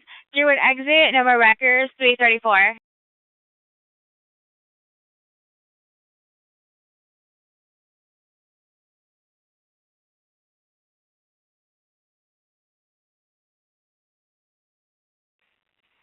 Central, holding a disturbance other, Ponderosa.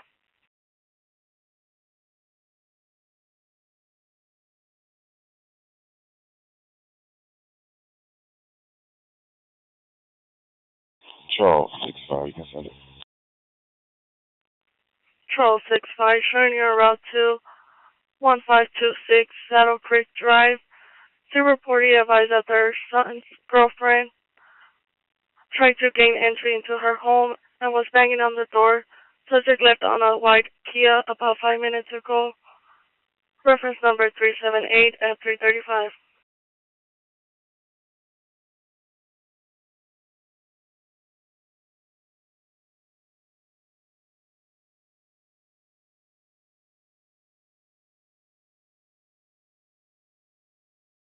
Porter, Texas, with a PL of 103.5.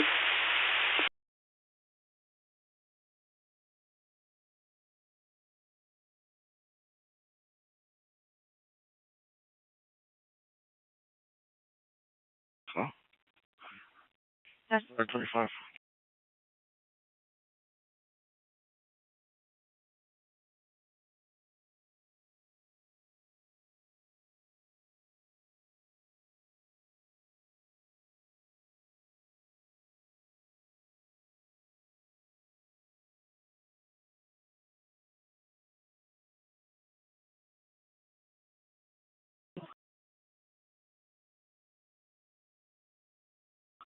So it's 1-4. That's 1-4. Yeah, you took the log of plate. Yes. It's going to be Paul Robert Lincoln, 4864. I repeat, Paul Robert Lincoln, 4864. Thank you, man. Appreciate it. Clear.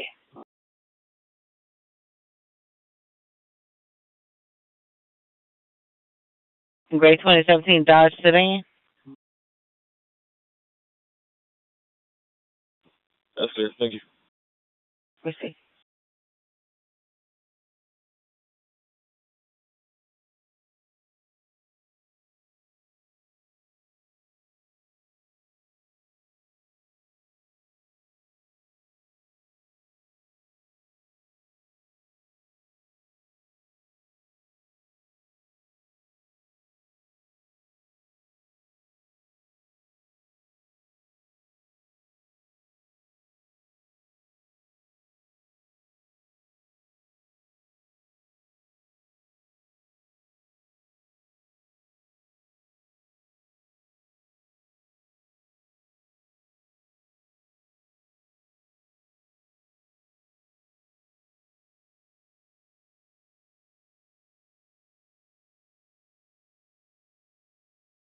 Can you hold traffic so we can check the gutters and 22? 248 copy.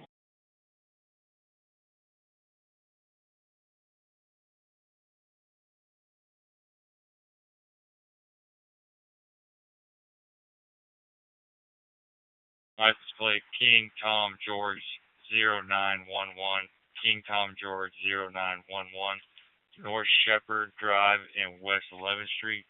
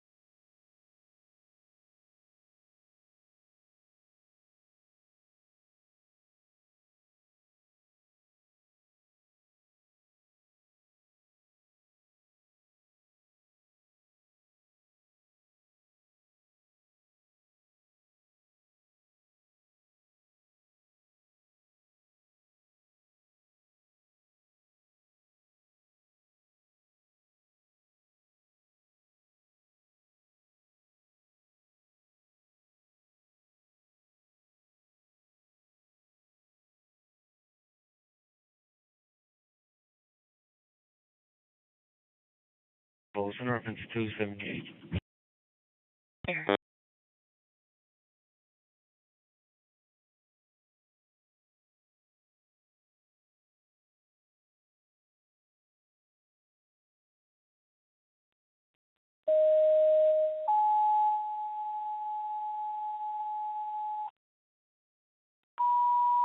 Medic 940, man down, stage for law enforcement McDonald's, 15015 Mesa Drive, near North Sam Houston Parkway East and Audubon Forest Drive, 375 uniform, box 2603, 0339.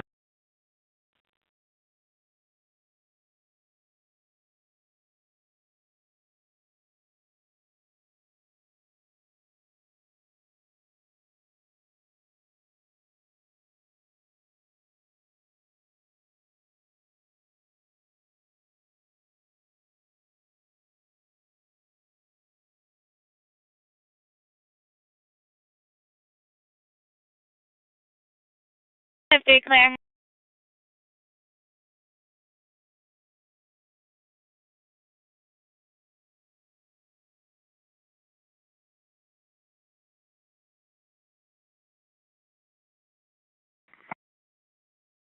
One 45, that's clear.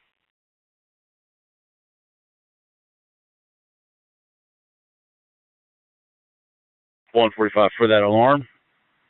Clear that as a true alarm, and then drop a robbery call slip on there. 145, that's clear.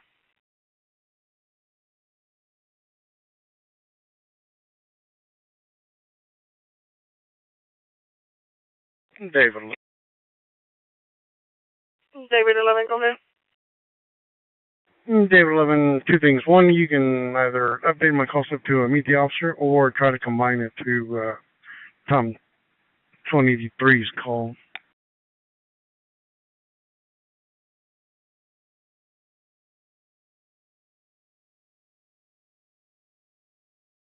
David 11, are you completing a supplement? David 11, yes, ma'am, that's clear. That's clear. Your call is linked with his. You can just clear it. Supplement. Appreciate you.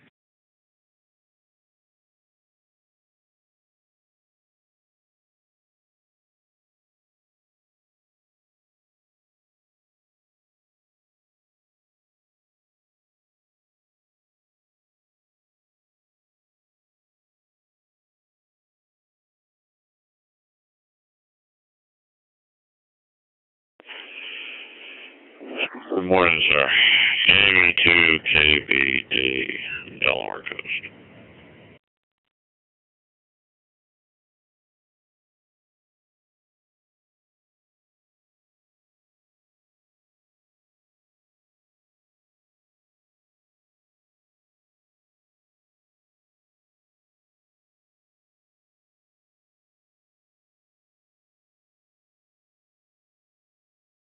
And not moving. EMS en route. No other information.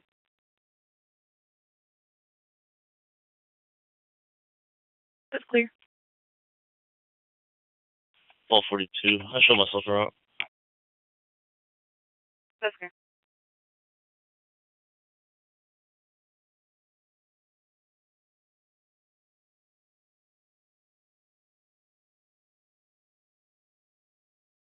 Two 4039320.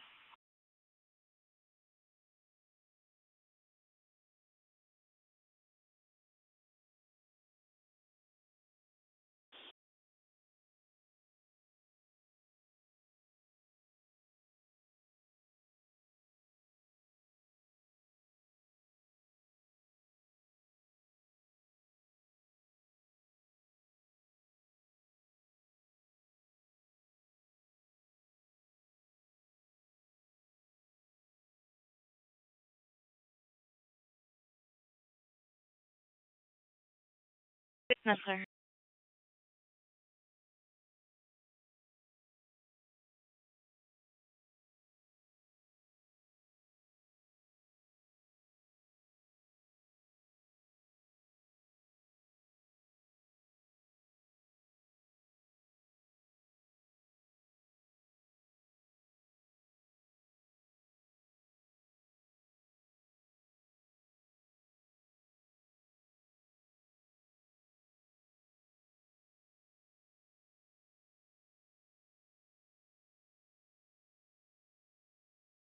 arrived.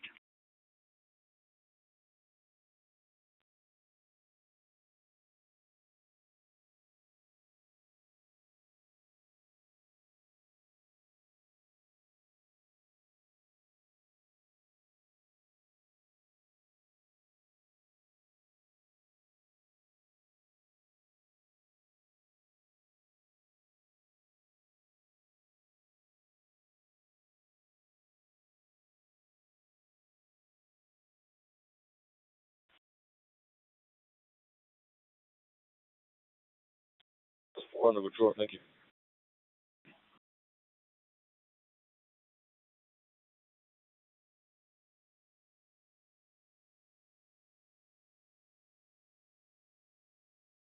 On ECOM, TAC 2. Medic 44. 0345.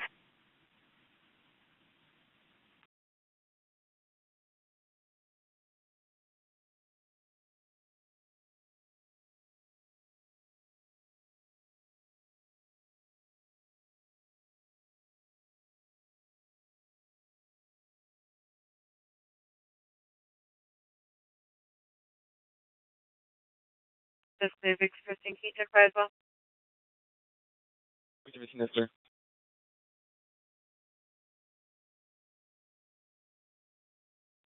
Charles Springs, they all regards to that. Closer. 23, that's fair.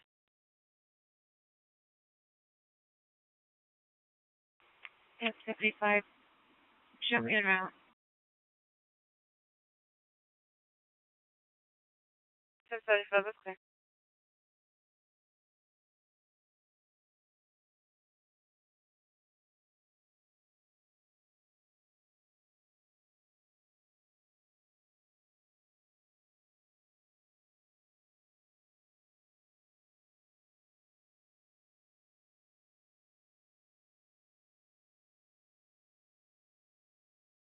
R28, CBU. Show me around Charles Plus.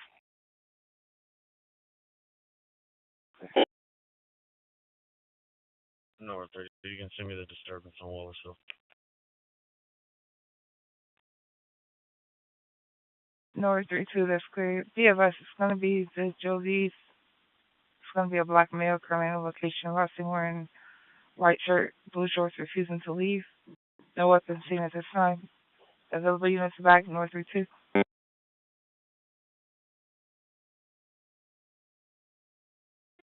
Shots 14, I'll be in rush order. Clear.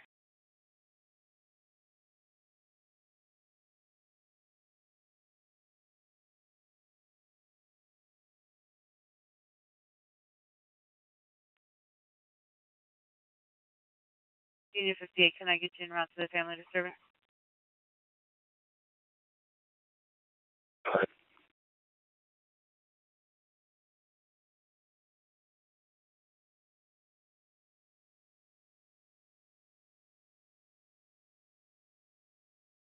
My call to DWI and something level 1 adult male to JPC.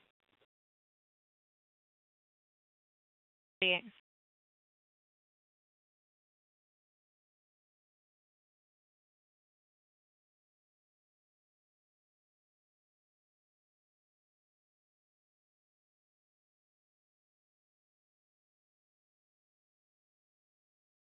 Vehicles parked behind any of these other businesses while we wait on a description. 013, that's clear.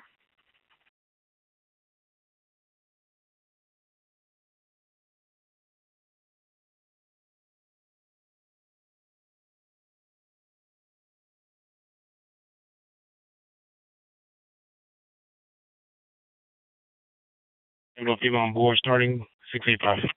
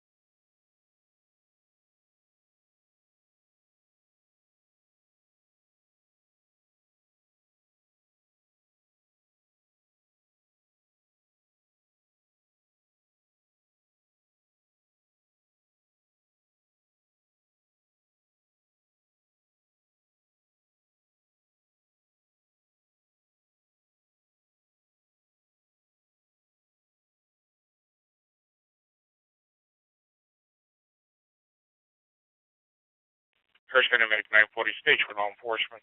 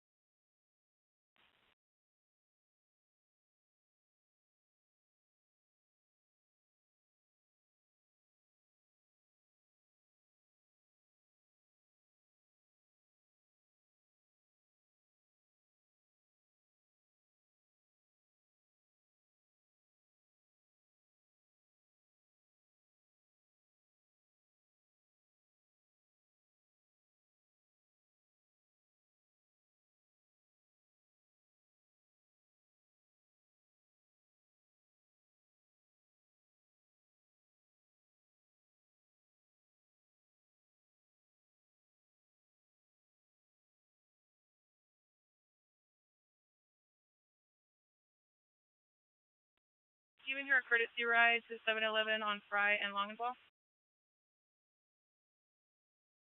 Again, amount 804.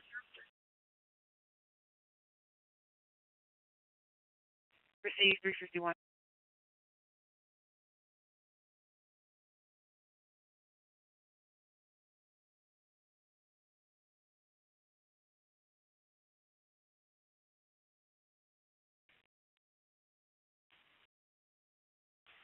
Maybe 97's up painting.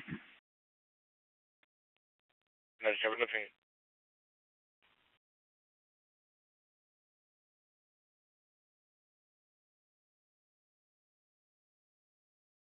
Define as clear.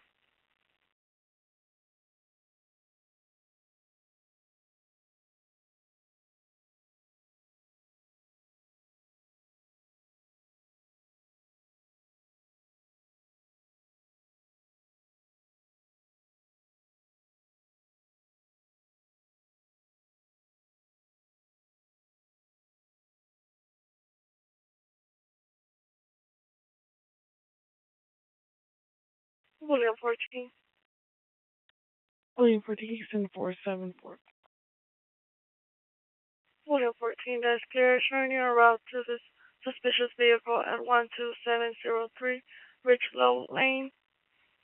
Reported observed a white Lexus is driving down the street 4 times. Reported advised that it's possible 2 unknown people are inside. Car is not anyone that lives in the area. Reference number 474 at 353.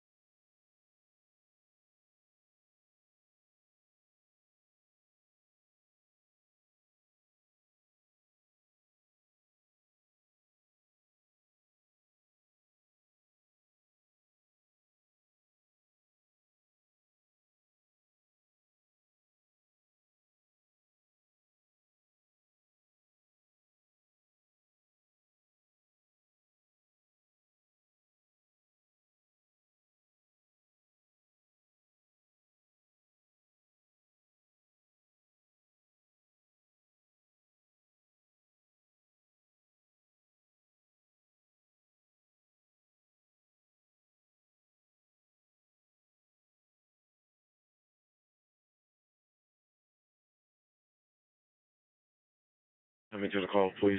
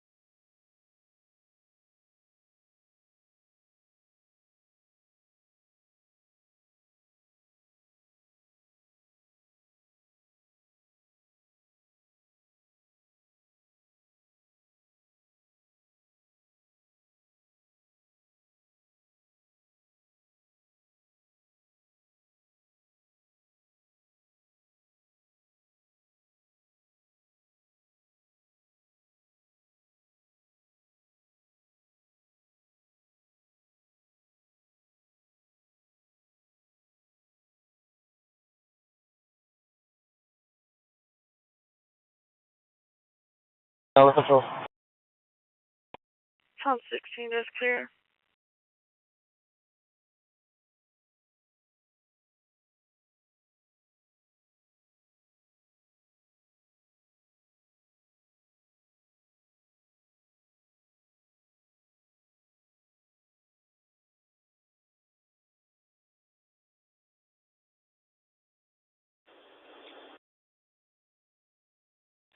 Wait, that's negative.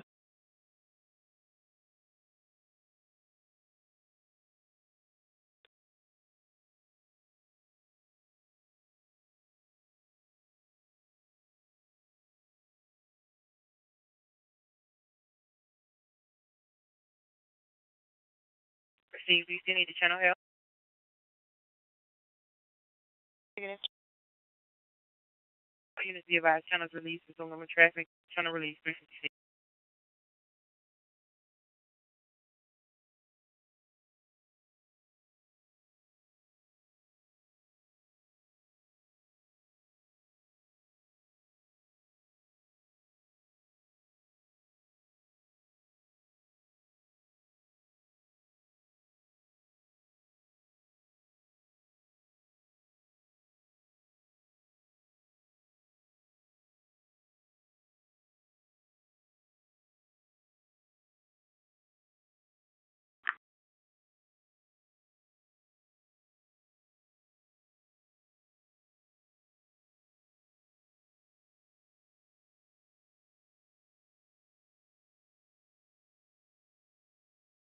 William 14, go ahead. William 14, was the Lexus a two-door or a four-door?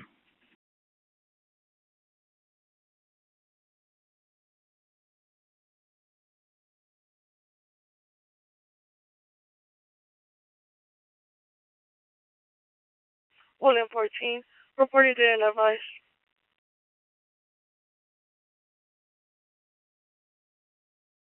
William 14, clear that.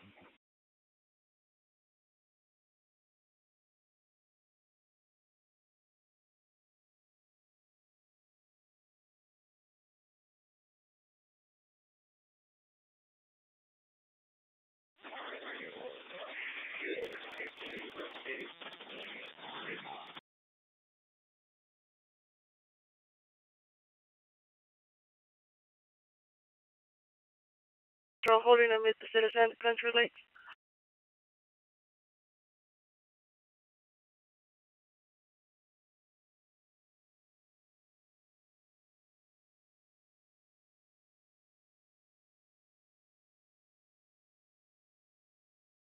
Live checking. 265, that's clear.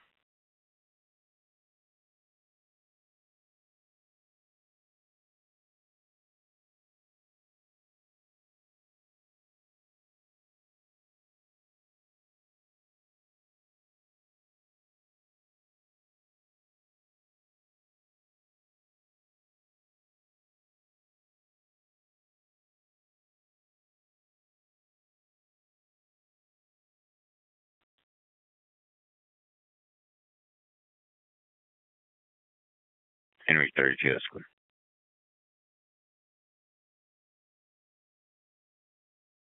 Henry 32 is going to be 13,341 West Timer Road at AT&T. Point of entry, Audible rear door.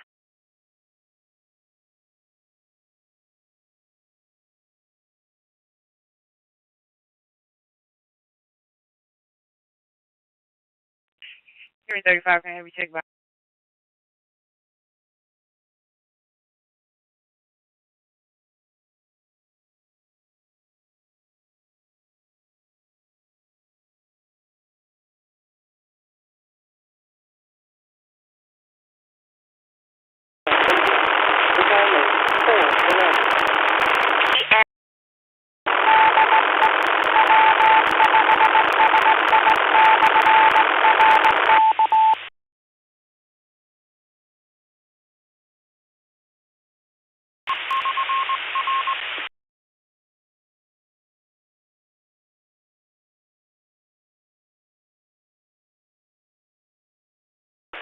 CW5NC.net for further details.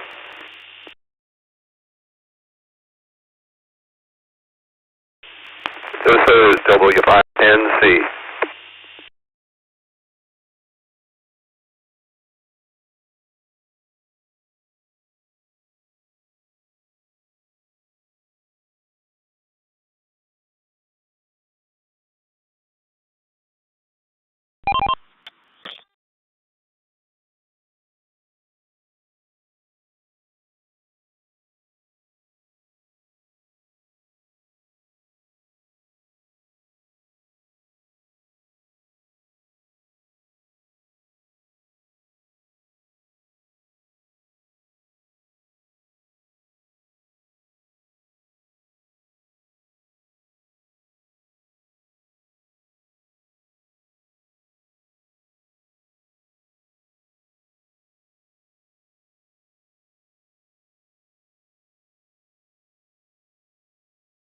2, you can show me a route.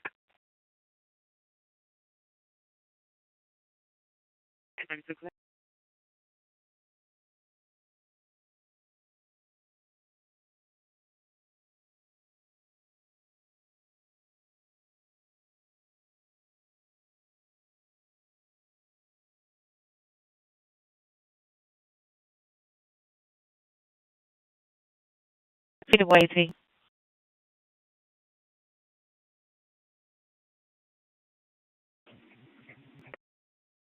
Fifty boy, I have 1 male on board. I'm going to be relocating the scene. The advised destination beginning is 392. 1 male on board, 0402.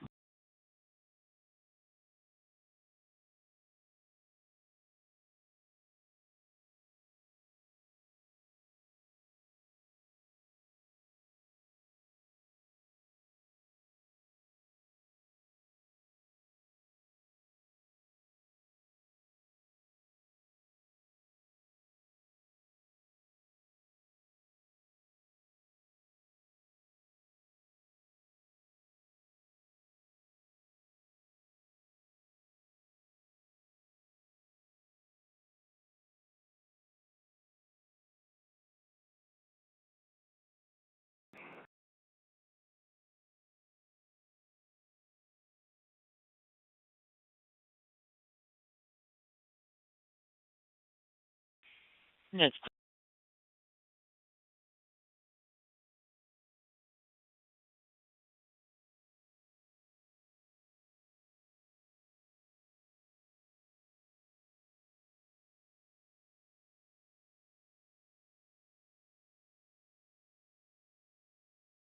your vehicle. Under control, sorry. Clear.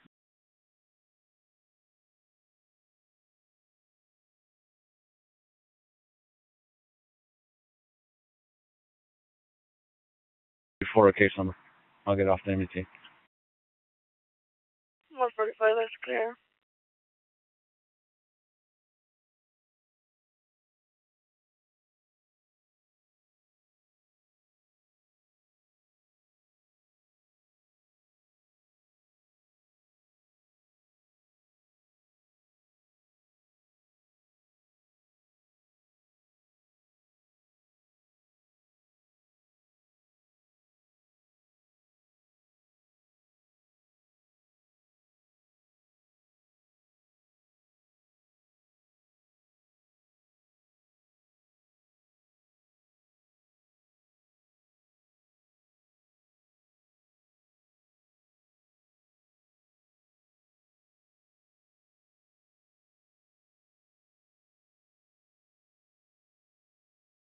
Time of death is going to be 0250.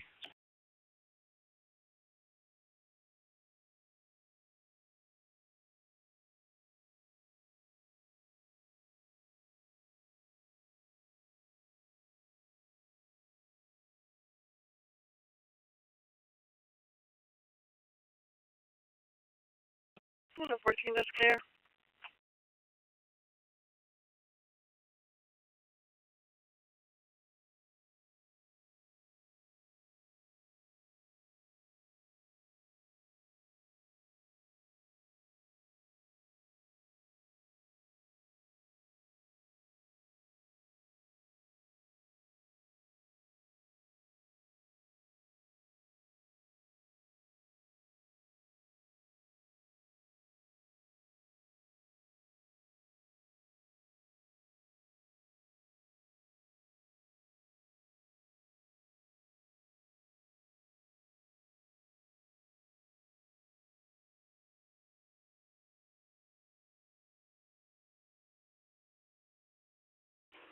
Charles 34 in control.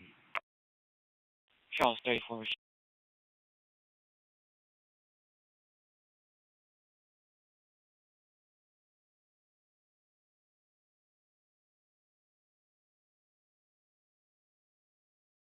13.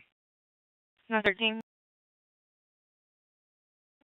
Just to clarify, did the suspect have a pit bull with him, or is it just his clothing on the short? I have to go back to confirm that information. Thank you.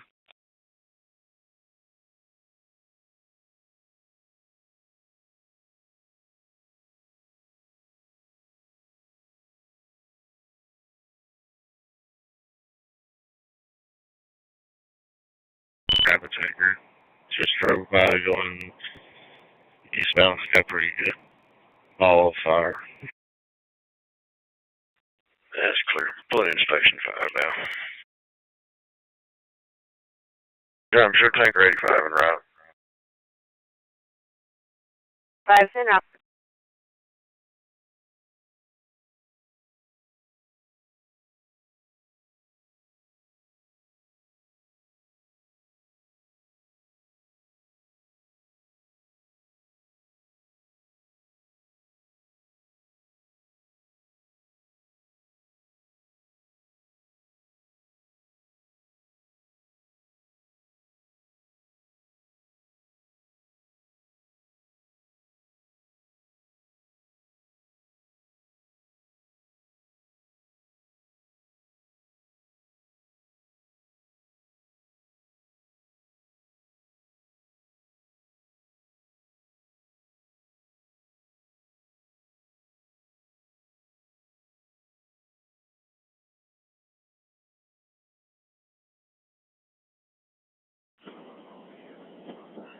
Carry.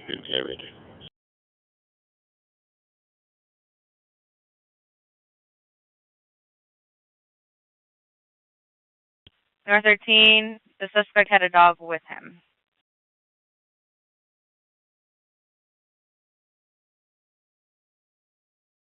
That's clear.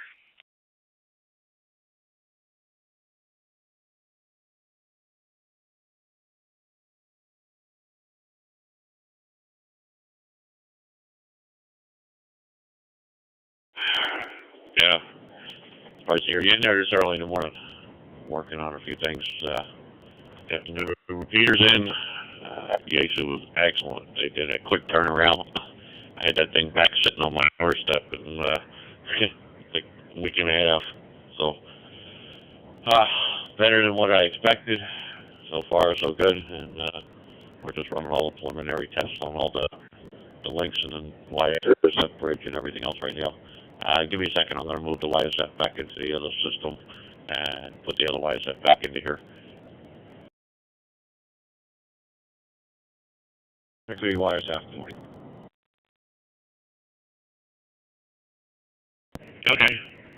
Sounds good. Alright, let me switch this back because we got an issue with one of the systems in here. So let me turn this back. We'll mess with that later.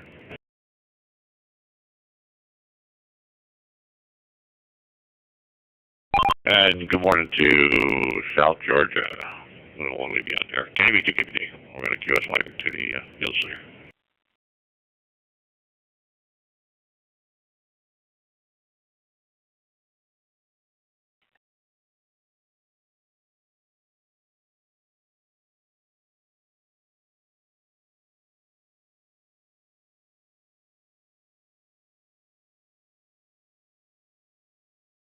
Eleven 515 Crooked Pine.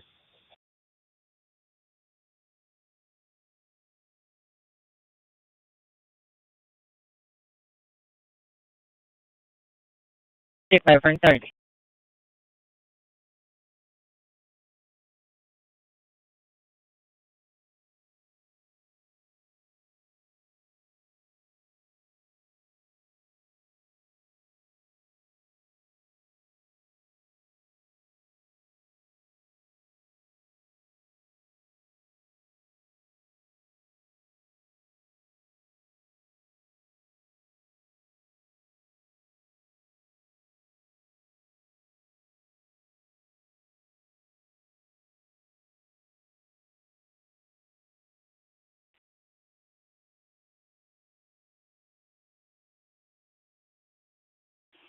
William 4 Senate. William 4, showing you route to 12110 North Brenton Knoll Drive. Reporting advice someone is trying to come inside the door. Reporting advice they're trying to push the door open. Unknown person is trying to get in. Reporting is armed. Reporting stated that he did not want to meet unit, but advised that if the unit have further questions,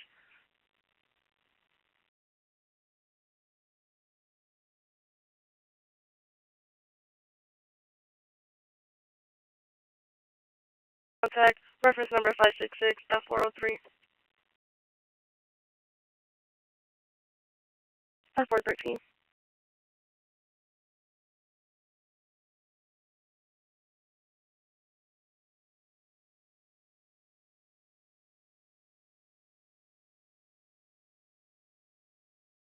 Okay. 143, go ahead. 143. I have William 6 responding as well. He'll be closer too. 143, that's clear. William 16, was that clear? That's clear. You can send it. William 16, showing you to William 04.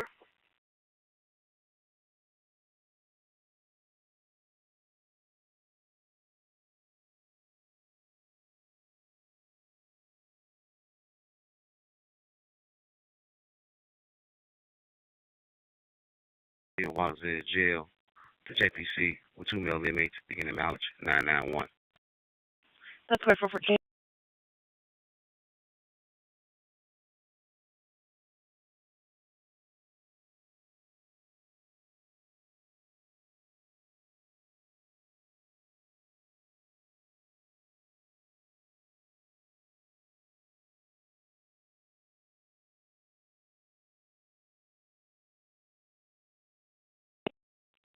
Frame 31, that's clear. The fire's been put out, and they're checking if it was on purpose, so they can find out if an arson investigator is going to come out here. Okay.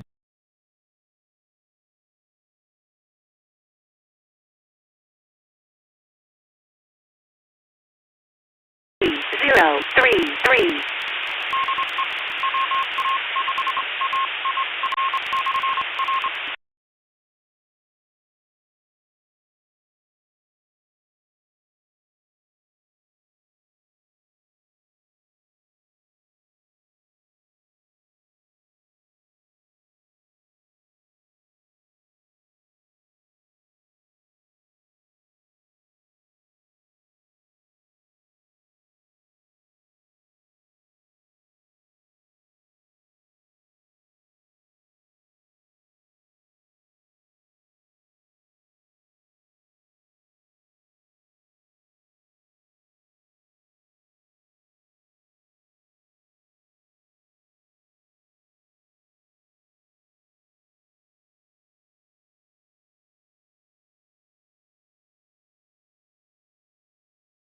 Dig 1 RV isn't exposure.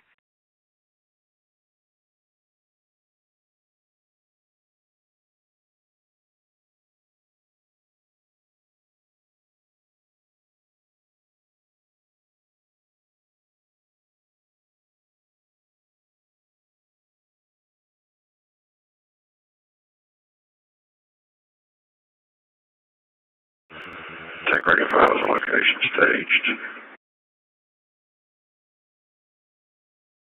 Okay, 5 on stage.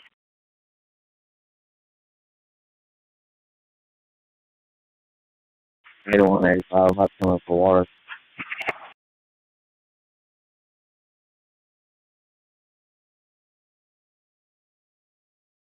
Bridge 31, where'd you go in at? First entrance right next to that little now.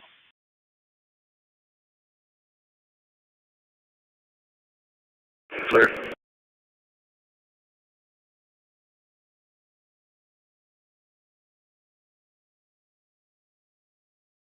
Mr. 85, just red tones. We show you in route.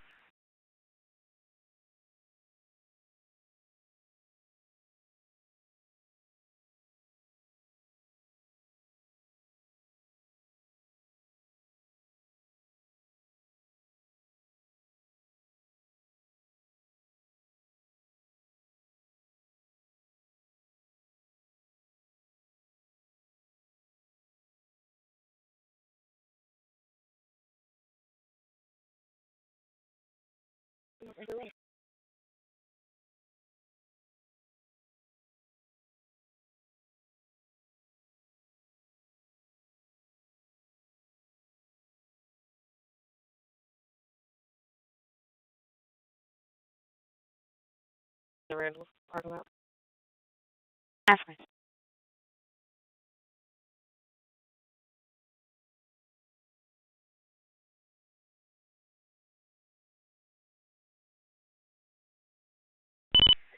I'm gonna set a line up on this hydrant right here. That's clear.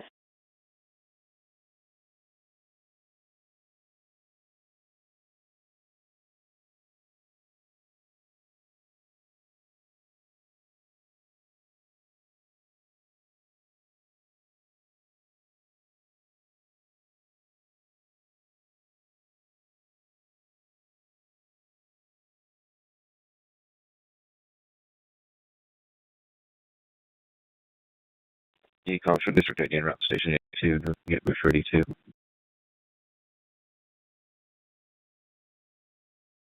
That's clear.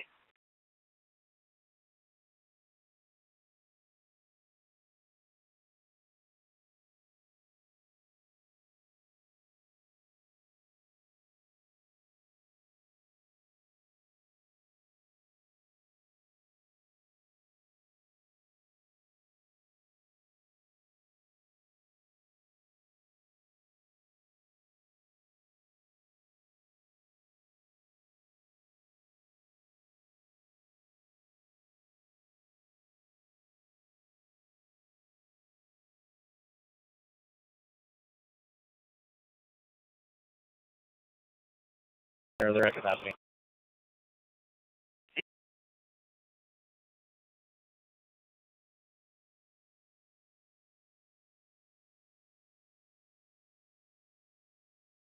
We're holding an assault, mud 200. Charles 28, show me route.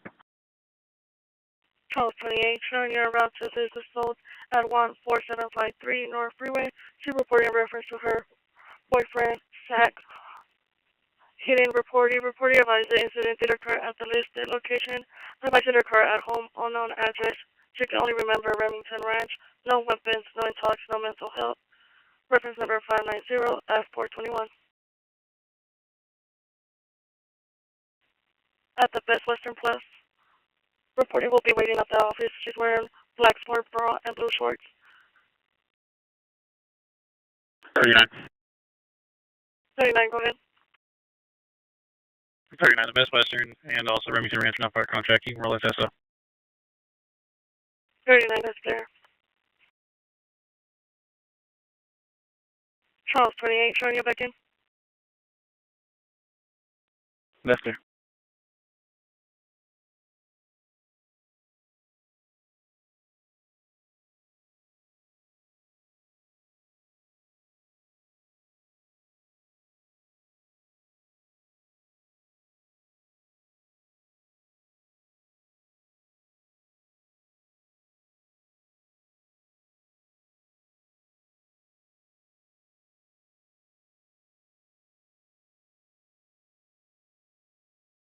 Six, checking. Extended. Well, 6 is clear. Edward 13, checking. Edward 13 under control, extended. Edward 13, that's clear.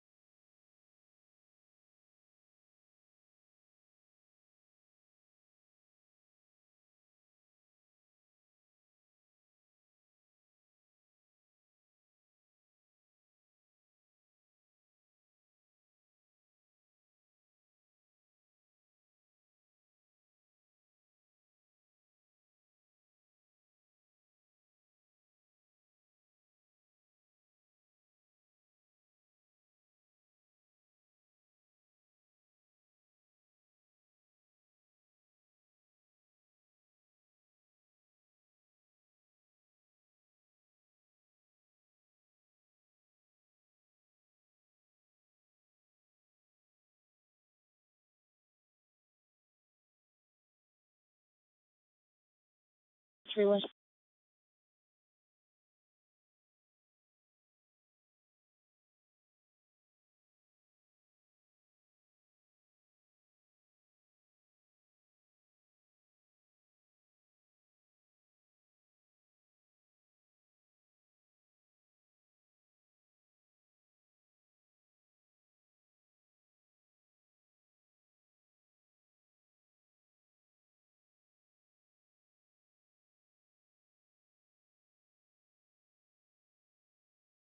Allison, can you show me your arrival location and your mileage 112193?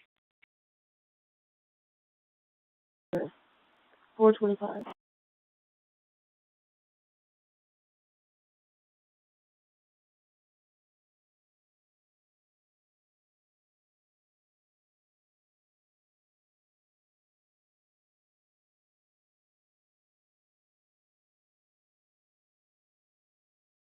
Close out, please.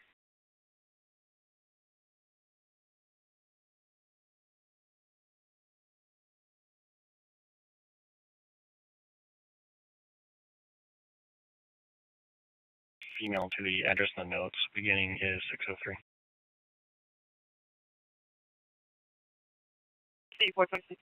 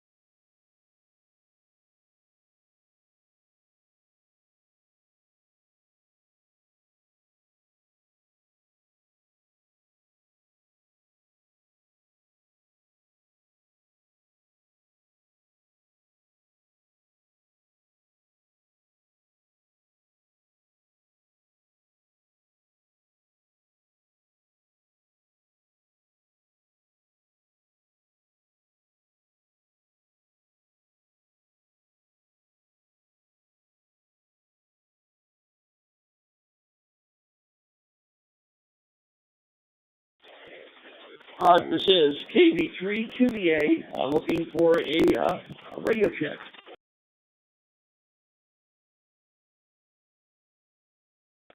KB3QBA, this is N3, working much better now. Much better. Go ahead.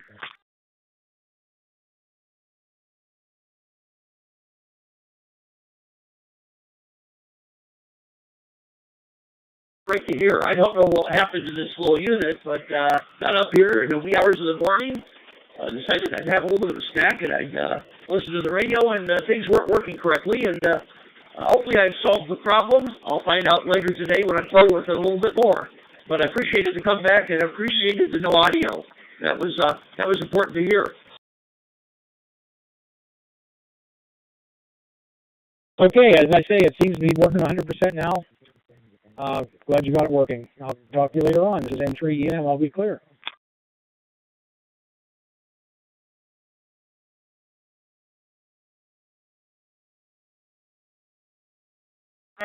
Thank you very much for that comeback and a radio check, and 73s to you and yours, and we'll talk to you again at some point in time. KV3QBA is clear.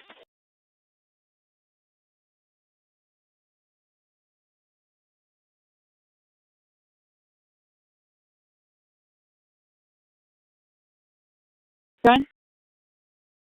Yeah, can you clear me or arrest charges those two?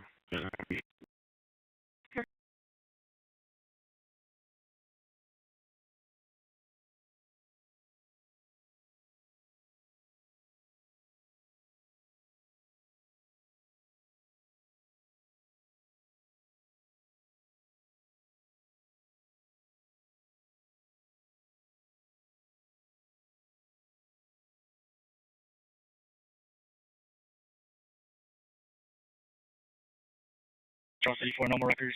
Be advised, westbound traffic is going to be temporary shutdown.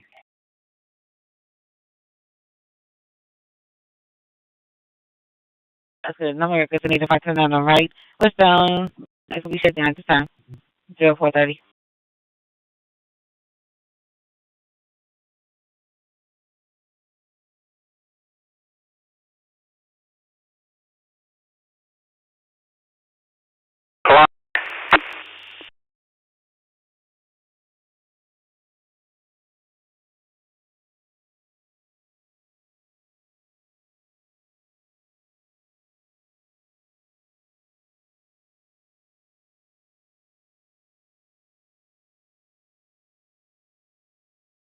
Transport complete. Engine mileage 164011. That's quick. 431.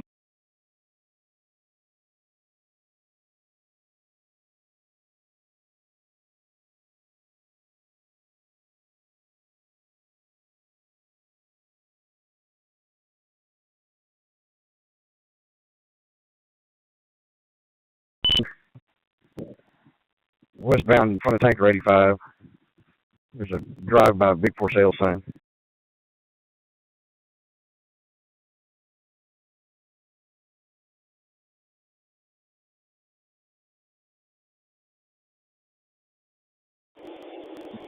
Right, 17 on location. 17 on scene.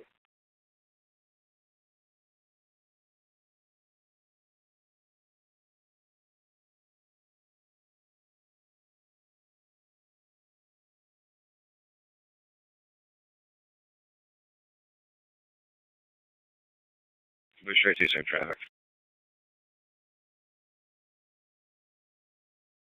Proceed to say testing.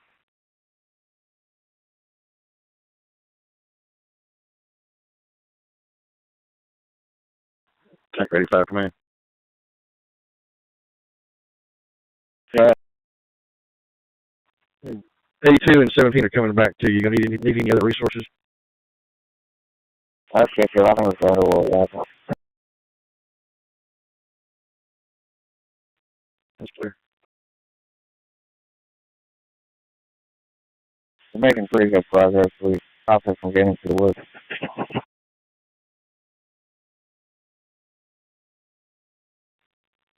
You might want to consider using those either 82 or the Pro-Packs there. Just put a wet line all the way around it, and if we can let what's burning burn, and just put a wet line all the way around it so it doesn't go anywhere. That's what.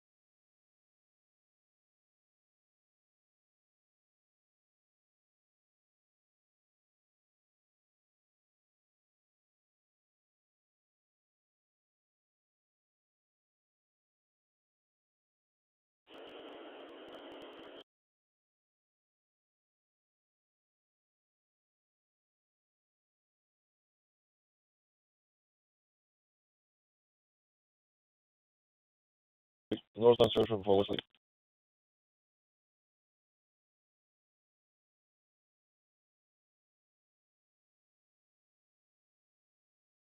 And 610 East Loop northbound at I-10 right shoulder, and on the left shoulder, we do have visual.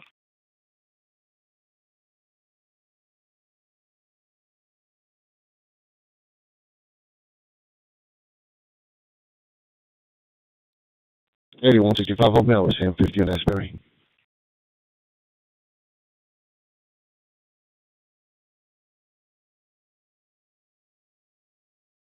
What's that work?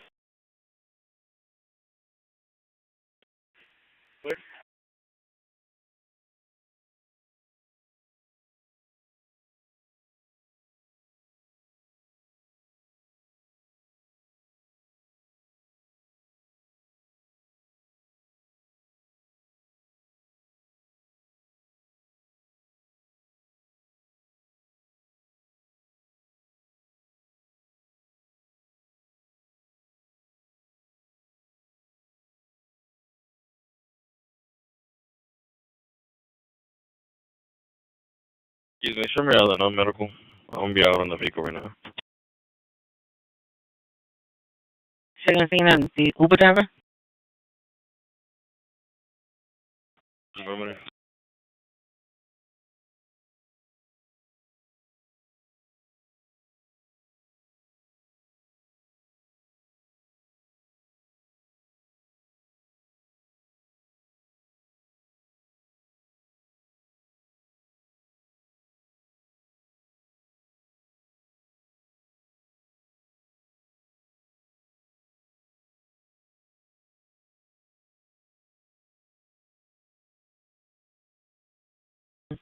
explosive way.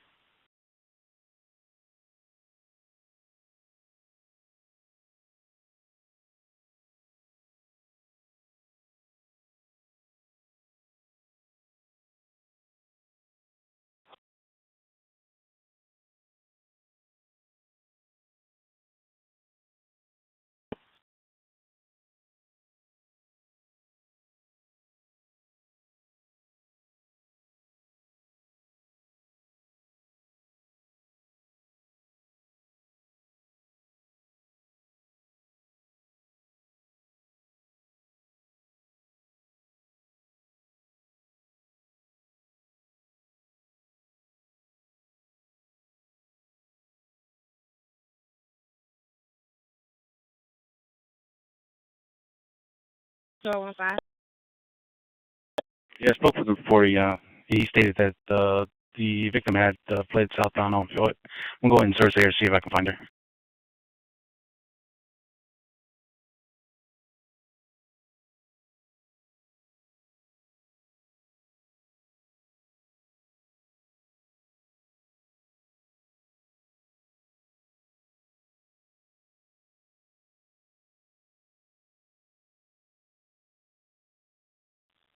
Delta Oscar 5 Echo Romeo, Kilo Bravo 4, Sierra Golf Alpha. Good afternoon, Rudolph. Guten Tag. Yeah, good morning to you, John. As the pictures shows, we are sitting in the forest on the other side of the Rhine River, and it's a really great experience for me talking to you over there in the States. Back to you.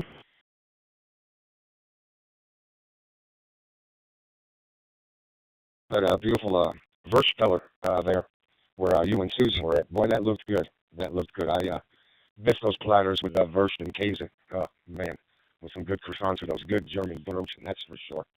But I'm glad you're having a good day. How's the weather for how was the weather for your brunch and your stroll through the forest?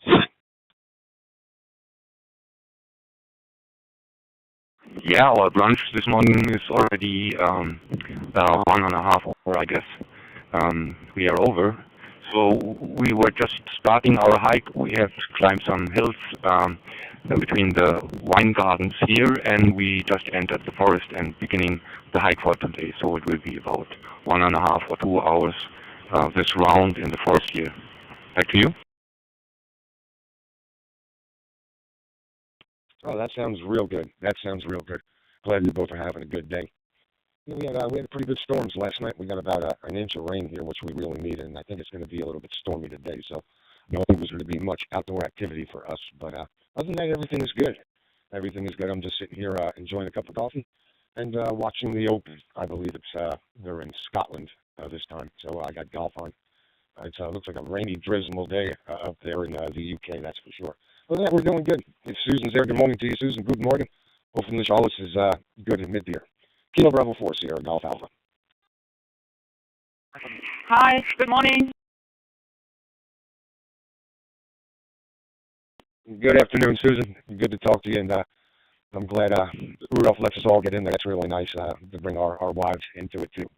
Unfortunately, Melena's still sleeping. Sleeping Beauty will probably be in bed till about 7 o'clock our time.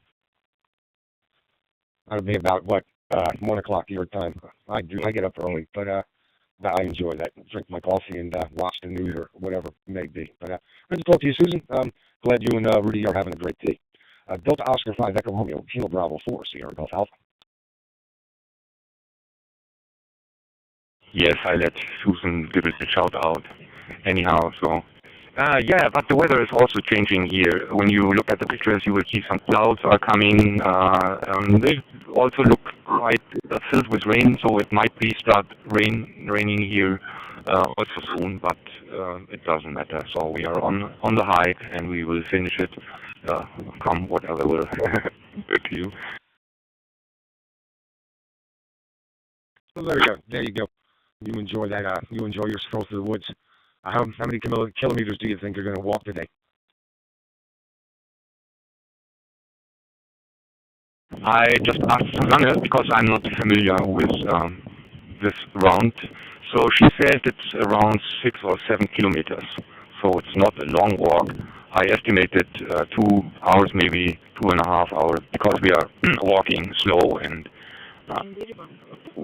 yeah, Susanna just said we will take every possibility of sitting down and enjoying the nature. Back to you.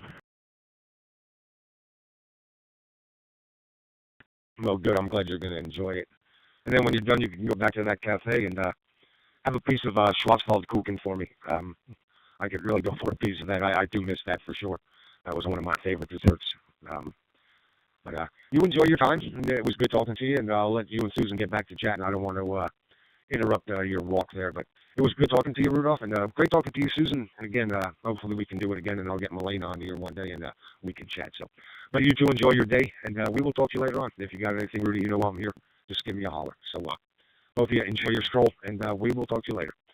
Delta Echo 5, Delta Oscar 5 Echo Romeo, Kilo Bravo 4 Sierra Golf Alpha. Auf Wiedersehen, and have a wunderschönen Tag. Yes, thank you very much, John, for your good wishes. Enjoy also your morning. I sent you a picture where you can try your German on.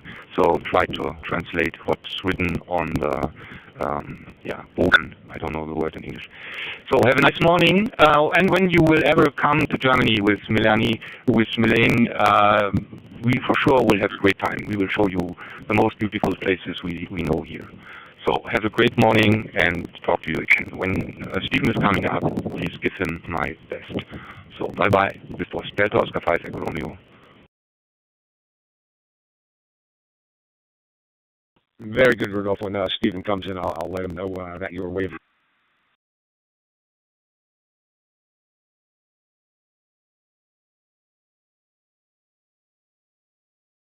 Both of you take care, and we will talk to you later. Delta Oscar 5 Echo Romeo, Kilo Bravo 4 Sierra Golf Alpha, John in South Georgia. 73, guys. We'll talk to you later. Auf Wiedersehen.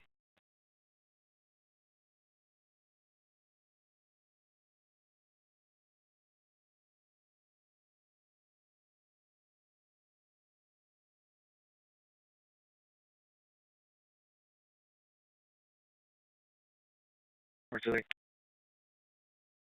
Not today.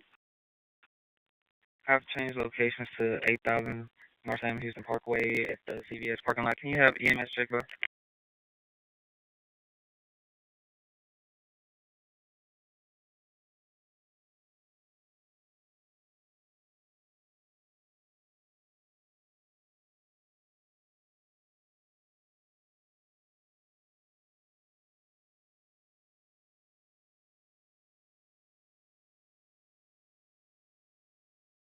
Way right before cross timbers.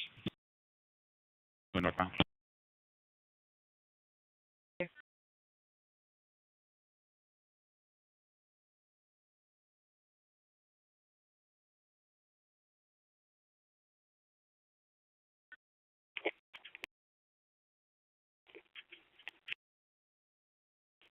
No, 55. 55. I'll be en route to the DA's office.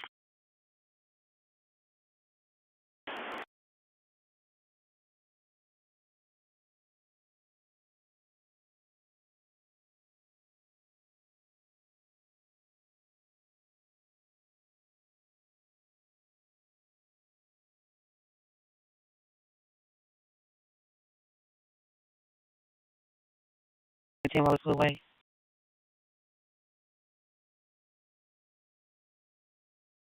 Charles 14, check in.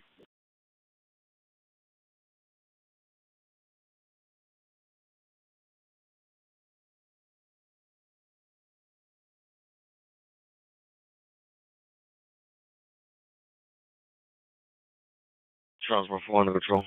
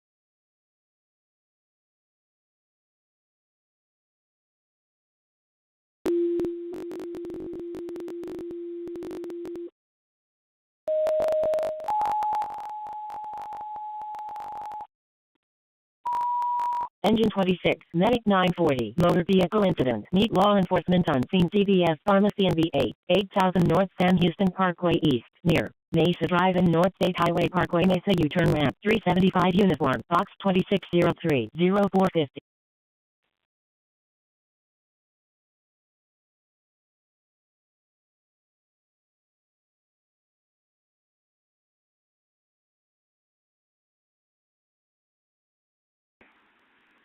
Frank George Henry 2870. Frank George Henry 2870. That's clear.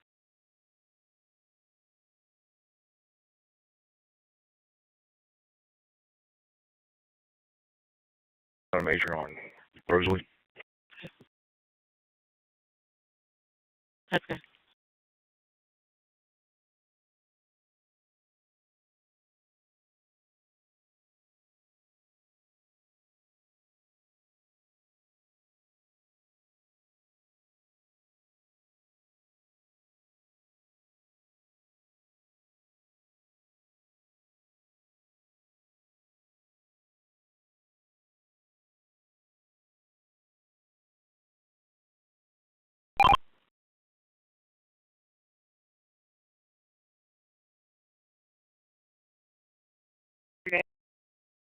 Last Benjamin and then in the flip has some Class C's. If you could confirm they're out of us, and then the person in Victor 36's shop, just go ahead and show that female is going to be in custody for David 30. One in custody for 2.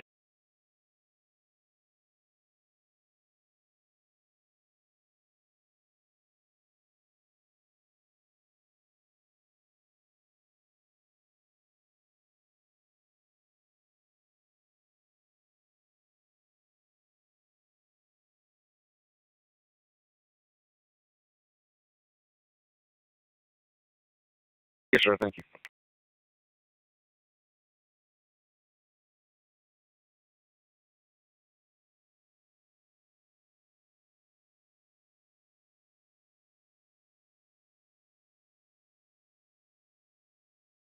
Readable, low volume.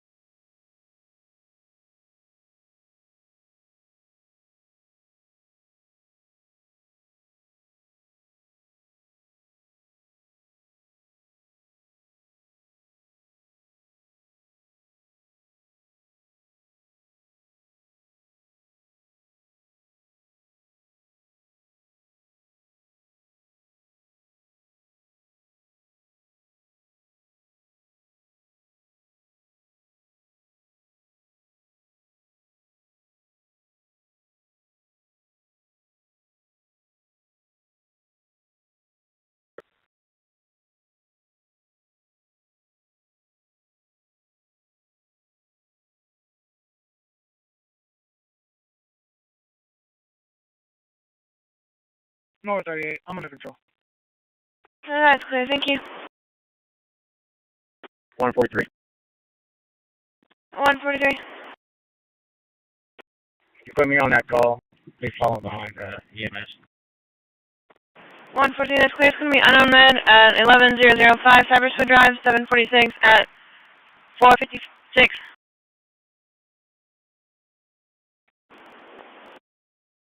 Be advised we're going to be for a Hispanic male, possibly passed out in a vehicle.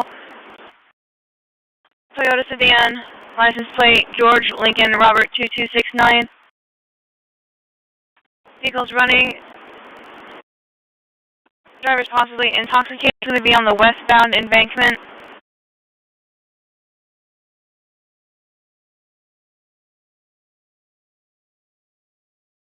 I'm getting that unit around as well.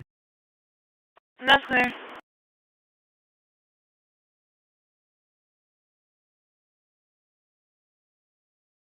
Put William 14 in route, she's the closest. That's clear. William 14 cleared.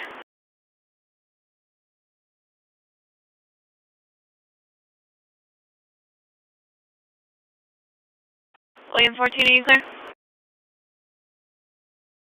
William 14 clear. William 14 is clear. My unit was 143 on Med 1105 Cyberswood Drive.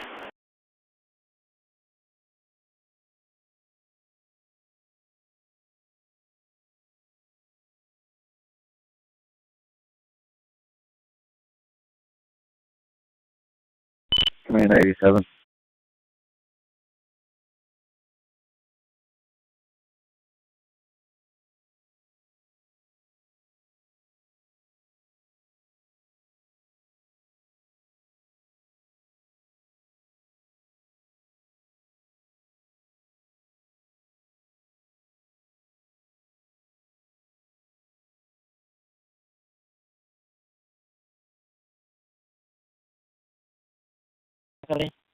Yeah, check my Charles 62. 44 Charles 1-5. Charles on fire. I found that vehicle. We're going to be at West Little York and Evergreen Trail, and the Texas plate number is going to be Sam George Sam 5188. 132, can you show me out? 1932, yeah, with Charles 15 or Charles 62. Can you show me around with Charles 62? Okay.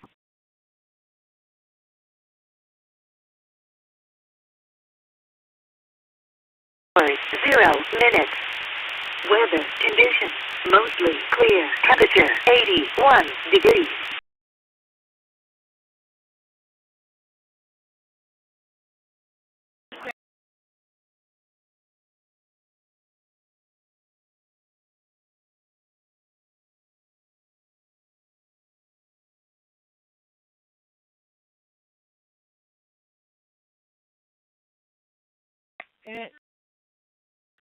Going to be Sam Nora King 9186. Sam Nora King 9186.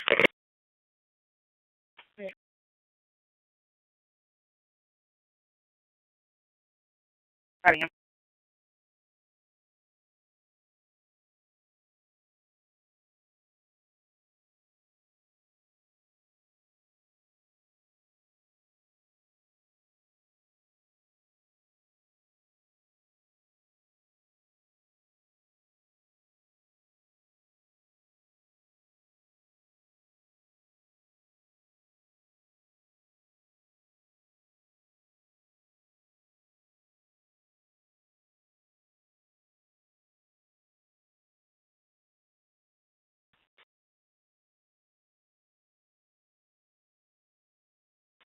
For Charles 15, no more records on scene. I need to see if I can tell me his hill. Go ahead.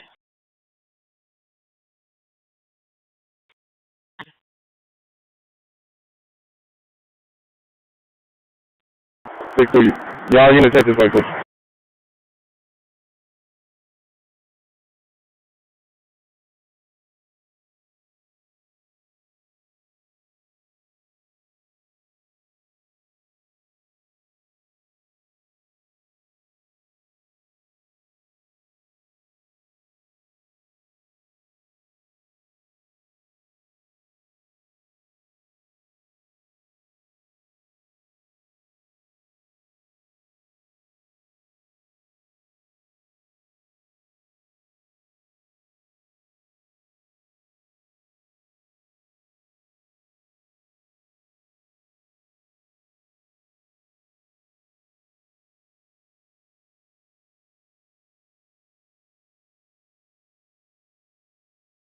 know what you like. You can send me reference 892.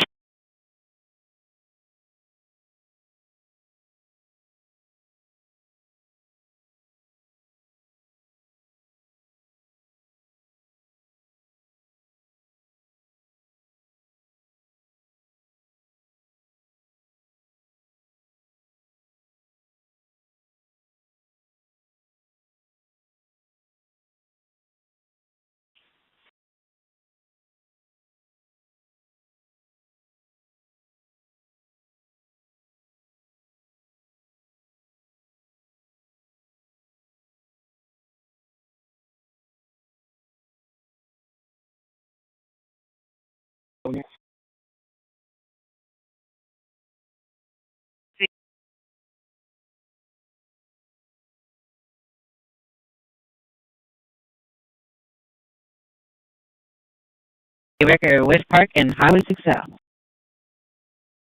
Cross 15, you're under control.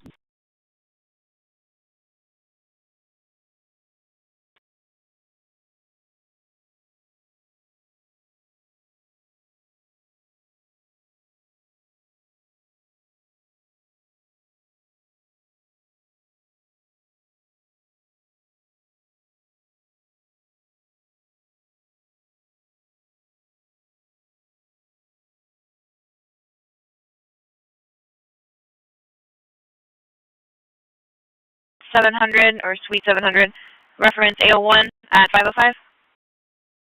Edward 84, Triania.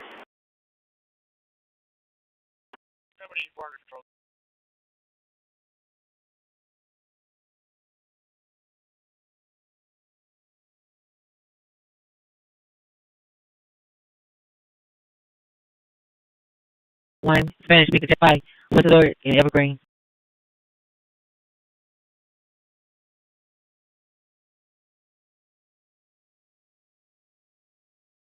Unit number 111B, Tomball Rehab and Nursing, 850 North Peach, near Carroll Street and East Half Smith Road, 288 Delta, Box 7341, 0505.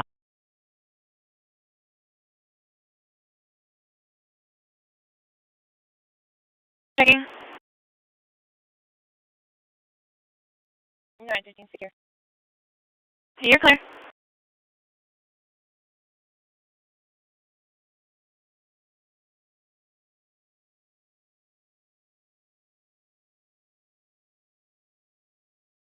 Go ahead. Can you change that SGI, please? I'm clear, sir. You still need a Spanish speaker? No, that's okay. I got one. Good job.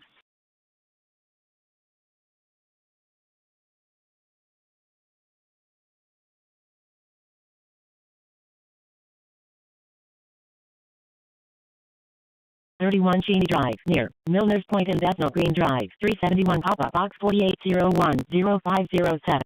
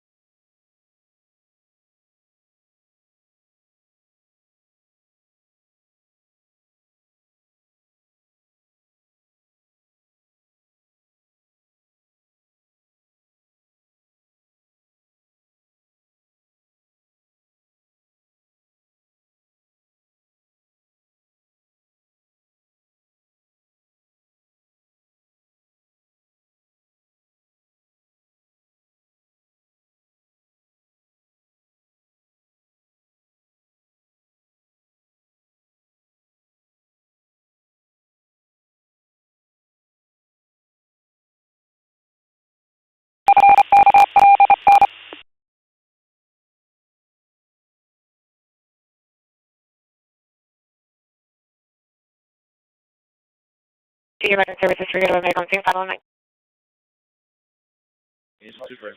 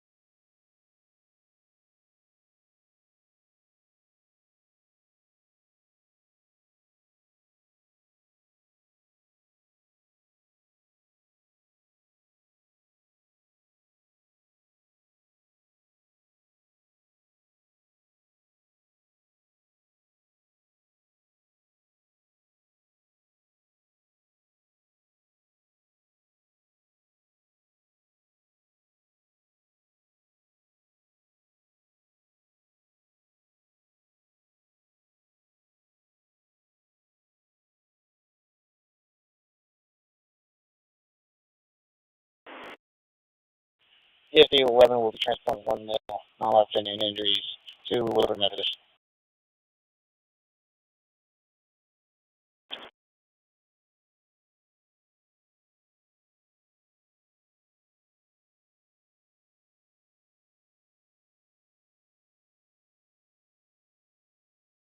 W2SHR, KB4SJ. I was just replying to your picture you sent. Good morning to you, Stephen.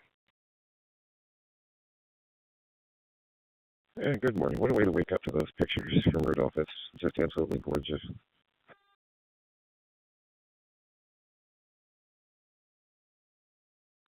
They are some nice pictures of Rudolph and Susan. Looks like they're having a really good day.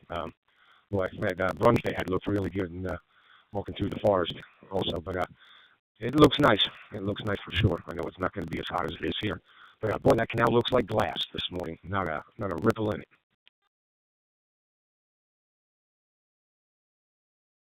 Yeah, that's until the dogs start barking, which they're being pretty good right now, trying not to wake up the company or Lori at the same time, you know.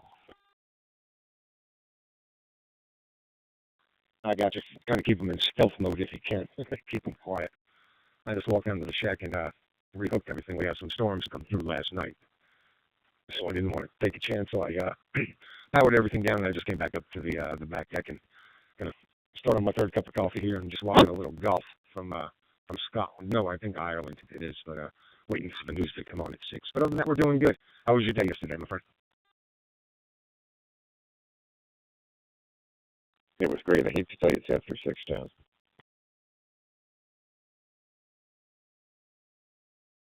I didn't catch that. Say that again, Steve. You didn't want to say what?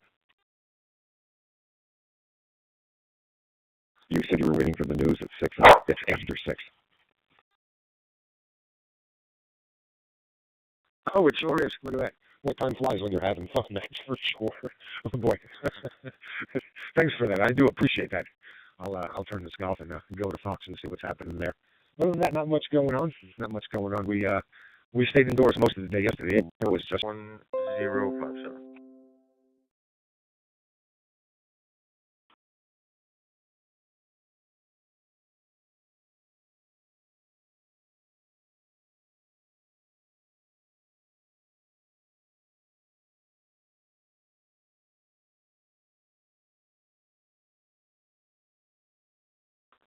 XN. Do you copy? This is Delta Oscar 5, Echo Romeo.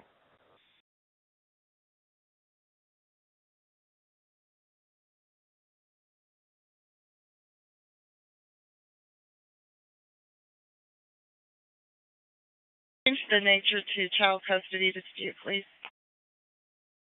Okay.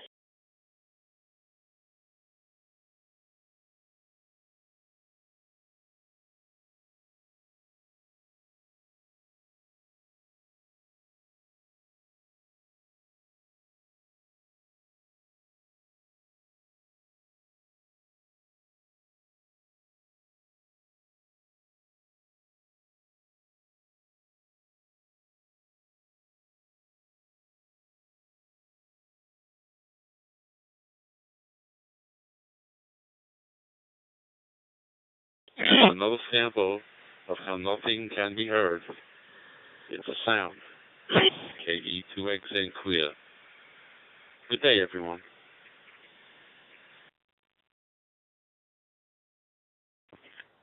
KE2XN, this is Delta Oscar 5, Echo Romeo, calling.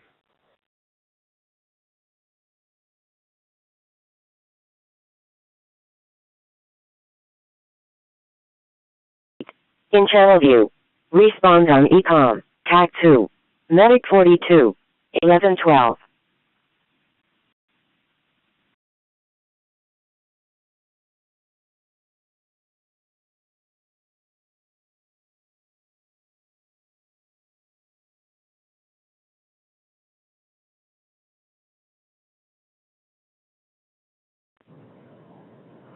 Delta Oscar 5 Echo Romeo. I can hear you clearly. Kilo Echo 2 X-Ray November. I can also hear you somewhat. This is Kilo Golf 5 Lima Romeo Lima.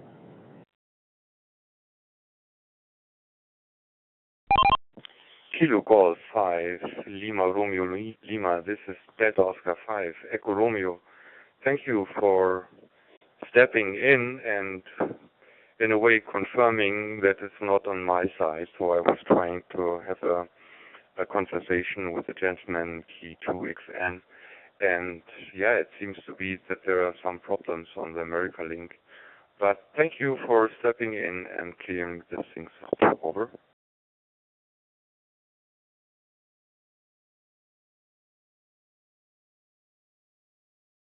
Alpha 5 Lima Romeo Lima.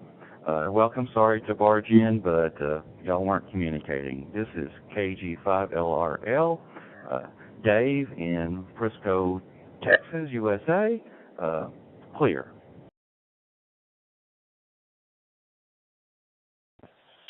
Hello, Dave. My name here is Rudolph, and you weren't barging in at all. So thank you very much for stepping in and letting me know that on my side is everything okay. And you said that also the other gentleman with the other call sign, you were hearing clear and loud, and so there might be a problem on the American link. I discovered this also days before. Sometimes it's something not really in a good working order. Over.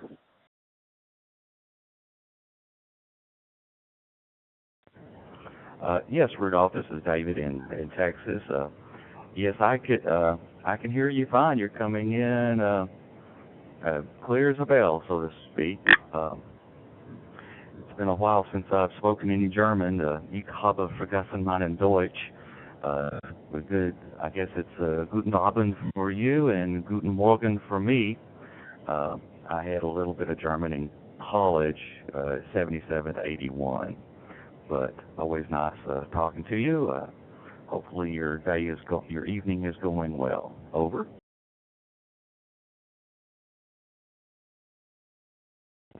Yeah, Dave, very nice to make your acquaintance. And you're absolutely right. Local time here is 6:15 p.m. So yeah, you can call it evening already.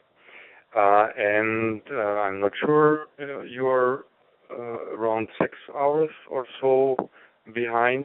So it's noon over there in Texas. Am I right? Over.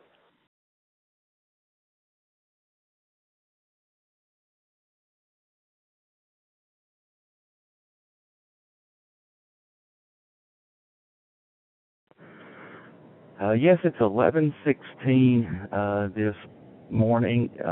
In the morning here in Dallas, Texas. We're in the Central Daylight Time. The local temperature is about 26.5 Celsius. It's about 80 Fahrenheit. Our high today is, I believe, 101 Fahrenheit, or about 38 Celsius.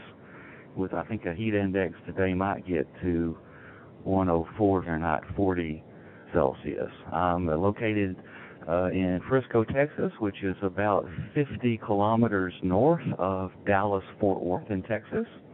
I am about 930 kilometers north of southern Texas SpaceX launch pad, where Elon Musk launches his rockets from the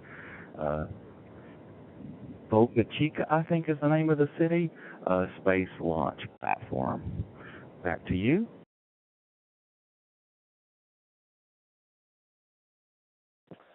Great to hear that, KG4LRL. My QTH is Karlsruhe. It's in the south part of Germany, about 200 kilometers from the Swiss border, and about 80 kilometers from Frankfurt. You might know the town Frankfurt. So Karlsruhe, I don't think that it's very familiar over there in the States. And yeah, it's nice to have a contact with someone out of Texas. I really enjoy having conversations with you guys over there in the States. I've been in the States only one time, but it was very, very impressive for me. And since then, I'm now retired. There were always the wish to come back one day. So it might happen in the future, I'm not sure. But I really enjoy to have contacts to you guys over there in the States by using a hotspot and going over C4FM with my Yaesu transceiver FTM200. So yeah, this is a good way of staying in contact with you guys over there. Back to you.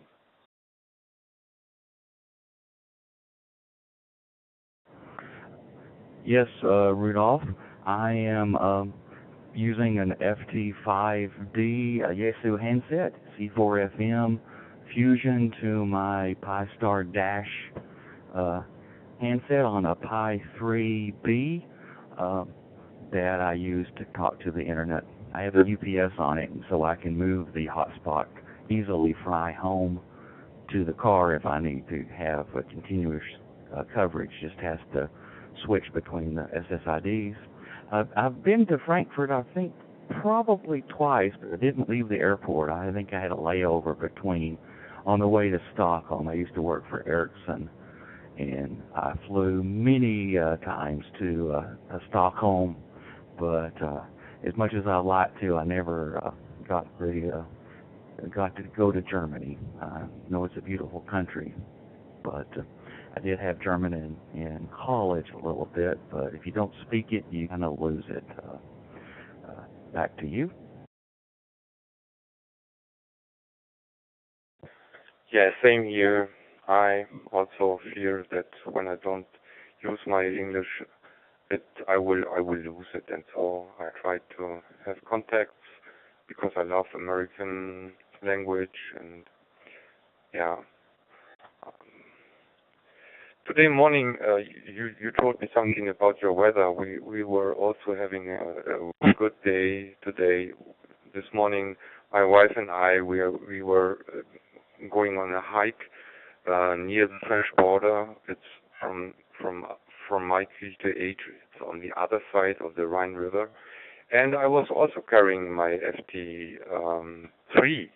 Actually, it's a FT3 portable.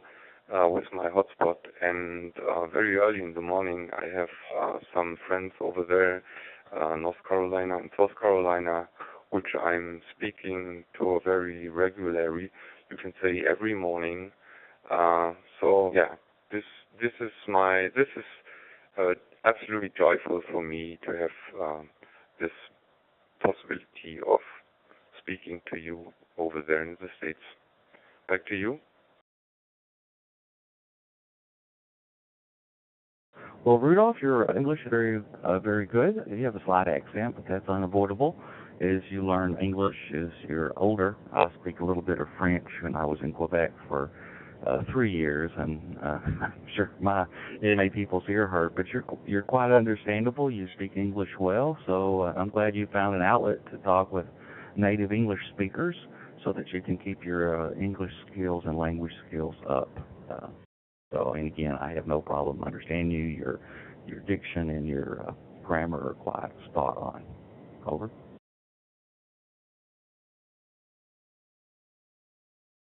Yes, thank you, Dave, for seeing that.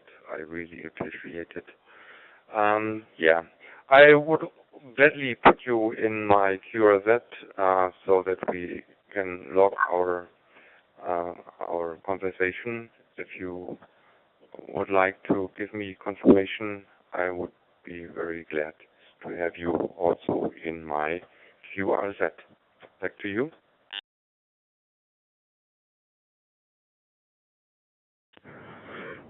Sure. I'll put you in QRZ logbook. I usually put a note in the comment that it's from a hotspot, so but most people can understand if I'm on a UHF. There's no way I'm going to Germany, but some people refuse. But that's fine. I will certainly confirm your QSO. So good talking to you. Maybe it's good to let others people have the room. So I'm going to say 73 and wait for your final. Over. Yes, thank you, Dave. 70C for you too. It was nice talking to you. This was Delta Oscar 5 at Romeo with KG5 LRL. Delta Oscar 5 at Romeo, listening on America Link.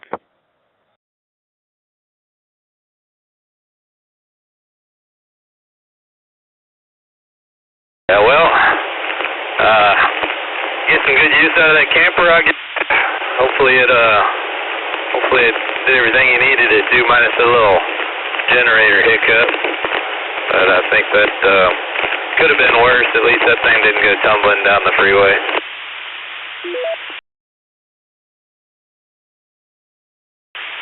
Yeah.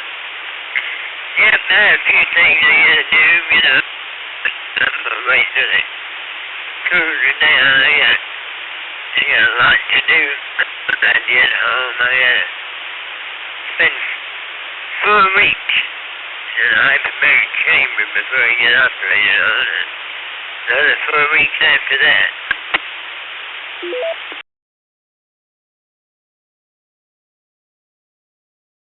Oh, yeah, that doesn't sound like fun. Yeah, I guess you got your plate full when you get home. Well, that'll go quick and smooth and heal up from that. Get back to normal as quick as possible.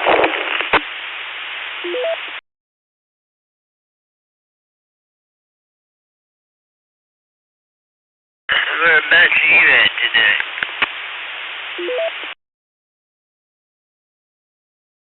I'm over here in kind of the Montgomery area right now, but I'm headed south towards Tomball. I'm gonna pass through there. I've got a stop down in the Heights in Houston. A makeup stop I've got to go take care of, and then I'll be headed back out this way. Well, no, I got one down there, and then I got one over in Katy, and then I'll be headed back up this way.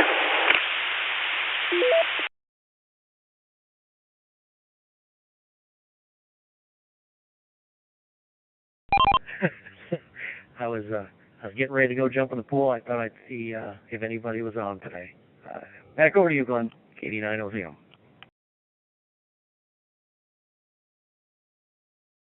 15 back in. Charles Center 1, Oscar.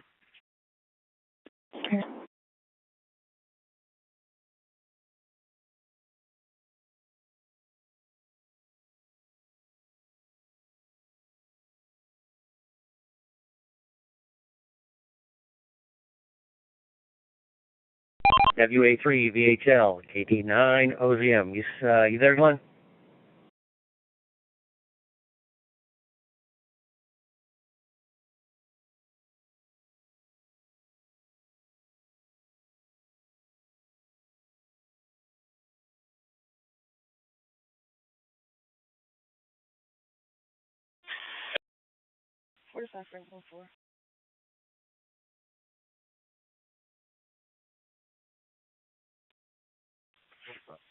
Yep, report set out, please.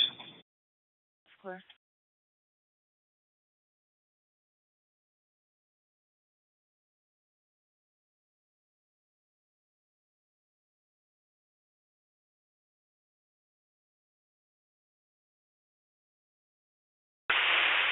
where I'm at. 55 here.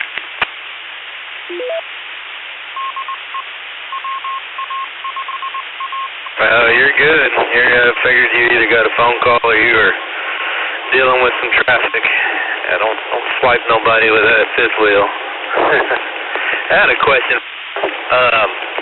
I'm trying to getting closer to getting this antenna mounted up on the house, but trying to figure out the best way. I've got to make a penetration with this coax, and I'm trying to figure out the best way to do it where I'm not gonna have water seeping in. It's gonna be up above the roof line, but it's on the chimney, and I've got hardy board there. I'm gonna run the coax out of there and then mount that antenna to that chimney. And I'm not sure the best way to go about doing it to keep everything watertight, other than just copious amounts of silicone. That's kind of where I'm at right now.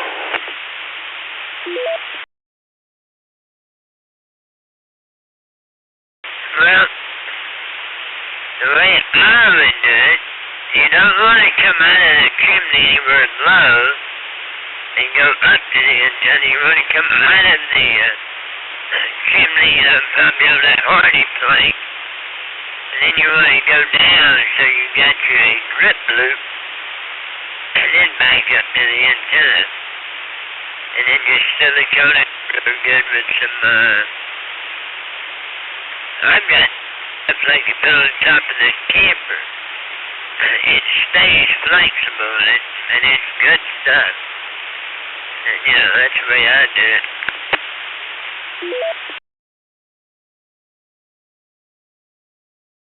Alright, yeah, that's kind of what I figured, was just make sure you got a good drip loop in there and then seal it good with some silicone. I didn't know if there was some type of outlet or plug or something that I could put in that would, you know, do the trick of keeping it waterproof or not. But I figured I'd just drill me a hole and just run the coax right through it. I guess that's what I'll do. But I wanted to run it by you first, see if you had any other ideas. But yeah, that's what I figured I'd do, just a drip loop and some silicone. Well, can you get up in that chimney where you got access to run the coax down?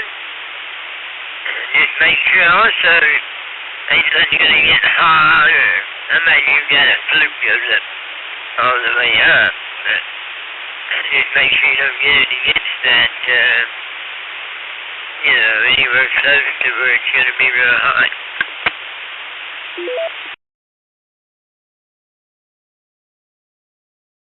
Yeah, I don't think as long as I keep it off of there, I don't think it'll get hot enough in there to cause any problems. As long as I keep that coax up, you know, along the edge and not, you know, drooping over onto that metal tubing in there. It should be alright, I think. We'll see. I'll keep an eye on it after I install it and after I run the chimney or the fireplace a couple times. Nothing's, you know, insulation's not getting too hot on that coax. And I don't think it'll affect the performance of the coax just being warm in there like that. But I'm going to try and keep it off to the side away from that metal pipe, or metal tubing in there. Nah, I don't think it'll bother it. You know, just, you know, somehow keep it away from that metal pipe. You should be fine.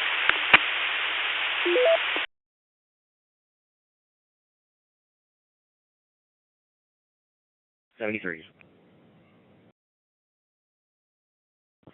Yeah, it sounds like a very good idea, Scott, as I already said. So this was Delta Oscar 5, Economio, clear and monitoring the America link.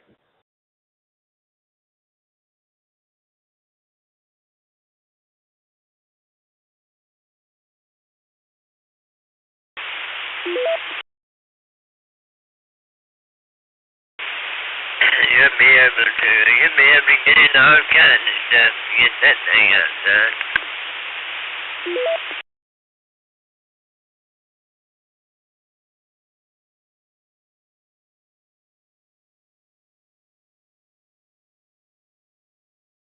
3 VHL. Hey, I was just getting ready to throw your call sign out there to see if you were back online there. So wasn't sure what happened. Are you in the office today? KD9 OZM, back to you.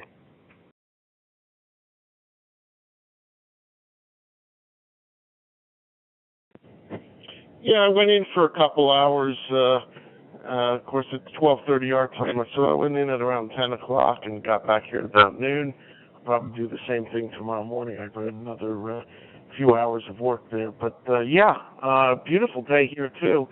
Just home here with the XYL. We're going to go out and do a little shopping this afternoon. But I'm jealous. You got a pool up there. Go ahead and jump in and get in there with the XYL.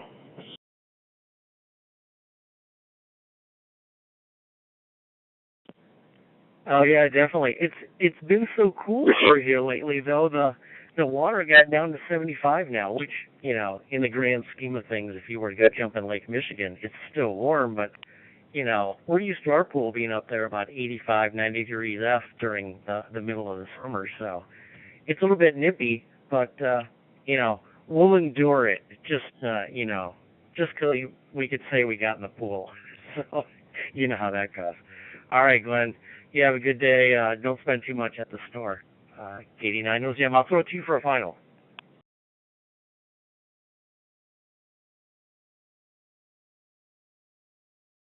And the carpets and you know, wood floors and tile or whatever, and stuff settles. Let it dry. You got to be out of the house for about 4 hours and let it dry, and then when you come back, it should be completely dry. That product will stay in the floor for about 6 months. Continue to get rid of them fleas.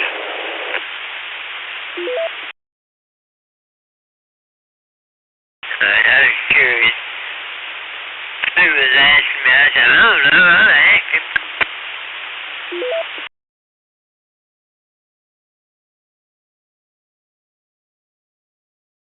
him. 9 OZM.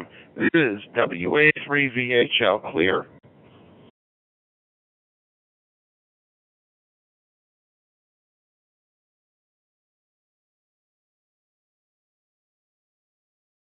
A lot of work now. After, if you find some stuff locally, you're going to be doing that the rest of the afternoon, putting up shutters and lighting and wiring.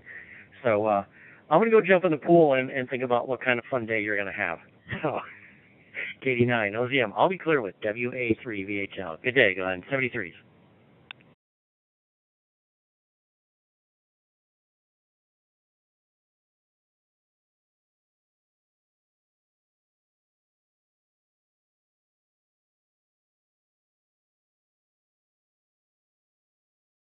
They have pets, they don't know they even have, huh?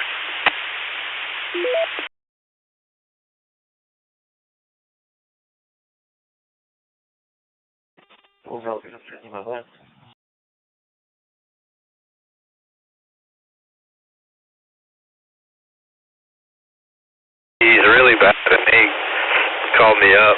I go out there, and he's like, I don't get it, man. I don't have any pets. I don't have dogs. I don't have cats. I don't know why I've got these fleas. And I was like, well, I guarantee you guys something furry living in this house somewhere. And sure enough, climbed up in the attic and found a family of raccoons hanging out up there. I was like, there you go. Get rid of them. Get rid of the fleas.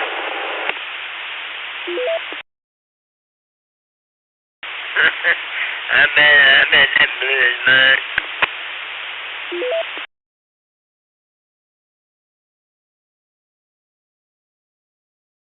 I believe he didn't hear them. There's a big old sow mama raccoon living up there with a bunch of babies.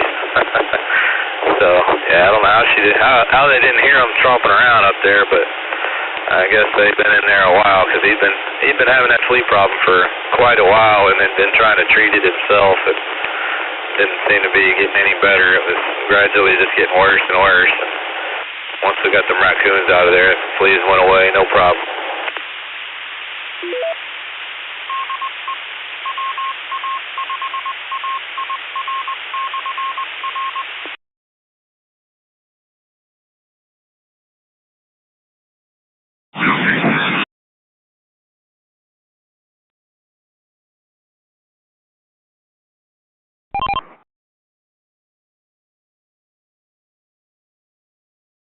44 and 54 traffic.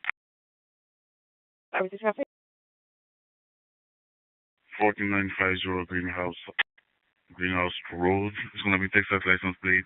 Adam, Lincoln, Ida, Mary, Adam.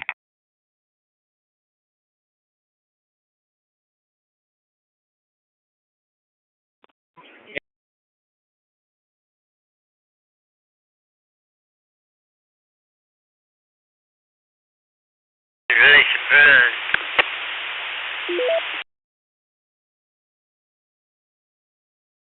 Oh yeah, I forgot. You told me that. You told me about that. Sorry. We talked about that already. Yeah, that's crazy. Well, somebody got hurt. I know it's been dry as a bone. I don't think it's rained a drop since y'all left. I don't remember. Probably been at least 2, almost 3 months we've had any rain here. It's getting pretty dry.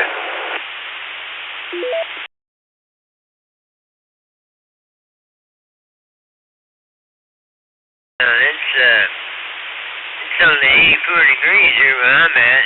Real cloudy right here where I'm at.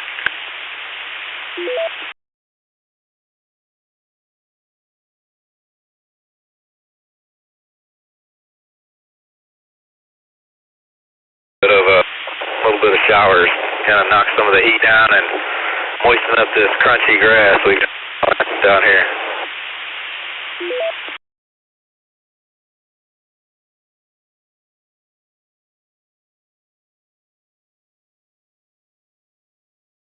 Yes, and monitoring.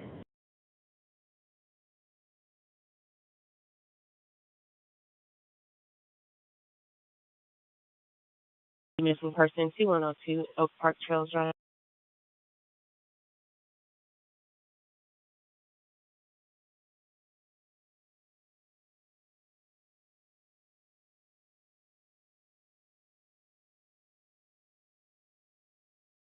FD on scene. Gotcha.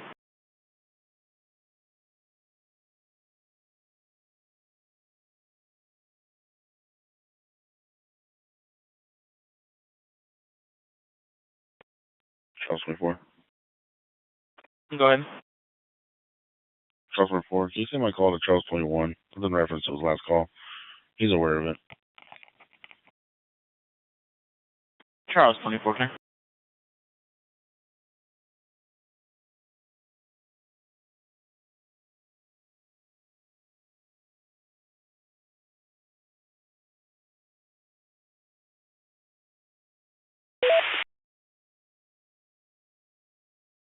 Yeah, stand by. I'll give you a call. KI5 MLR clear.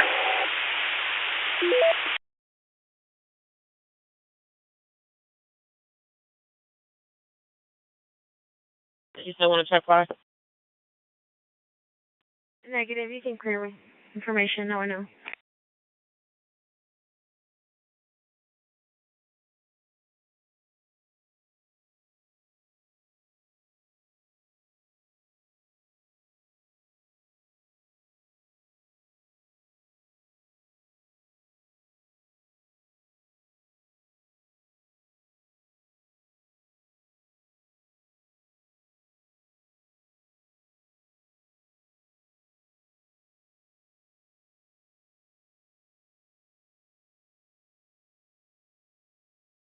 Okay.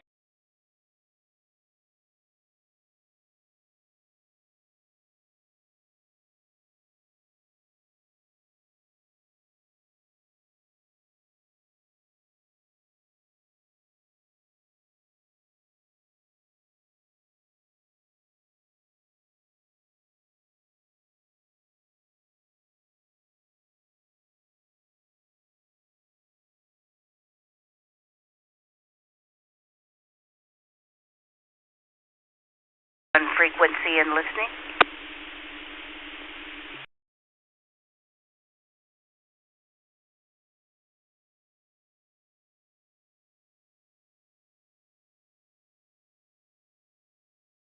CM64.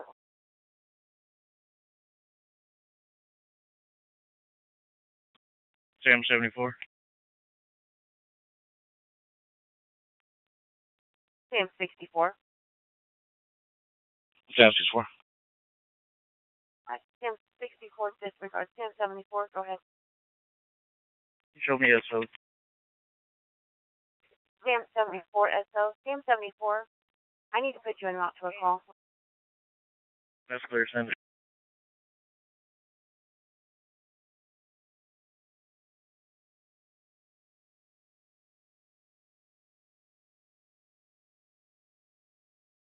David Tower, under control.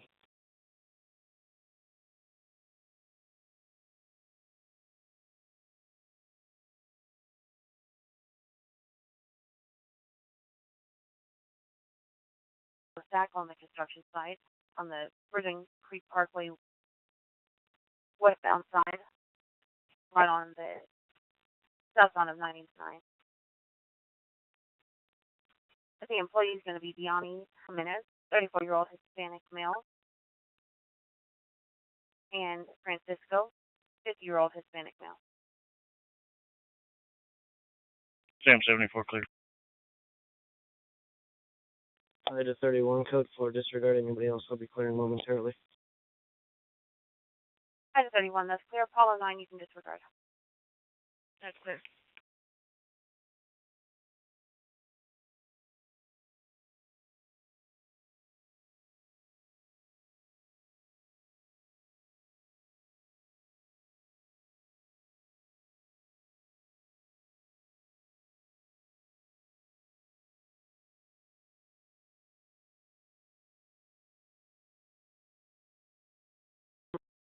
Apollo 9, I'm going to put you on that assault call with Sam 74. That's clear.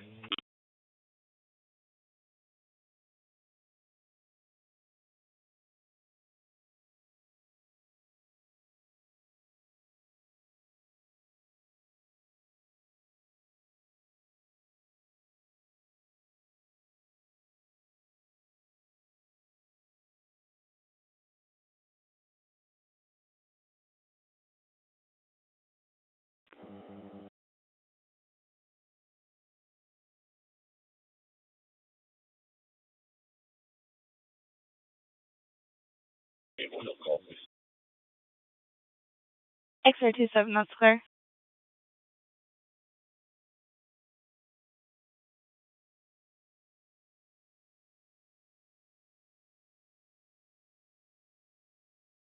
.45 Adam 11.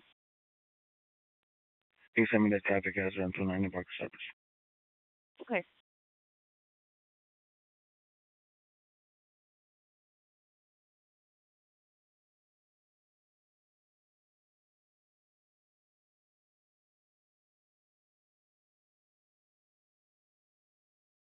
Hey, Tom 66, show me out on traffic. Gonna be northbound at the I-10 interchange on a white Chevy Tahoe.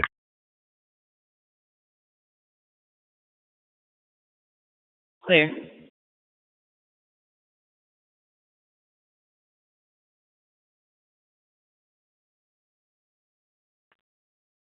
Me in Fleetwood.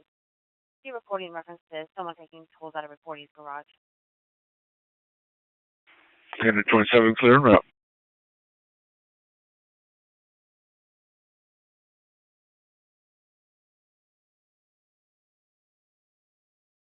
Now I forgot your call as well. Boy, that was horrible. Anyway, but I remembered your name. Good morning, Paige. The name here is Ken. I'm in Mesa, Arizona. I'm in the middle of barbecuing. I've got 4 pounds of a cross rib roast in a Dutch oven out on the grill. It's been smoking for 2 hours, and I just put it in the Dutch oven. And I took the peppers that I have, the New Mexico hatch chili peppers. I took them off the grill, and they're sweating in a bag. So I can't talk for too long, but I wanted to throw the call out there and get into a quick QSO with somebody. So good morning. Good morning, Ken. No problem. It's KI6MAH. That sounds like fun. Hope you guys are staying cool out there in Mesa. I've heard it's pretty hot out there. Like 119 was the report I heard this morning on a radio station I was listening to earlier today. Somebody had said that Phoenix broke a record of 119, so I'm hoping Mesa's a little bit cooler than that. KI6MAH. I'll make it kind of quick so you can get back to your barbecuing there, Ken. Go ahead. KI6MAH from KF4EOM. All right, really good. I don't know if we hit 119 yesterday. We may have. It was hot. The bigger problem, we're used to the heat, but we're used to a very dry heat, right? When I say dry, I mean like 6-7% humidity, maybe 8%. And 9% is called a bad day. Anything over 10%, you don't go outside. Right now we have something in the 20s. And so the heat index gets pumped up really, really quick when you're talking about 110 degrees with 23% humidity. It's pretty miserable. And I got up this morning at dark 5:30 this morning, went out for my morning fast walk with my Jack Russell Terrier, and it was hot and muggy out then, and it was probably in the 90s with about 20-something% humidity. And it's only gotten warmer. But I mean, this is Arizona. This is living in the valley. And if all else fails, I have a pool that I don't use, but I spend a lot of money to maintain. Just in case I overheat, I can just go dump my entire body in that pool, and I can cool off really, really quick. Back to you, Paige, KF4EOM. Oh, wow. Well, I'm glad to hear you got your quick walk in. I just got in from going outside and walking around my driveway here. I wanted to do a little bit of a walk this morning before it got hot. I thought I'd come on the radio and see who's out there and listen in for a little bit until I leave to go out for my afternoon/evening activities today. Supposed to be going out with my social group and heading out to the Orange County Fair later today, so hopefully it won't be too hot down there. Right now it's, I don't know, we're in the 70s, I guess, here. I haven't checked the weather for this morning yet, but it's pretty nice out. At least it's not sunny out. It's kind of breezy. So anyway, Ken, I'll let you get back to your barbecuing. I just thought I'd come back to you, and because I heard you throw your call out there. So anyway, Ken, you have a good weekend. Hope your dog stays cool also. KI6MAH. I will go back to listening. 7-3 to you there, Ken.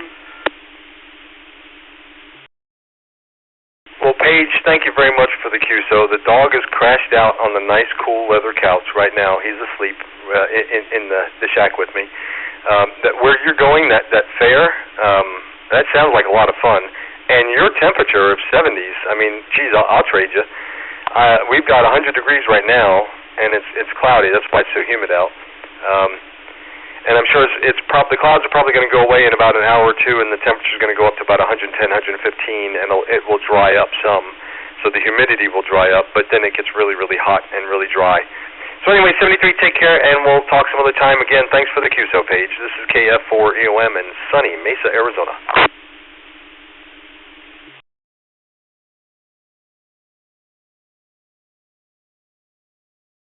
And go to the beach and more activities you can kind of get into in the summertime. But this year's been pretty rough. I haven't really much. Of course, I mean, it's always nice, you know, spring and fall when the weather's kind of right there, perfect. But I sure hate the cold weather. I can't stand the wintertime. I hate it. And when the fall rolls around, I would love the fall, except for the fact that I know what comes next is my least favorite time of the year.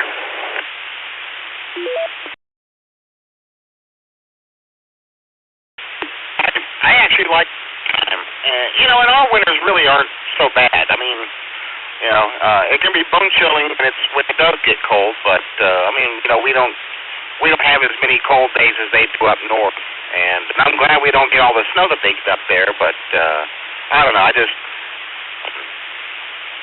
spend a lot of my time because not because I'm an indoorsy kind of, it's just that, you know, 90+% of the year it's too hot. It's too hot to go outside, so I don't go outside unless I have to.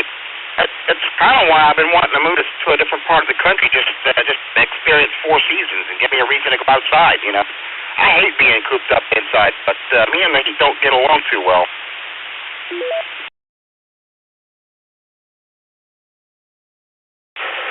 Well, you're not alone with liking wintertime. Most people, seems like most talk to prefer the winter over the summer. But yeah, I don't know, not me. I think I could probably go live on the equator and be totally happy, or it just stays warm all year round. But Yeah, and there's the old saying that you can always put on more layers. You can only take off so many, and that's true, but I don't know. Seems like sometimes no matter how many layers you put on, you're still cold. That, and it's kind of a hassle to put on all them layers, but yeah, you're like most people. Most people prefer the cooler months. Yeah, and I get it, but I don't know. I work outside. I'd rather be hot and sweaty than shivering any day. That's just me.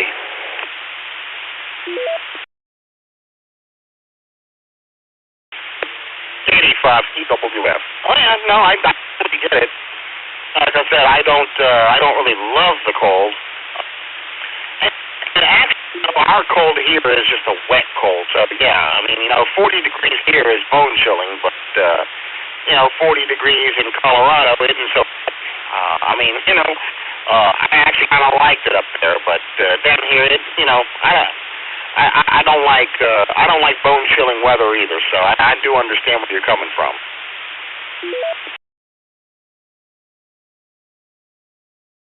Honestly, if it was for the humidity here, I don't think it would be so miserable.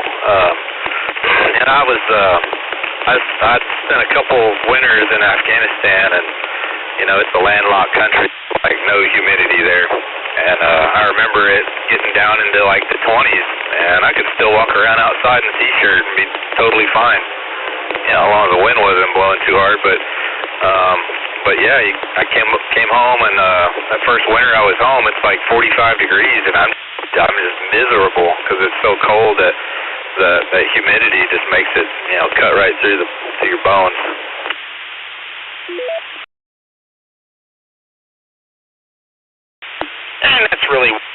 And that's the same thing with the heat too. 80 degrees, where it's dry isn't so bad, but 80 degrees here, it feels like a sauna.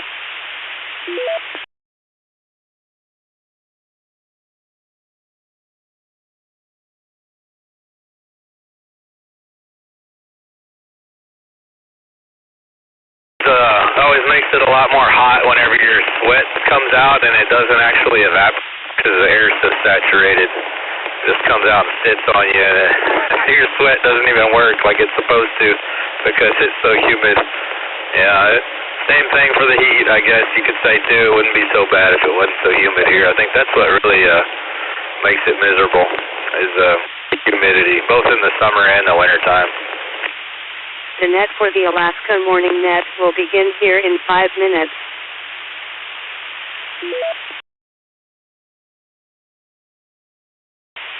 Yep, that's life on the Gulf Coast. I've been down, so I'm used to it. I don't deal with it without complaining about it, but I'm used to it.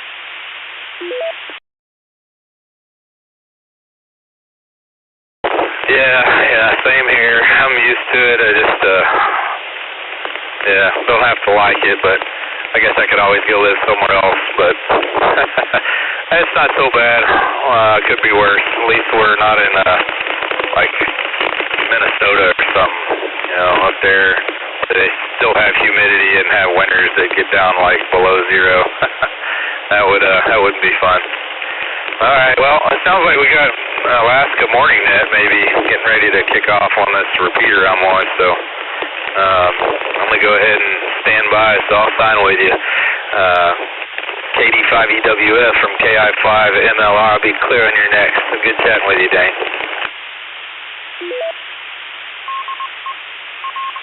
Alrighty. Enjoyed it as always, and you take care. Enjoy the weekend. We'll catch you next time. KI5MLR 73 KD5EW.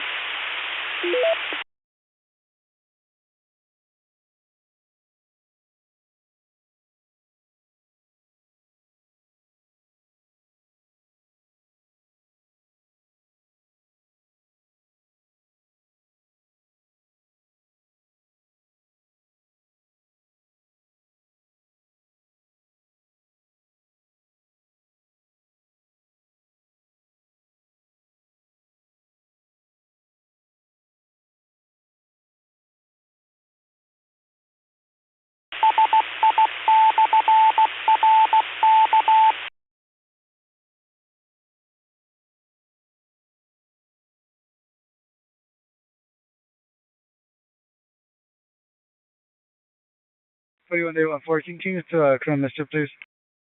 Okay.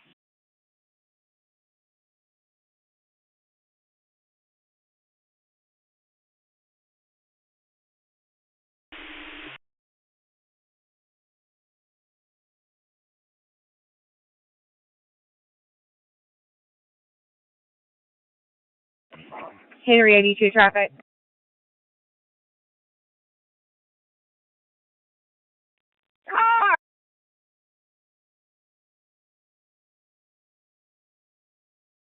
Henry 82. 7403 Pine Cap Drive, 7403 Pine Cap Drive on Mary Victor John 4991. Mary Victor John 4991. There'll be a white Ford pickup. Go ahead and roll me a second unit. I'm secure assistant. That's there, Henry 74, Henry 52 right here. 0, I'm going to check my order.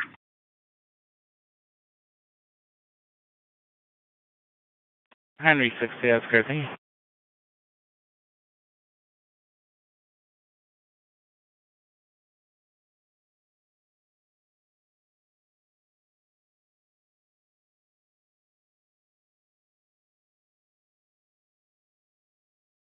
Is already transported or not? No, sir.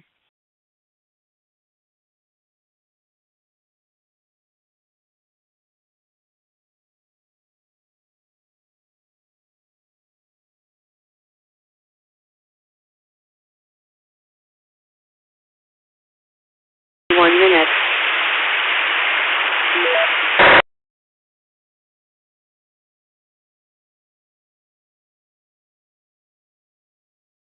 Keith Harrow on Chevy Avalanche. Send my complaint.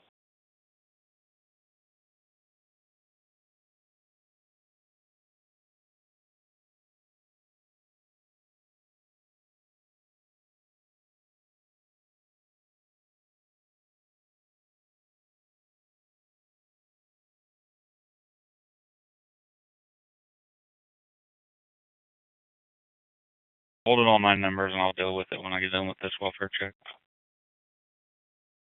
Charles 15, that's clear, thank you.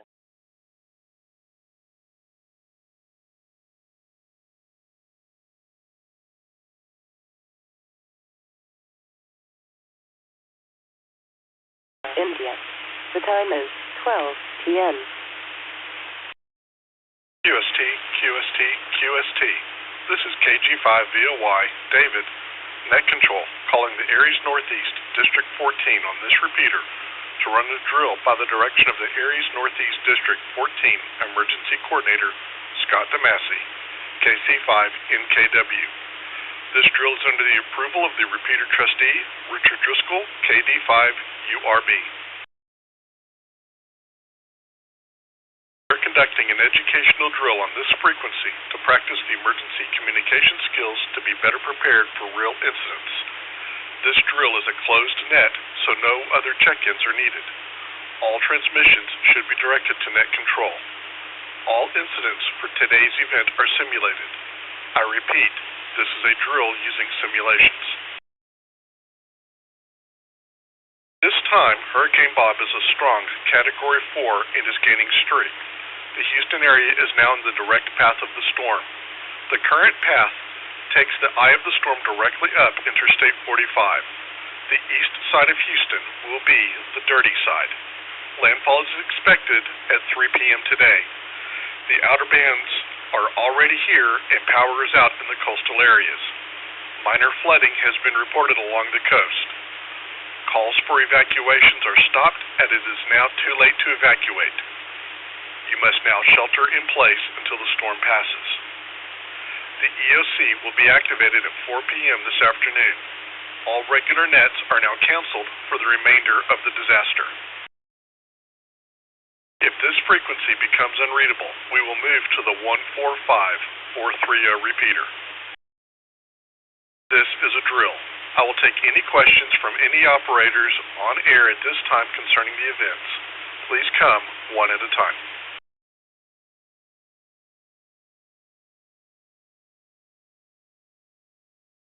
Charlie Uniform Alpha, monitoring.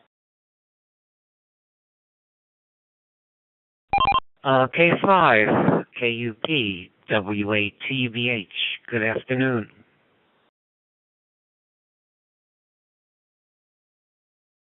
Melissa still on the call on the line with the reporting.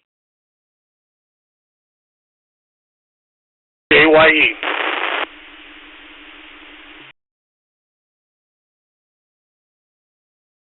This is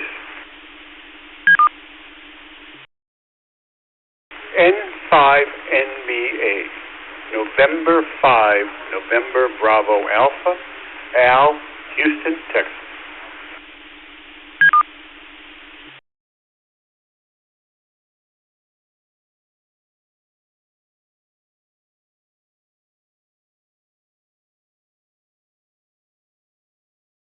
And actually we're only in the mid-90s for today and tomorrow, and we'll be back over 100 for the rest of next week, I guess.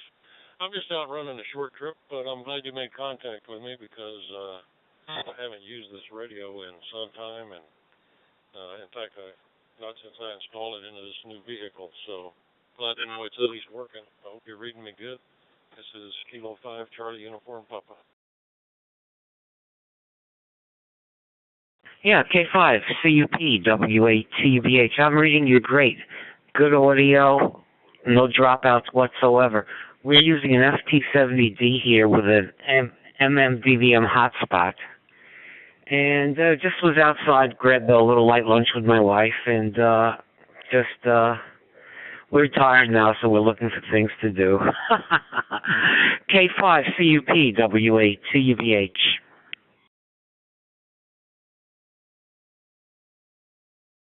W82UBH. Myself, I'm using the Yaesu FTM 400 and an Open Spot 4, I believe it is. At any rate, I hope you have a good day, sir. Again, thanks for reaching out. This is Kilo 5 Charlie Uniform Papa. 73, and have a great day and drive safely. K5, CUP, W8TBH.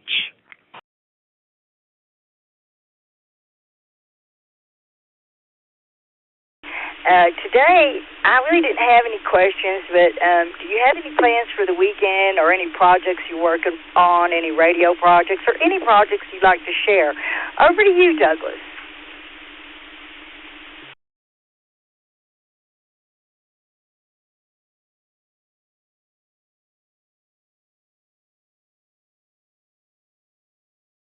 UA2UBH.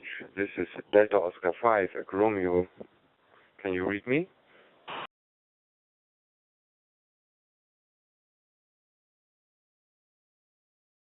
Roger, DO5ER from WATBH. Beautiful audio. You sound great. And how are things in Germany? It's actually a very nice day here in central New Jersey, and the temperature is about 26 degrees Celsius. With that, let me turn it back to you. DO5ER, W8TBH.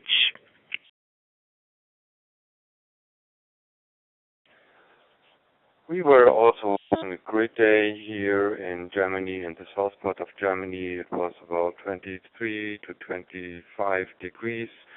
Yeah, mostly sunny. This morning we are having a hike, myself and my wife, and it was beautiful in the woods, and yeah, it was a real nice day. Local time here is now about 7 p.m., so we are heading to our dinner time, but it's always nice to have a conversation on the America Link. Back to you. Okay, 5 minutes, Rudolph. DO5ER, W8TBH. It is very nice and fine on dinner. Local time here is, 1:06 p.m. And like I said, it's a very beautiful day. I'll try to get my wife out to go out a little later again for a walk. I see that you and I did chat once before on the 12th, and you sound like you could be next door. Again, I'm using an FT70D here with a hotspot, and it seems to be doing the job for me. I'm just working on some things with some of the clubs that I'm involved in. I'm involved in my community here. I'm involved in an IT.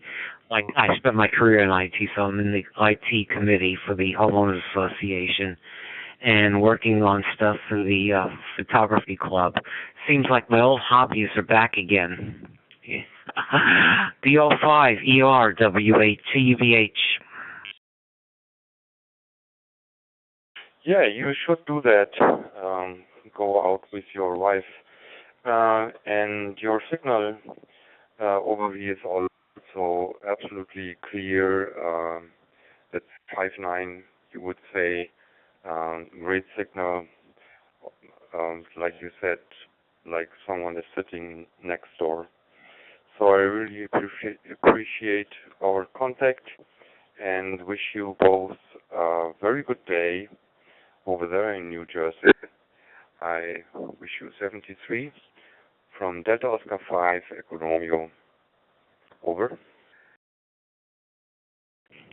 Okay, fine business, Rudolph. DO5 ERWA2UBH. I'm going to wish you and your wife a very good evening. Enjoy your dinner. Hopefully it's something extra special today for dinner. And I'm looking forward to our next chat again. Meanwhile, stay safe and be well. Auf Wiedersehen. DO5 ERWA2UBH. Yeah, WA2UBH. Thank you very much for your good wishes. 73 for now. Looking forward for our next conversation. This was Delta Oscar 5 Echo Romeo, listening American Link.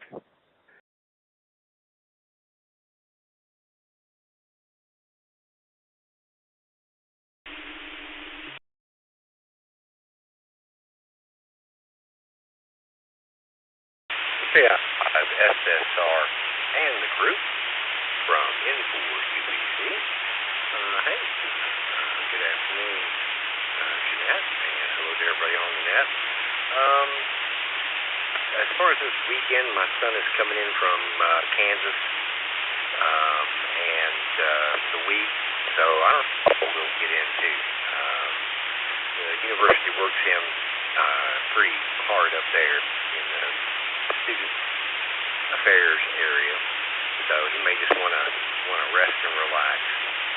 As far as projects are concerned, got an all-star project I'm working on, and having to do with phone portal connections and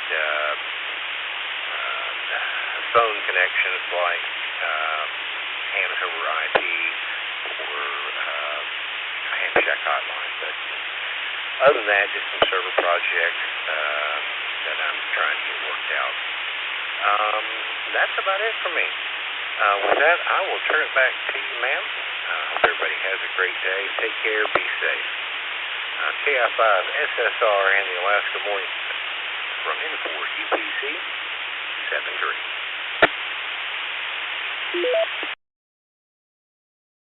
Well, thank you, UPC. This is KI5 SSR, and it sounds like you're going to have a good time with your son, Scott. So enjoy your time with him. It's always great to be with family.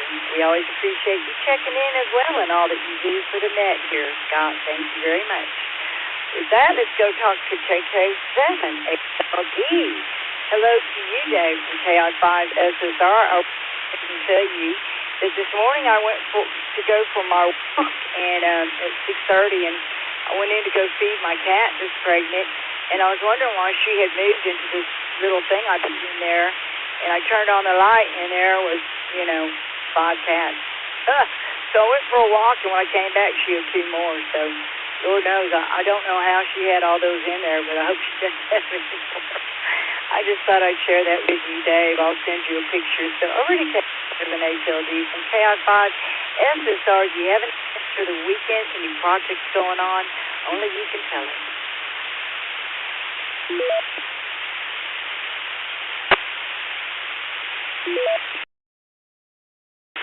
Well, I'm not sure if I have any plans.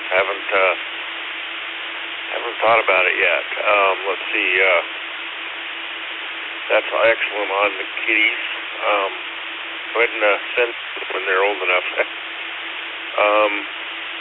Got evening furball report here. The puppies are napping. The cats are napping.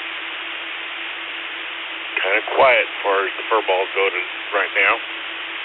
I did get my dual band J-pole that I made with the help of John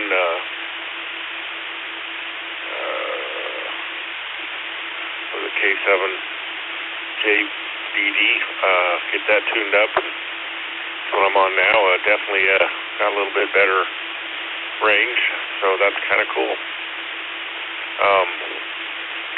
I don't know if I have any plans for this weekend. I can't remember anything specifically, but I do got some projects I should be working on, although it's supposed to be hot. Again, it's already got up to like 72. They said it was going to go to 90. Now they're saying it's going to go to 88, but still warmer than I want. Anyway, so thank you very much for having me on there. I got to say hi to Al and Ken and Jay and Don and Jerome if he's listening, and Douglas, Scott, and of course Jeanette. Thank you for the furball report, and back to you, KI5SSR from KK7HLD. This repeater is connected to the South Coast reflector. For more information. Thank you, KK7HLD. Dave, he also runs Saturday as well. We alternate Dave and Mike Tail, 7FR, and me. So he's also a backup net controller here, and check out his nets. Because Dave, you always do a great job, and I love all your furball reports. I'm not sure I'm happy about mine. I don't know. It's just going to be more work than I really want. And somebody told me on another net that I should name all of them, and I was like, oh, no, absolutely not going to name not a one. So, no. Anyway, I'll throw it back to you and see if you have anything else going on there. How is your wife doing, by the way? I know she got hurt, and I remember hearing you talk about that. Dave, one more time, back to KK7HLD from KI5SSR. Well, I gotta admit, despite the severity looking of the wound she managed to get, it's probably a couple inches long, and but it went all the way through the skin and the dermis layers and everything, but it didn't get into the muscles or the tendons or anything, so she's healing pretty good. Although I thought it was funny, she was complaining about the she says, I don't know what's going on, it's itching, which doesn't make sense. Well, it turns out I think she's got a reaction to the Band-Aid she was using to keep it, so she switched to a different one, because that's what we get for buying cheap Chinese bandages. I usually try to buy the good ones, but she bought a bunch of stuff for the first aid kit, so we just have stuff stocked up, and you never know what you're going to get with that. Anyways, yeah, she's doing great, although right now she's sleeping, so I'm just here by myself with the furballs. Thank you once again. You do an awesome job, Jeanette. 7HLD. Back to K5SSR and the net. Well, thank you, KK7HLD, KI5SSR, and I'm glad that, I thought maybe that was itching means healing, but not always, so, you got to watch out on the Band-Aids, too. Yeah, thank you very much, and look forward to seeing it on your net. So with that, let's go talk to, we'll be clear with KK7HLD.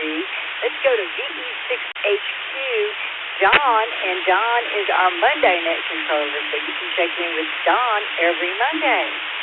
So, Don, Do you have any plans for the weekend, and do you have any projects going on? Any projects? Over to you from KI5SSR.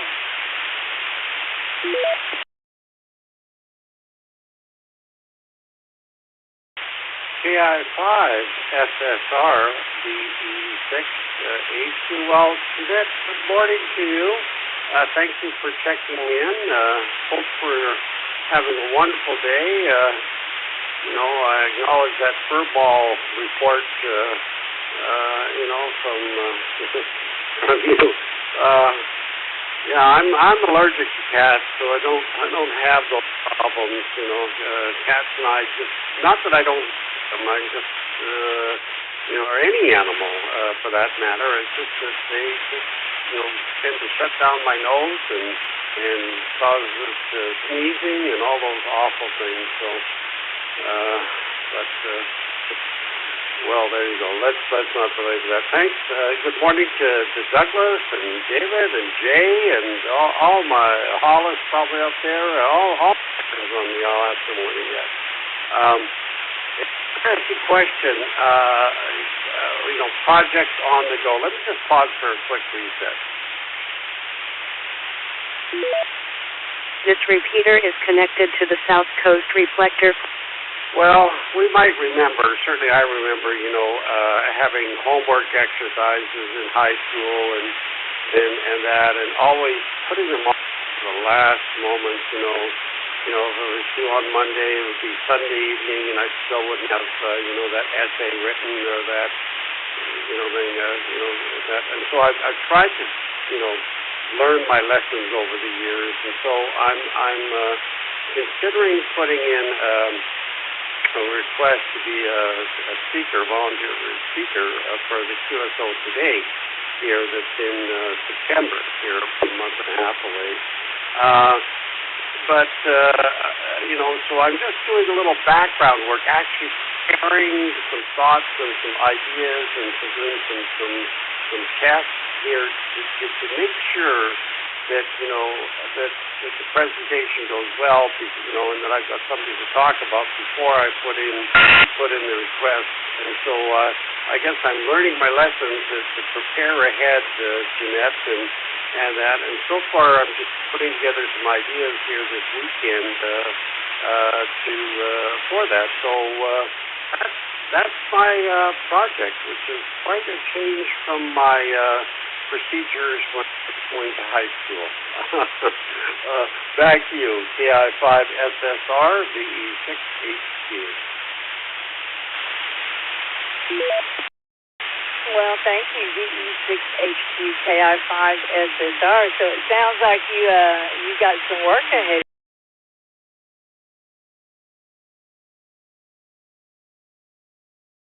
Don, we had a little weather break here, a little cool front actually. So we're at 88 degrees right now. So we're not going to hit 100 today. So back to you, Don. What is your temperature there? VE6HQ.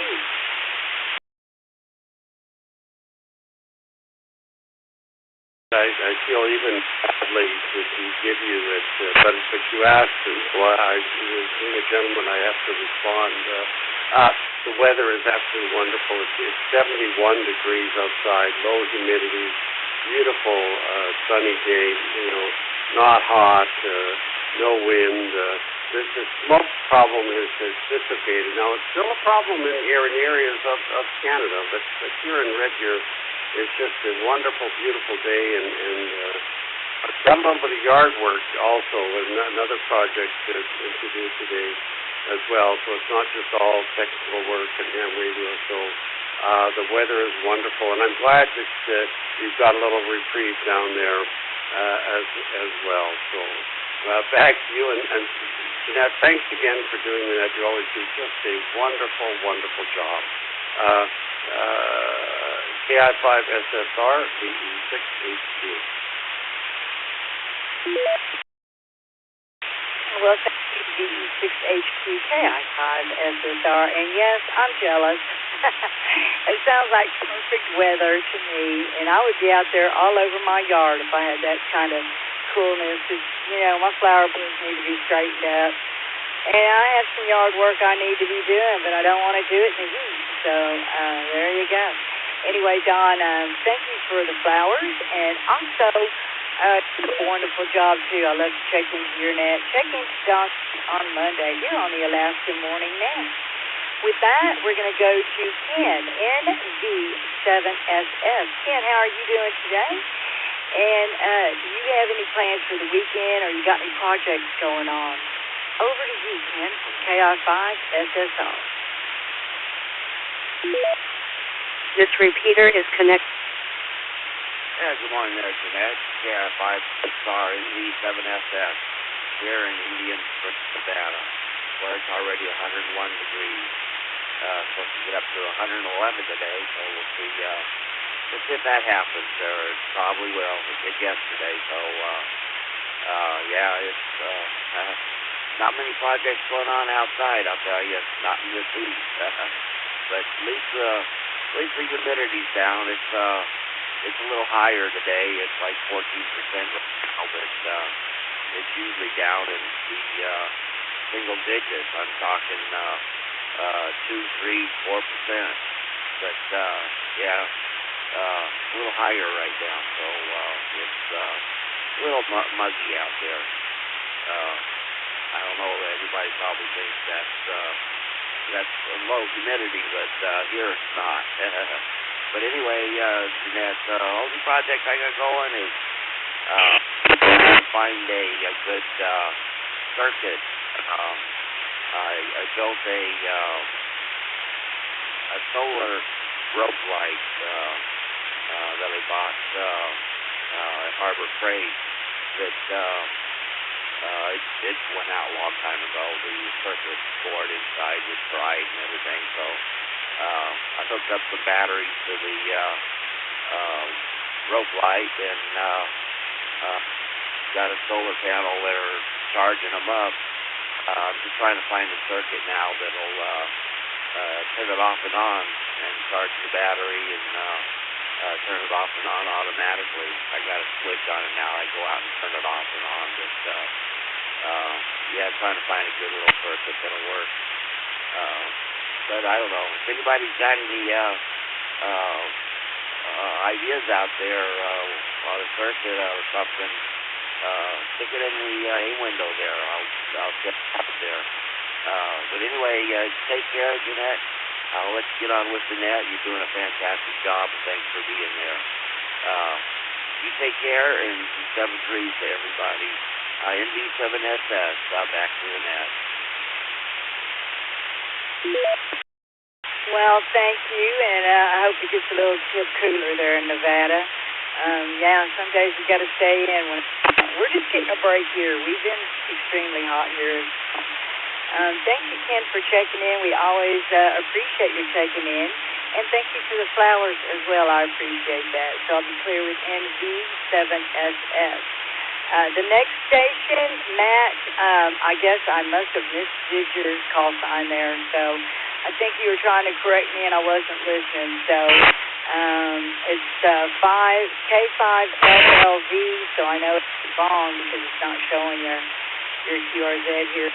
Over to you, Matt. You can straighten that out and or give it to me. And also, do you have any plans for the weekends or any projects you're working on? Over to you, Matt. Hey, thank you for running the net.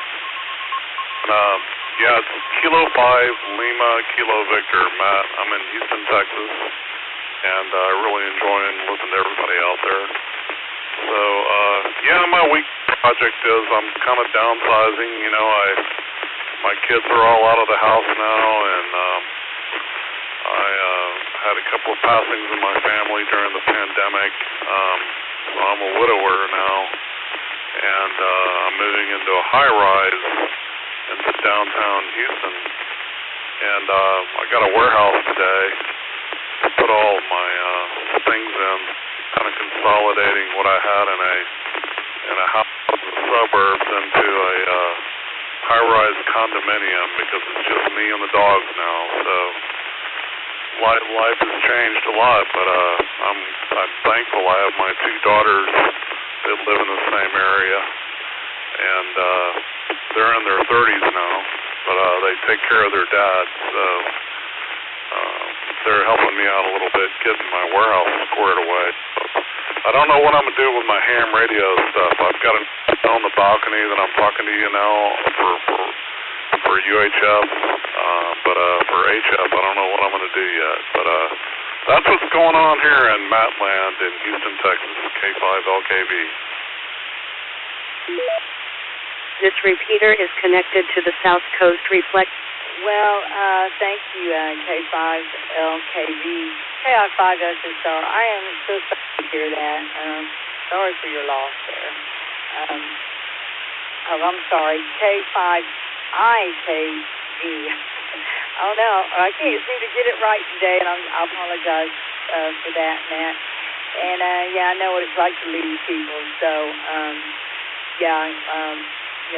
I'm sending you a big hug. And I know you have a lot of projects ahead of you. We're going to send it back to you one more time and see if you have anything else for us. K5IKV, over to you. Okay, well, it's Kilo 5, Lima, Kilo Victor, K5LKV. I'm on QRZ, so if you guys want to look me up, I'm there. But I do parks on the air. That's a big thing that I've really enjoyed doing this past year. I've gone out and activated some parks here in Texas, and I'm semi-retired. I work just because I gotta have something to do. So, but I'm moving from suburban life to living in Midtown, downtown Houston, Texas. So it's a big change here for me. But the kids are grown and all that, and so life has changed. But I hope everybody's doing well and has a great Saturday out there. Kilo 5, Lima, Kilo Victor. Thank you, K5LKV. I got it this time, and I see you are on QRZ. Hey, Matt, thank you for checking into the Morning Last Connect. Have you checked in here before? Yes, I have. It's been a while, but I'm very familiar with the net and have checked in over the years. Not on a regular basis. I'm very familiar with the net, and I really appreciate you running the net. Thank you very much for doing all that. K5LKV. Well, thank you, K5LKV, KI5SSR. And, thank you for coming back to us. We always enjoy people that, seeing people even if we hadn't seen you in a while. So thank you for checking in with me today, Matt, and wishing you the very best day from the Alaska Net and from me, KI5SSR. We'll be with K5LKV, and let's go talk to VA3JYE. Jay, hello to you, Jay. You got any plans for the weekend or any projects going on? Over to you.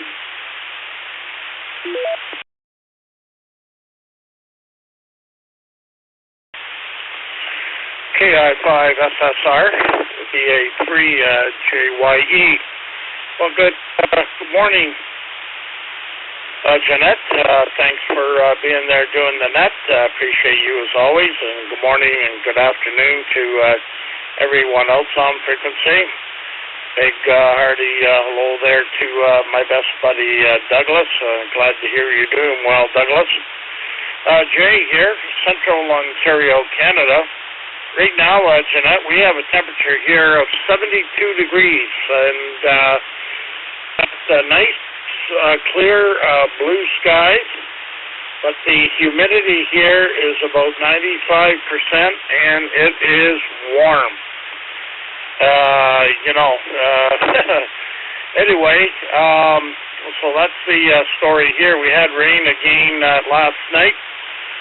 Had a couple of thunderstorms go through this week, and that. So most of my all my radios have unplugged for I don't know, for 2 or 3 days now at least, and we're just getting things hooked back up here.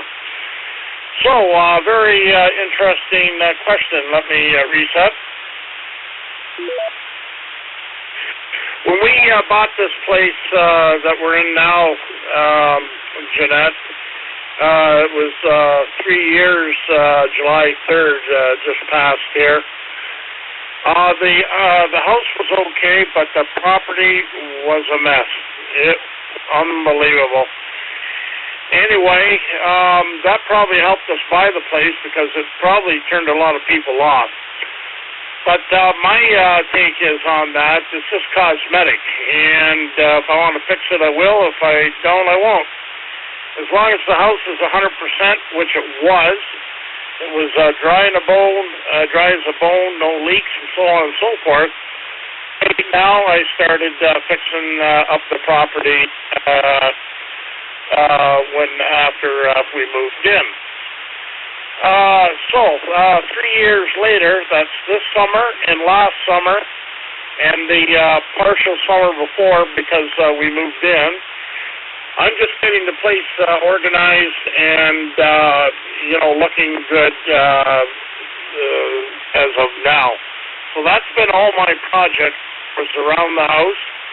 And I get out here working on the lawn or whatever, Jeanette, and the people go by and they just say, what a fabulous job I've done with the place, property-wise that is, and how good it looks. And so projects, that's what I've been doing here since we moved in. And this summer, I finally got a handle on everything. I better reset. Finally got a handle on everything, so it's just upkeep and maintenance, general maintenance, which is very easy to do compared to the mess we were into when we bought the place. So that's been my projects, and of course the fishing. Pass it back to you. I hope you're doing well. And what do you got there for weather? And how's the back to you, Jeanette, VA3JYE. Well, thank you, VA3JYE KI5SSR. And yes, I have heard you talking about working on your property quite a bit. So I know you've been very, very busy. And our weather here is 88 right now, which is a cool front. And our high today is 92. So we finally got out of the hundreds for today and tomorrow, and then we go back up to the hundreds. But Texas, so I expect it, and I can't wait for it to get cooler like it is for you there. And I went fishing, I think it was about a week and a half ago. I caught one bass, so it wasn't too good, but I had a few bites, so I kind of let him get away. So, you got good days and bad days, and now I got cats to take care of, kittens to take care of, so it's going to be kind of hard to get out there. And when it's 100 degrees out there, it's not all that fun to fish. I'm sure you probably know that, too, and I don't fish on the weekends, but I will get out there when I can. Anyway, back to you, Jay, VA3JYE from KI5SSR.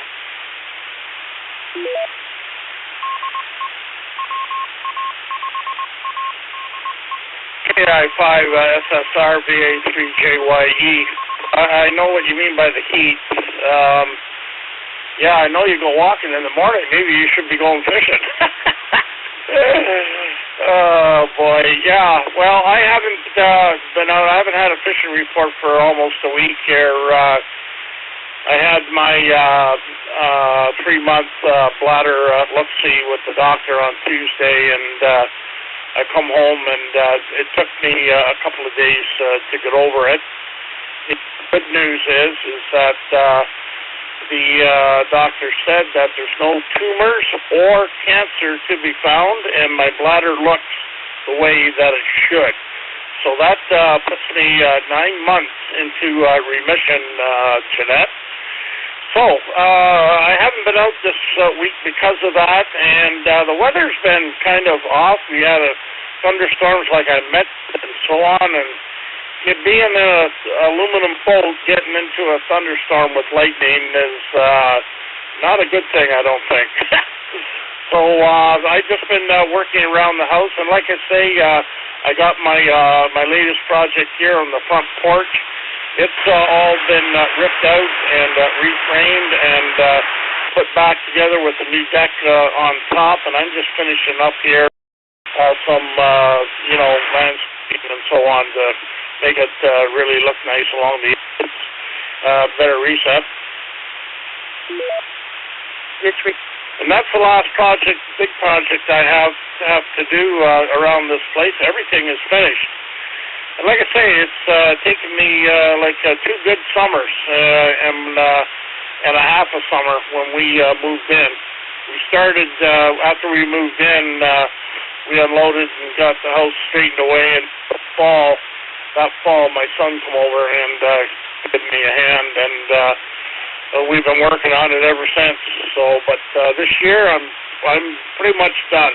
Everything has been repaired and dug up and shipped out to the dump and everything like that there. So, and I've been fishing in between. So, but this week has been kind of rough because of my condition, and like I say, I didn't handle the procedure very well, and the weather's been kind of off anyway this week, so I just come outside and just putter around and try and get some work done. Let me pause. So thanks, Jeanette, for being there today. I appreciate you as always, and hope you and everyone on Frequency is having a great day and a great weekend, and I hope everyone is safe and healthy.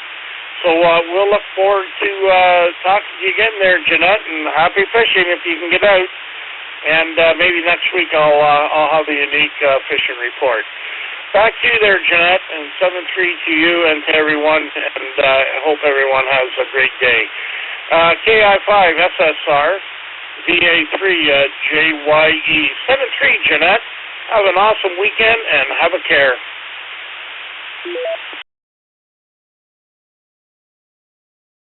Hey, thank you, VA3JYE.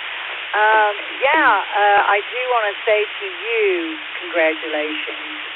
My father had bladder cancer. The good thing about bladder cancer, not that there is it can be contained because it's in the bladder as long as it hasn't reached out. So it sounds like you got it just in the nick of time there, Jay, and I'm glad to hear you're clear. And we look forward to hearing your fishing reports with us as well. So have a great day, Jay. We'll be clear with VA3JYE. This is KI5SSR. In a second, I'll be calling for check-in. So if you're waiting, it will not be long. So let's go talk to N5NBA.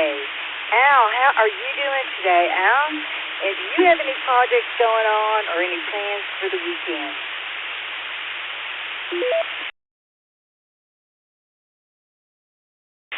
Yeah, hello. N5NBA, Al, Houston, Texas. I'm doing pretty well.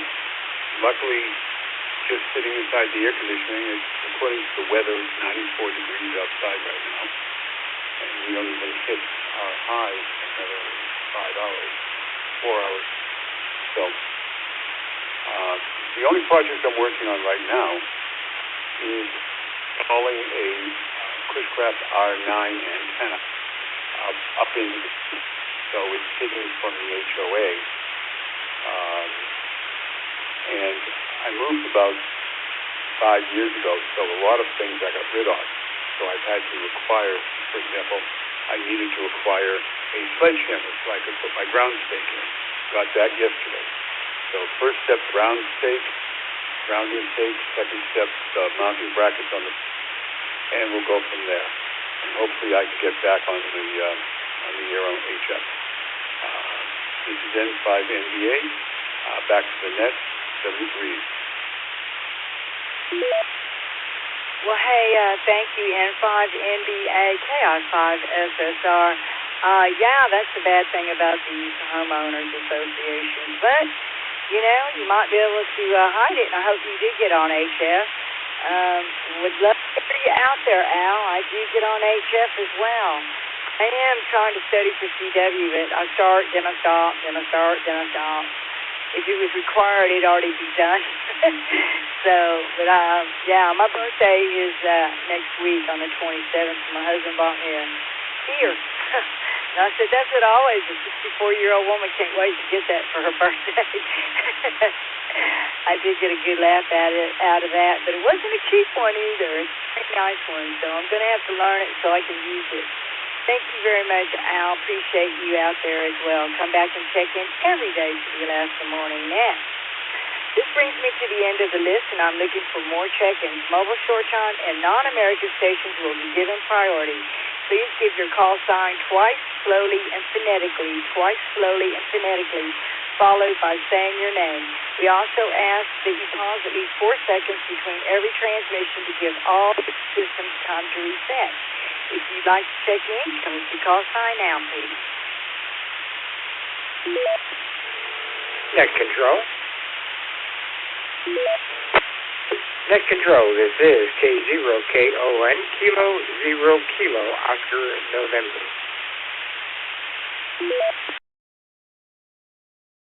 This is Kilo Yankee 4 Sierra Mike, that's Kilo Yankee 4 Sierra Mike checking it. Bravo, Carolyn in Los Angeles.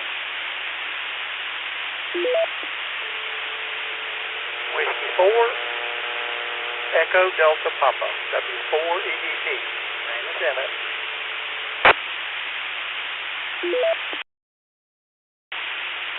November 5, America, Quebec, Mike, N5AQM, Mike and Chandler. In Oregon.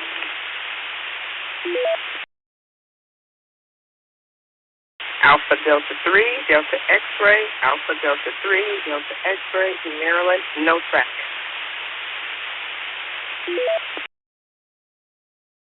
Kilo 7 Juliet Delta Delta, Kilo 7 Juliet Delta Delta, John in Portland.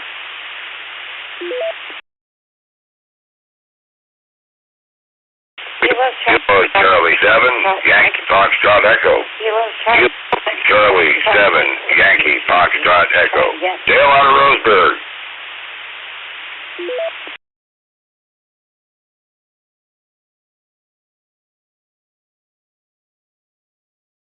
For, I don't know, it's a week or 2 weeks, and they're traveling through some of the places they want to see.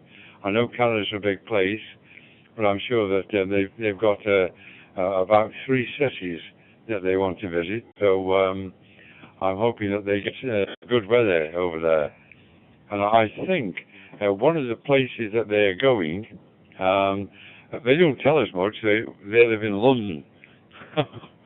So we don't see them all that often. Just on the telephone we have a chat.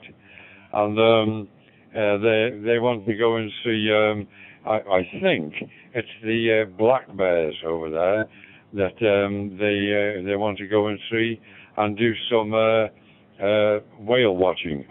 I don't know whether that's going to work out for them or not, but that's what they want to do. Back to you.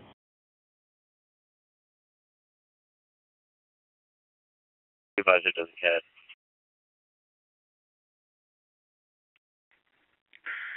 They just put Lakewood Forest and Lake View place. Ready to go, we call 396. 208 Harmon Park Court, 396 at 1246, Paul 31 check. Paul 31 under control.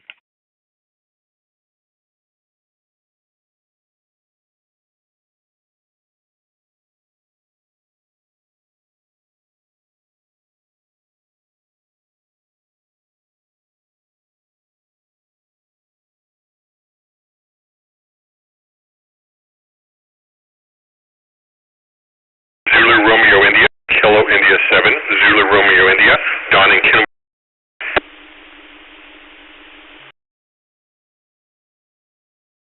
Okay, the last station, Don, can you come back one more time with your call sign? I think I got Kilo 7 Zulu Romeo India. Is that correct? Good morning. It's Kilo India 7 Zulu Romeo India. Kilo India 7 Zulu Romeo India.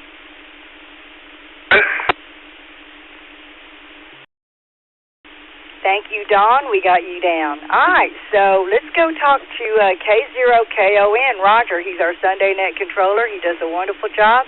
He will be running the net tomorrow, so check in every Sunday, with Roger. Roger, I know you probably have some plans for the weekend, and I know you got projects going on, radio projects, or tell us what's going on.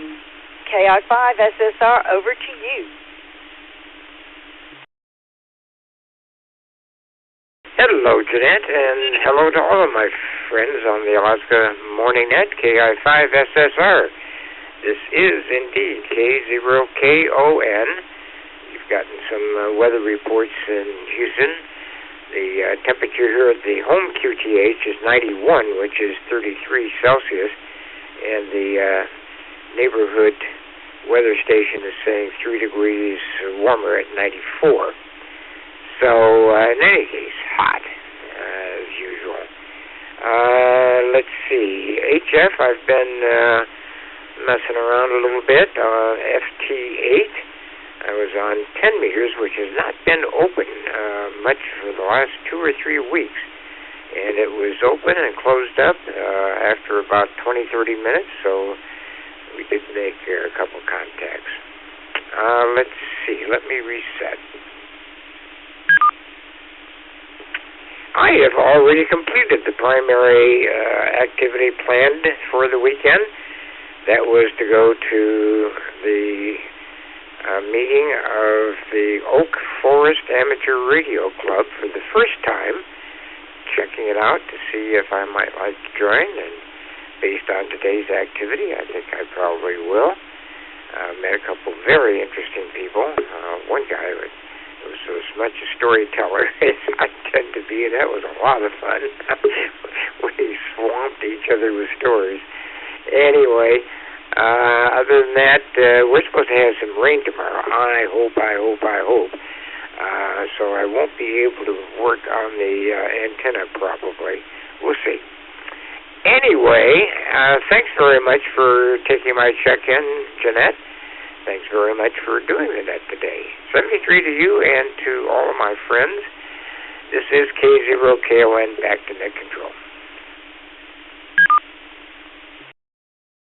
Well, thank you, K0KON, Roger. Always appreciate you checking in. And, I hope we get some rain. I wouldn't mind some rain here. But thank you for...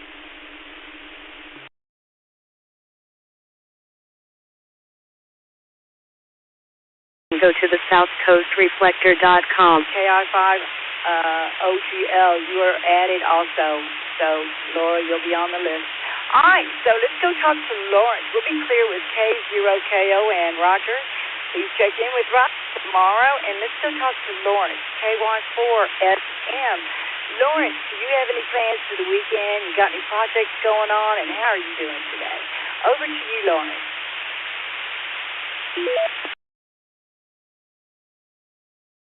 What you, Jeanette? What's the wall on the net? KY4SM, not much going on here this weekend, but thank you for asking. We have a little bit of yard work to do. That's pretty much it as far as I know. It's been boring over here lately, I'll tell you that much. Not much been going on. But it's all right, you know. No news is good news. There you go. Anyways, other than that, I don't think I have too much else to speak for the net. Turn it back to you, Jeanette. 73 tomorrow. Hope you guys have a good rest of your weekend. Anyway, for us. Hey, thank you, KY4SM, KI5SSR. Thank you for that, and I hope you have a wonderful day. And it's a great day to work outside. You know, I know it gets boring sometimes. I know what you mean too. I get bored. anyway, I got my hands full right now, so it'll be a while before I get bored, I think. But I can. I still think I can. Anyway, thank you, Lawrence, for checking in, and please come back every day and check in. So with that, we'll be clear with KWAS 4SM. Let's go talk to Carolyn. K6COB, Carolyn, and she runs the OMEX net. Carolyn, how are you doing today? And I enjoy checking into your net. You may want to tell us about it here. I saw a few people here there, and I think that was wonderful. So over to you, K6COB. Do you have any plans for the weekends or any projects going on?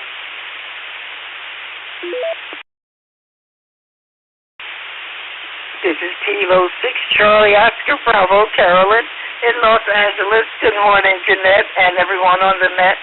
So nice to hear your voice on my net this morning. My project this week is running nets. One this morning, and I just finished up, and another one this evening with the Los Angeles Amateur Radio Club. That's at 8 o'clock p.m. Pacific time. So if anybody wishes to check in, you can check in on Echolink through Whiskey 6 Charlie Papa Hotel. No, I'm saying it backwards. W6PCH, Whiskey 6 Papa Charlie Hotel -R. Whiskey 6 Charlie Papa Hotel PCH. W6PCH, I keep saying it backwards. Please excuse me. Reset. Okay, I'm back. Hopefully my mind is working now. If anyone wants to check in on it, Los Angeles Amateur Radio Club, you can check on our Echolink, 6 Charlie Papa Hotel -R. That is our Echolink node. And hope to hear from somebody. We got quite a few check-ins on the OMIC net this morning, and a number from this net. I was happy to hear you guys. Thank you for supporting us. And Jeanette, you do a great job with Jeanette, and you introduced me to it, so I've been checking in pretty regularly, and that's the only project I've got going. Nets and a meeting tomorrow, so I'm good for now. Weather is comfortable. We got 70-some degrees right now, going up to about 91, but that's typical summer weather for us. So I'm going to send it back to you, Jeanette, and thank you for taking the call, and thank you for running the net. Kilo 6 Charlie Oscar Bravo. Back to you. Well, thank you, K6COB. Thank you for all that you do, Carolyn. I'm going to throw it back at you one more time because I kept writing stuff down and scratching it out because you kept correcting it. So when is this net, this Los Angeles net, and what is the time? Back to K6COB for the day and the time.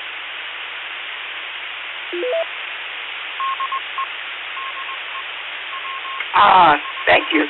The Los Angeles Amateur Radio Club net runs on Saturday evening at 8 o'clock Pacific time. So you have to adjust it according to your time, 8 o'clock p.m. Pacific time. So I know that's late for the East Coast and kind of late for the Central, but hope you can get checking in with us. Again, the node on Echo is W6PCH-R. And so I hope to hear from you, 8 o'clock tonight, Pacific time.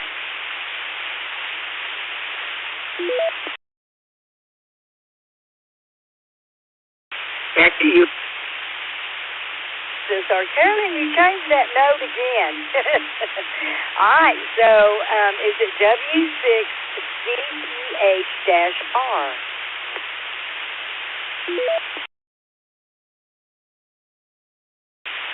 W6 Whiskey 6 Papa Charlie Hotel. Whiskey 6 Papa Charlie Hotel -R. I guess my brain is working backward today. I'm so sorry. It's Whiskey 6 Papa Charlie Hotel. We remember W6PCH, Pacific Coast Highway. Anyway, I hope I got it right this time. W6PCH, Papa Charlie Hotel, -R.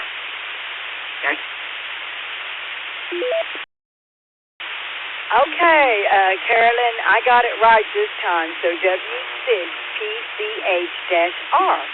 And if that doesn't work, I'll reverse it. Anyway, thank you, Carolyn, for checking in, and I enjoyed this morning. Go check into Carolyn's net as well. She does a wonderful job, and yeah, I love to hear you out there as well. Thank you.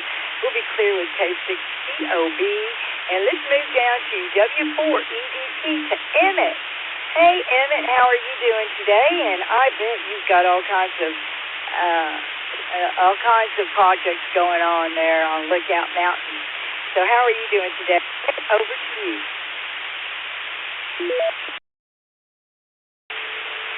Well, good afternoon, Jeanette and the rest of the crew, W4EDP.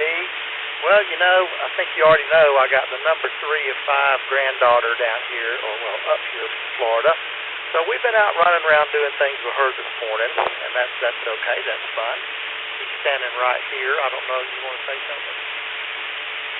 Hi. We just got back from Point Park with Wiley for a walk, and he would hop up on the ledge to see over the wall. It was funny. But I'm having fun here. I'm still trying to get into as many nets as possible. Bye. There you go. That's Lily from Florida. So, Jeanette, you're doing a great job. Appreciate all you do for all these nets. You work really hard on. I'm going to turn it back over to you and maybe get a little peace and quiet, rest, and relaxation in today. Yeah, right. W4EDP, back to net control. Well, thank you, W4EDP, and also want to thank Lily. Lily, this is your second time to check in with me, and that was on another net, so you're really killing it. She's going to be our future ham right there. I already know she is. Emmett, that's awesome, and I'll put up at you one more time. What is the wife doing? I want to know, and did she show you the pictures of my kittens this morning?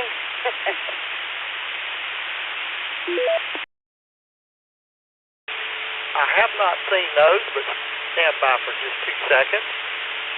This is N9ZN. I hope I got on your log, and you sound so good, and belated happy birthday to you.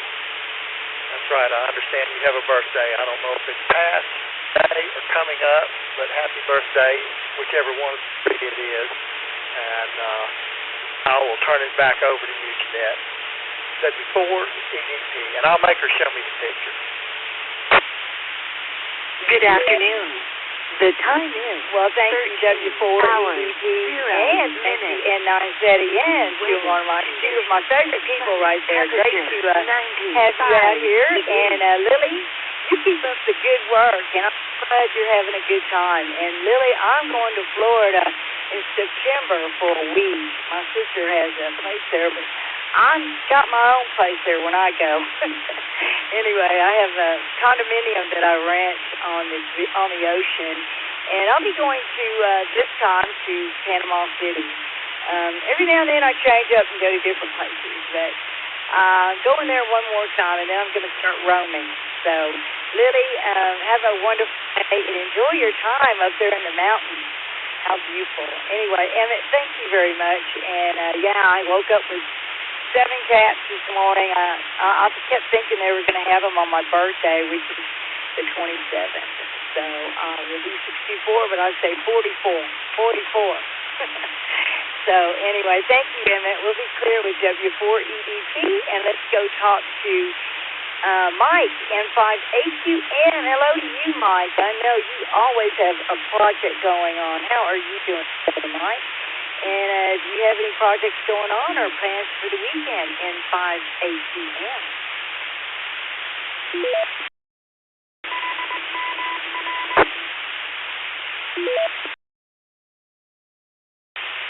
Yeah, good morning, Jeanette and Annette. That rhymes again. N5AQ. I'm Mike here in West Chandler, Arizona, where it's about 105 right now. and dew points are over.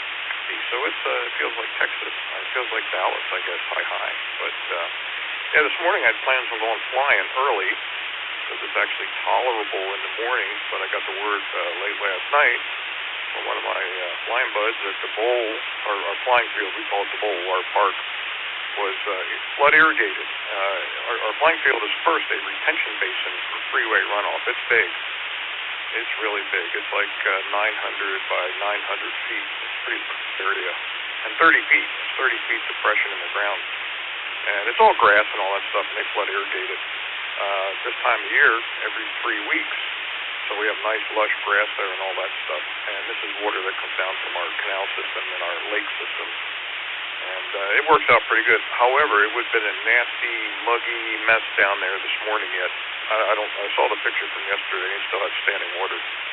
But tomorrow should be much better, so we just skipped that this morning. And met up with Bill, KJ6 YXP, yesterday for lunch. And boy, that guy seems to have pictures of everybody in the world, at least on All-Star, and he had a picture of you, Jeanette, so now I know what you look like. So, and believe me, you don't look your age. I think you just said you're coming up on 64. So you definitely don't look your age. And he had I got a picture of him and I together, and he said he was going to put it out there, so you'll see what it looked like. And well, you can see it on my QRZ page, but it's not really a great picture of me standing by my motorcycle there at Tortilla Flats for lunch. And XYL took off for lunch with her girlfriends. They're going for lunch and ice cream. So it's just me and Maxwell Edison, and I'll be sitting here. Well, I'm going to go out after I'm done talking to you and make some scrambled eggs and sausage for breakfast. So I'm hungry. So that's what I got, Jeanette. Again, great job on it. Great to hear everybody else out there. And we'll say 7-3 is about from N5AQM, and early happy birthday. Well, N5AQM, I want you to know I saw that picture because KJ6ZSD sent it to me already. And so, yeah, you do look like your voice because, you know, some people you look at them and you're like, huh? It doesn't look like that voice came out of there. I know people are probably laughing and saying that, but there's so many people that I've seen. I'm like, no, that don't seem right. But no, Mike, I take very good care of myself. I don't feel like I don't really feel past 40 when I say that, except for my injuries, yeah. But I don't let them hold me back, and I think being active and doing what I do keeps me young. But I do have some good genes, that's for sure. But anyway, Mike, you have one to say. I'm going to throw it back at you one more time before you call. And I don't know what picture he showed you, but thank you very much for the birthday also. So let me throw it back at N5AQM to see if you have anything else for us.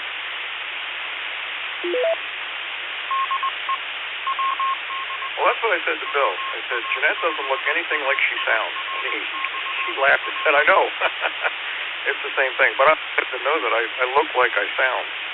That's pretty wild. But, yeah, we had a good meeting at lunch yesterday. Great time. It's always good to see Bill. We get together about every 4 months or 5 months when he's in town for an extended period of time, when he's not out on the road. He comes over and meets us and some of the other guys for lunch. We have lunch every Friday at Culver's. It's called the Romeo Lunch, Retired Old Men Eating Out. And it's an every Friday event, and we had a pretty good crowd there yesterday. But yeah, enjoyed it very much. Our time, he was there about an hour and a half or so. We had a good chat, just caught up on things that we can't talk about on the radio there, hi. So, but yeah, great picture, and you don't look a day over 40. There you go. So 7-3 is Jeanette. Thanks again. Have a great day, and hope everybody does out there. N5AQM. Hey, thank you, N5AQM, Chaos5SSR. I just want to say that when I hear my voice play back, I sound like I did when I was a little kid. So I'm just like, that's a little kid's voice. I've had people actually ask me, can I speak to your mommy? So I'm like, oh, okay. Anyway, great to see you. Yeah, you do. I can see your voice coming out of your picture. So anyway, have a great day. We'll be clear with N5AQM. And let's go talk to K4CUP, my friend Virgil. How are you doing today, Virgil? And I always appreciate your help as well. Do you have any plans for the weekend or any projects going on? Which I know you are a project. So over to you, Virgil.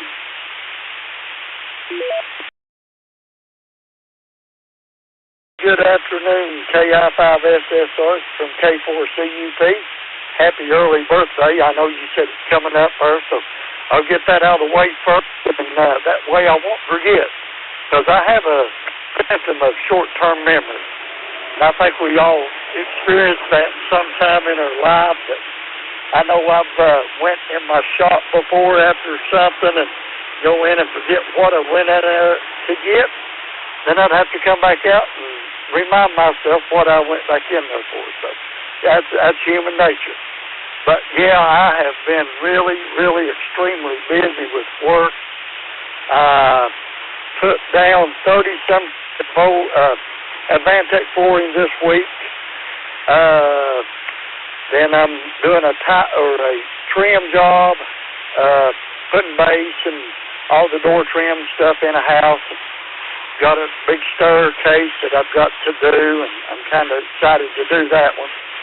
So, and of course I went to Harbor Freight this morning and bought me some more carpentry tools. So, you know, what I love doing, and especially doing woodwork and talking on the Alaska Morning Net. And it's always good to be part of the net. So let me take a break. It's for CUP returning, and I heard Lauren in there got somebody doubled with her, so I'm glad you got her on the list there, and all that good stuff. I'm at back to school bash here at the.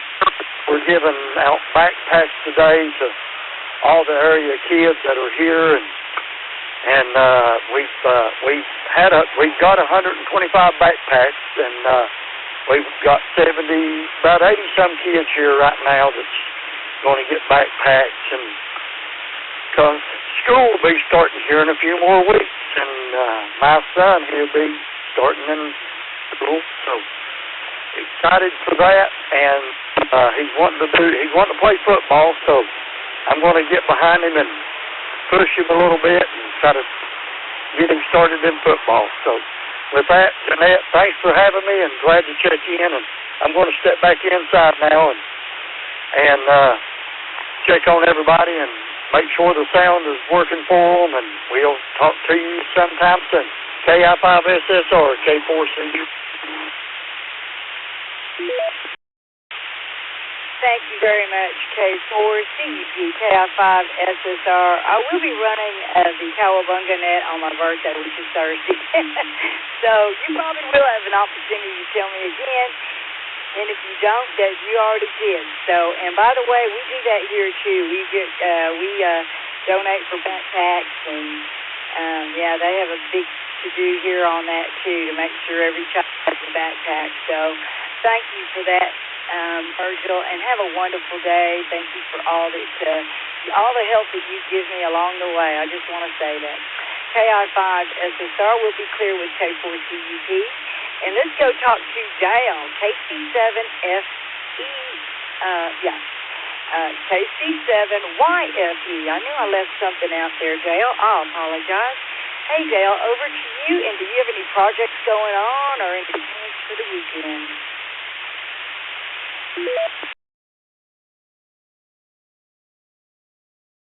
KI5SSR net control is KC7YFE. I'm kind of on the verge of maybe attacking my ham shack a little bit and straightening it out and getting things rearranged the way I want them here before long. But right now I'm currently in the state of domestic duties. The everyday clean up and maintenance in the house and stuff at the moment. But we're doing okay. Sitting here, the last time I checked the weather, it was sitting at about 70. It's supposed to have gotten probably up to about another 5 degrees. Supposed to get up to 75 degrees, but we're getting a supposed to get a high of about 89 and a low of about 54 today, so I'm going to have a reasonable day, and I'm looking forward to our coffee shop this afternoon because, since I'll be in Helm for that, moderating, that's at 4 p.m. Pacific, 7 p.m. East Coast time, and that runs. We also have a morning edition at 6 a.m. Pacific, 9 a.m. East Coast time, and both of those run 7 days a week. So stop in at either one of those times any day and during the week and chat with us. And hey, it's a gravitational stable when your name and call sign get to the bottom of the list. It's your turn at the mic. So there you go. A great time to come in and have a cup of coffee with us and, chance to listen to some other people share their topics and, share, different things going on. So back to you, Jeanette. And congratulations on the, I think it was about 6 or 7 kittens you got there. This repeater is connected to the South Coast reflector. For more information, I'm going to cry on that one. KC7FE, YFE, KI5. I don't know why I want to take out the Y. I have no idea, Dale. But KC7YFE, KI5SSR, and that gives me full gas, okay? We're not going to have that, no. They got to go. All of them got to go. I got to find homes for all of them. But I will. I'll have to give it to a rescue service. So I have a few elderly cats that are like 17, 18, but I ain't trying to replace them. So I'm just not going to do it. But I am going to. They are beautiful, so I think I'll be able to find a home for all of them. Anyway, back to you, Dale. What about you? Do you need a kitty?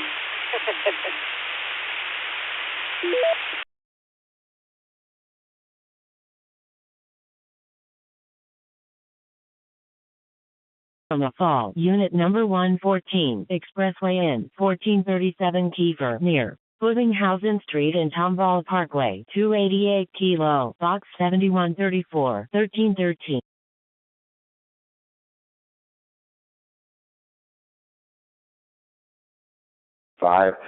Dothan, Alabama was named as the best place in the country to live, based on crime rates and cost of living and all those other factors, schools that they throw in there. But I was surprised when I saw that Dothan came up number 1, and it kind of made me smile, even though I'm from Chicago. Over.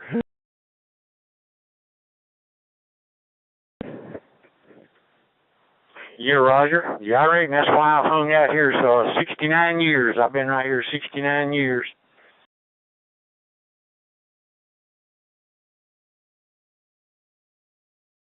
Yeah, that was a shock. I didn't know she could carry that many. She didn't look that big, but oh well.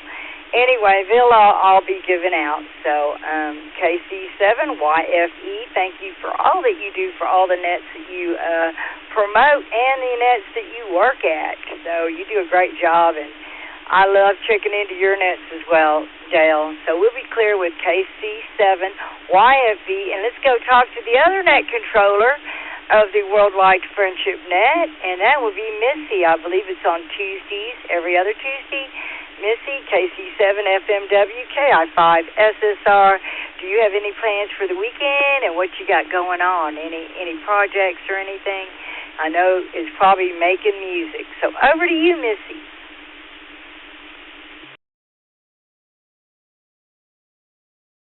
Yeah, maybe. I'll send you the song I did yesterday, a Captain and Tennille song called Lovely Night, Angel Face. A really good song. I recorded that yesterday, so I'll send that to you here in a bit, and you can listen to that and let me know what you think. But, I've been wanting to record another one called You Never Done It Like That, so I may do that today, but I also have 2 shows to watch with a friend of mine, so that will probably come first. We also have some company here, And my roommate's mom is coming to make tamales for dinner, so that's going to be fun. So I have that going on today, too. So I may not get to the song until tomorrow, but we'll see what happens. I don't know. I'll try to get to it today, but I don't know, unless I do it like right now. But I don't know. We'll see what happens, but I will get to it soon. So when I do, I will send it to you for sure. But I'll send you the one I did yesterday, Lonely Night, Angel Face. That came out pretty good, so that was fun to record.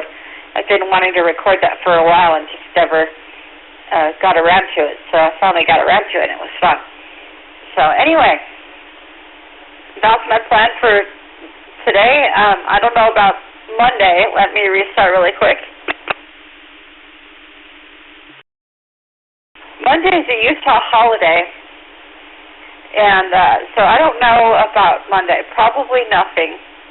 They start doing fireworks. I hate that. On tonight through Tuesday. And they actually did it last night, too, and they weren't supposed to, but they did. And my poor dog got so scared she hid under my bed till about midnight and then jumped on my bed and woke me up at midnight. So she was so scared. So I feel bad for her. But anyway, happy birthday early, by the way. If I don't talk to you on your birthday, have a happy birthday. And I will chat with you all later. 73, KC7 FMW, back to net. Well, thank you, KC7 FMW, KI5 SSR. And, send that to me. I thought you were going to do that song, Don't Call Me Angel in the Morning.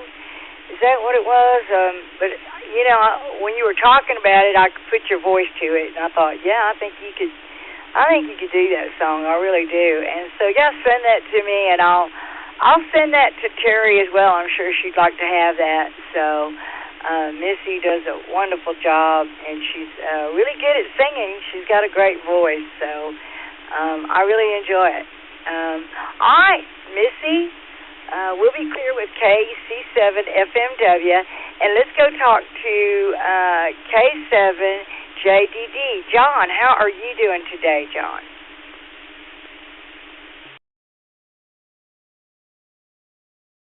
Hey, good morning. This is John in Portland. Hello to everybody on net. Thanks for letting me check in. I'm doing pretty good. Gorgeous day here in Portland. My weekend plans have already taken place. I volunteered most of the morning out at a relay race in Hood River, which is out in the Columbia River Gorge, some of the most beautiful country in America as far as I'm concerned. Had a successful event out there. And now I'm at a garage sale with the family, community garage sale. So lots outside, which is always great. I'm going to let it reset here for a second. I just wanted to say to Jay, I was hearing about your positive or your clear bill of health with that bladder scan, and just wanted to say that's great news. I myself have been in remission from kidney cancer. It'll be 2 years coming this January, so I had a partial nephrectomy at the time and have been clear since they cut it out. So great prognosis for Jay, and I'm happy to hear that, and I know the feeling. So anyways, I'll quit rambling, and thanks for being there, thanks for running the net, and thanks for letting me check in. This is K7JDD, passing it back to net control with the 73 for everybody. Take care. Well, hey, thank you, K7JDD, KI5SSR in the Alaska Morning Net here. I'm glad to hear that you're cancer-free as well. A lot of people have had cancer, and if you haven't, it's just a matter of time.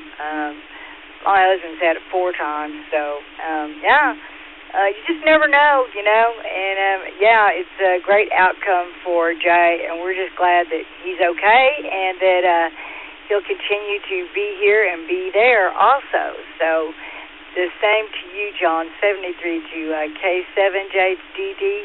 Have a wonderful day. We look forward to hearing from you again, John. Come check in every day. All right, with that, let's go talk to KI7ZRI. Don, how are you doing today? You got any projects going on or any plans for the weekend? Over to you.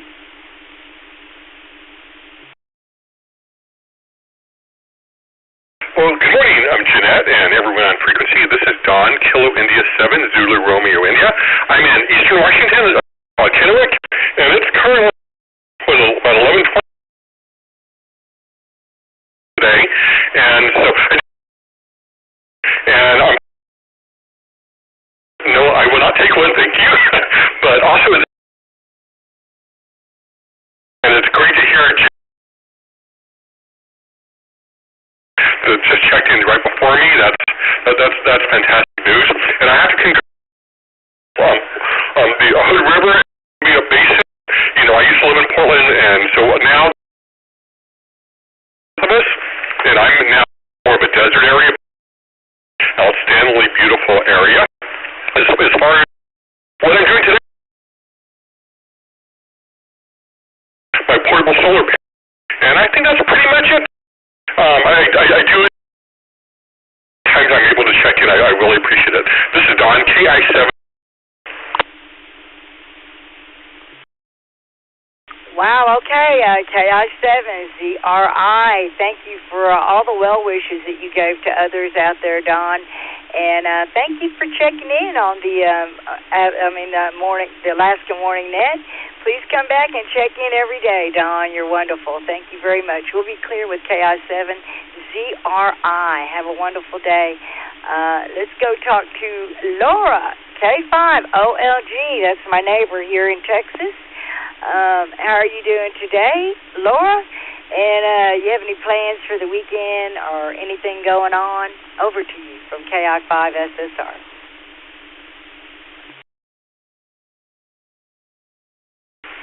Good morning and evening to everybody on the net. This is KI5OLG, and the continuing weather report from Melbourne is it's hot, sticky, and icky, and will continue to be so until who knows when.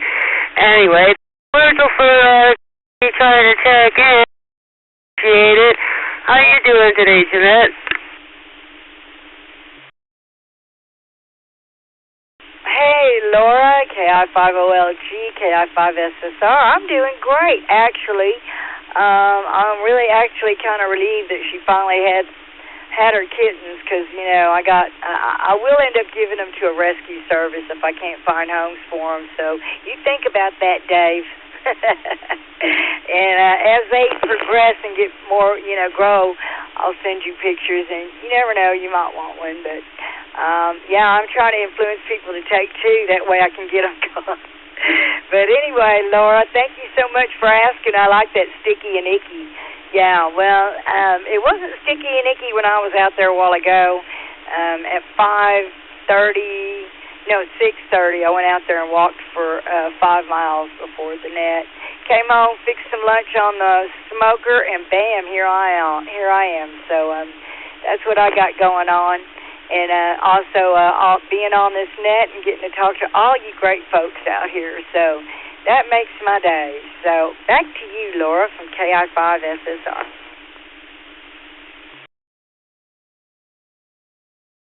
This is KI5OLG returning. Sticky and icky because we live way closer to the coast than you do, and we live close to a bayou named Chocolate Bayou.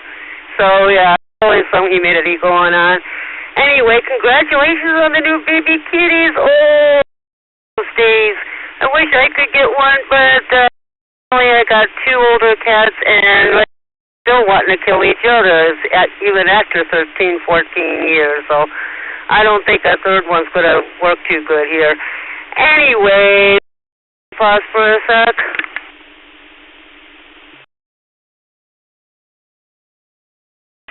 Okay. Just got a 2005, 2007 Chevy Tahoe, and I'm trying to get to work in the car. My mag mount is all rusty, so I got to work on that. But I do have a my both things, so I'm going to be working to see if I could get into my friend's repeaters close by. And let's see what I got to work on with the car, so that'll keep me busy. Anyway, pause one last time.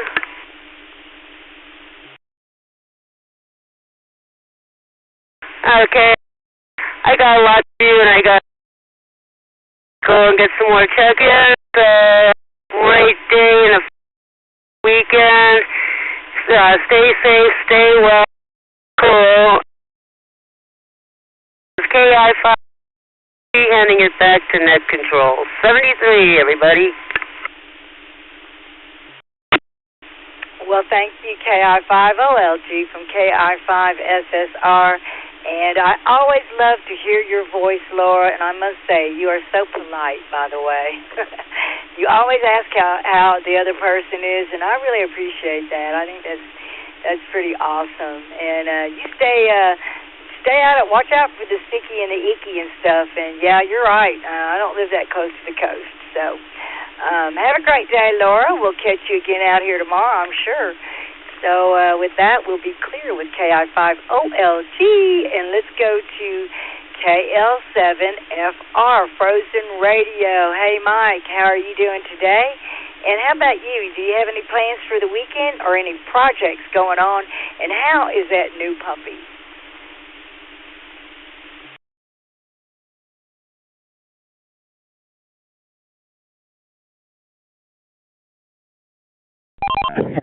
I've got an FT7 and an FT5. The FT70 does great, but when I try to do the FT5, the bit rate on all of my hotspots, and I got 5 of them, is like 8 or 9, 7, all in a higher range. Even after I adjust the bit rate, the offset for the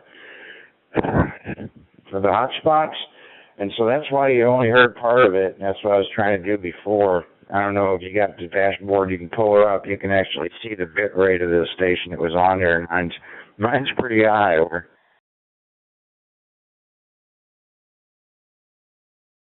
Oh, 486 on me as well. It's on the same street.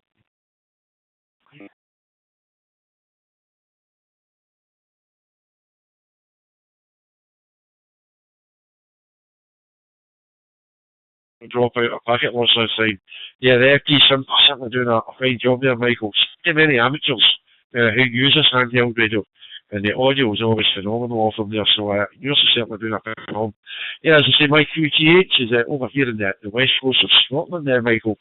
I live in a small town called Irvine, right here on the coastline, Michael. We're about 30 miles southwest of the city of Glasgow.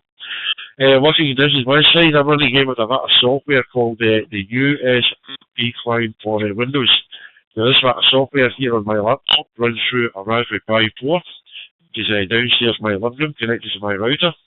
And it's supplemented by a headset by a company called Logitech, the H150 headset here. So I'm hoping the audio sounded okay on the way back to you, Michael. Mike 3, TWA, back around to November 5, November.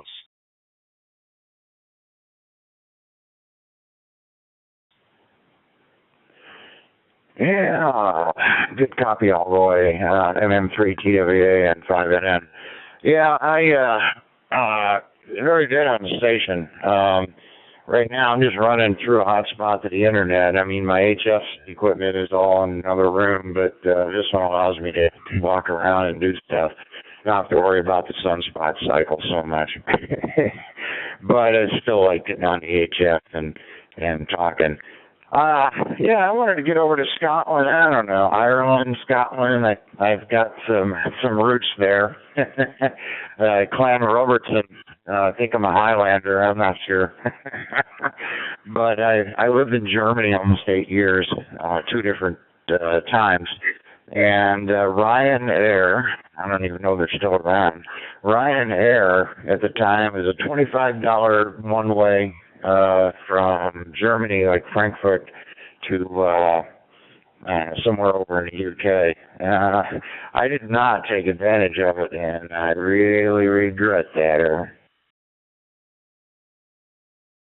Yeah, so Michael, yeah, November 5 and November from Mike 3, Tango Whiskey Alpha. Well, Ryanair still flies an airline, Michael, just to let you know. And if you get the time, Michael, have a look at my QRZ page. A lot of wonderful pictures of my country, especially up in the Highlands of Scotland. I get asked many, many times, Michael, by your fellow radio amateurs over there in the US of A to describe what Scotland's like. Aye. Very, very hard to describe anything over a microphone, Michael. Far less a country. That was the main reason for putting the pictures on the QRZ page, to let my fellow radio amateurs see what a wonderful country Scotland is like. Other than amateur radio, Michael, I'm also a very keen amateur photographer there, so have a look at the pictures. I'm sure you'll like them. Anyway, Michael, we're going to wish you a very, very good afternoon. Many thanks for replying back to the call there. We finally get the audio sorted out there, and as I say, you're sounding now you're on your FT72 here. So a very, very good afternoon to you, a very good evening for myself and all the very, very 73s, so myself over here on the west coast of Scotland. And hopefully we'll catch you further down the walk sometime, Michael. I am on the American link quite a lot, Michael, so if you hear me calling about, feel free to give me a shout anytime. Mike 3, Tango Whiskey Alpha, I'm clear there with November 5, November. Enjoy the rest of the day, Michael. Bye-bye. QSL, Ian. It's on my bucket list.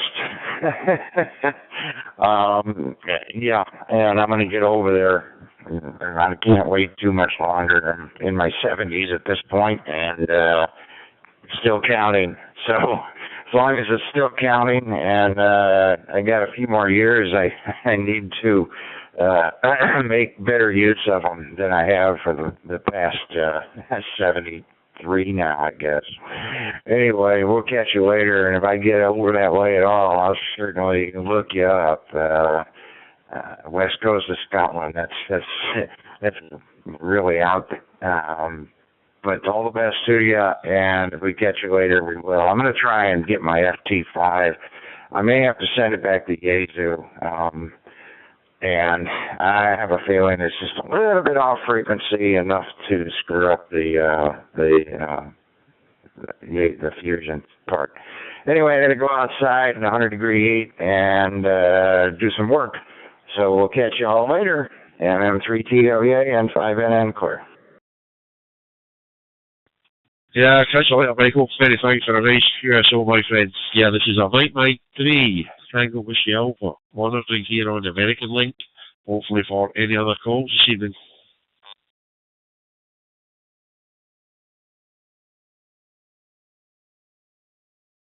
Now the sun's decided to change the temperature. I don't know what it's doing. But, that's difficult to manage that sun. But everything else is going good here. So I just wanted to stop in, say hello, and I heard you this morning. Yeah, we were on the friendship net and the Cowbung net earlier. And South Dakota had their net this morning. I did that. We had our barometer net this morning. Yeah, the barometers, they probably were all pretty much stable. But this weather is something. I made a comment to the one guy the other night to me. I said, we used to have these storms that used to be like 60 miles in diameter and that. Now these storms are smaller. They're more pop-up storms. We were talking about that. I remember when you'd have a storm and it'd be from like in Cleveland, it'd be 1 to 271. So you look at them out, they would cover that whole area. And from the Lake Erie clear down to Akron or Canton. It's changed, but other than that, hey, great doing the net, Jeanette. So I'll send it back your way, KCFQV. Well, thank you, KC8FQV, KI5SSR. Mark, thank you for checking in and sharing that, and I hope you have a great day. And we check into a lot of the same nets, and Mark, keep coming back every day and checking in. We always appreciate hearing from you. So you have a wonderful day, and we'll be clear with KC8FQV, and let's go talk to KM1X, Mr. Kevin. How are you doing today, Kevin? And deja vu, huh? Do you have any projects or any plans for the weekend?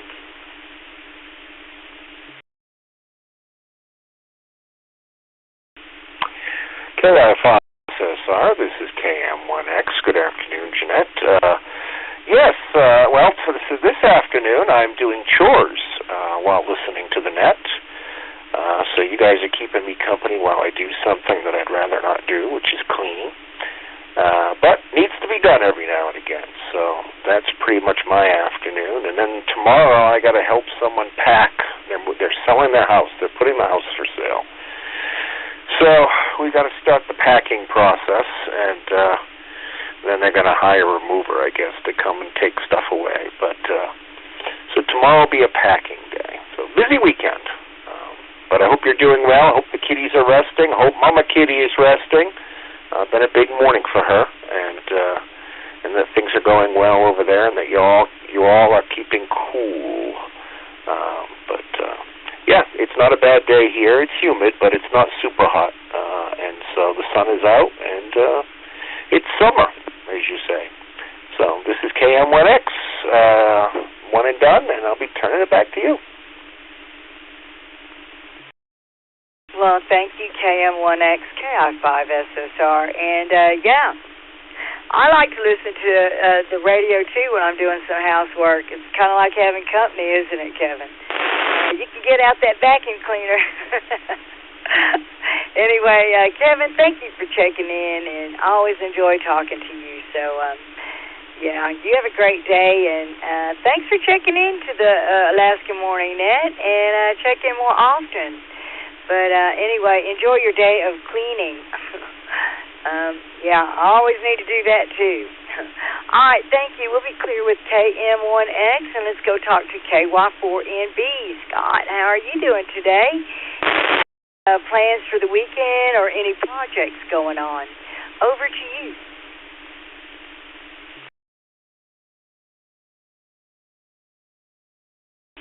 KI5. This is KY4NB from Land Elvis and Barbecues here on the banks of the mighty Mississippi River in Memphis, Tennessee, where I think it's low 80s right now. There's some clouds in the sky tonight out here, but it's cooler than it has been. I'm still in front of this yard fan to keep the bugs away. I think no matter what temperature it is, I think. But anyway, well, I got out earlier and had to go to the post office and get a money order and send it on its way to a gentleman, and then visit the Vietnamese grocery store to get my tofu and stuff. I can't get Robbie Ray to eat that, but I like the tofu. They got a chili and lemongrass tofu, which is already cooked up, and you just 30 seconds, and then your vegetables, steam those, and you're good to go. But anyway, we had a salad for lunch, which was good, and Fritos and ranch-style beans and tomatoes and red onions and Catalina dressing and all that good stuff. So anyway, yeah, Fritos on top, believe it or not. And the beans is the cheese, and all that makes the salad. But anyway, you got to have all that.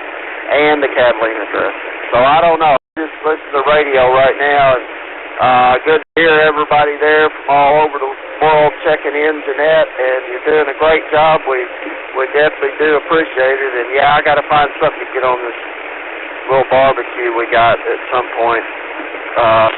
And I got to get the yard cut first, you know. That just seems to be growing and growing, but anyway. So that's about all I got going on here, and more to come on my new HF radio that I have now acquired. It is not hooked up yet, and I don't have the antenna, but we'll tell more to that story later. But I'm excited about getting going on HF. Here in a little I have to get the antenna and all that. So back to you, Jeanette, and with 7-3's off, KY4NB over to KI5SSR and the net. Hey, thank you, KY4NB, KI5SSR, and yeah, that sounds like a familiar salad to me. I make one like that, and but we do it a little bit different, but similar. And then we put you can put chips on top of it, or Dorito chips, and then we use gotta use the Catalina, gotta use the Catalina dressing, and we put meat in it. And you put tofu, but we put meat in it, and you can put it in the fridge for a few days, and it's delicious. So, yeah, we put cilantro, salad, onions, tomatoes. Oh, it's just awesome. And the Catalina with the ranch chips on top. So, Doritos on top of it. And, yeah, that is awesome. Anyway, thank you for that, Scott. And I bet you can figure out something to cook on that grill. And with that, I'm going to reset right quick.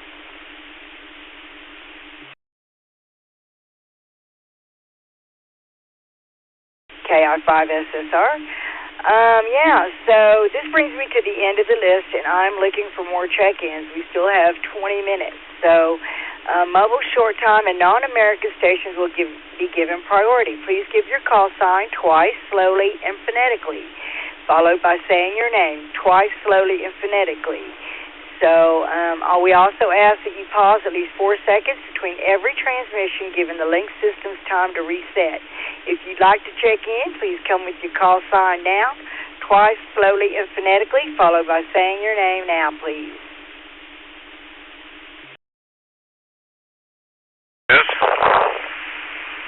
This is Kilo 1 Charlie Sierra Alpha, Kilo 1 Charlie Sierra Alpha, Mike.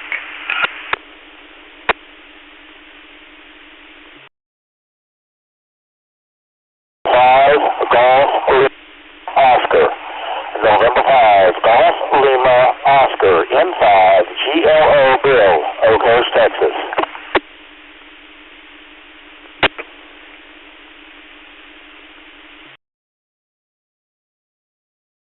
For NB, quick recheck, Jeanette. I forgot to say something.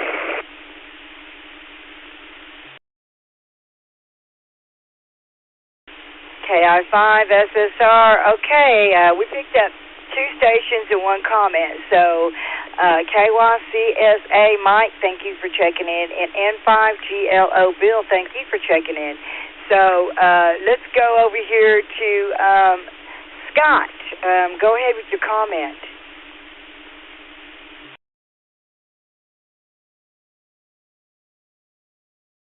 So, happy birthday, Jeanette, and I heard a number there thrown out, your age, but I'm pretty sure we can switch those numbers around instead of the number I heard, and that will give you 18 years back, because you don't look anywhere near that number they threw out, so I'm thinking that's incorrect.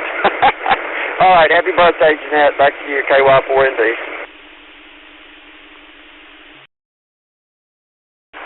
Thank you, KY4MB. You got me laughing over here. And I was at the gym the other day, and this lady said to me, I don't know, because I said, no, I don't want the free package. I don't need your 55 and over package. I want to come when I want to come. I don't want anybody kicking me out of the gym at 10:30, 11 o'clock with all the other people, because I said, I'm not that kind of old. And this lady started laughing. But I said, yeah, I'm more like 44. And she said, honestly, you do look like you're 44. I don't think she was just agreeing. If you look around, she was like, no, I don't see you like that. And I said, well, I've just been active my whole life. So thank you very much, Scott. And I appreciate the flowers. I really do. Thank you. So we'll be clear with NY4MB. Let's go talk to Mike, K1. CSA, how are you doing today, Mike? Great to hear from you out here. And do you have any plans for the weekend or any projects going on? Over to you.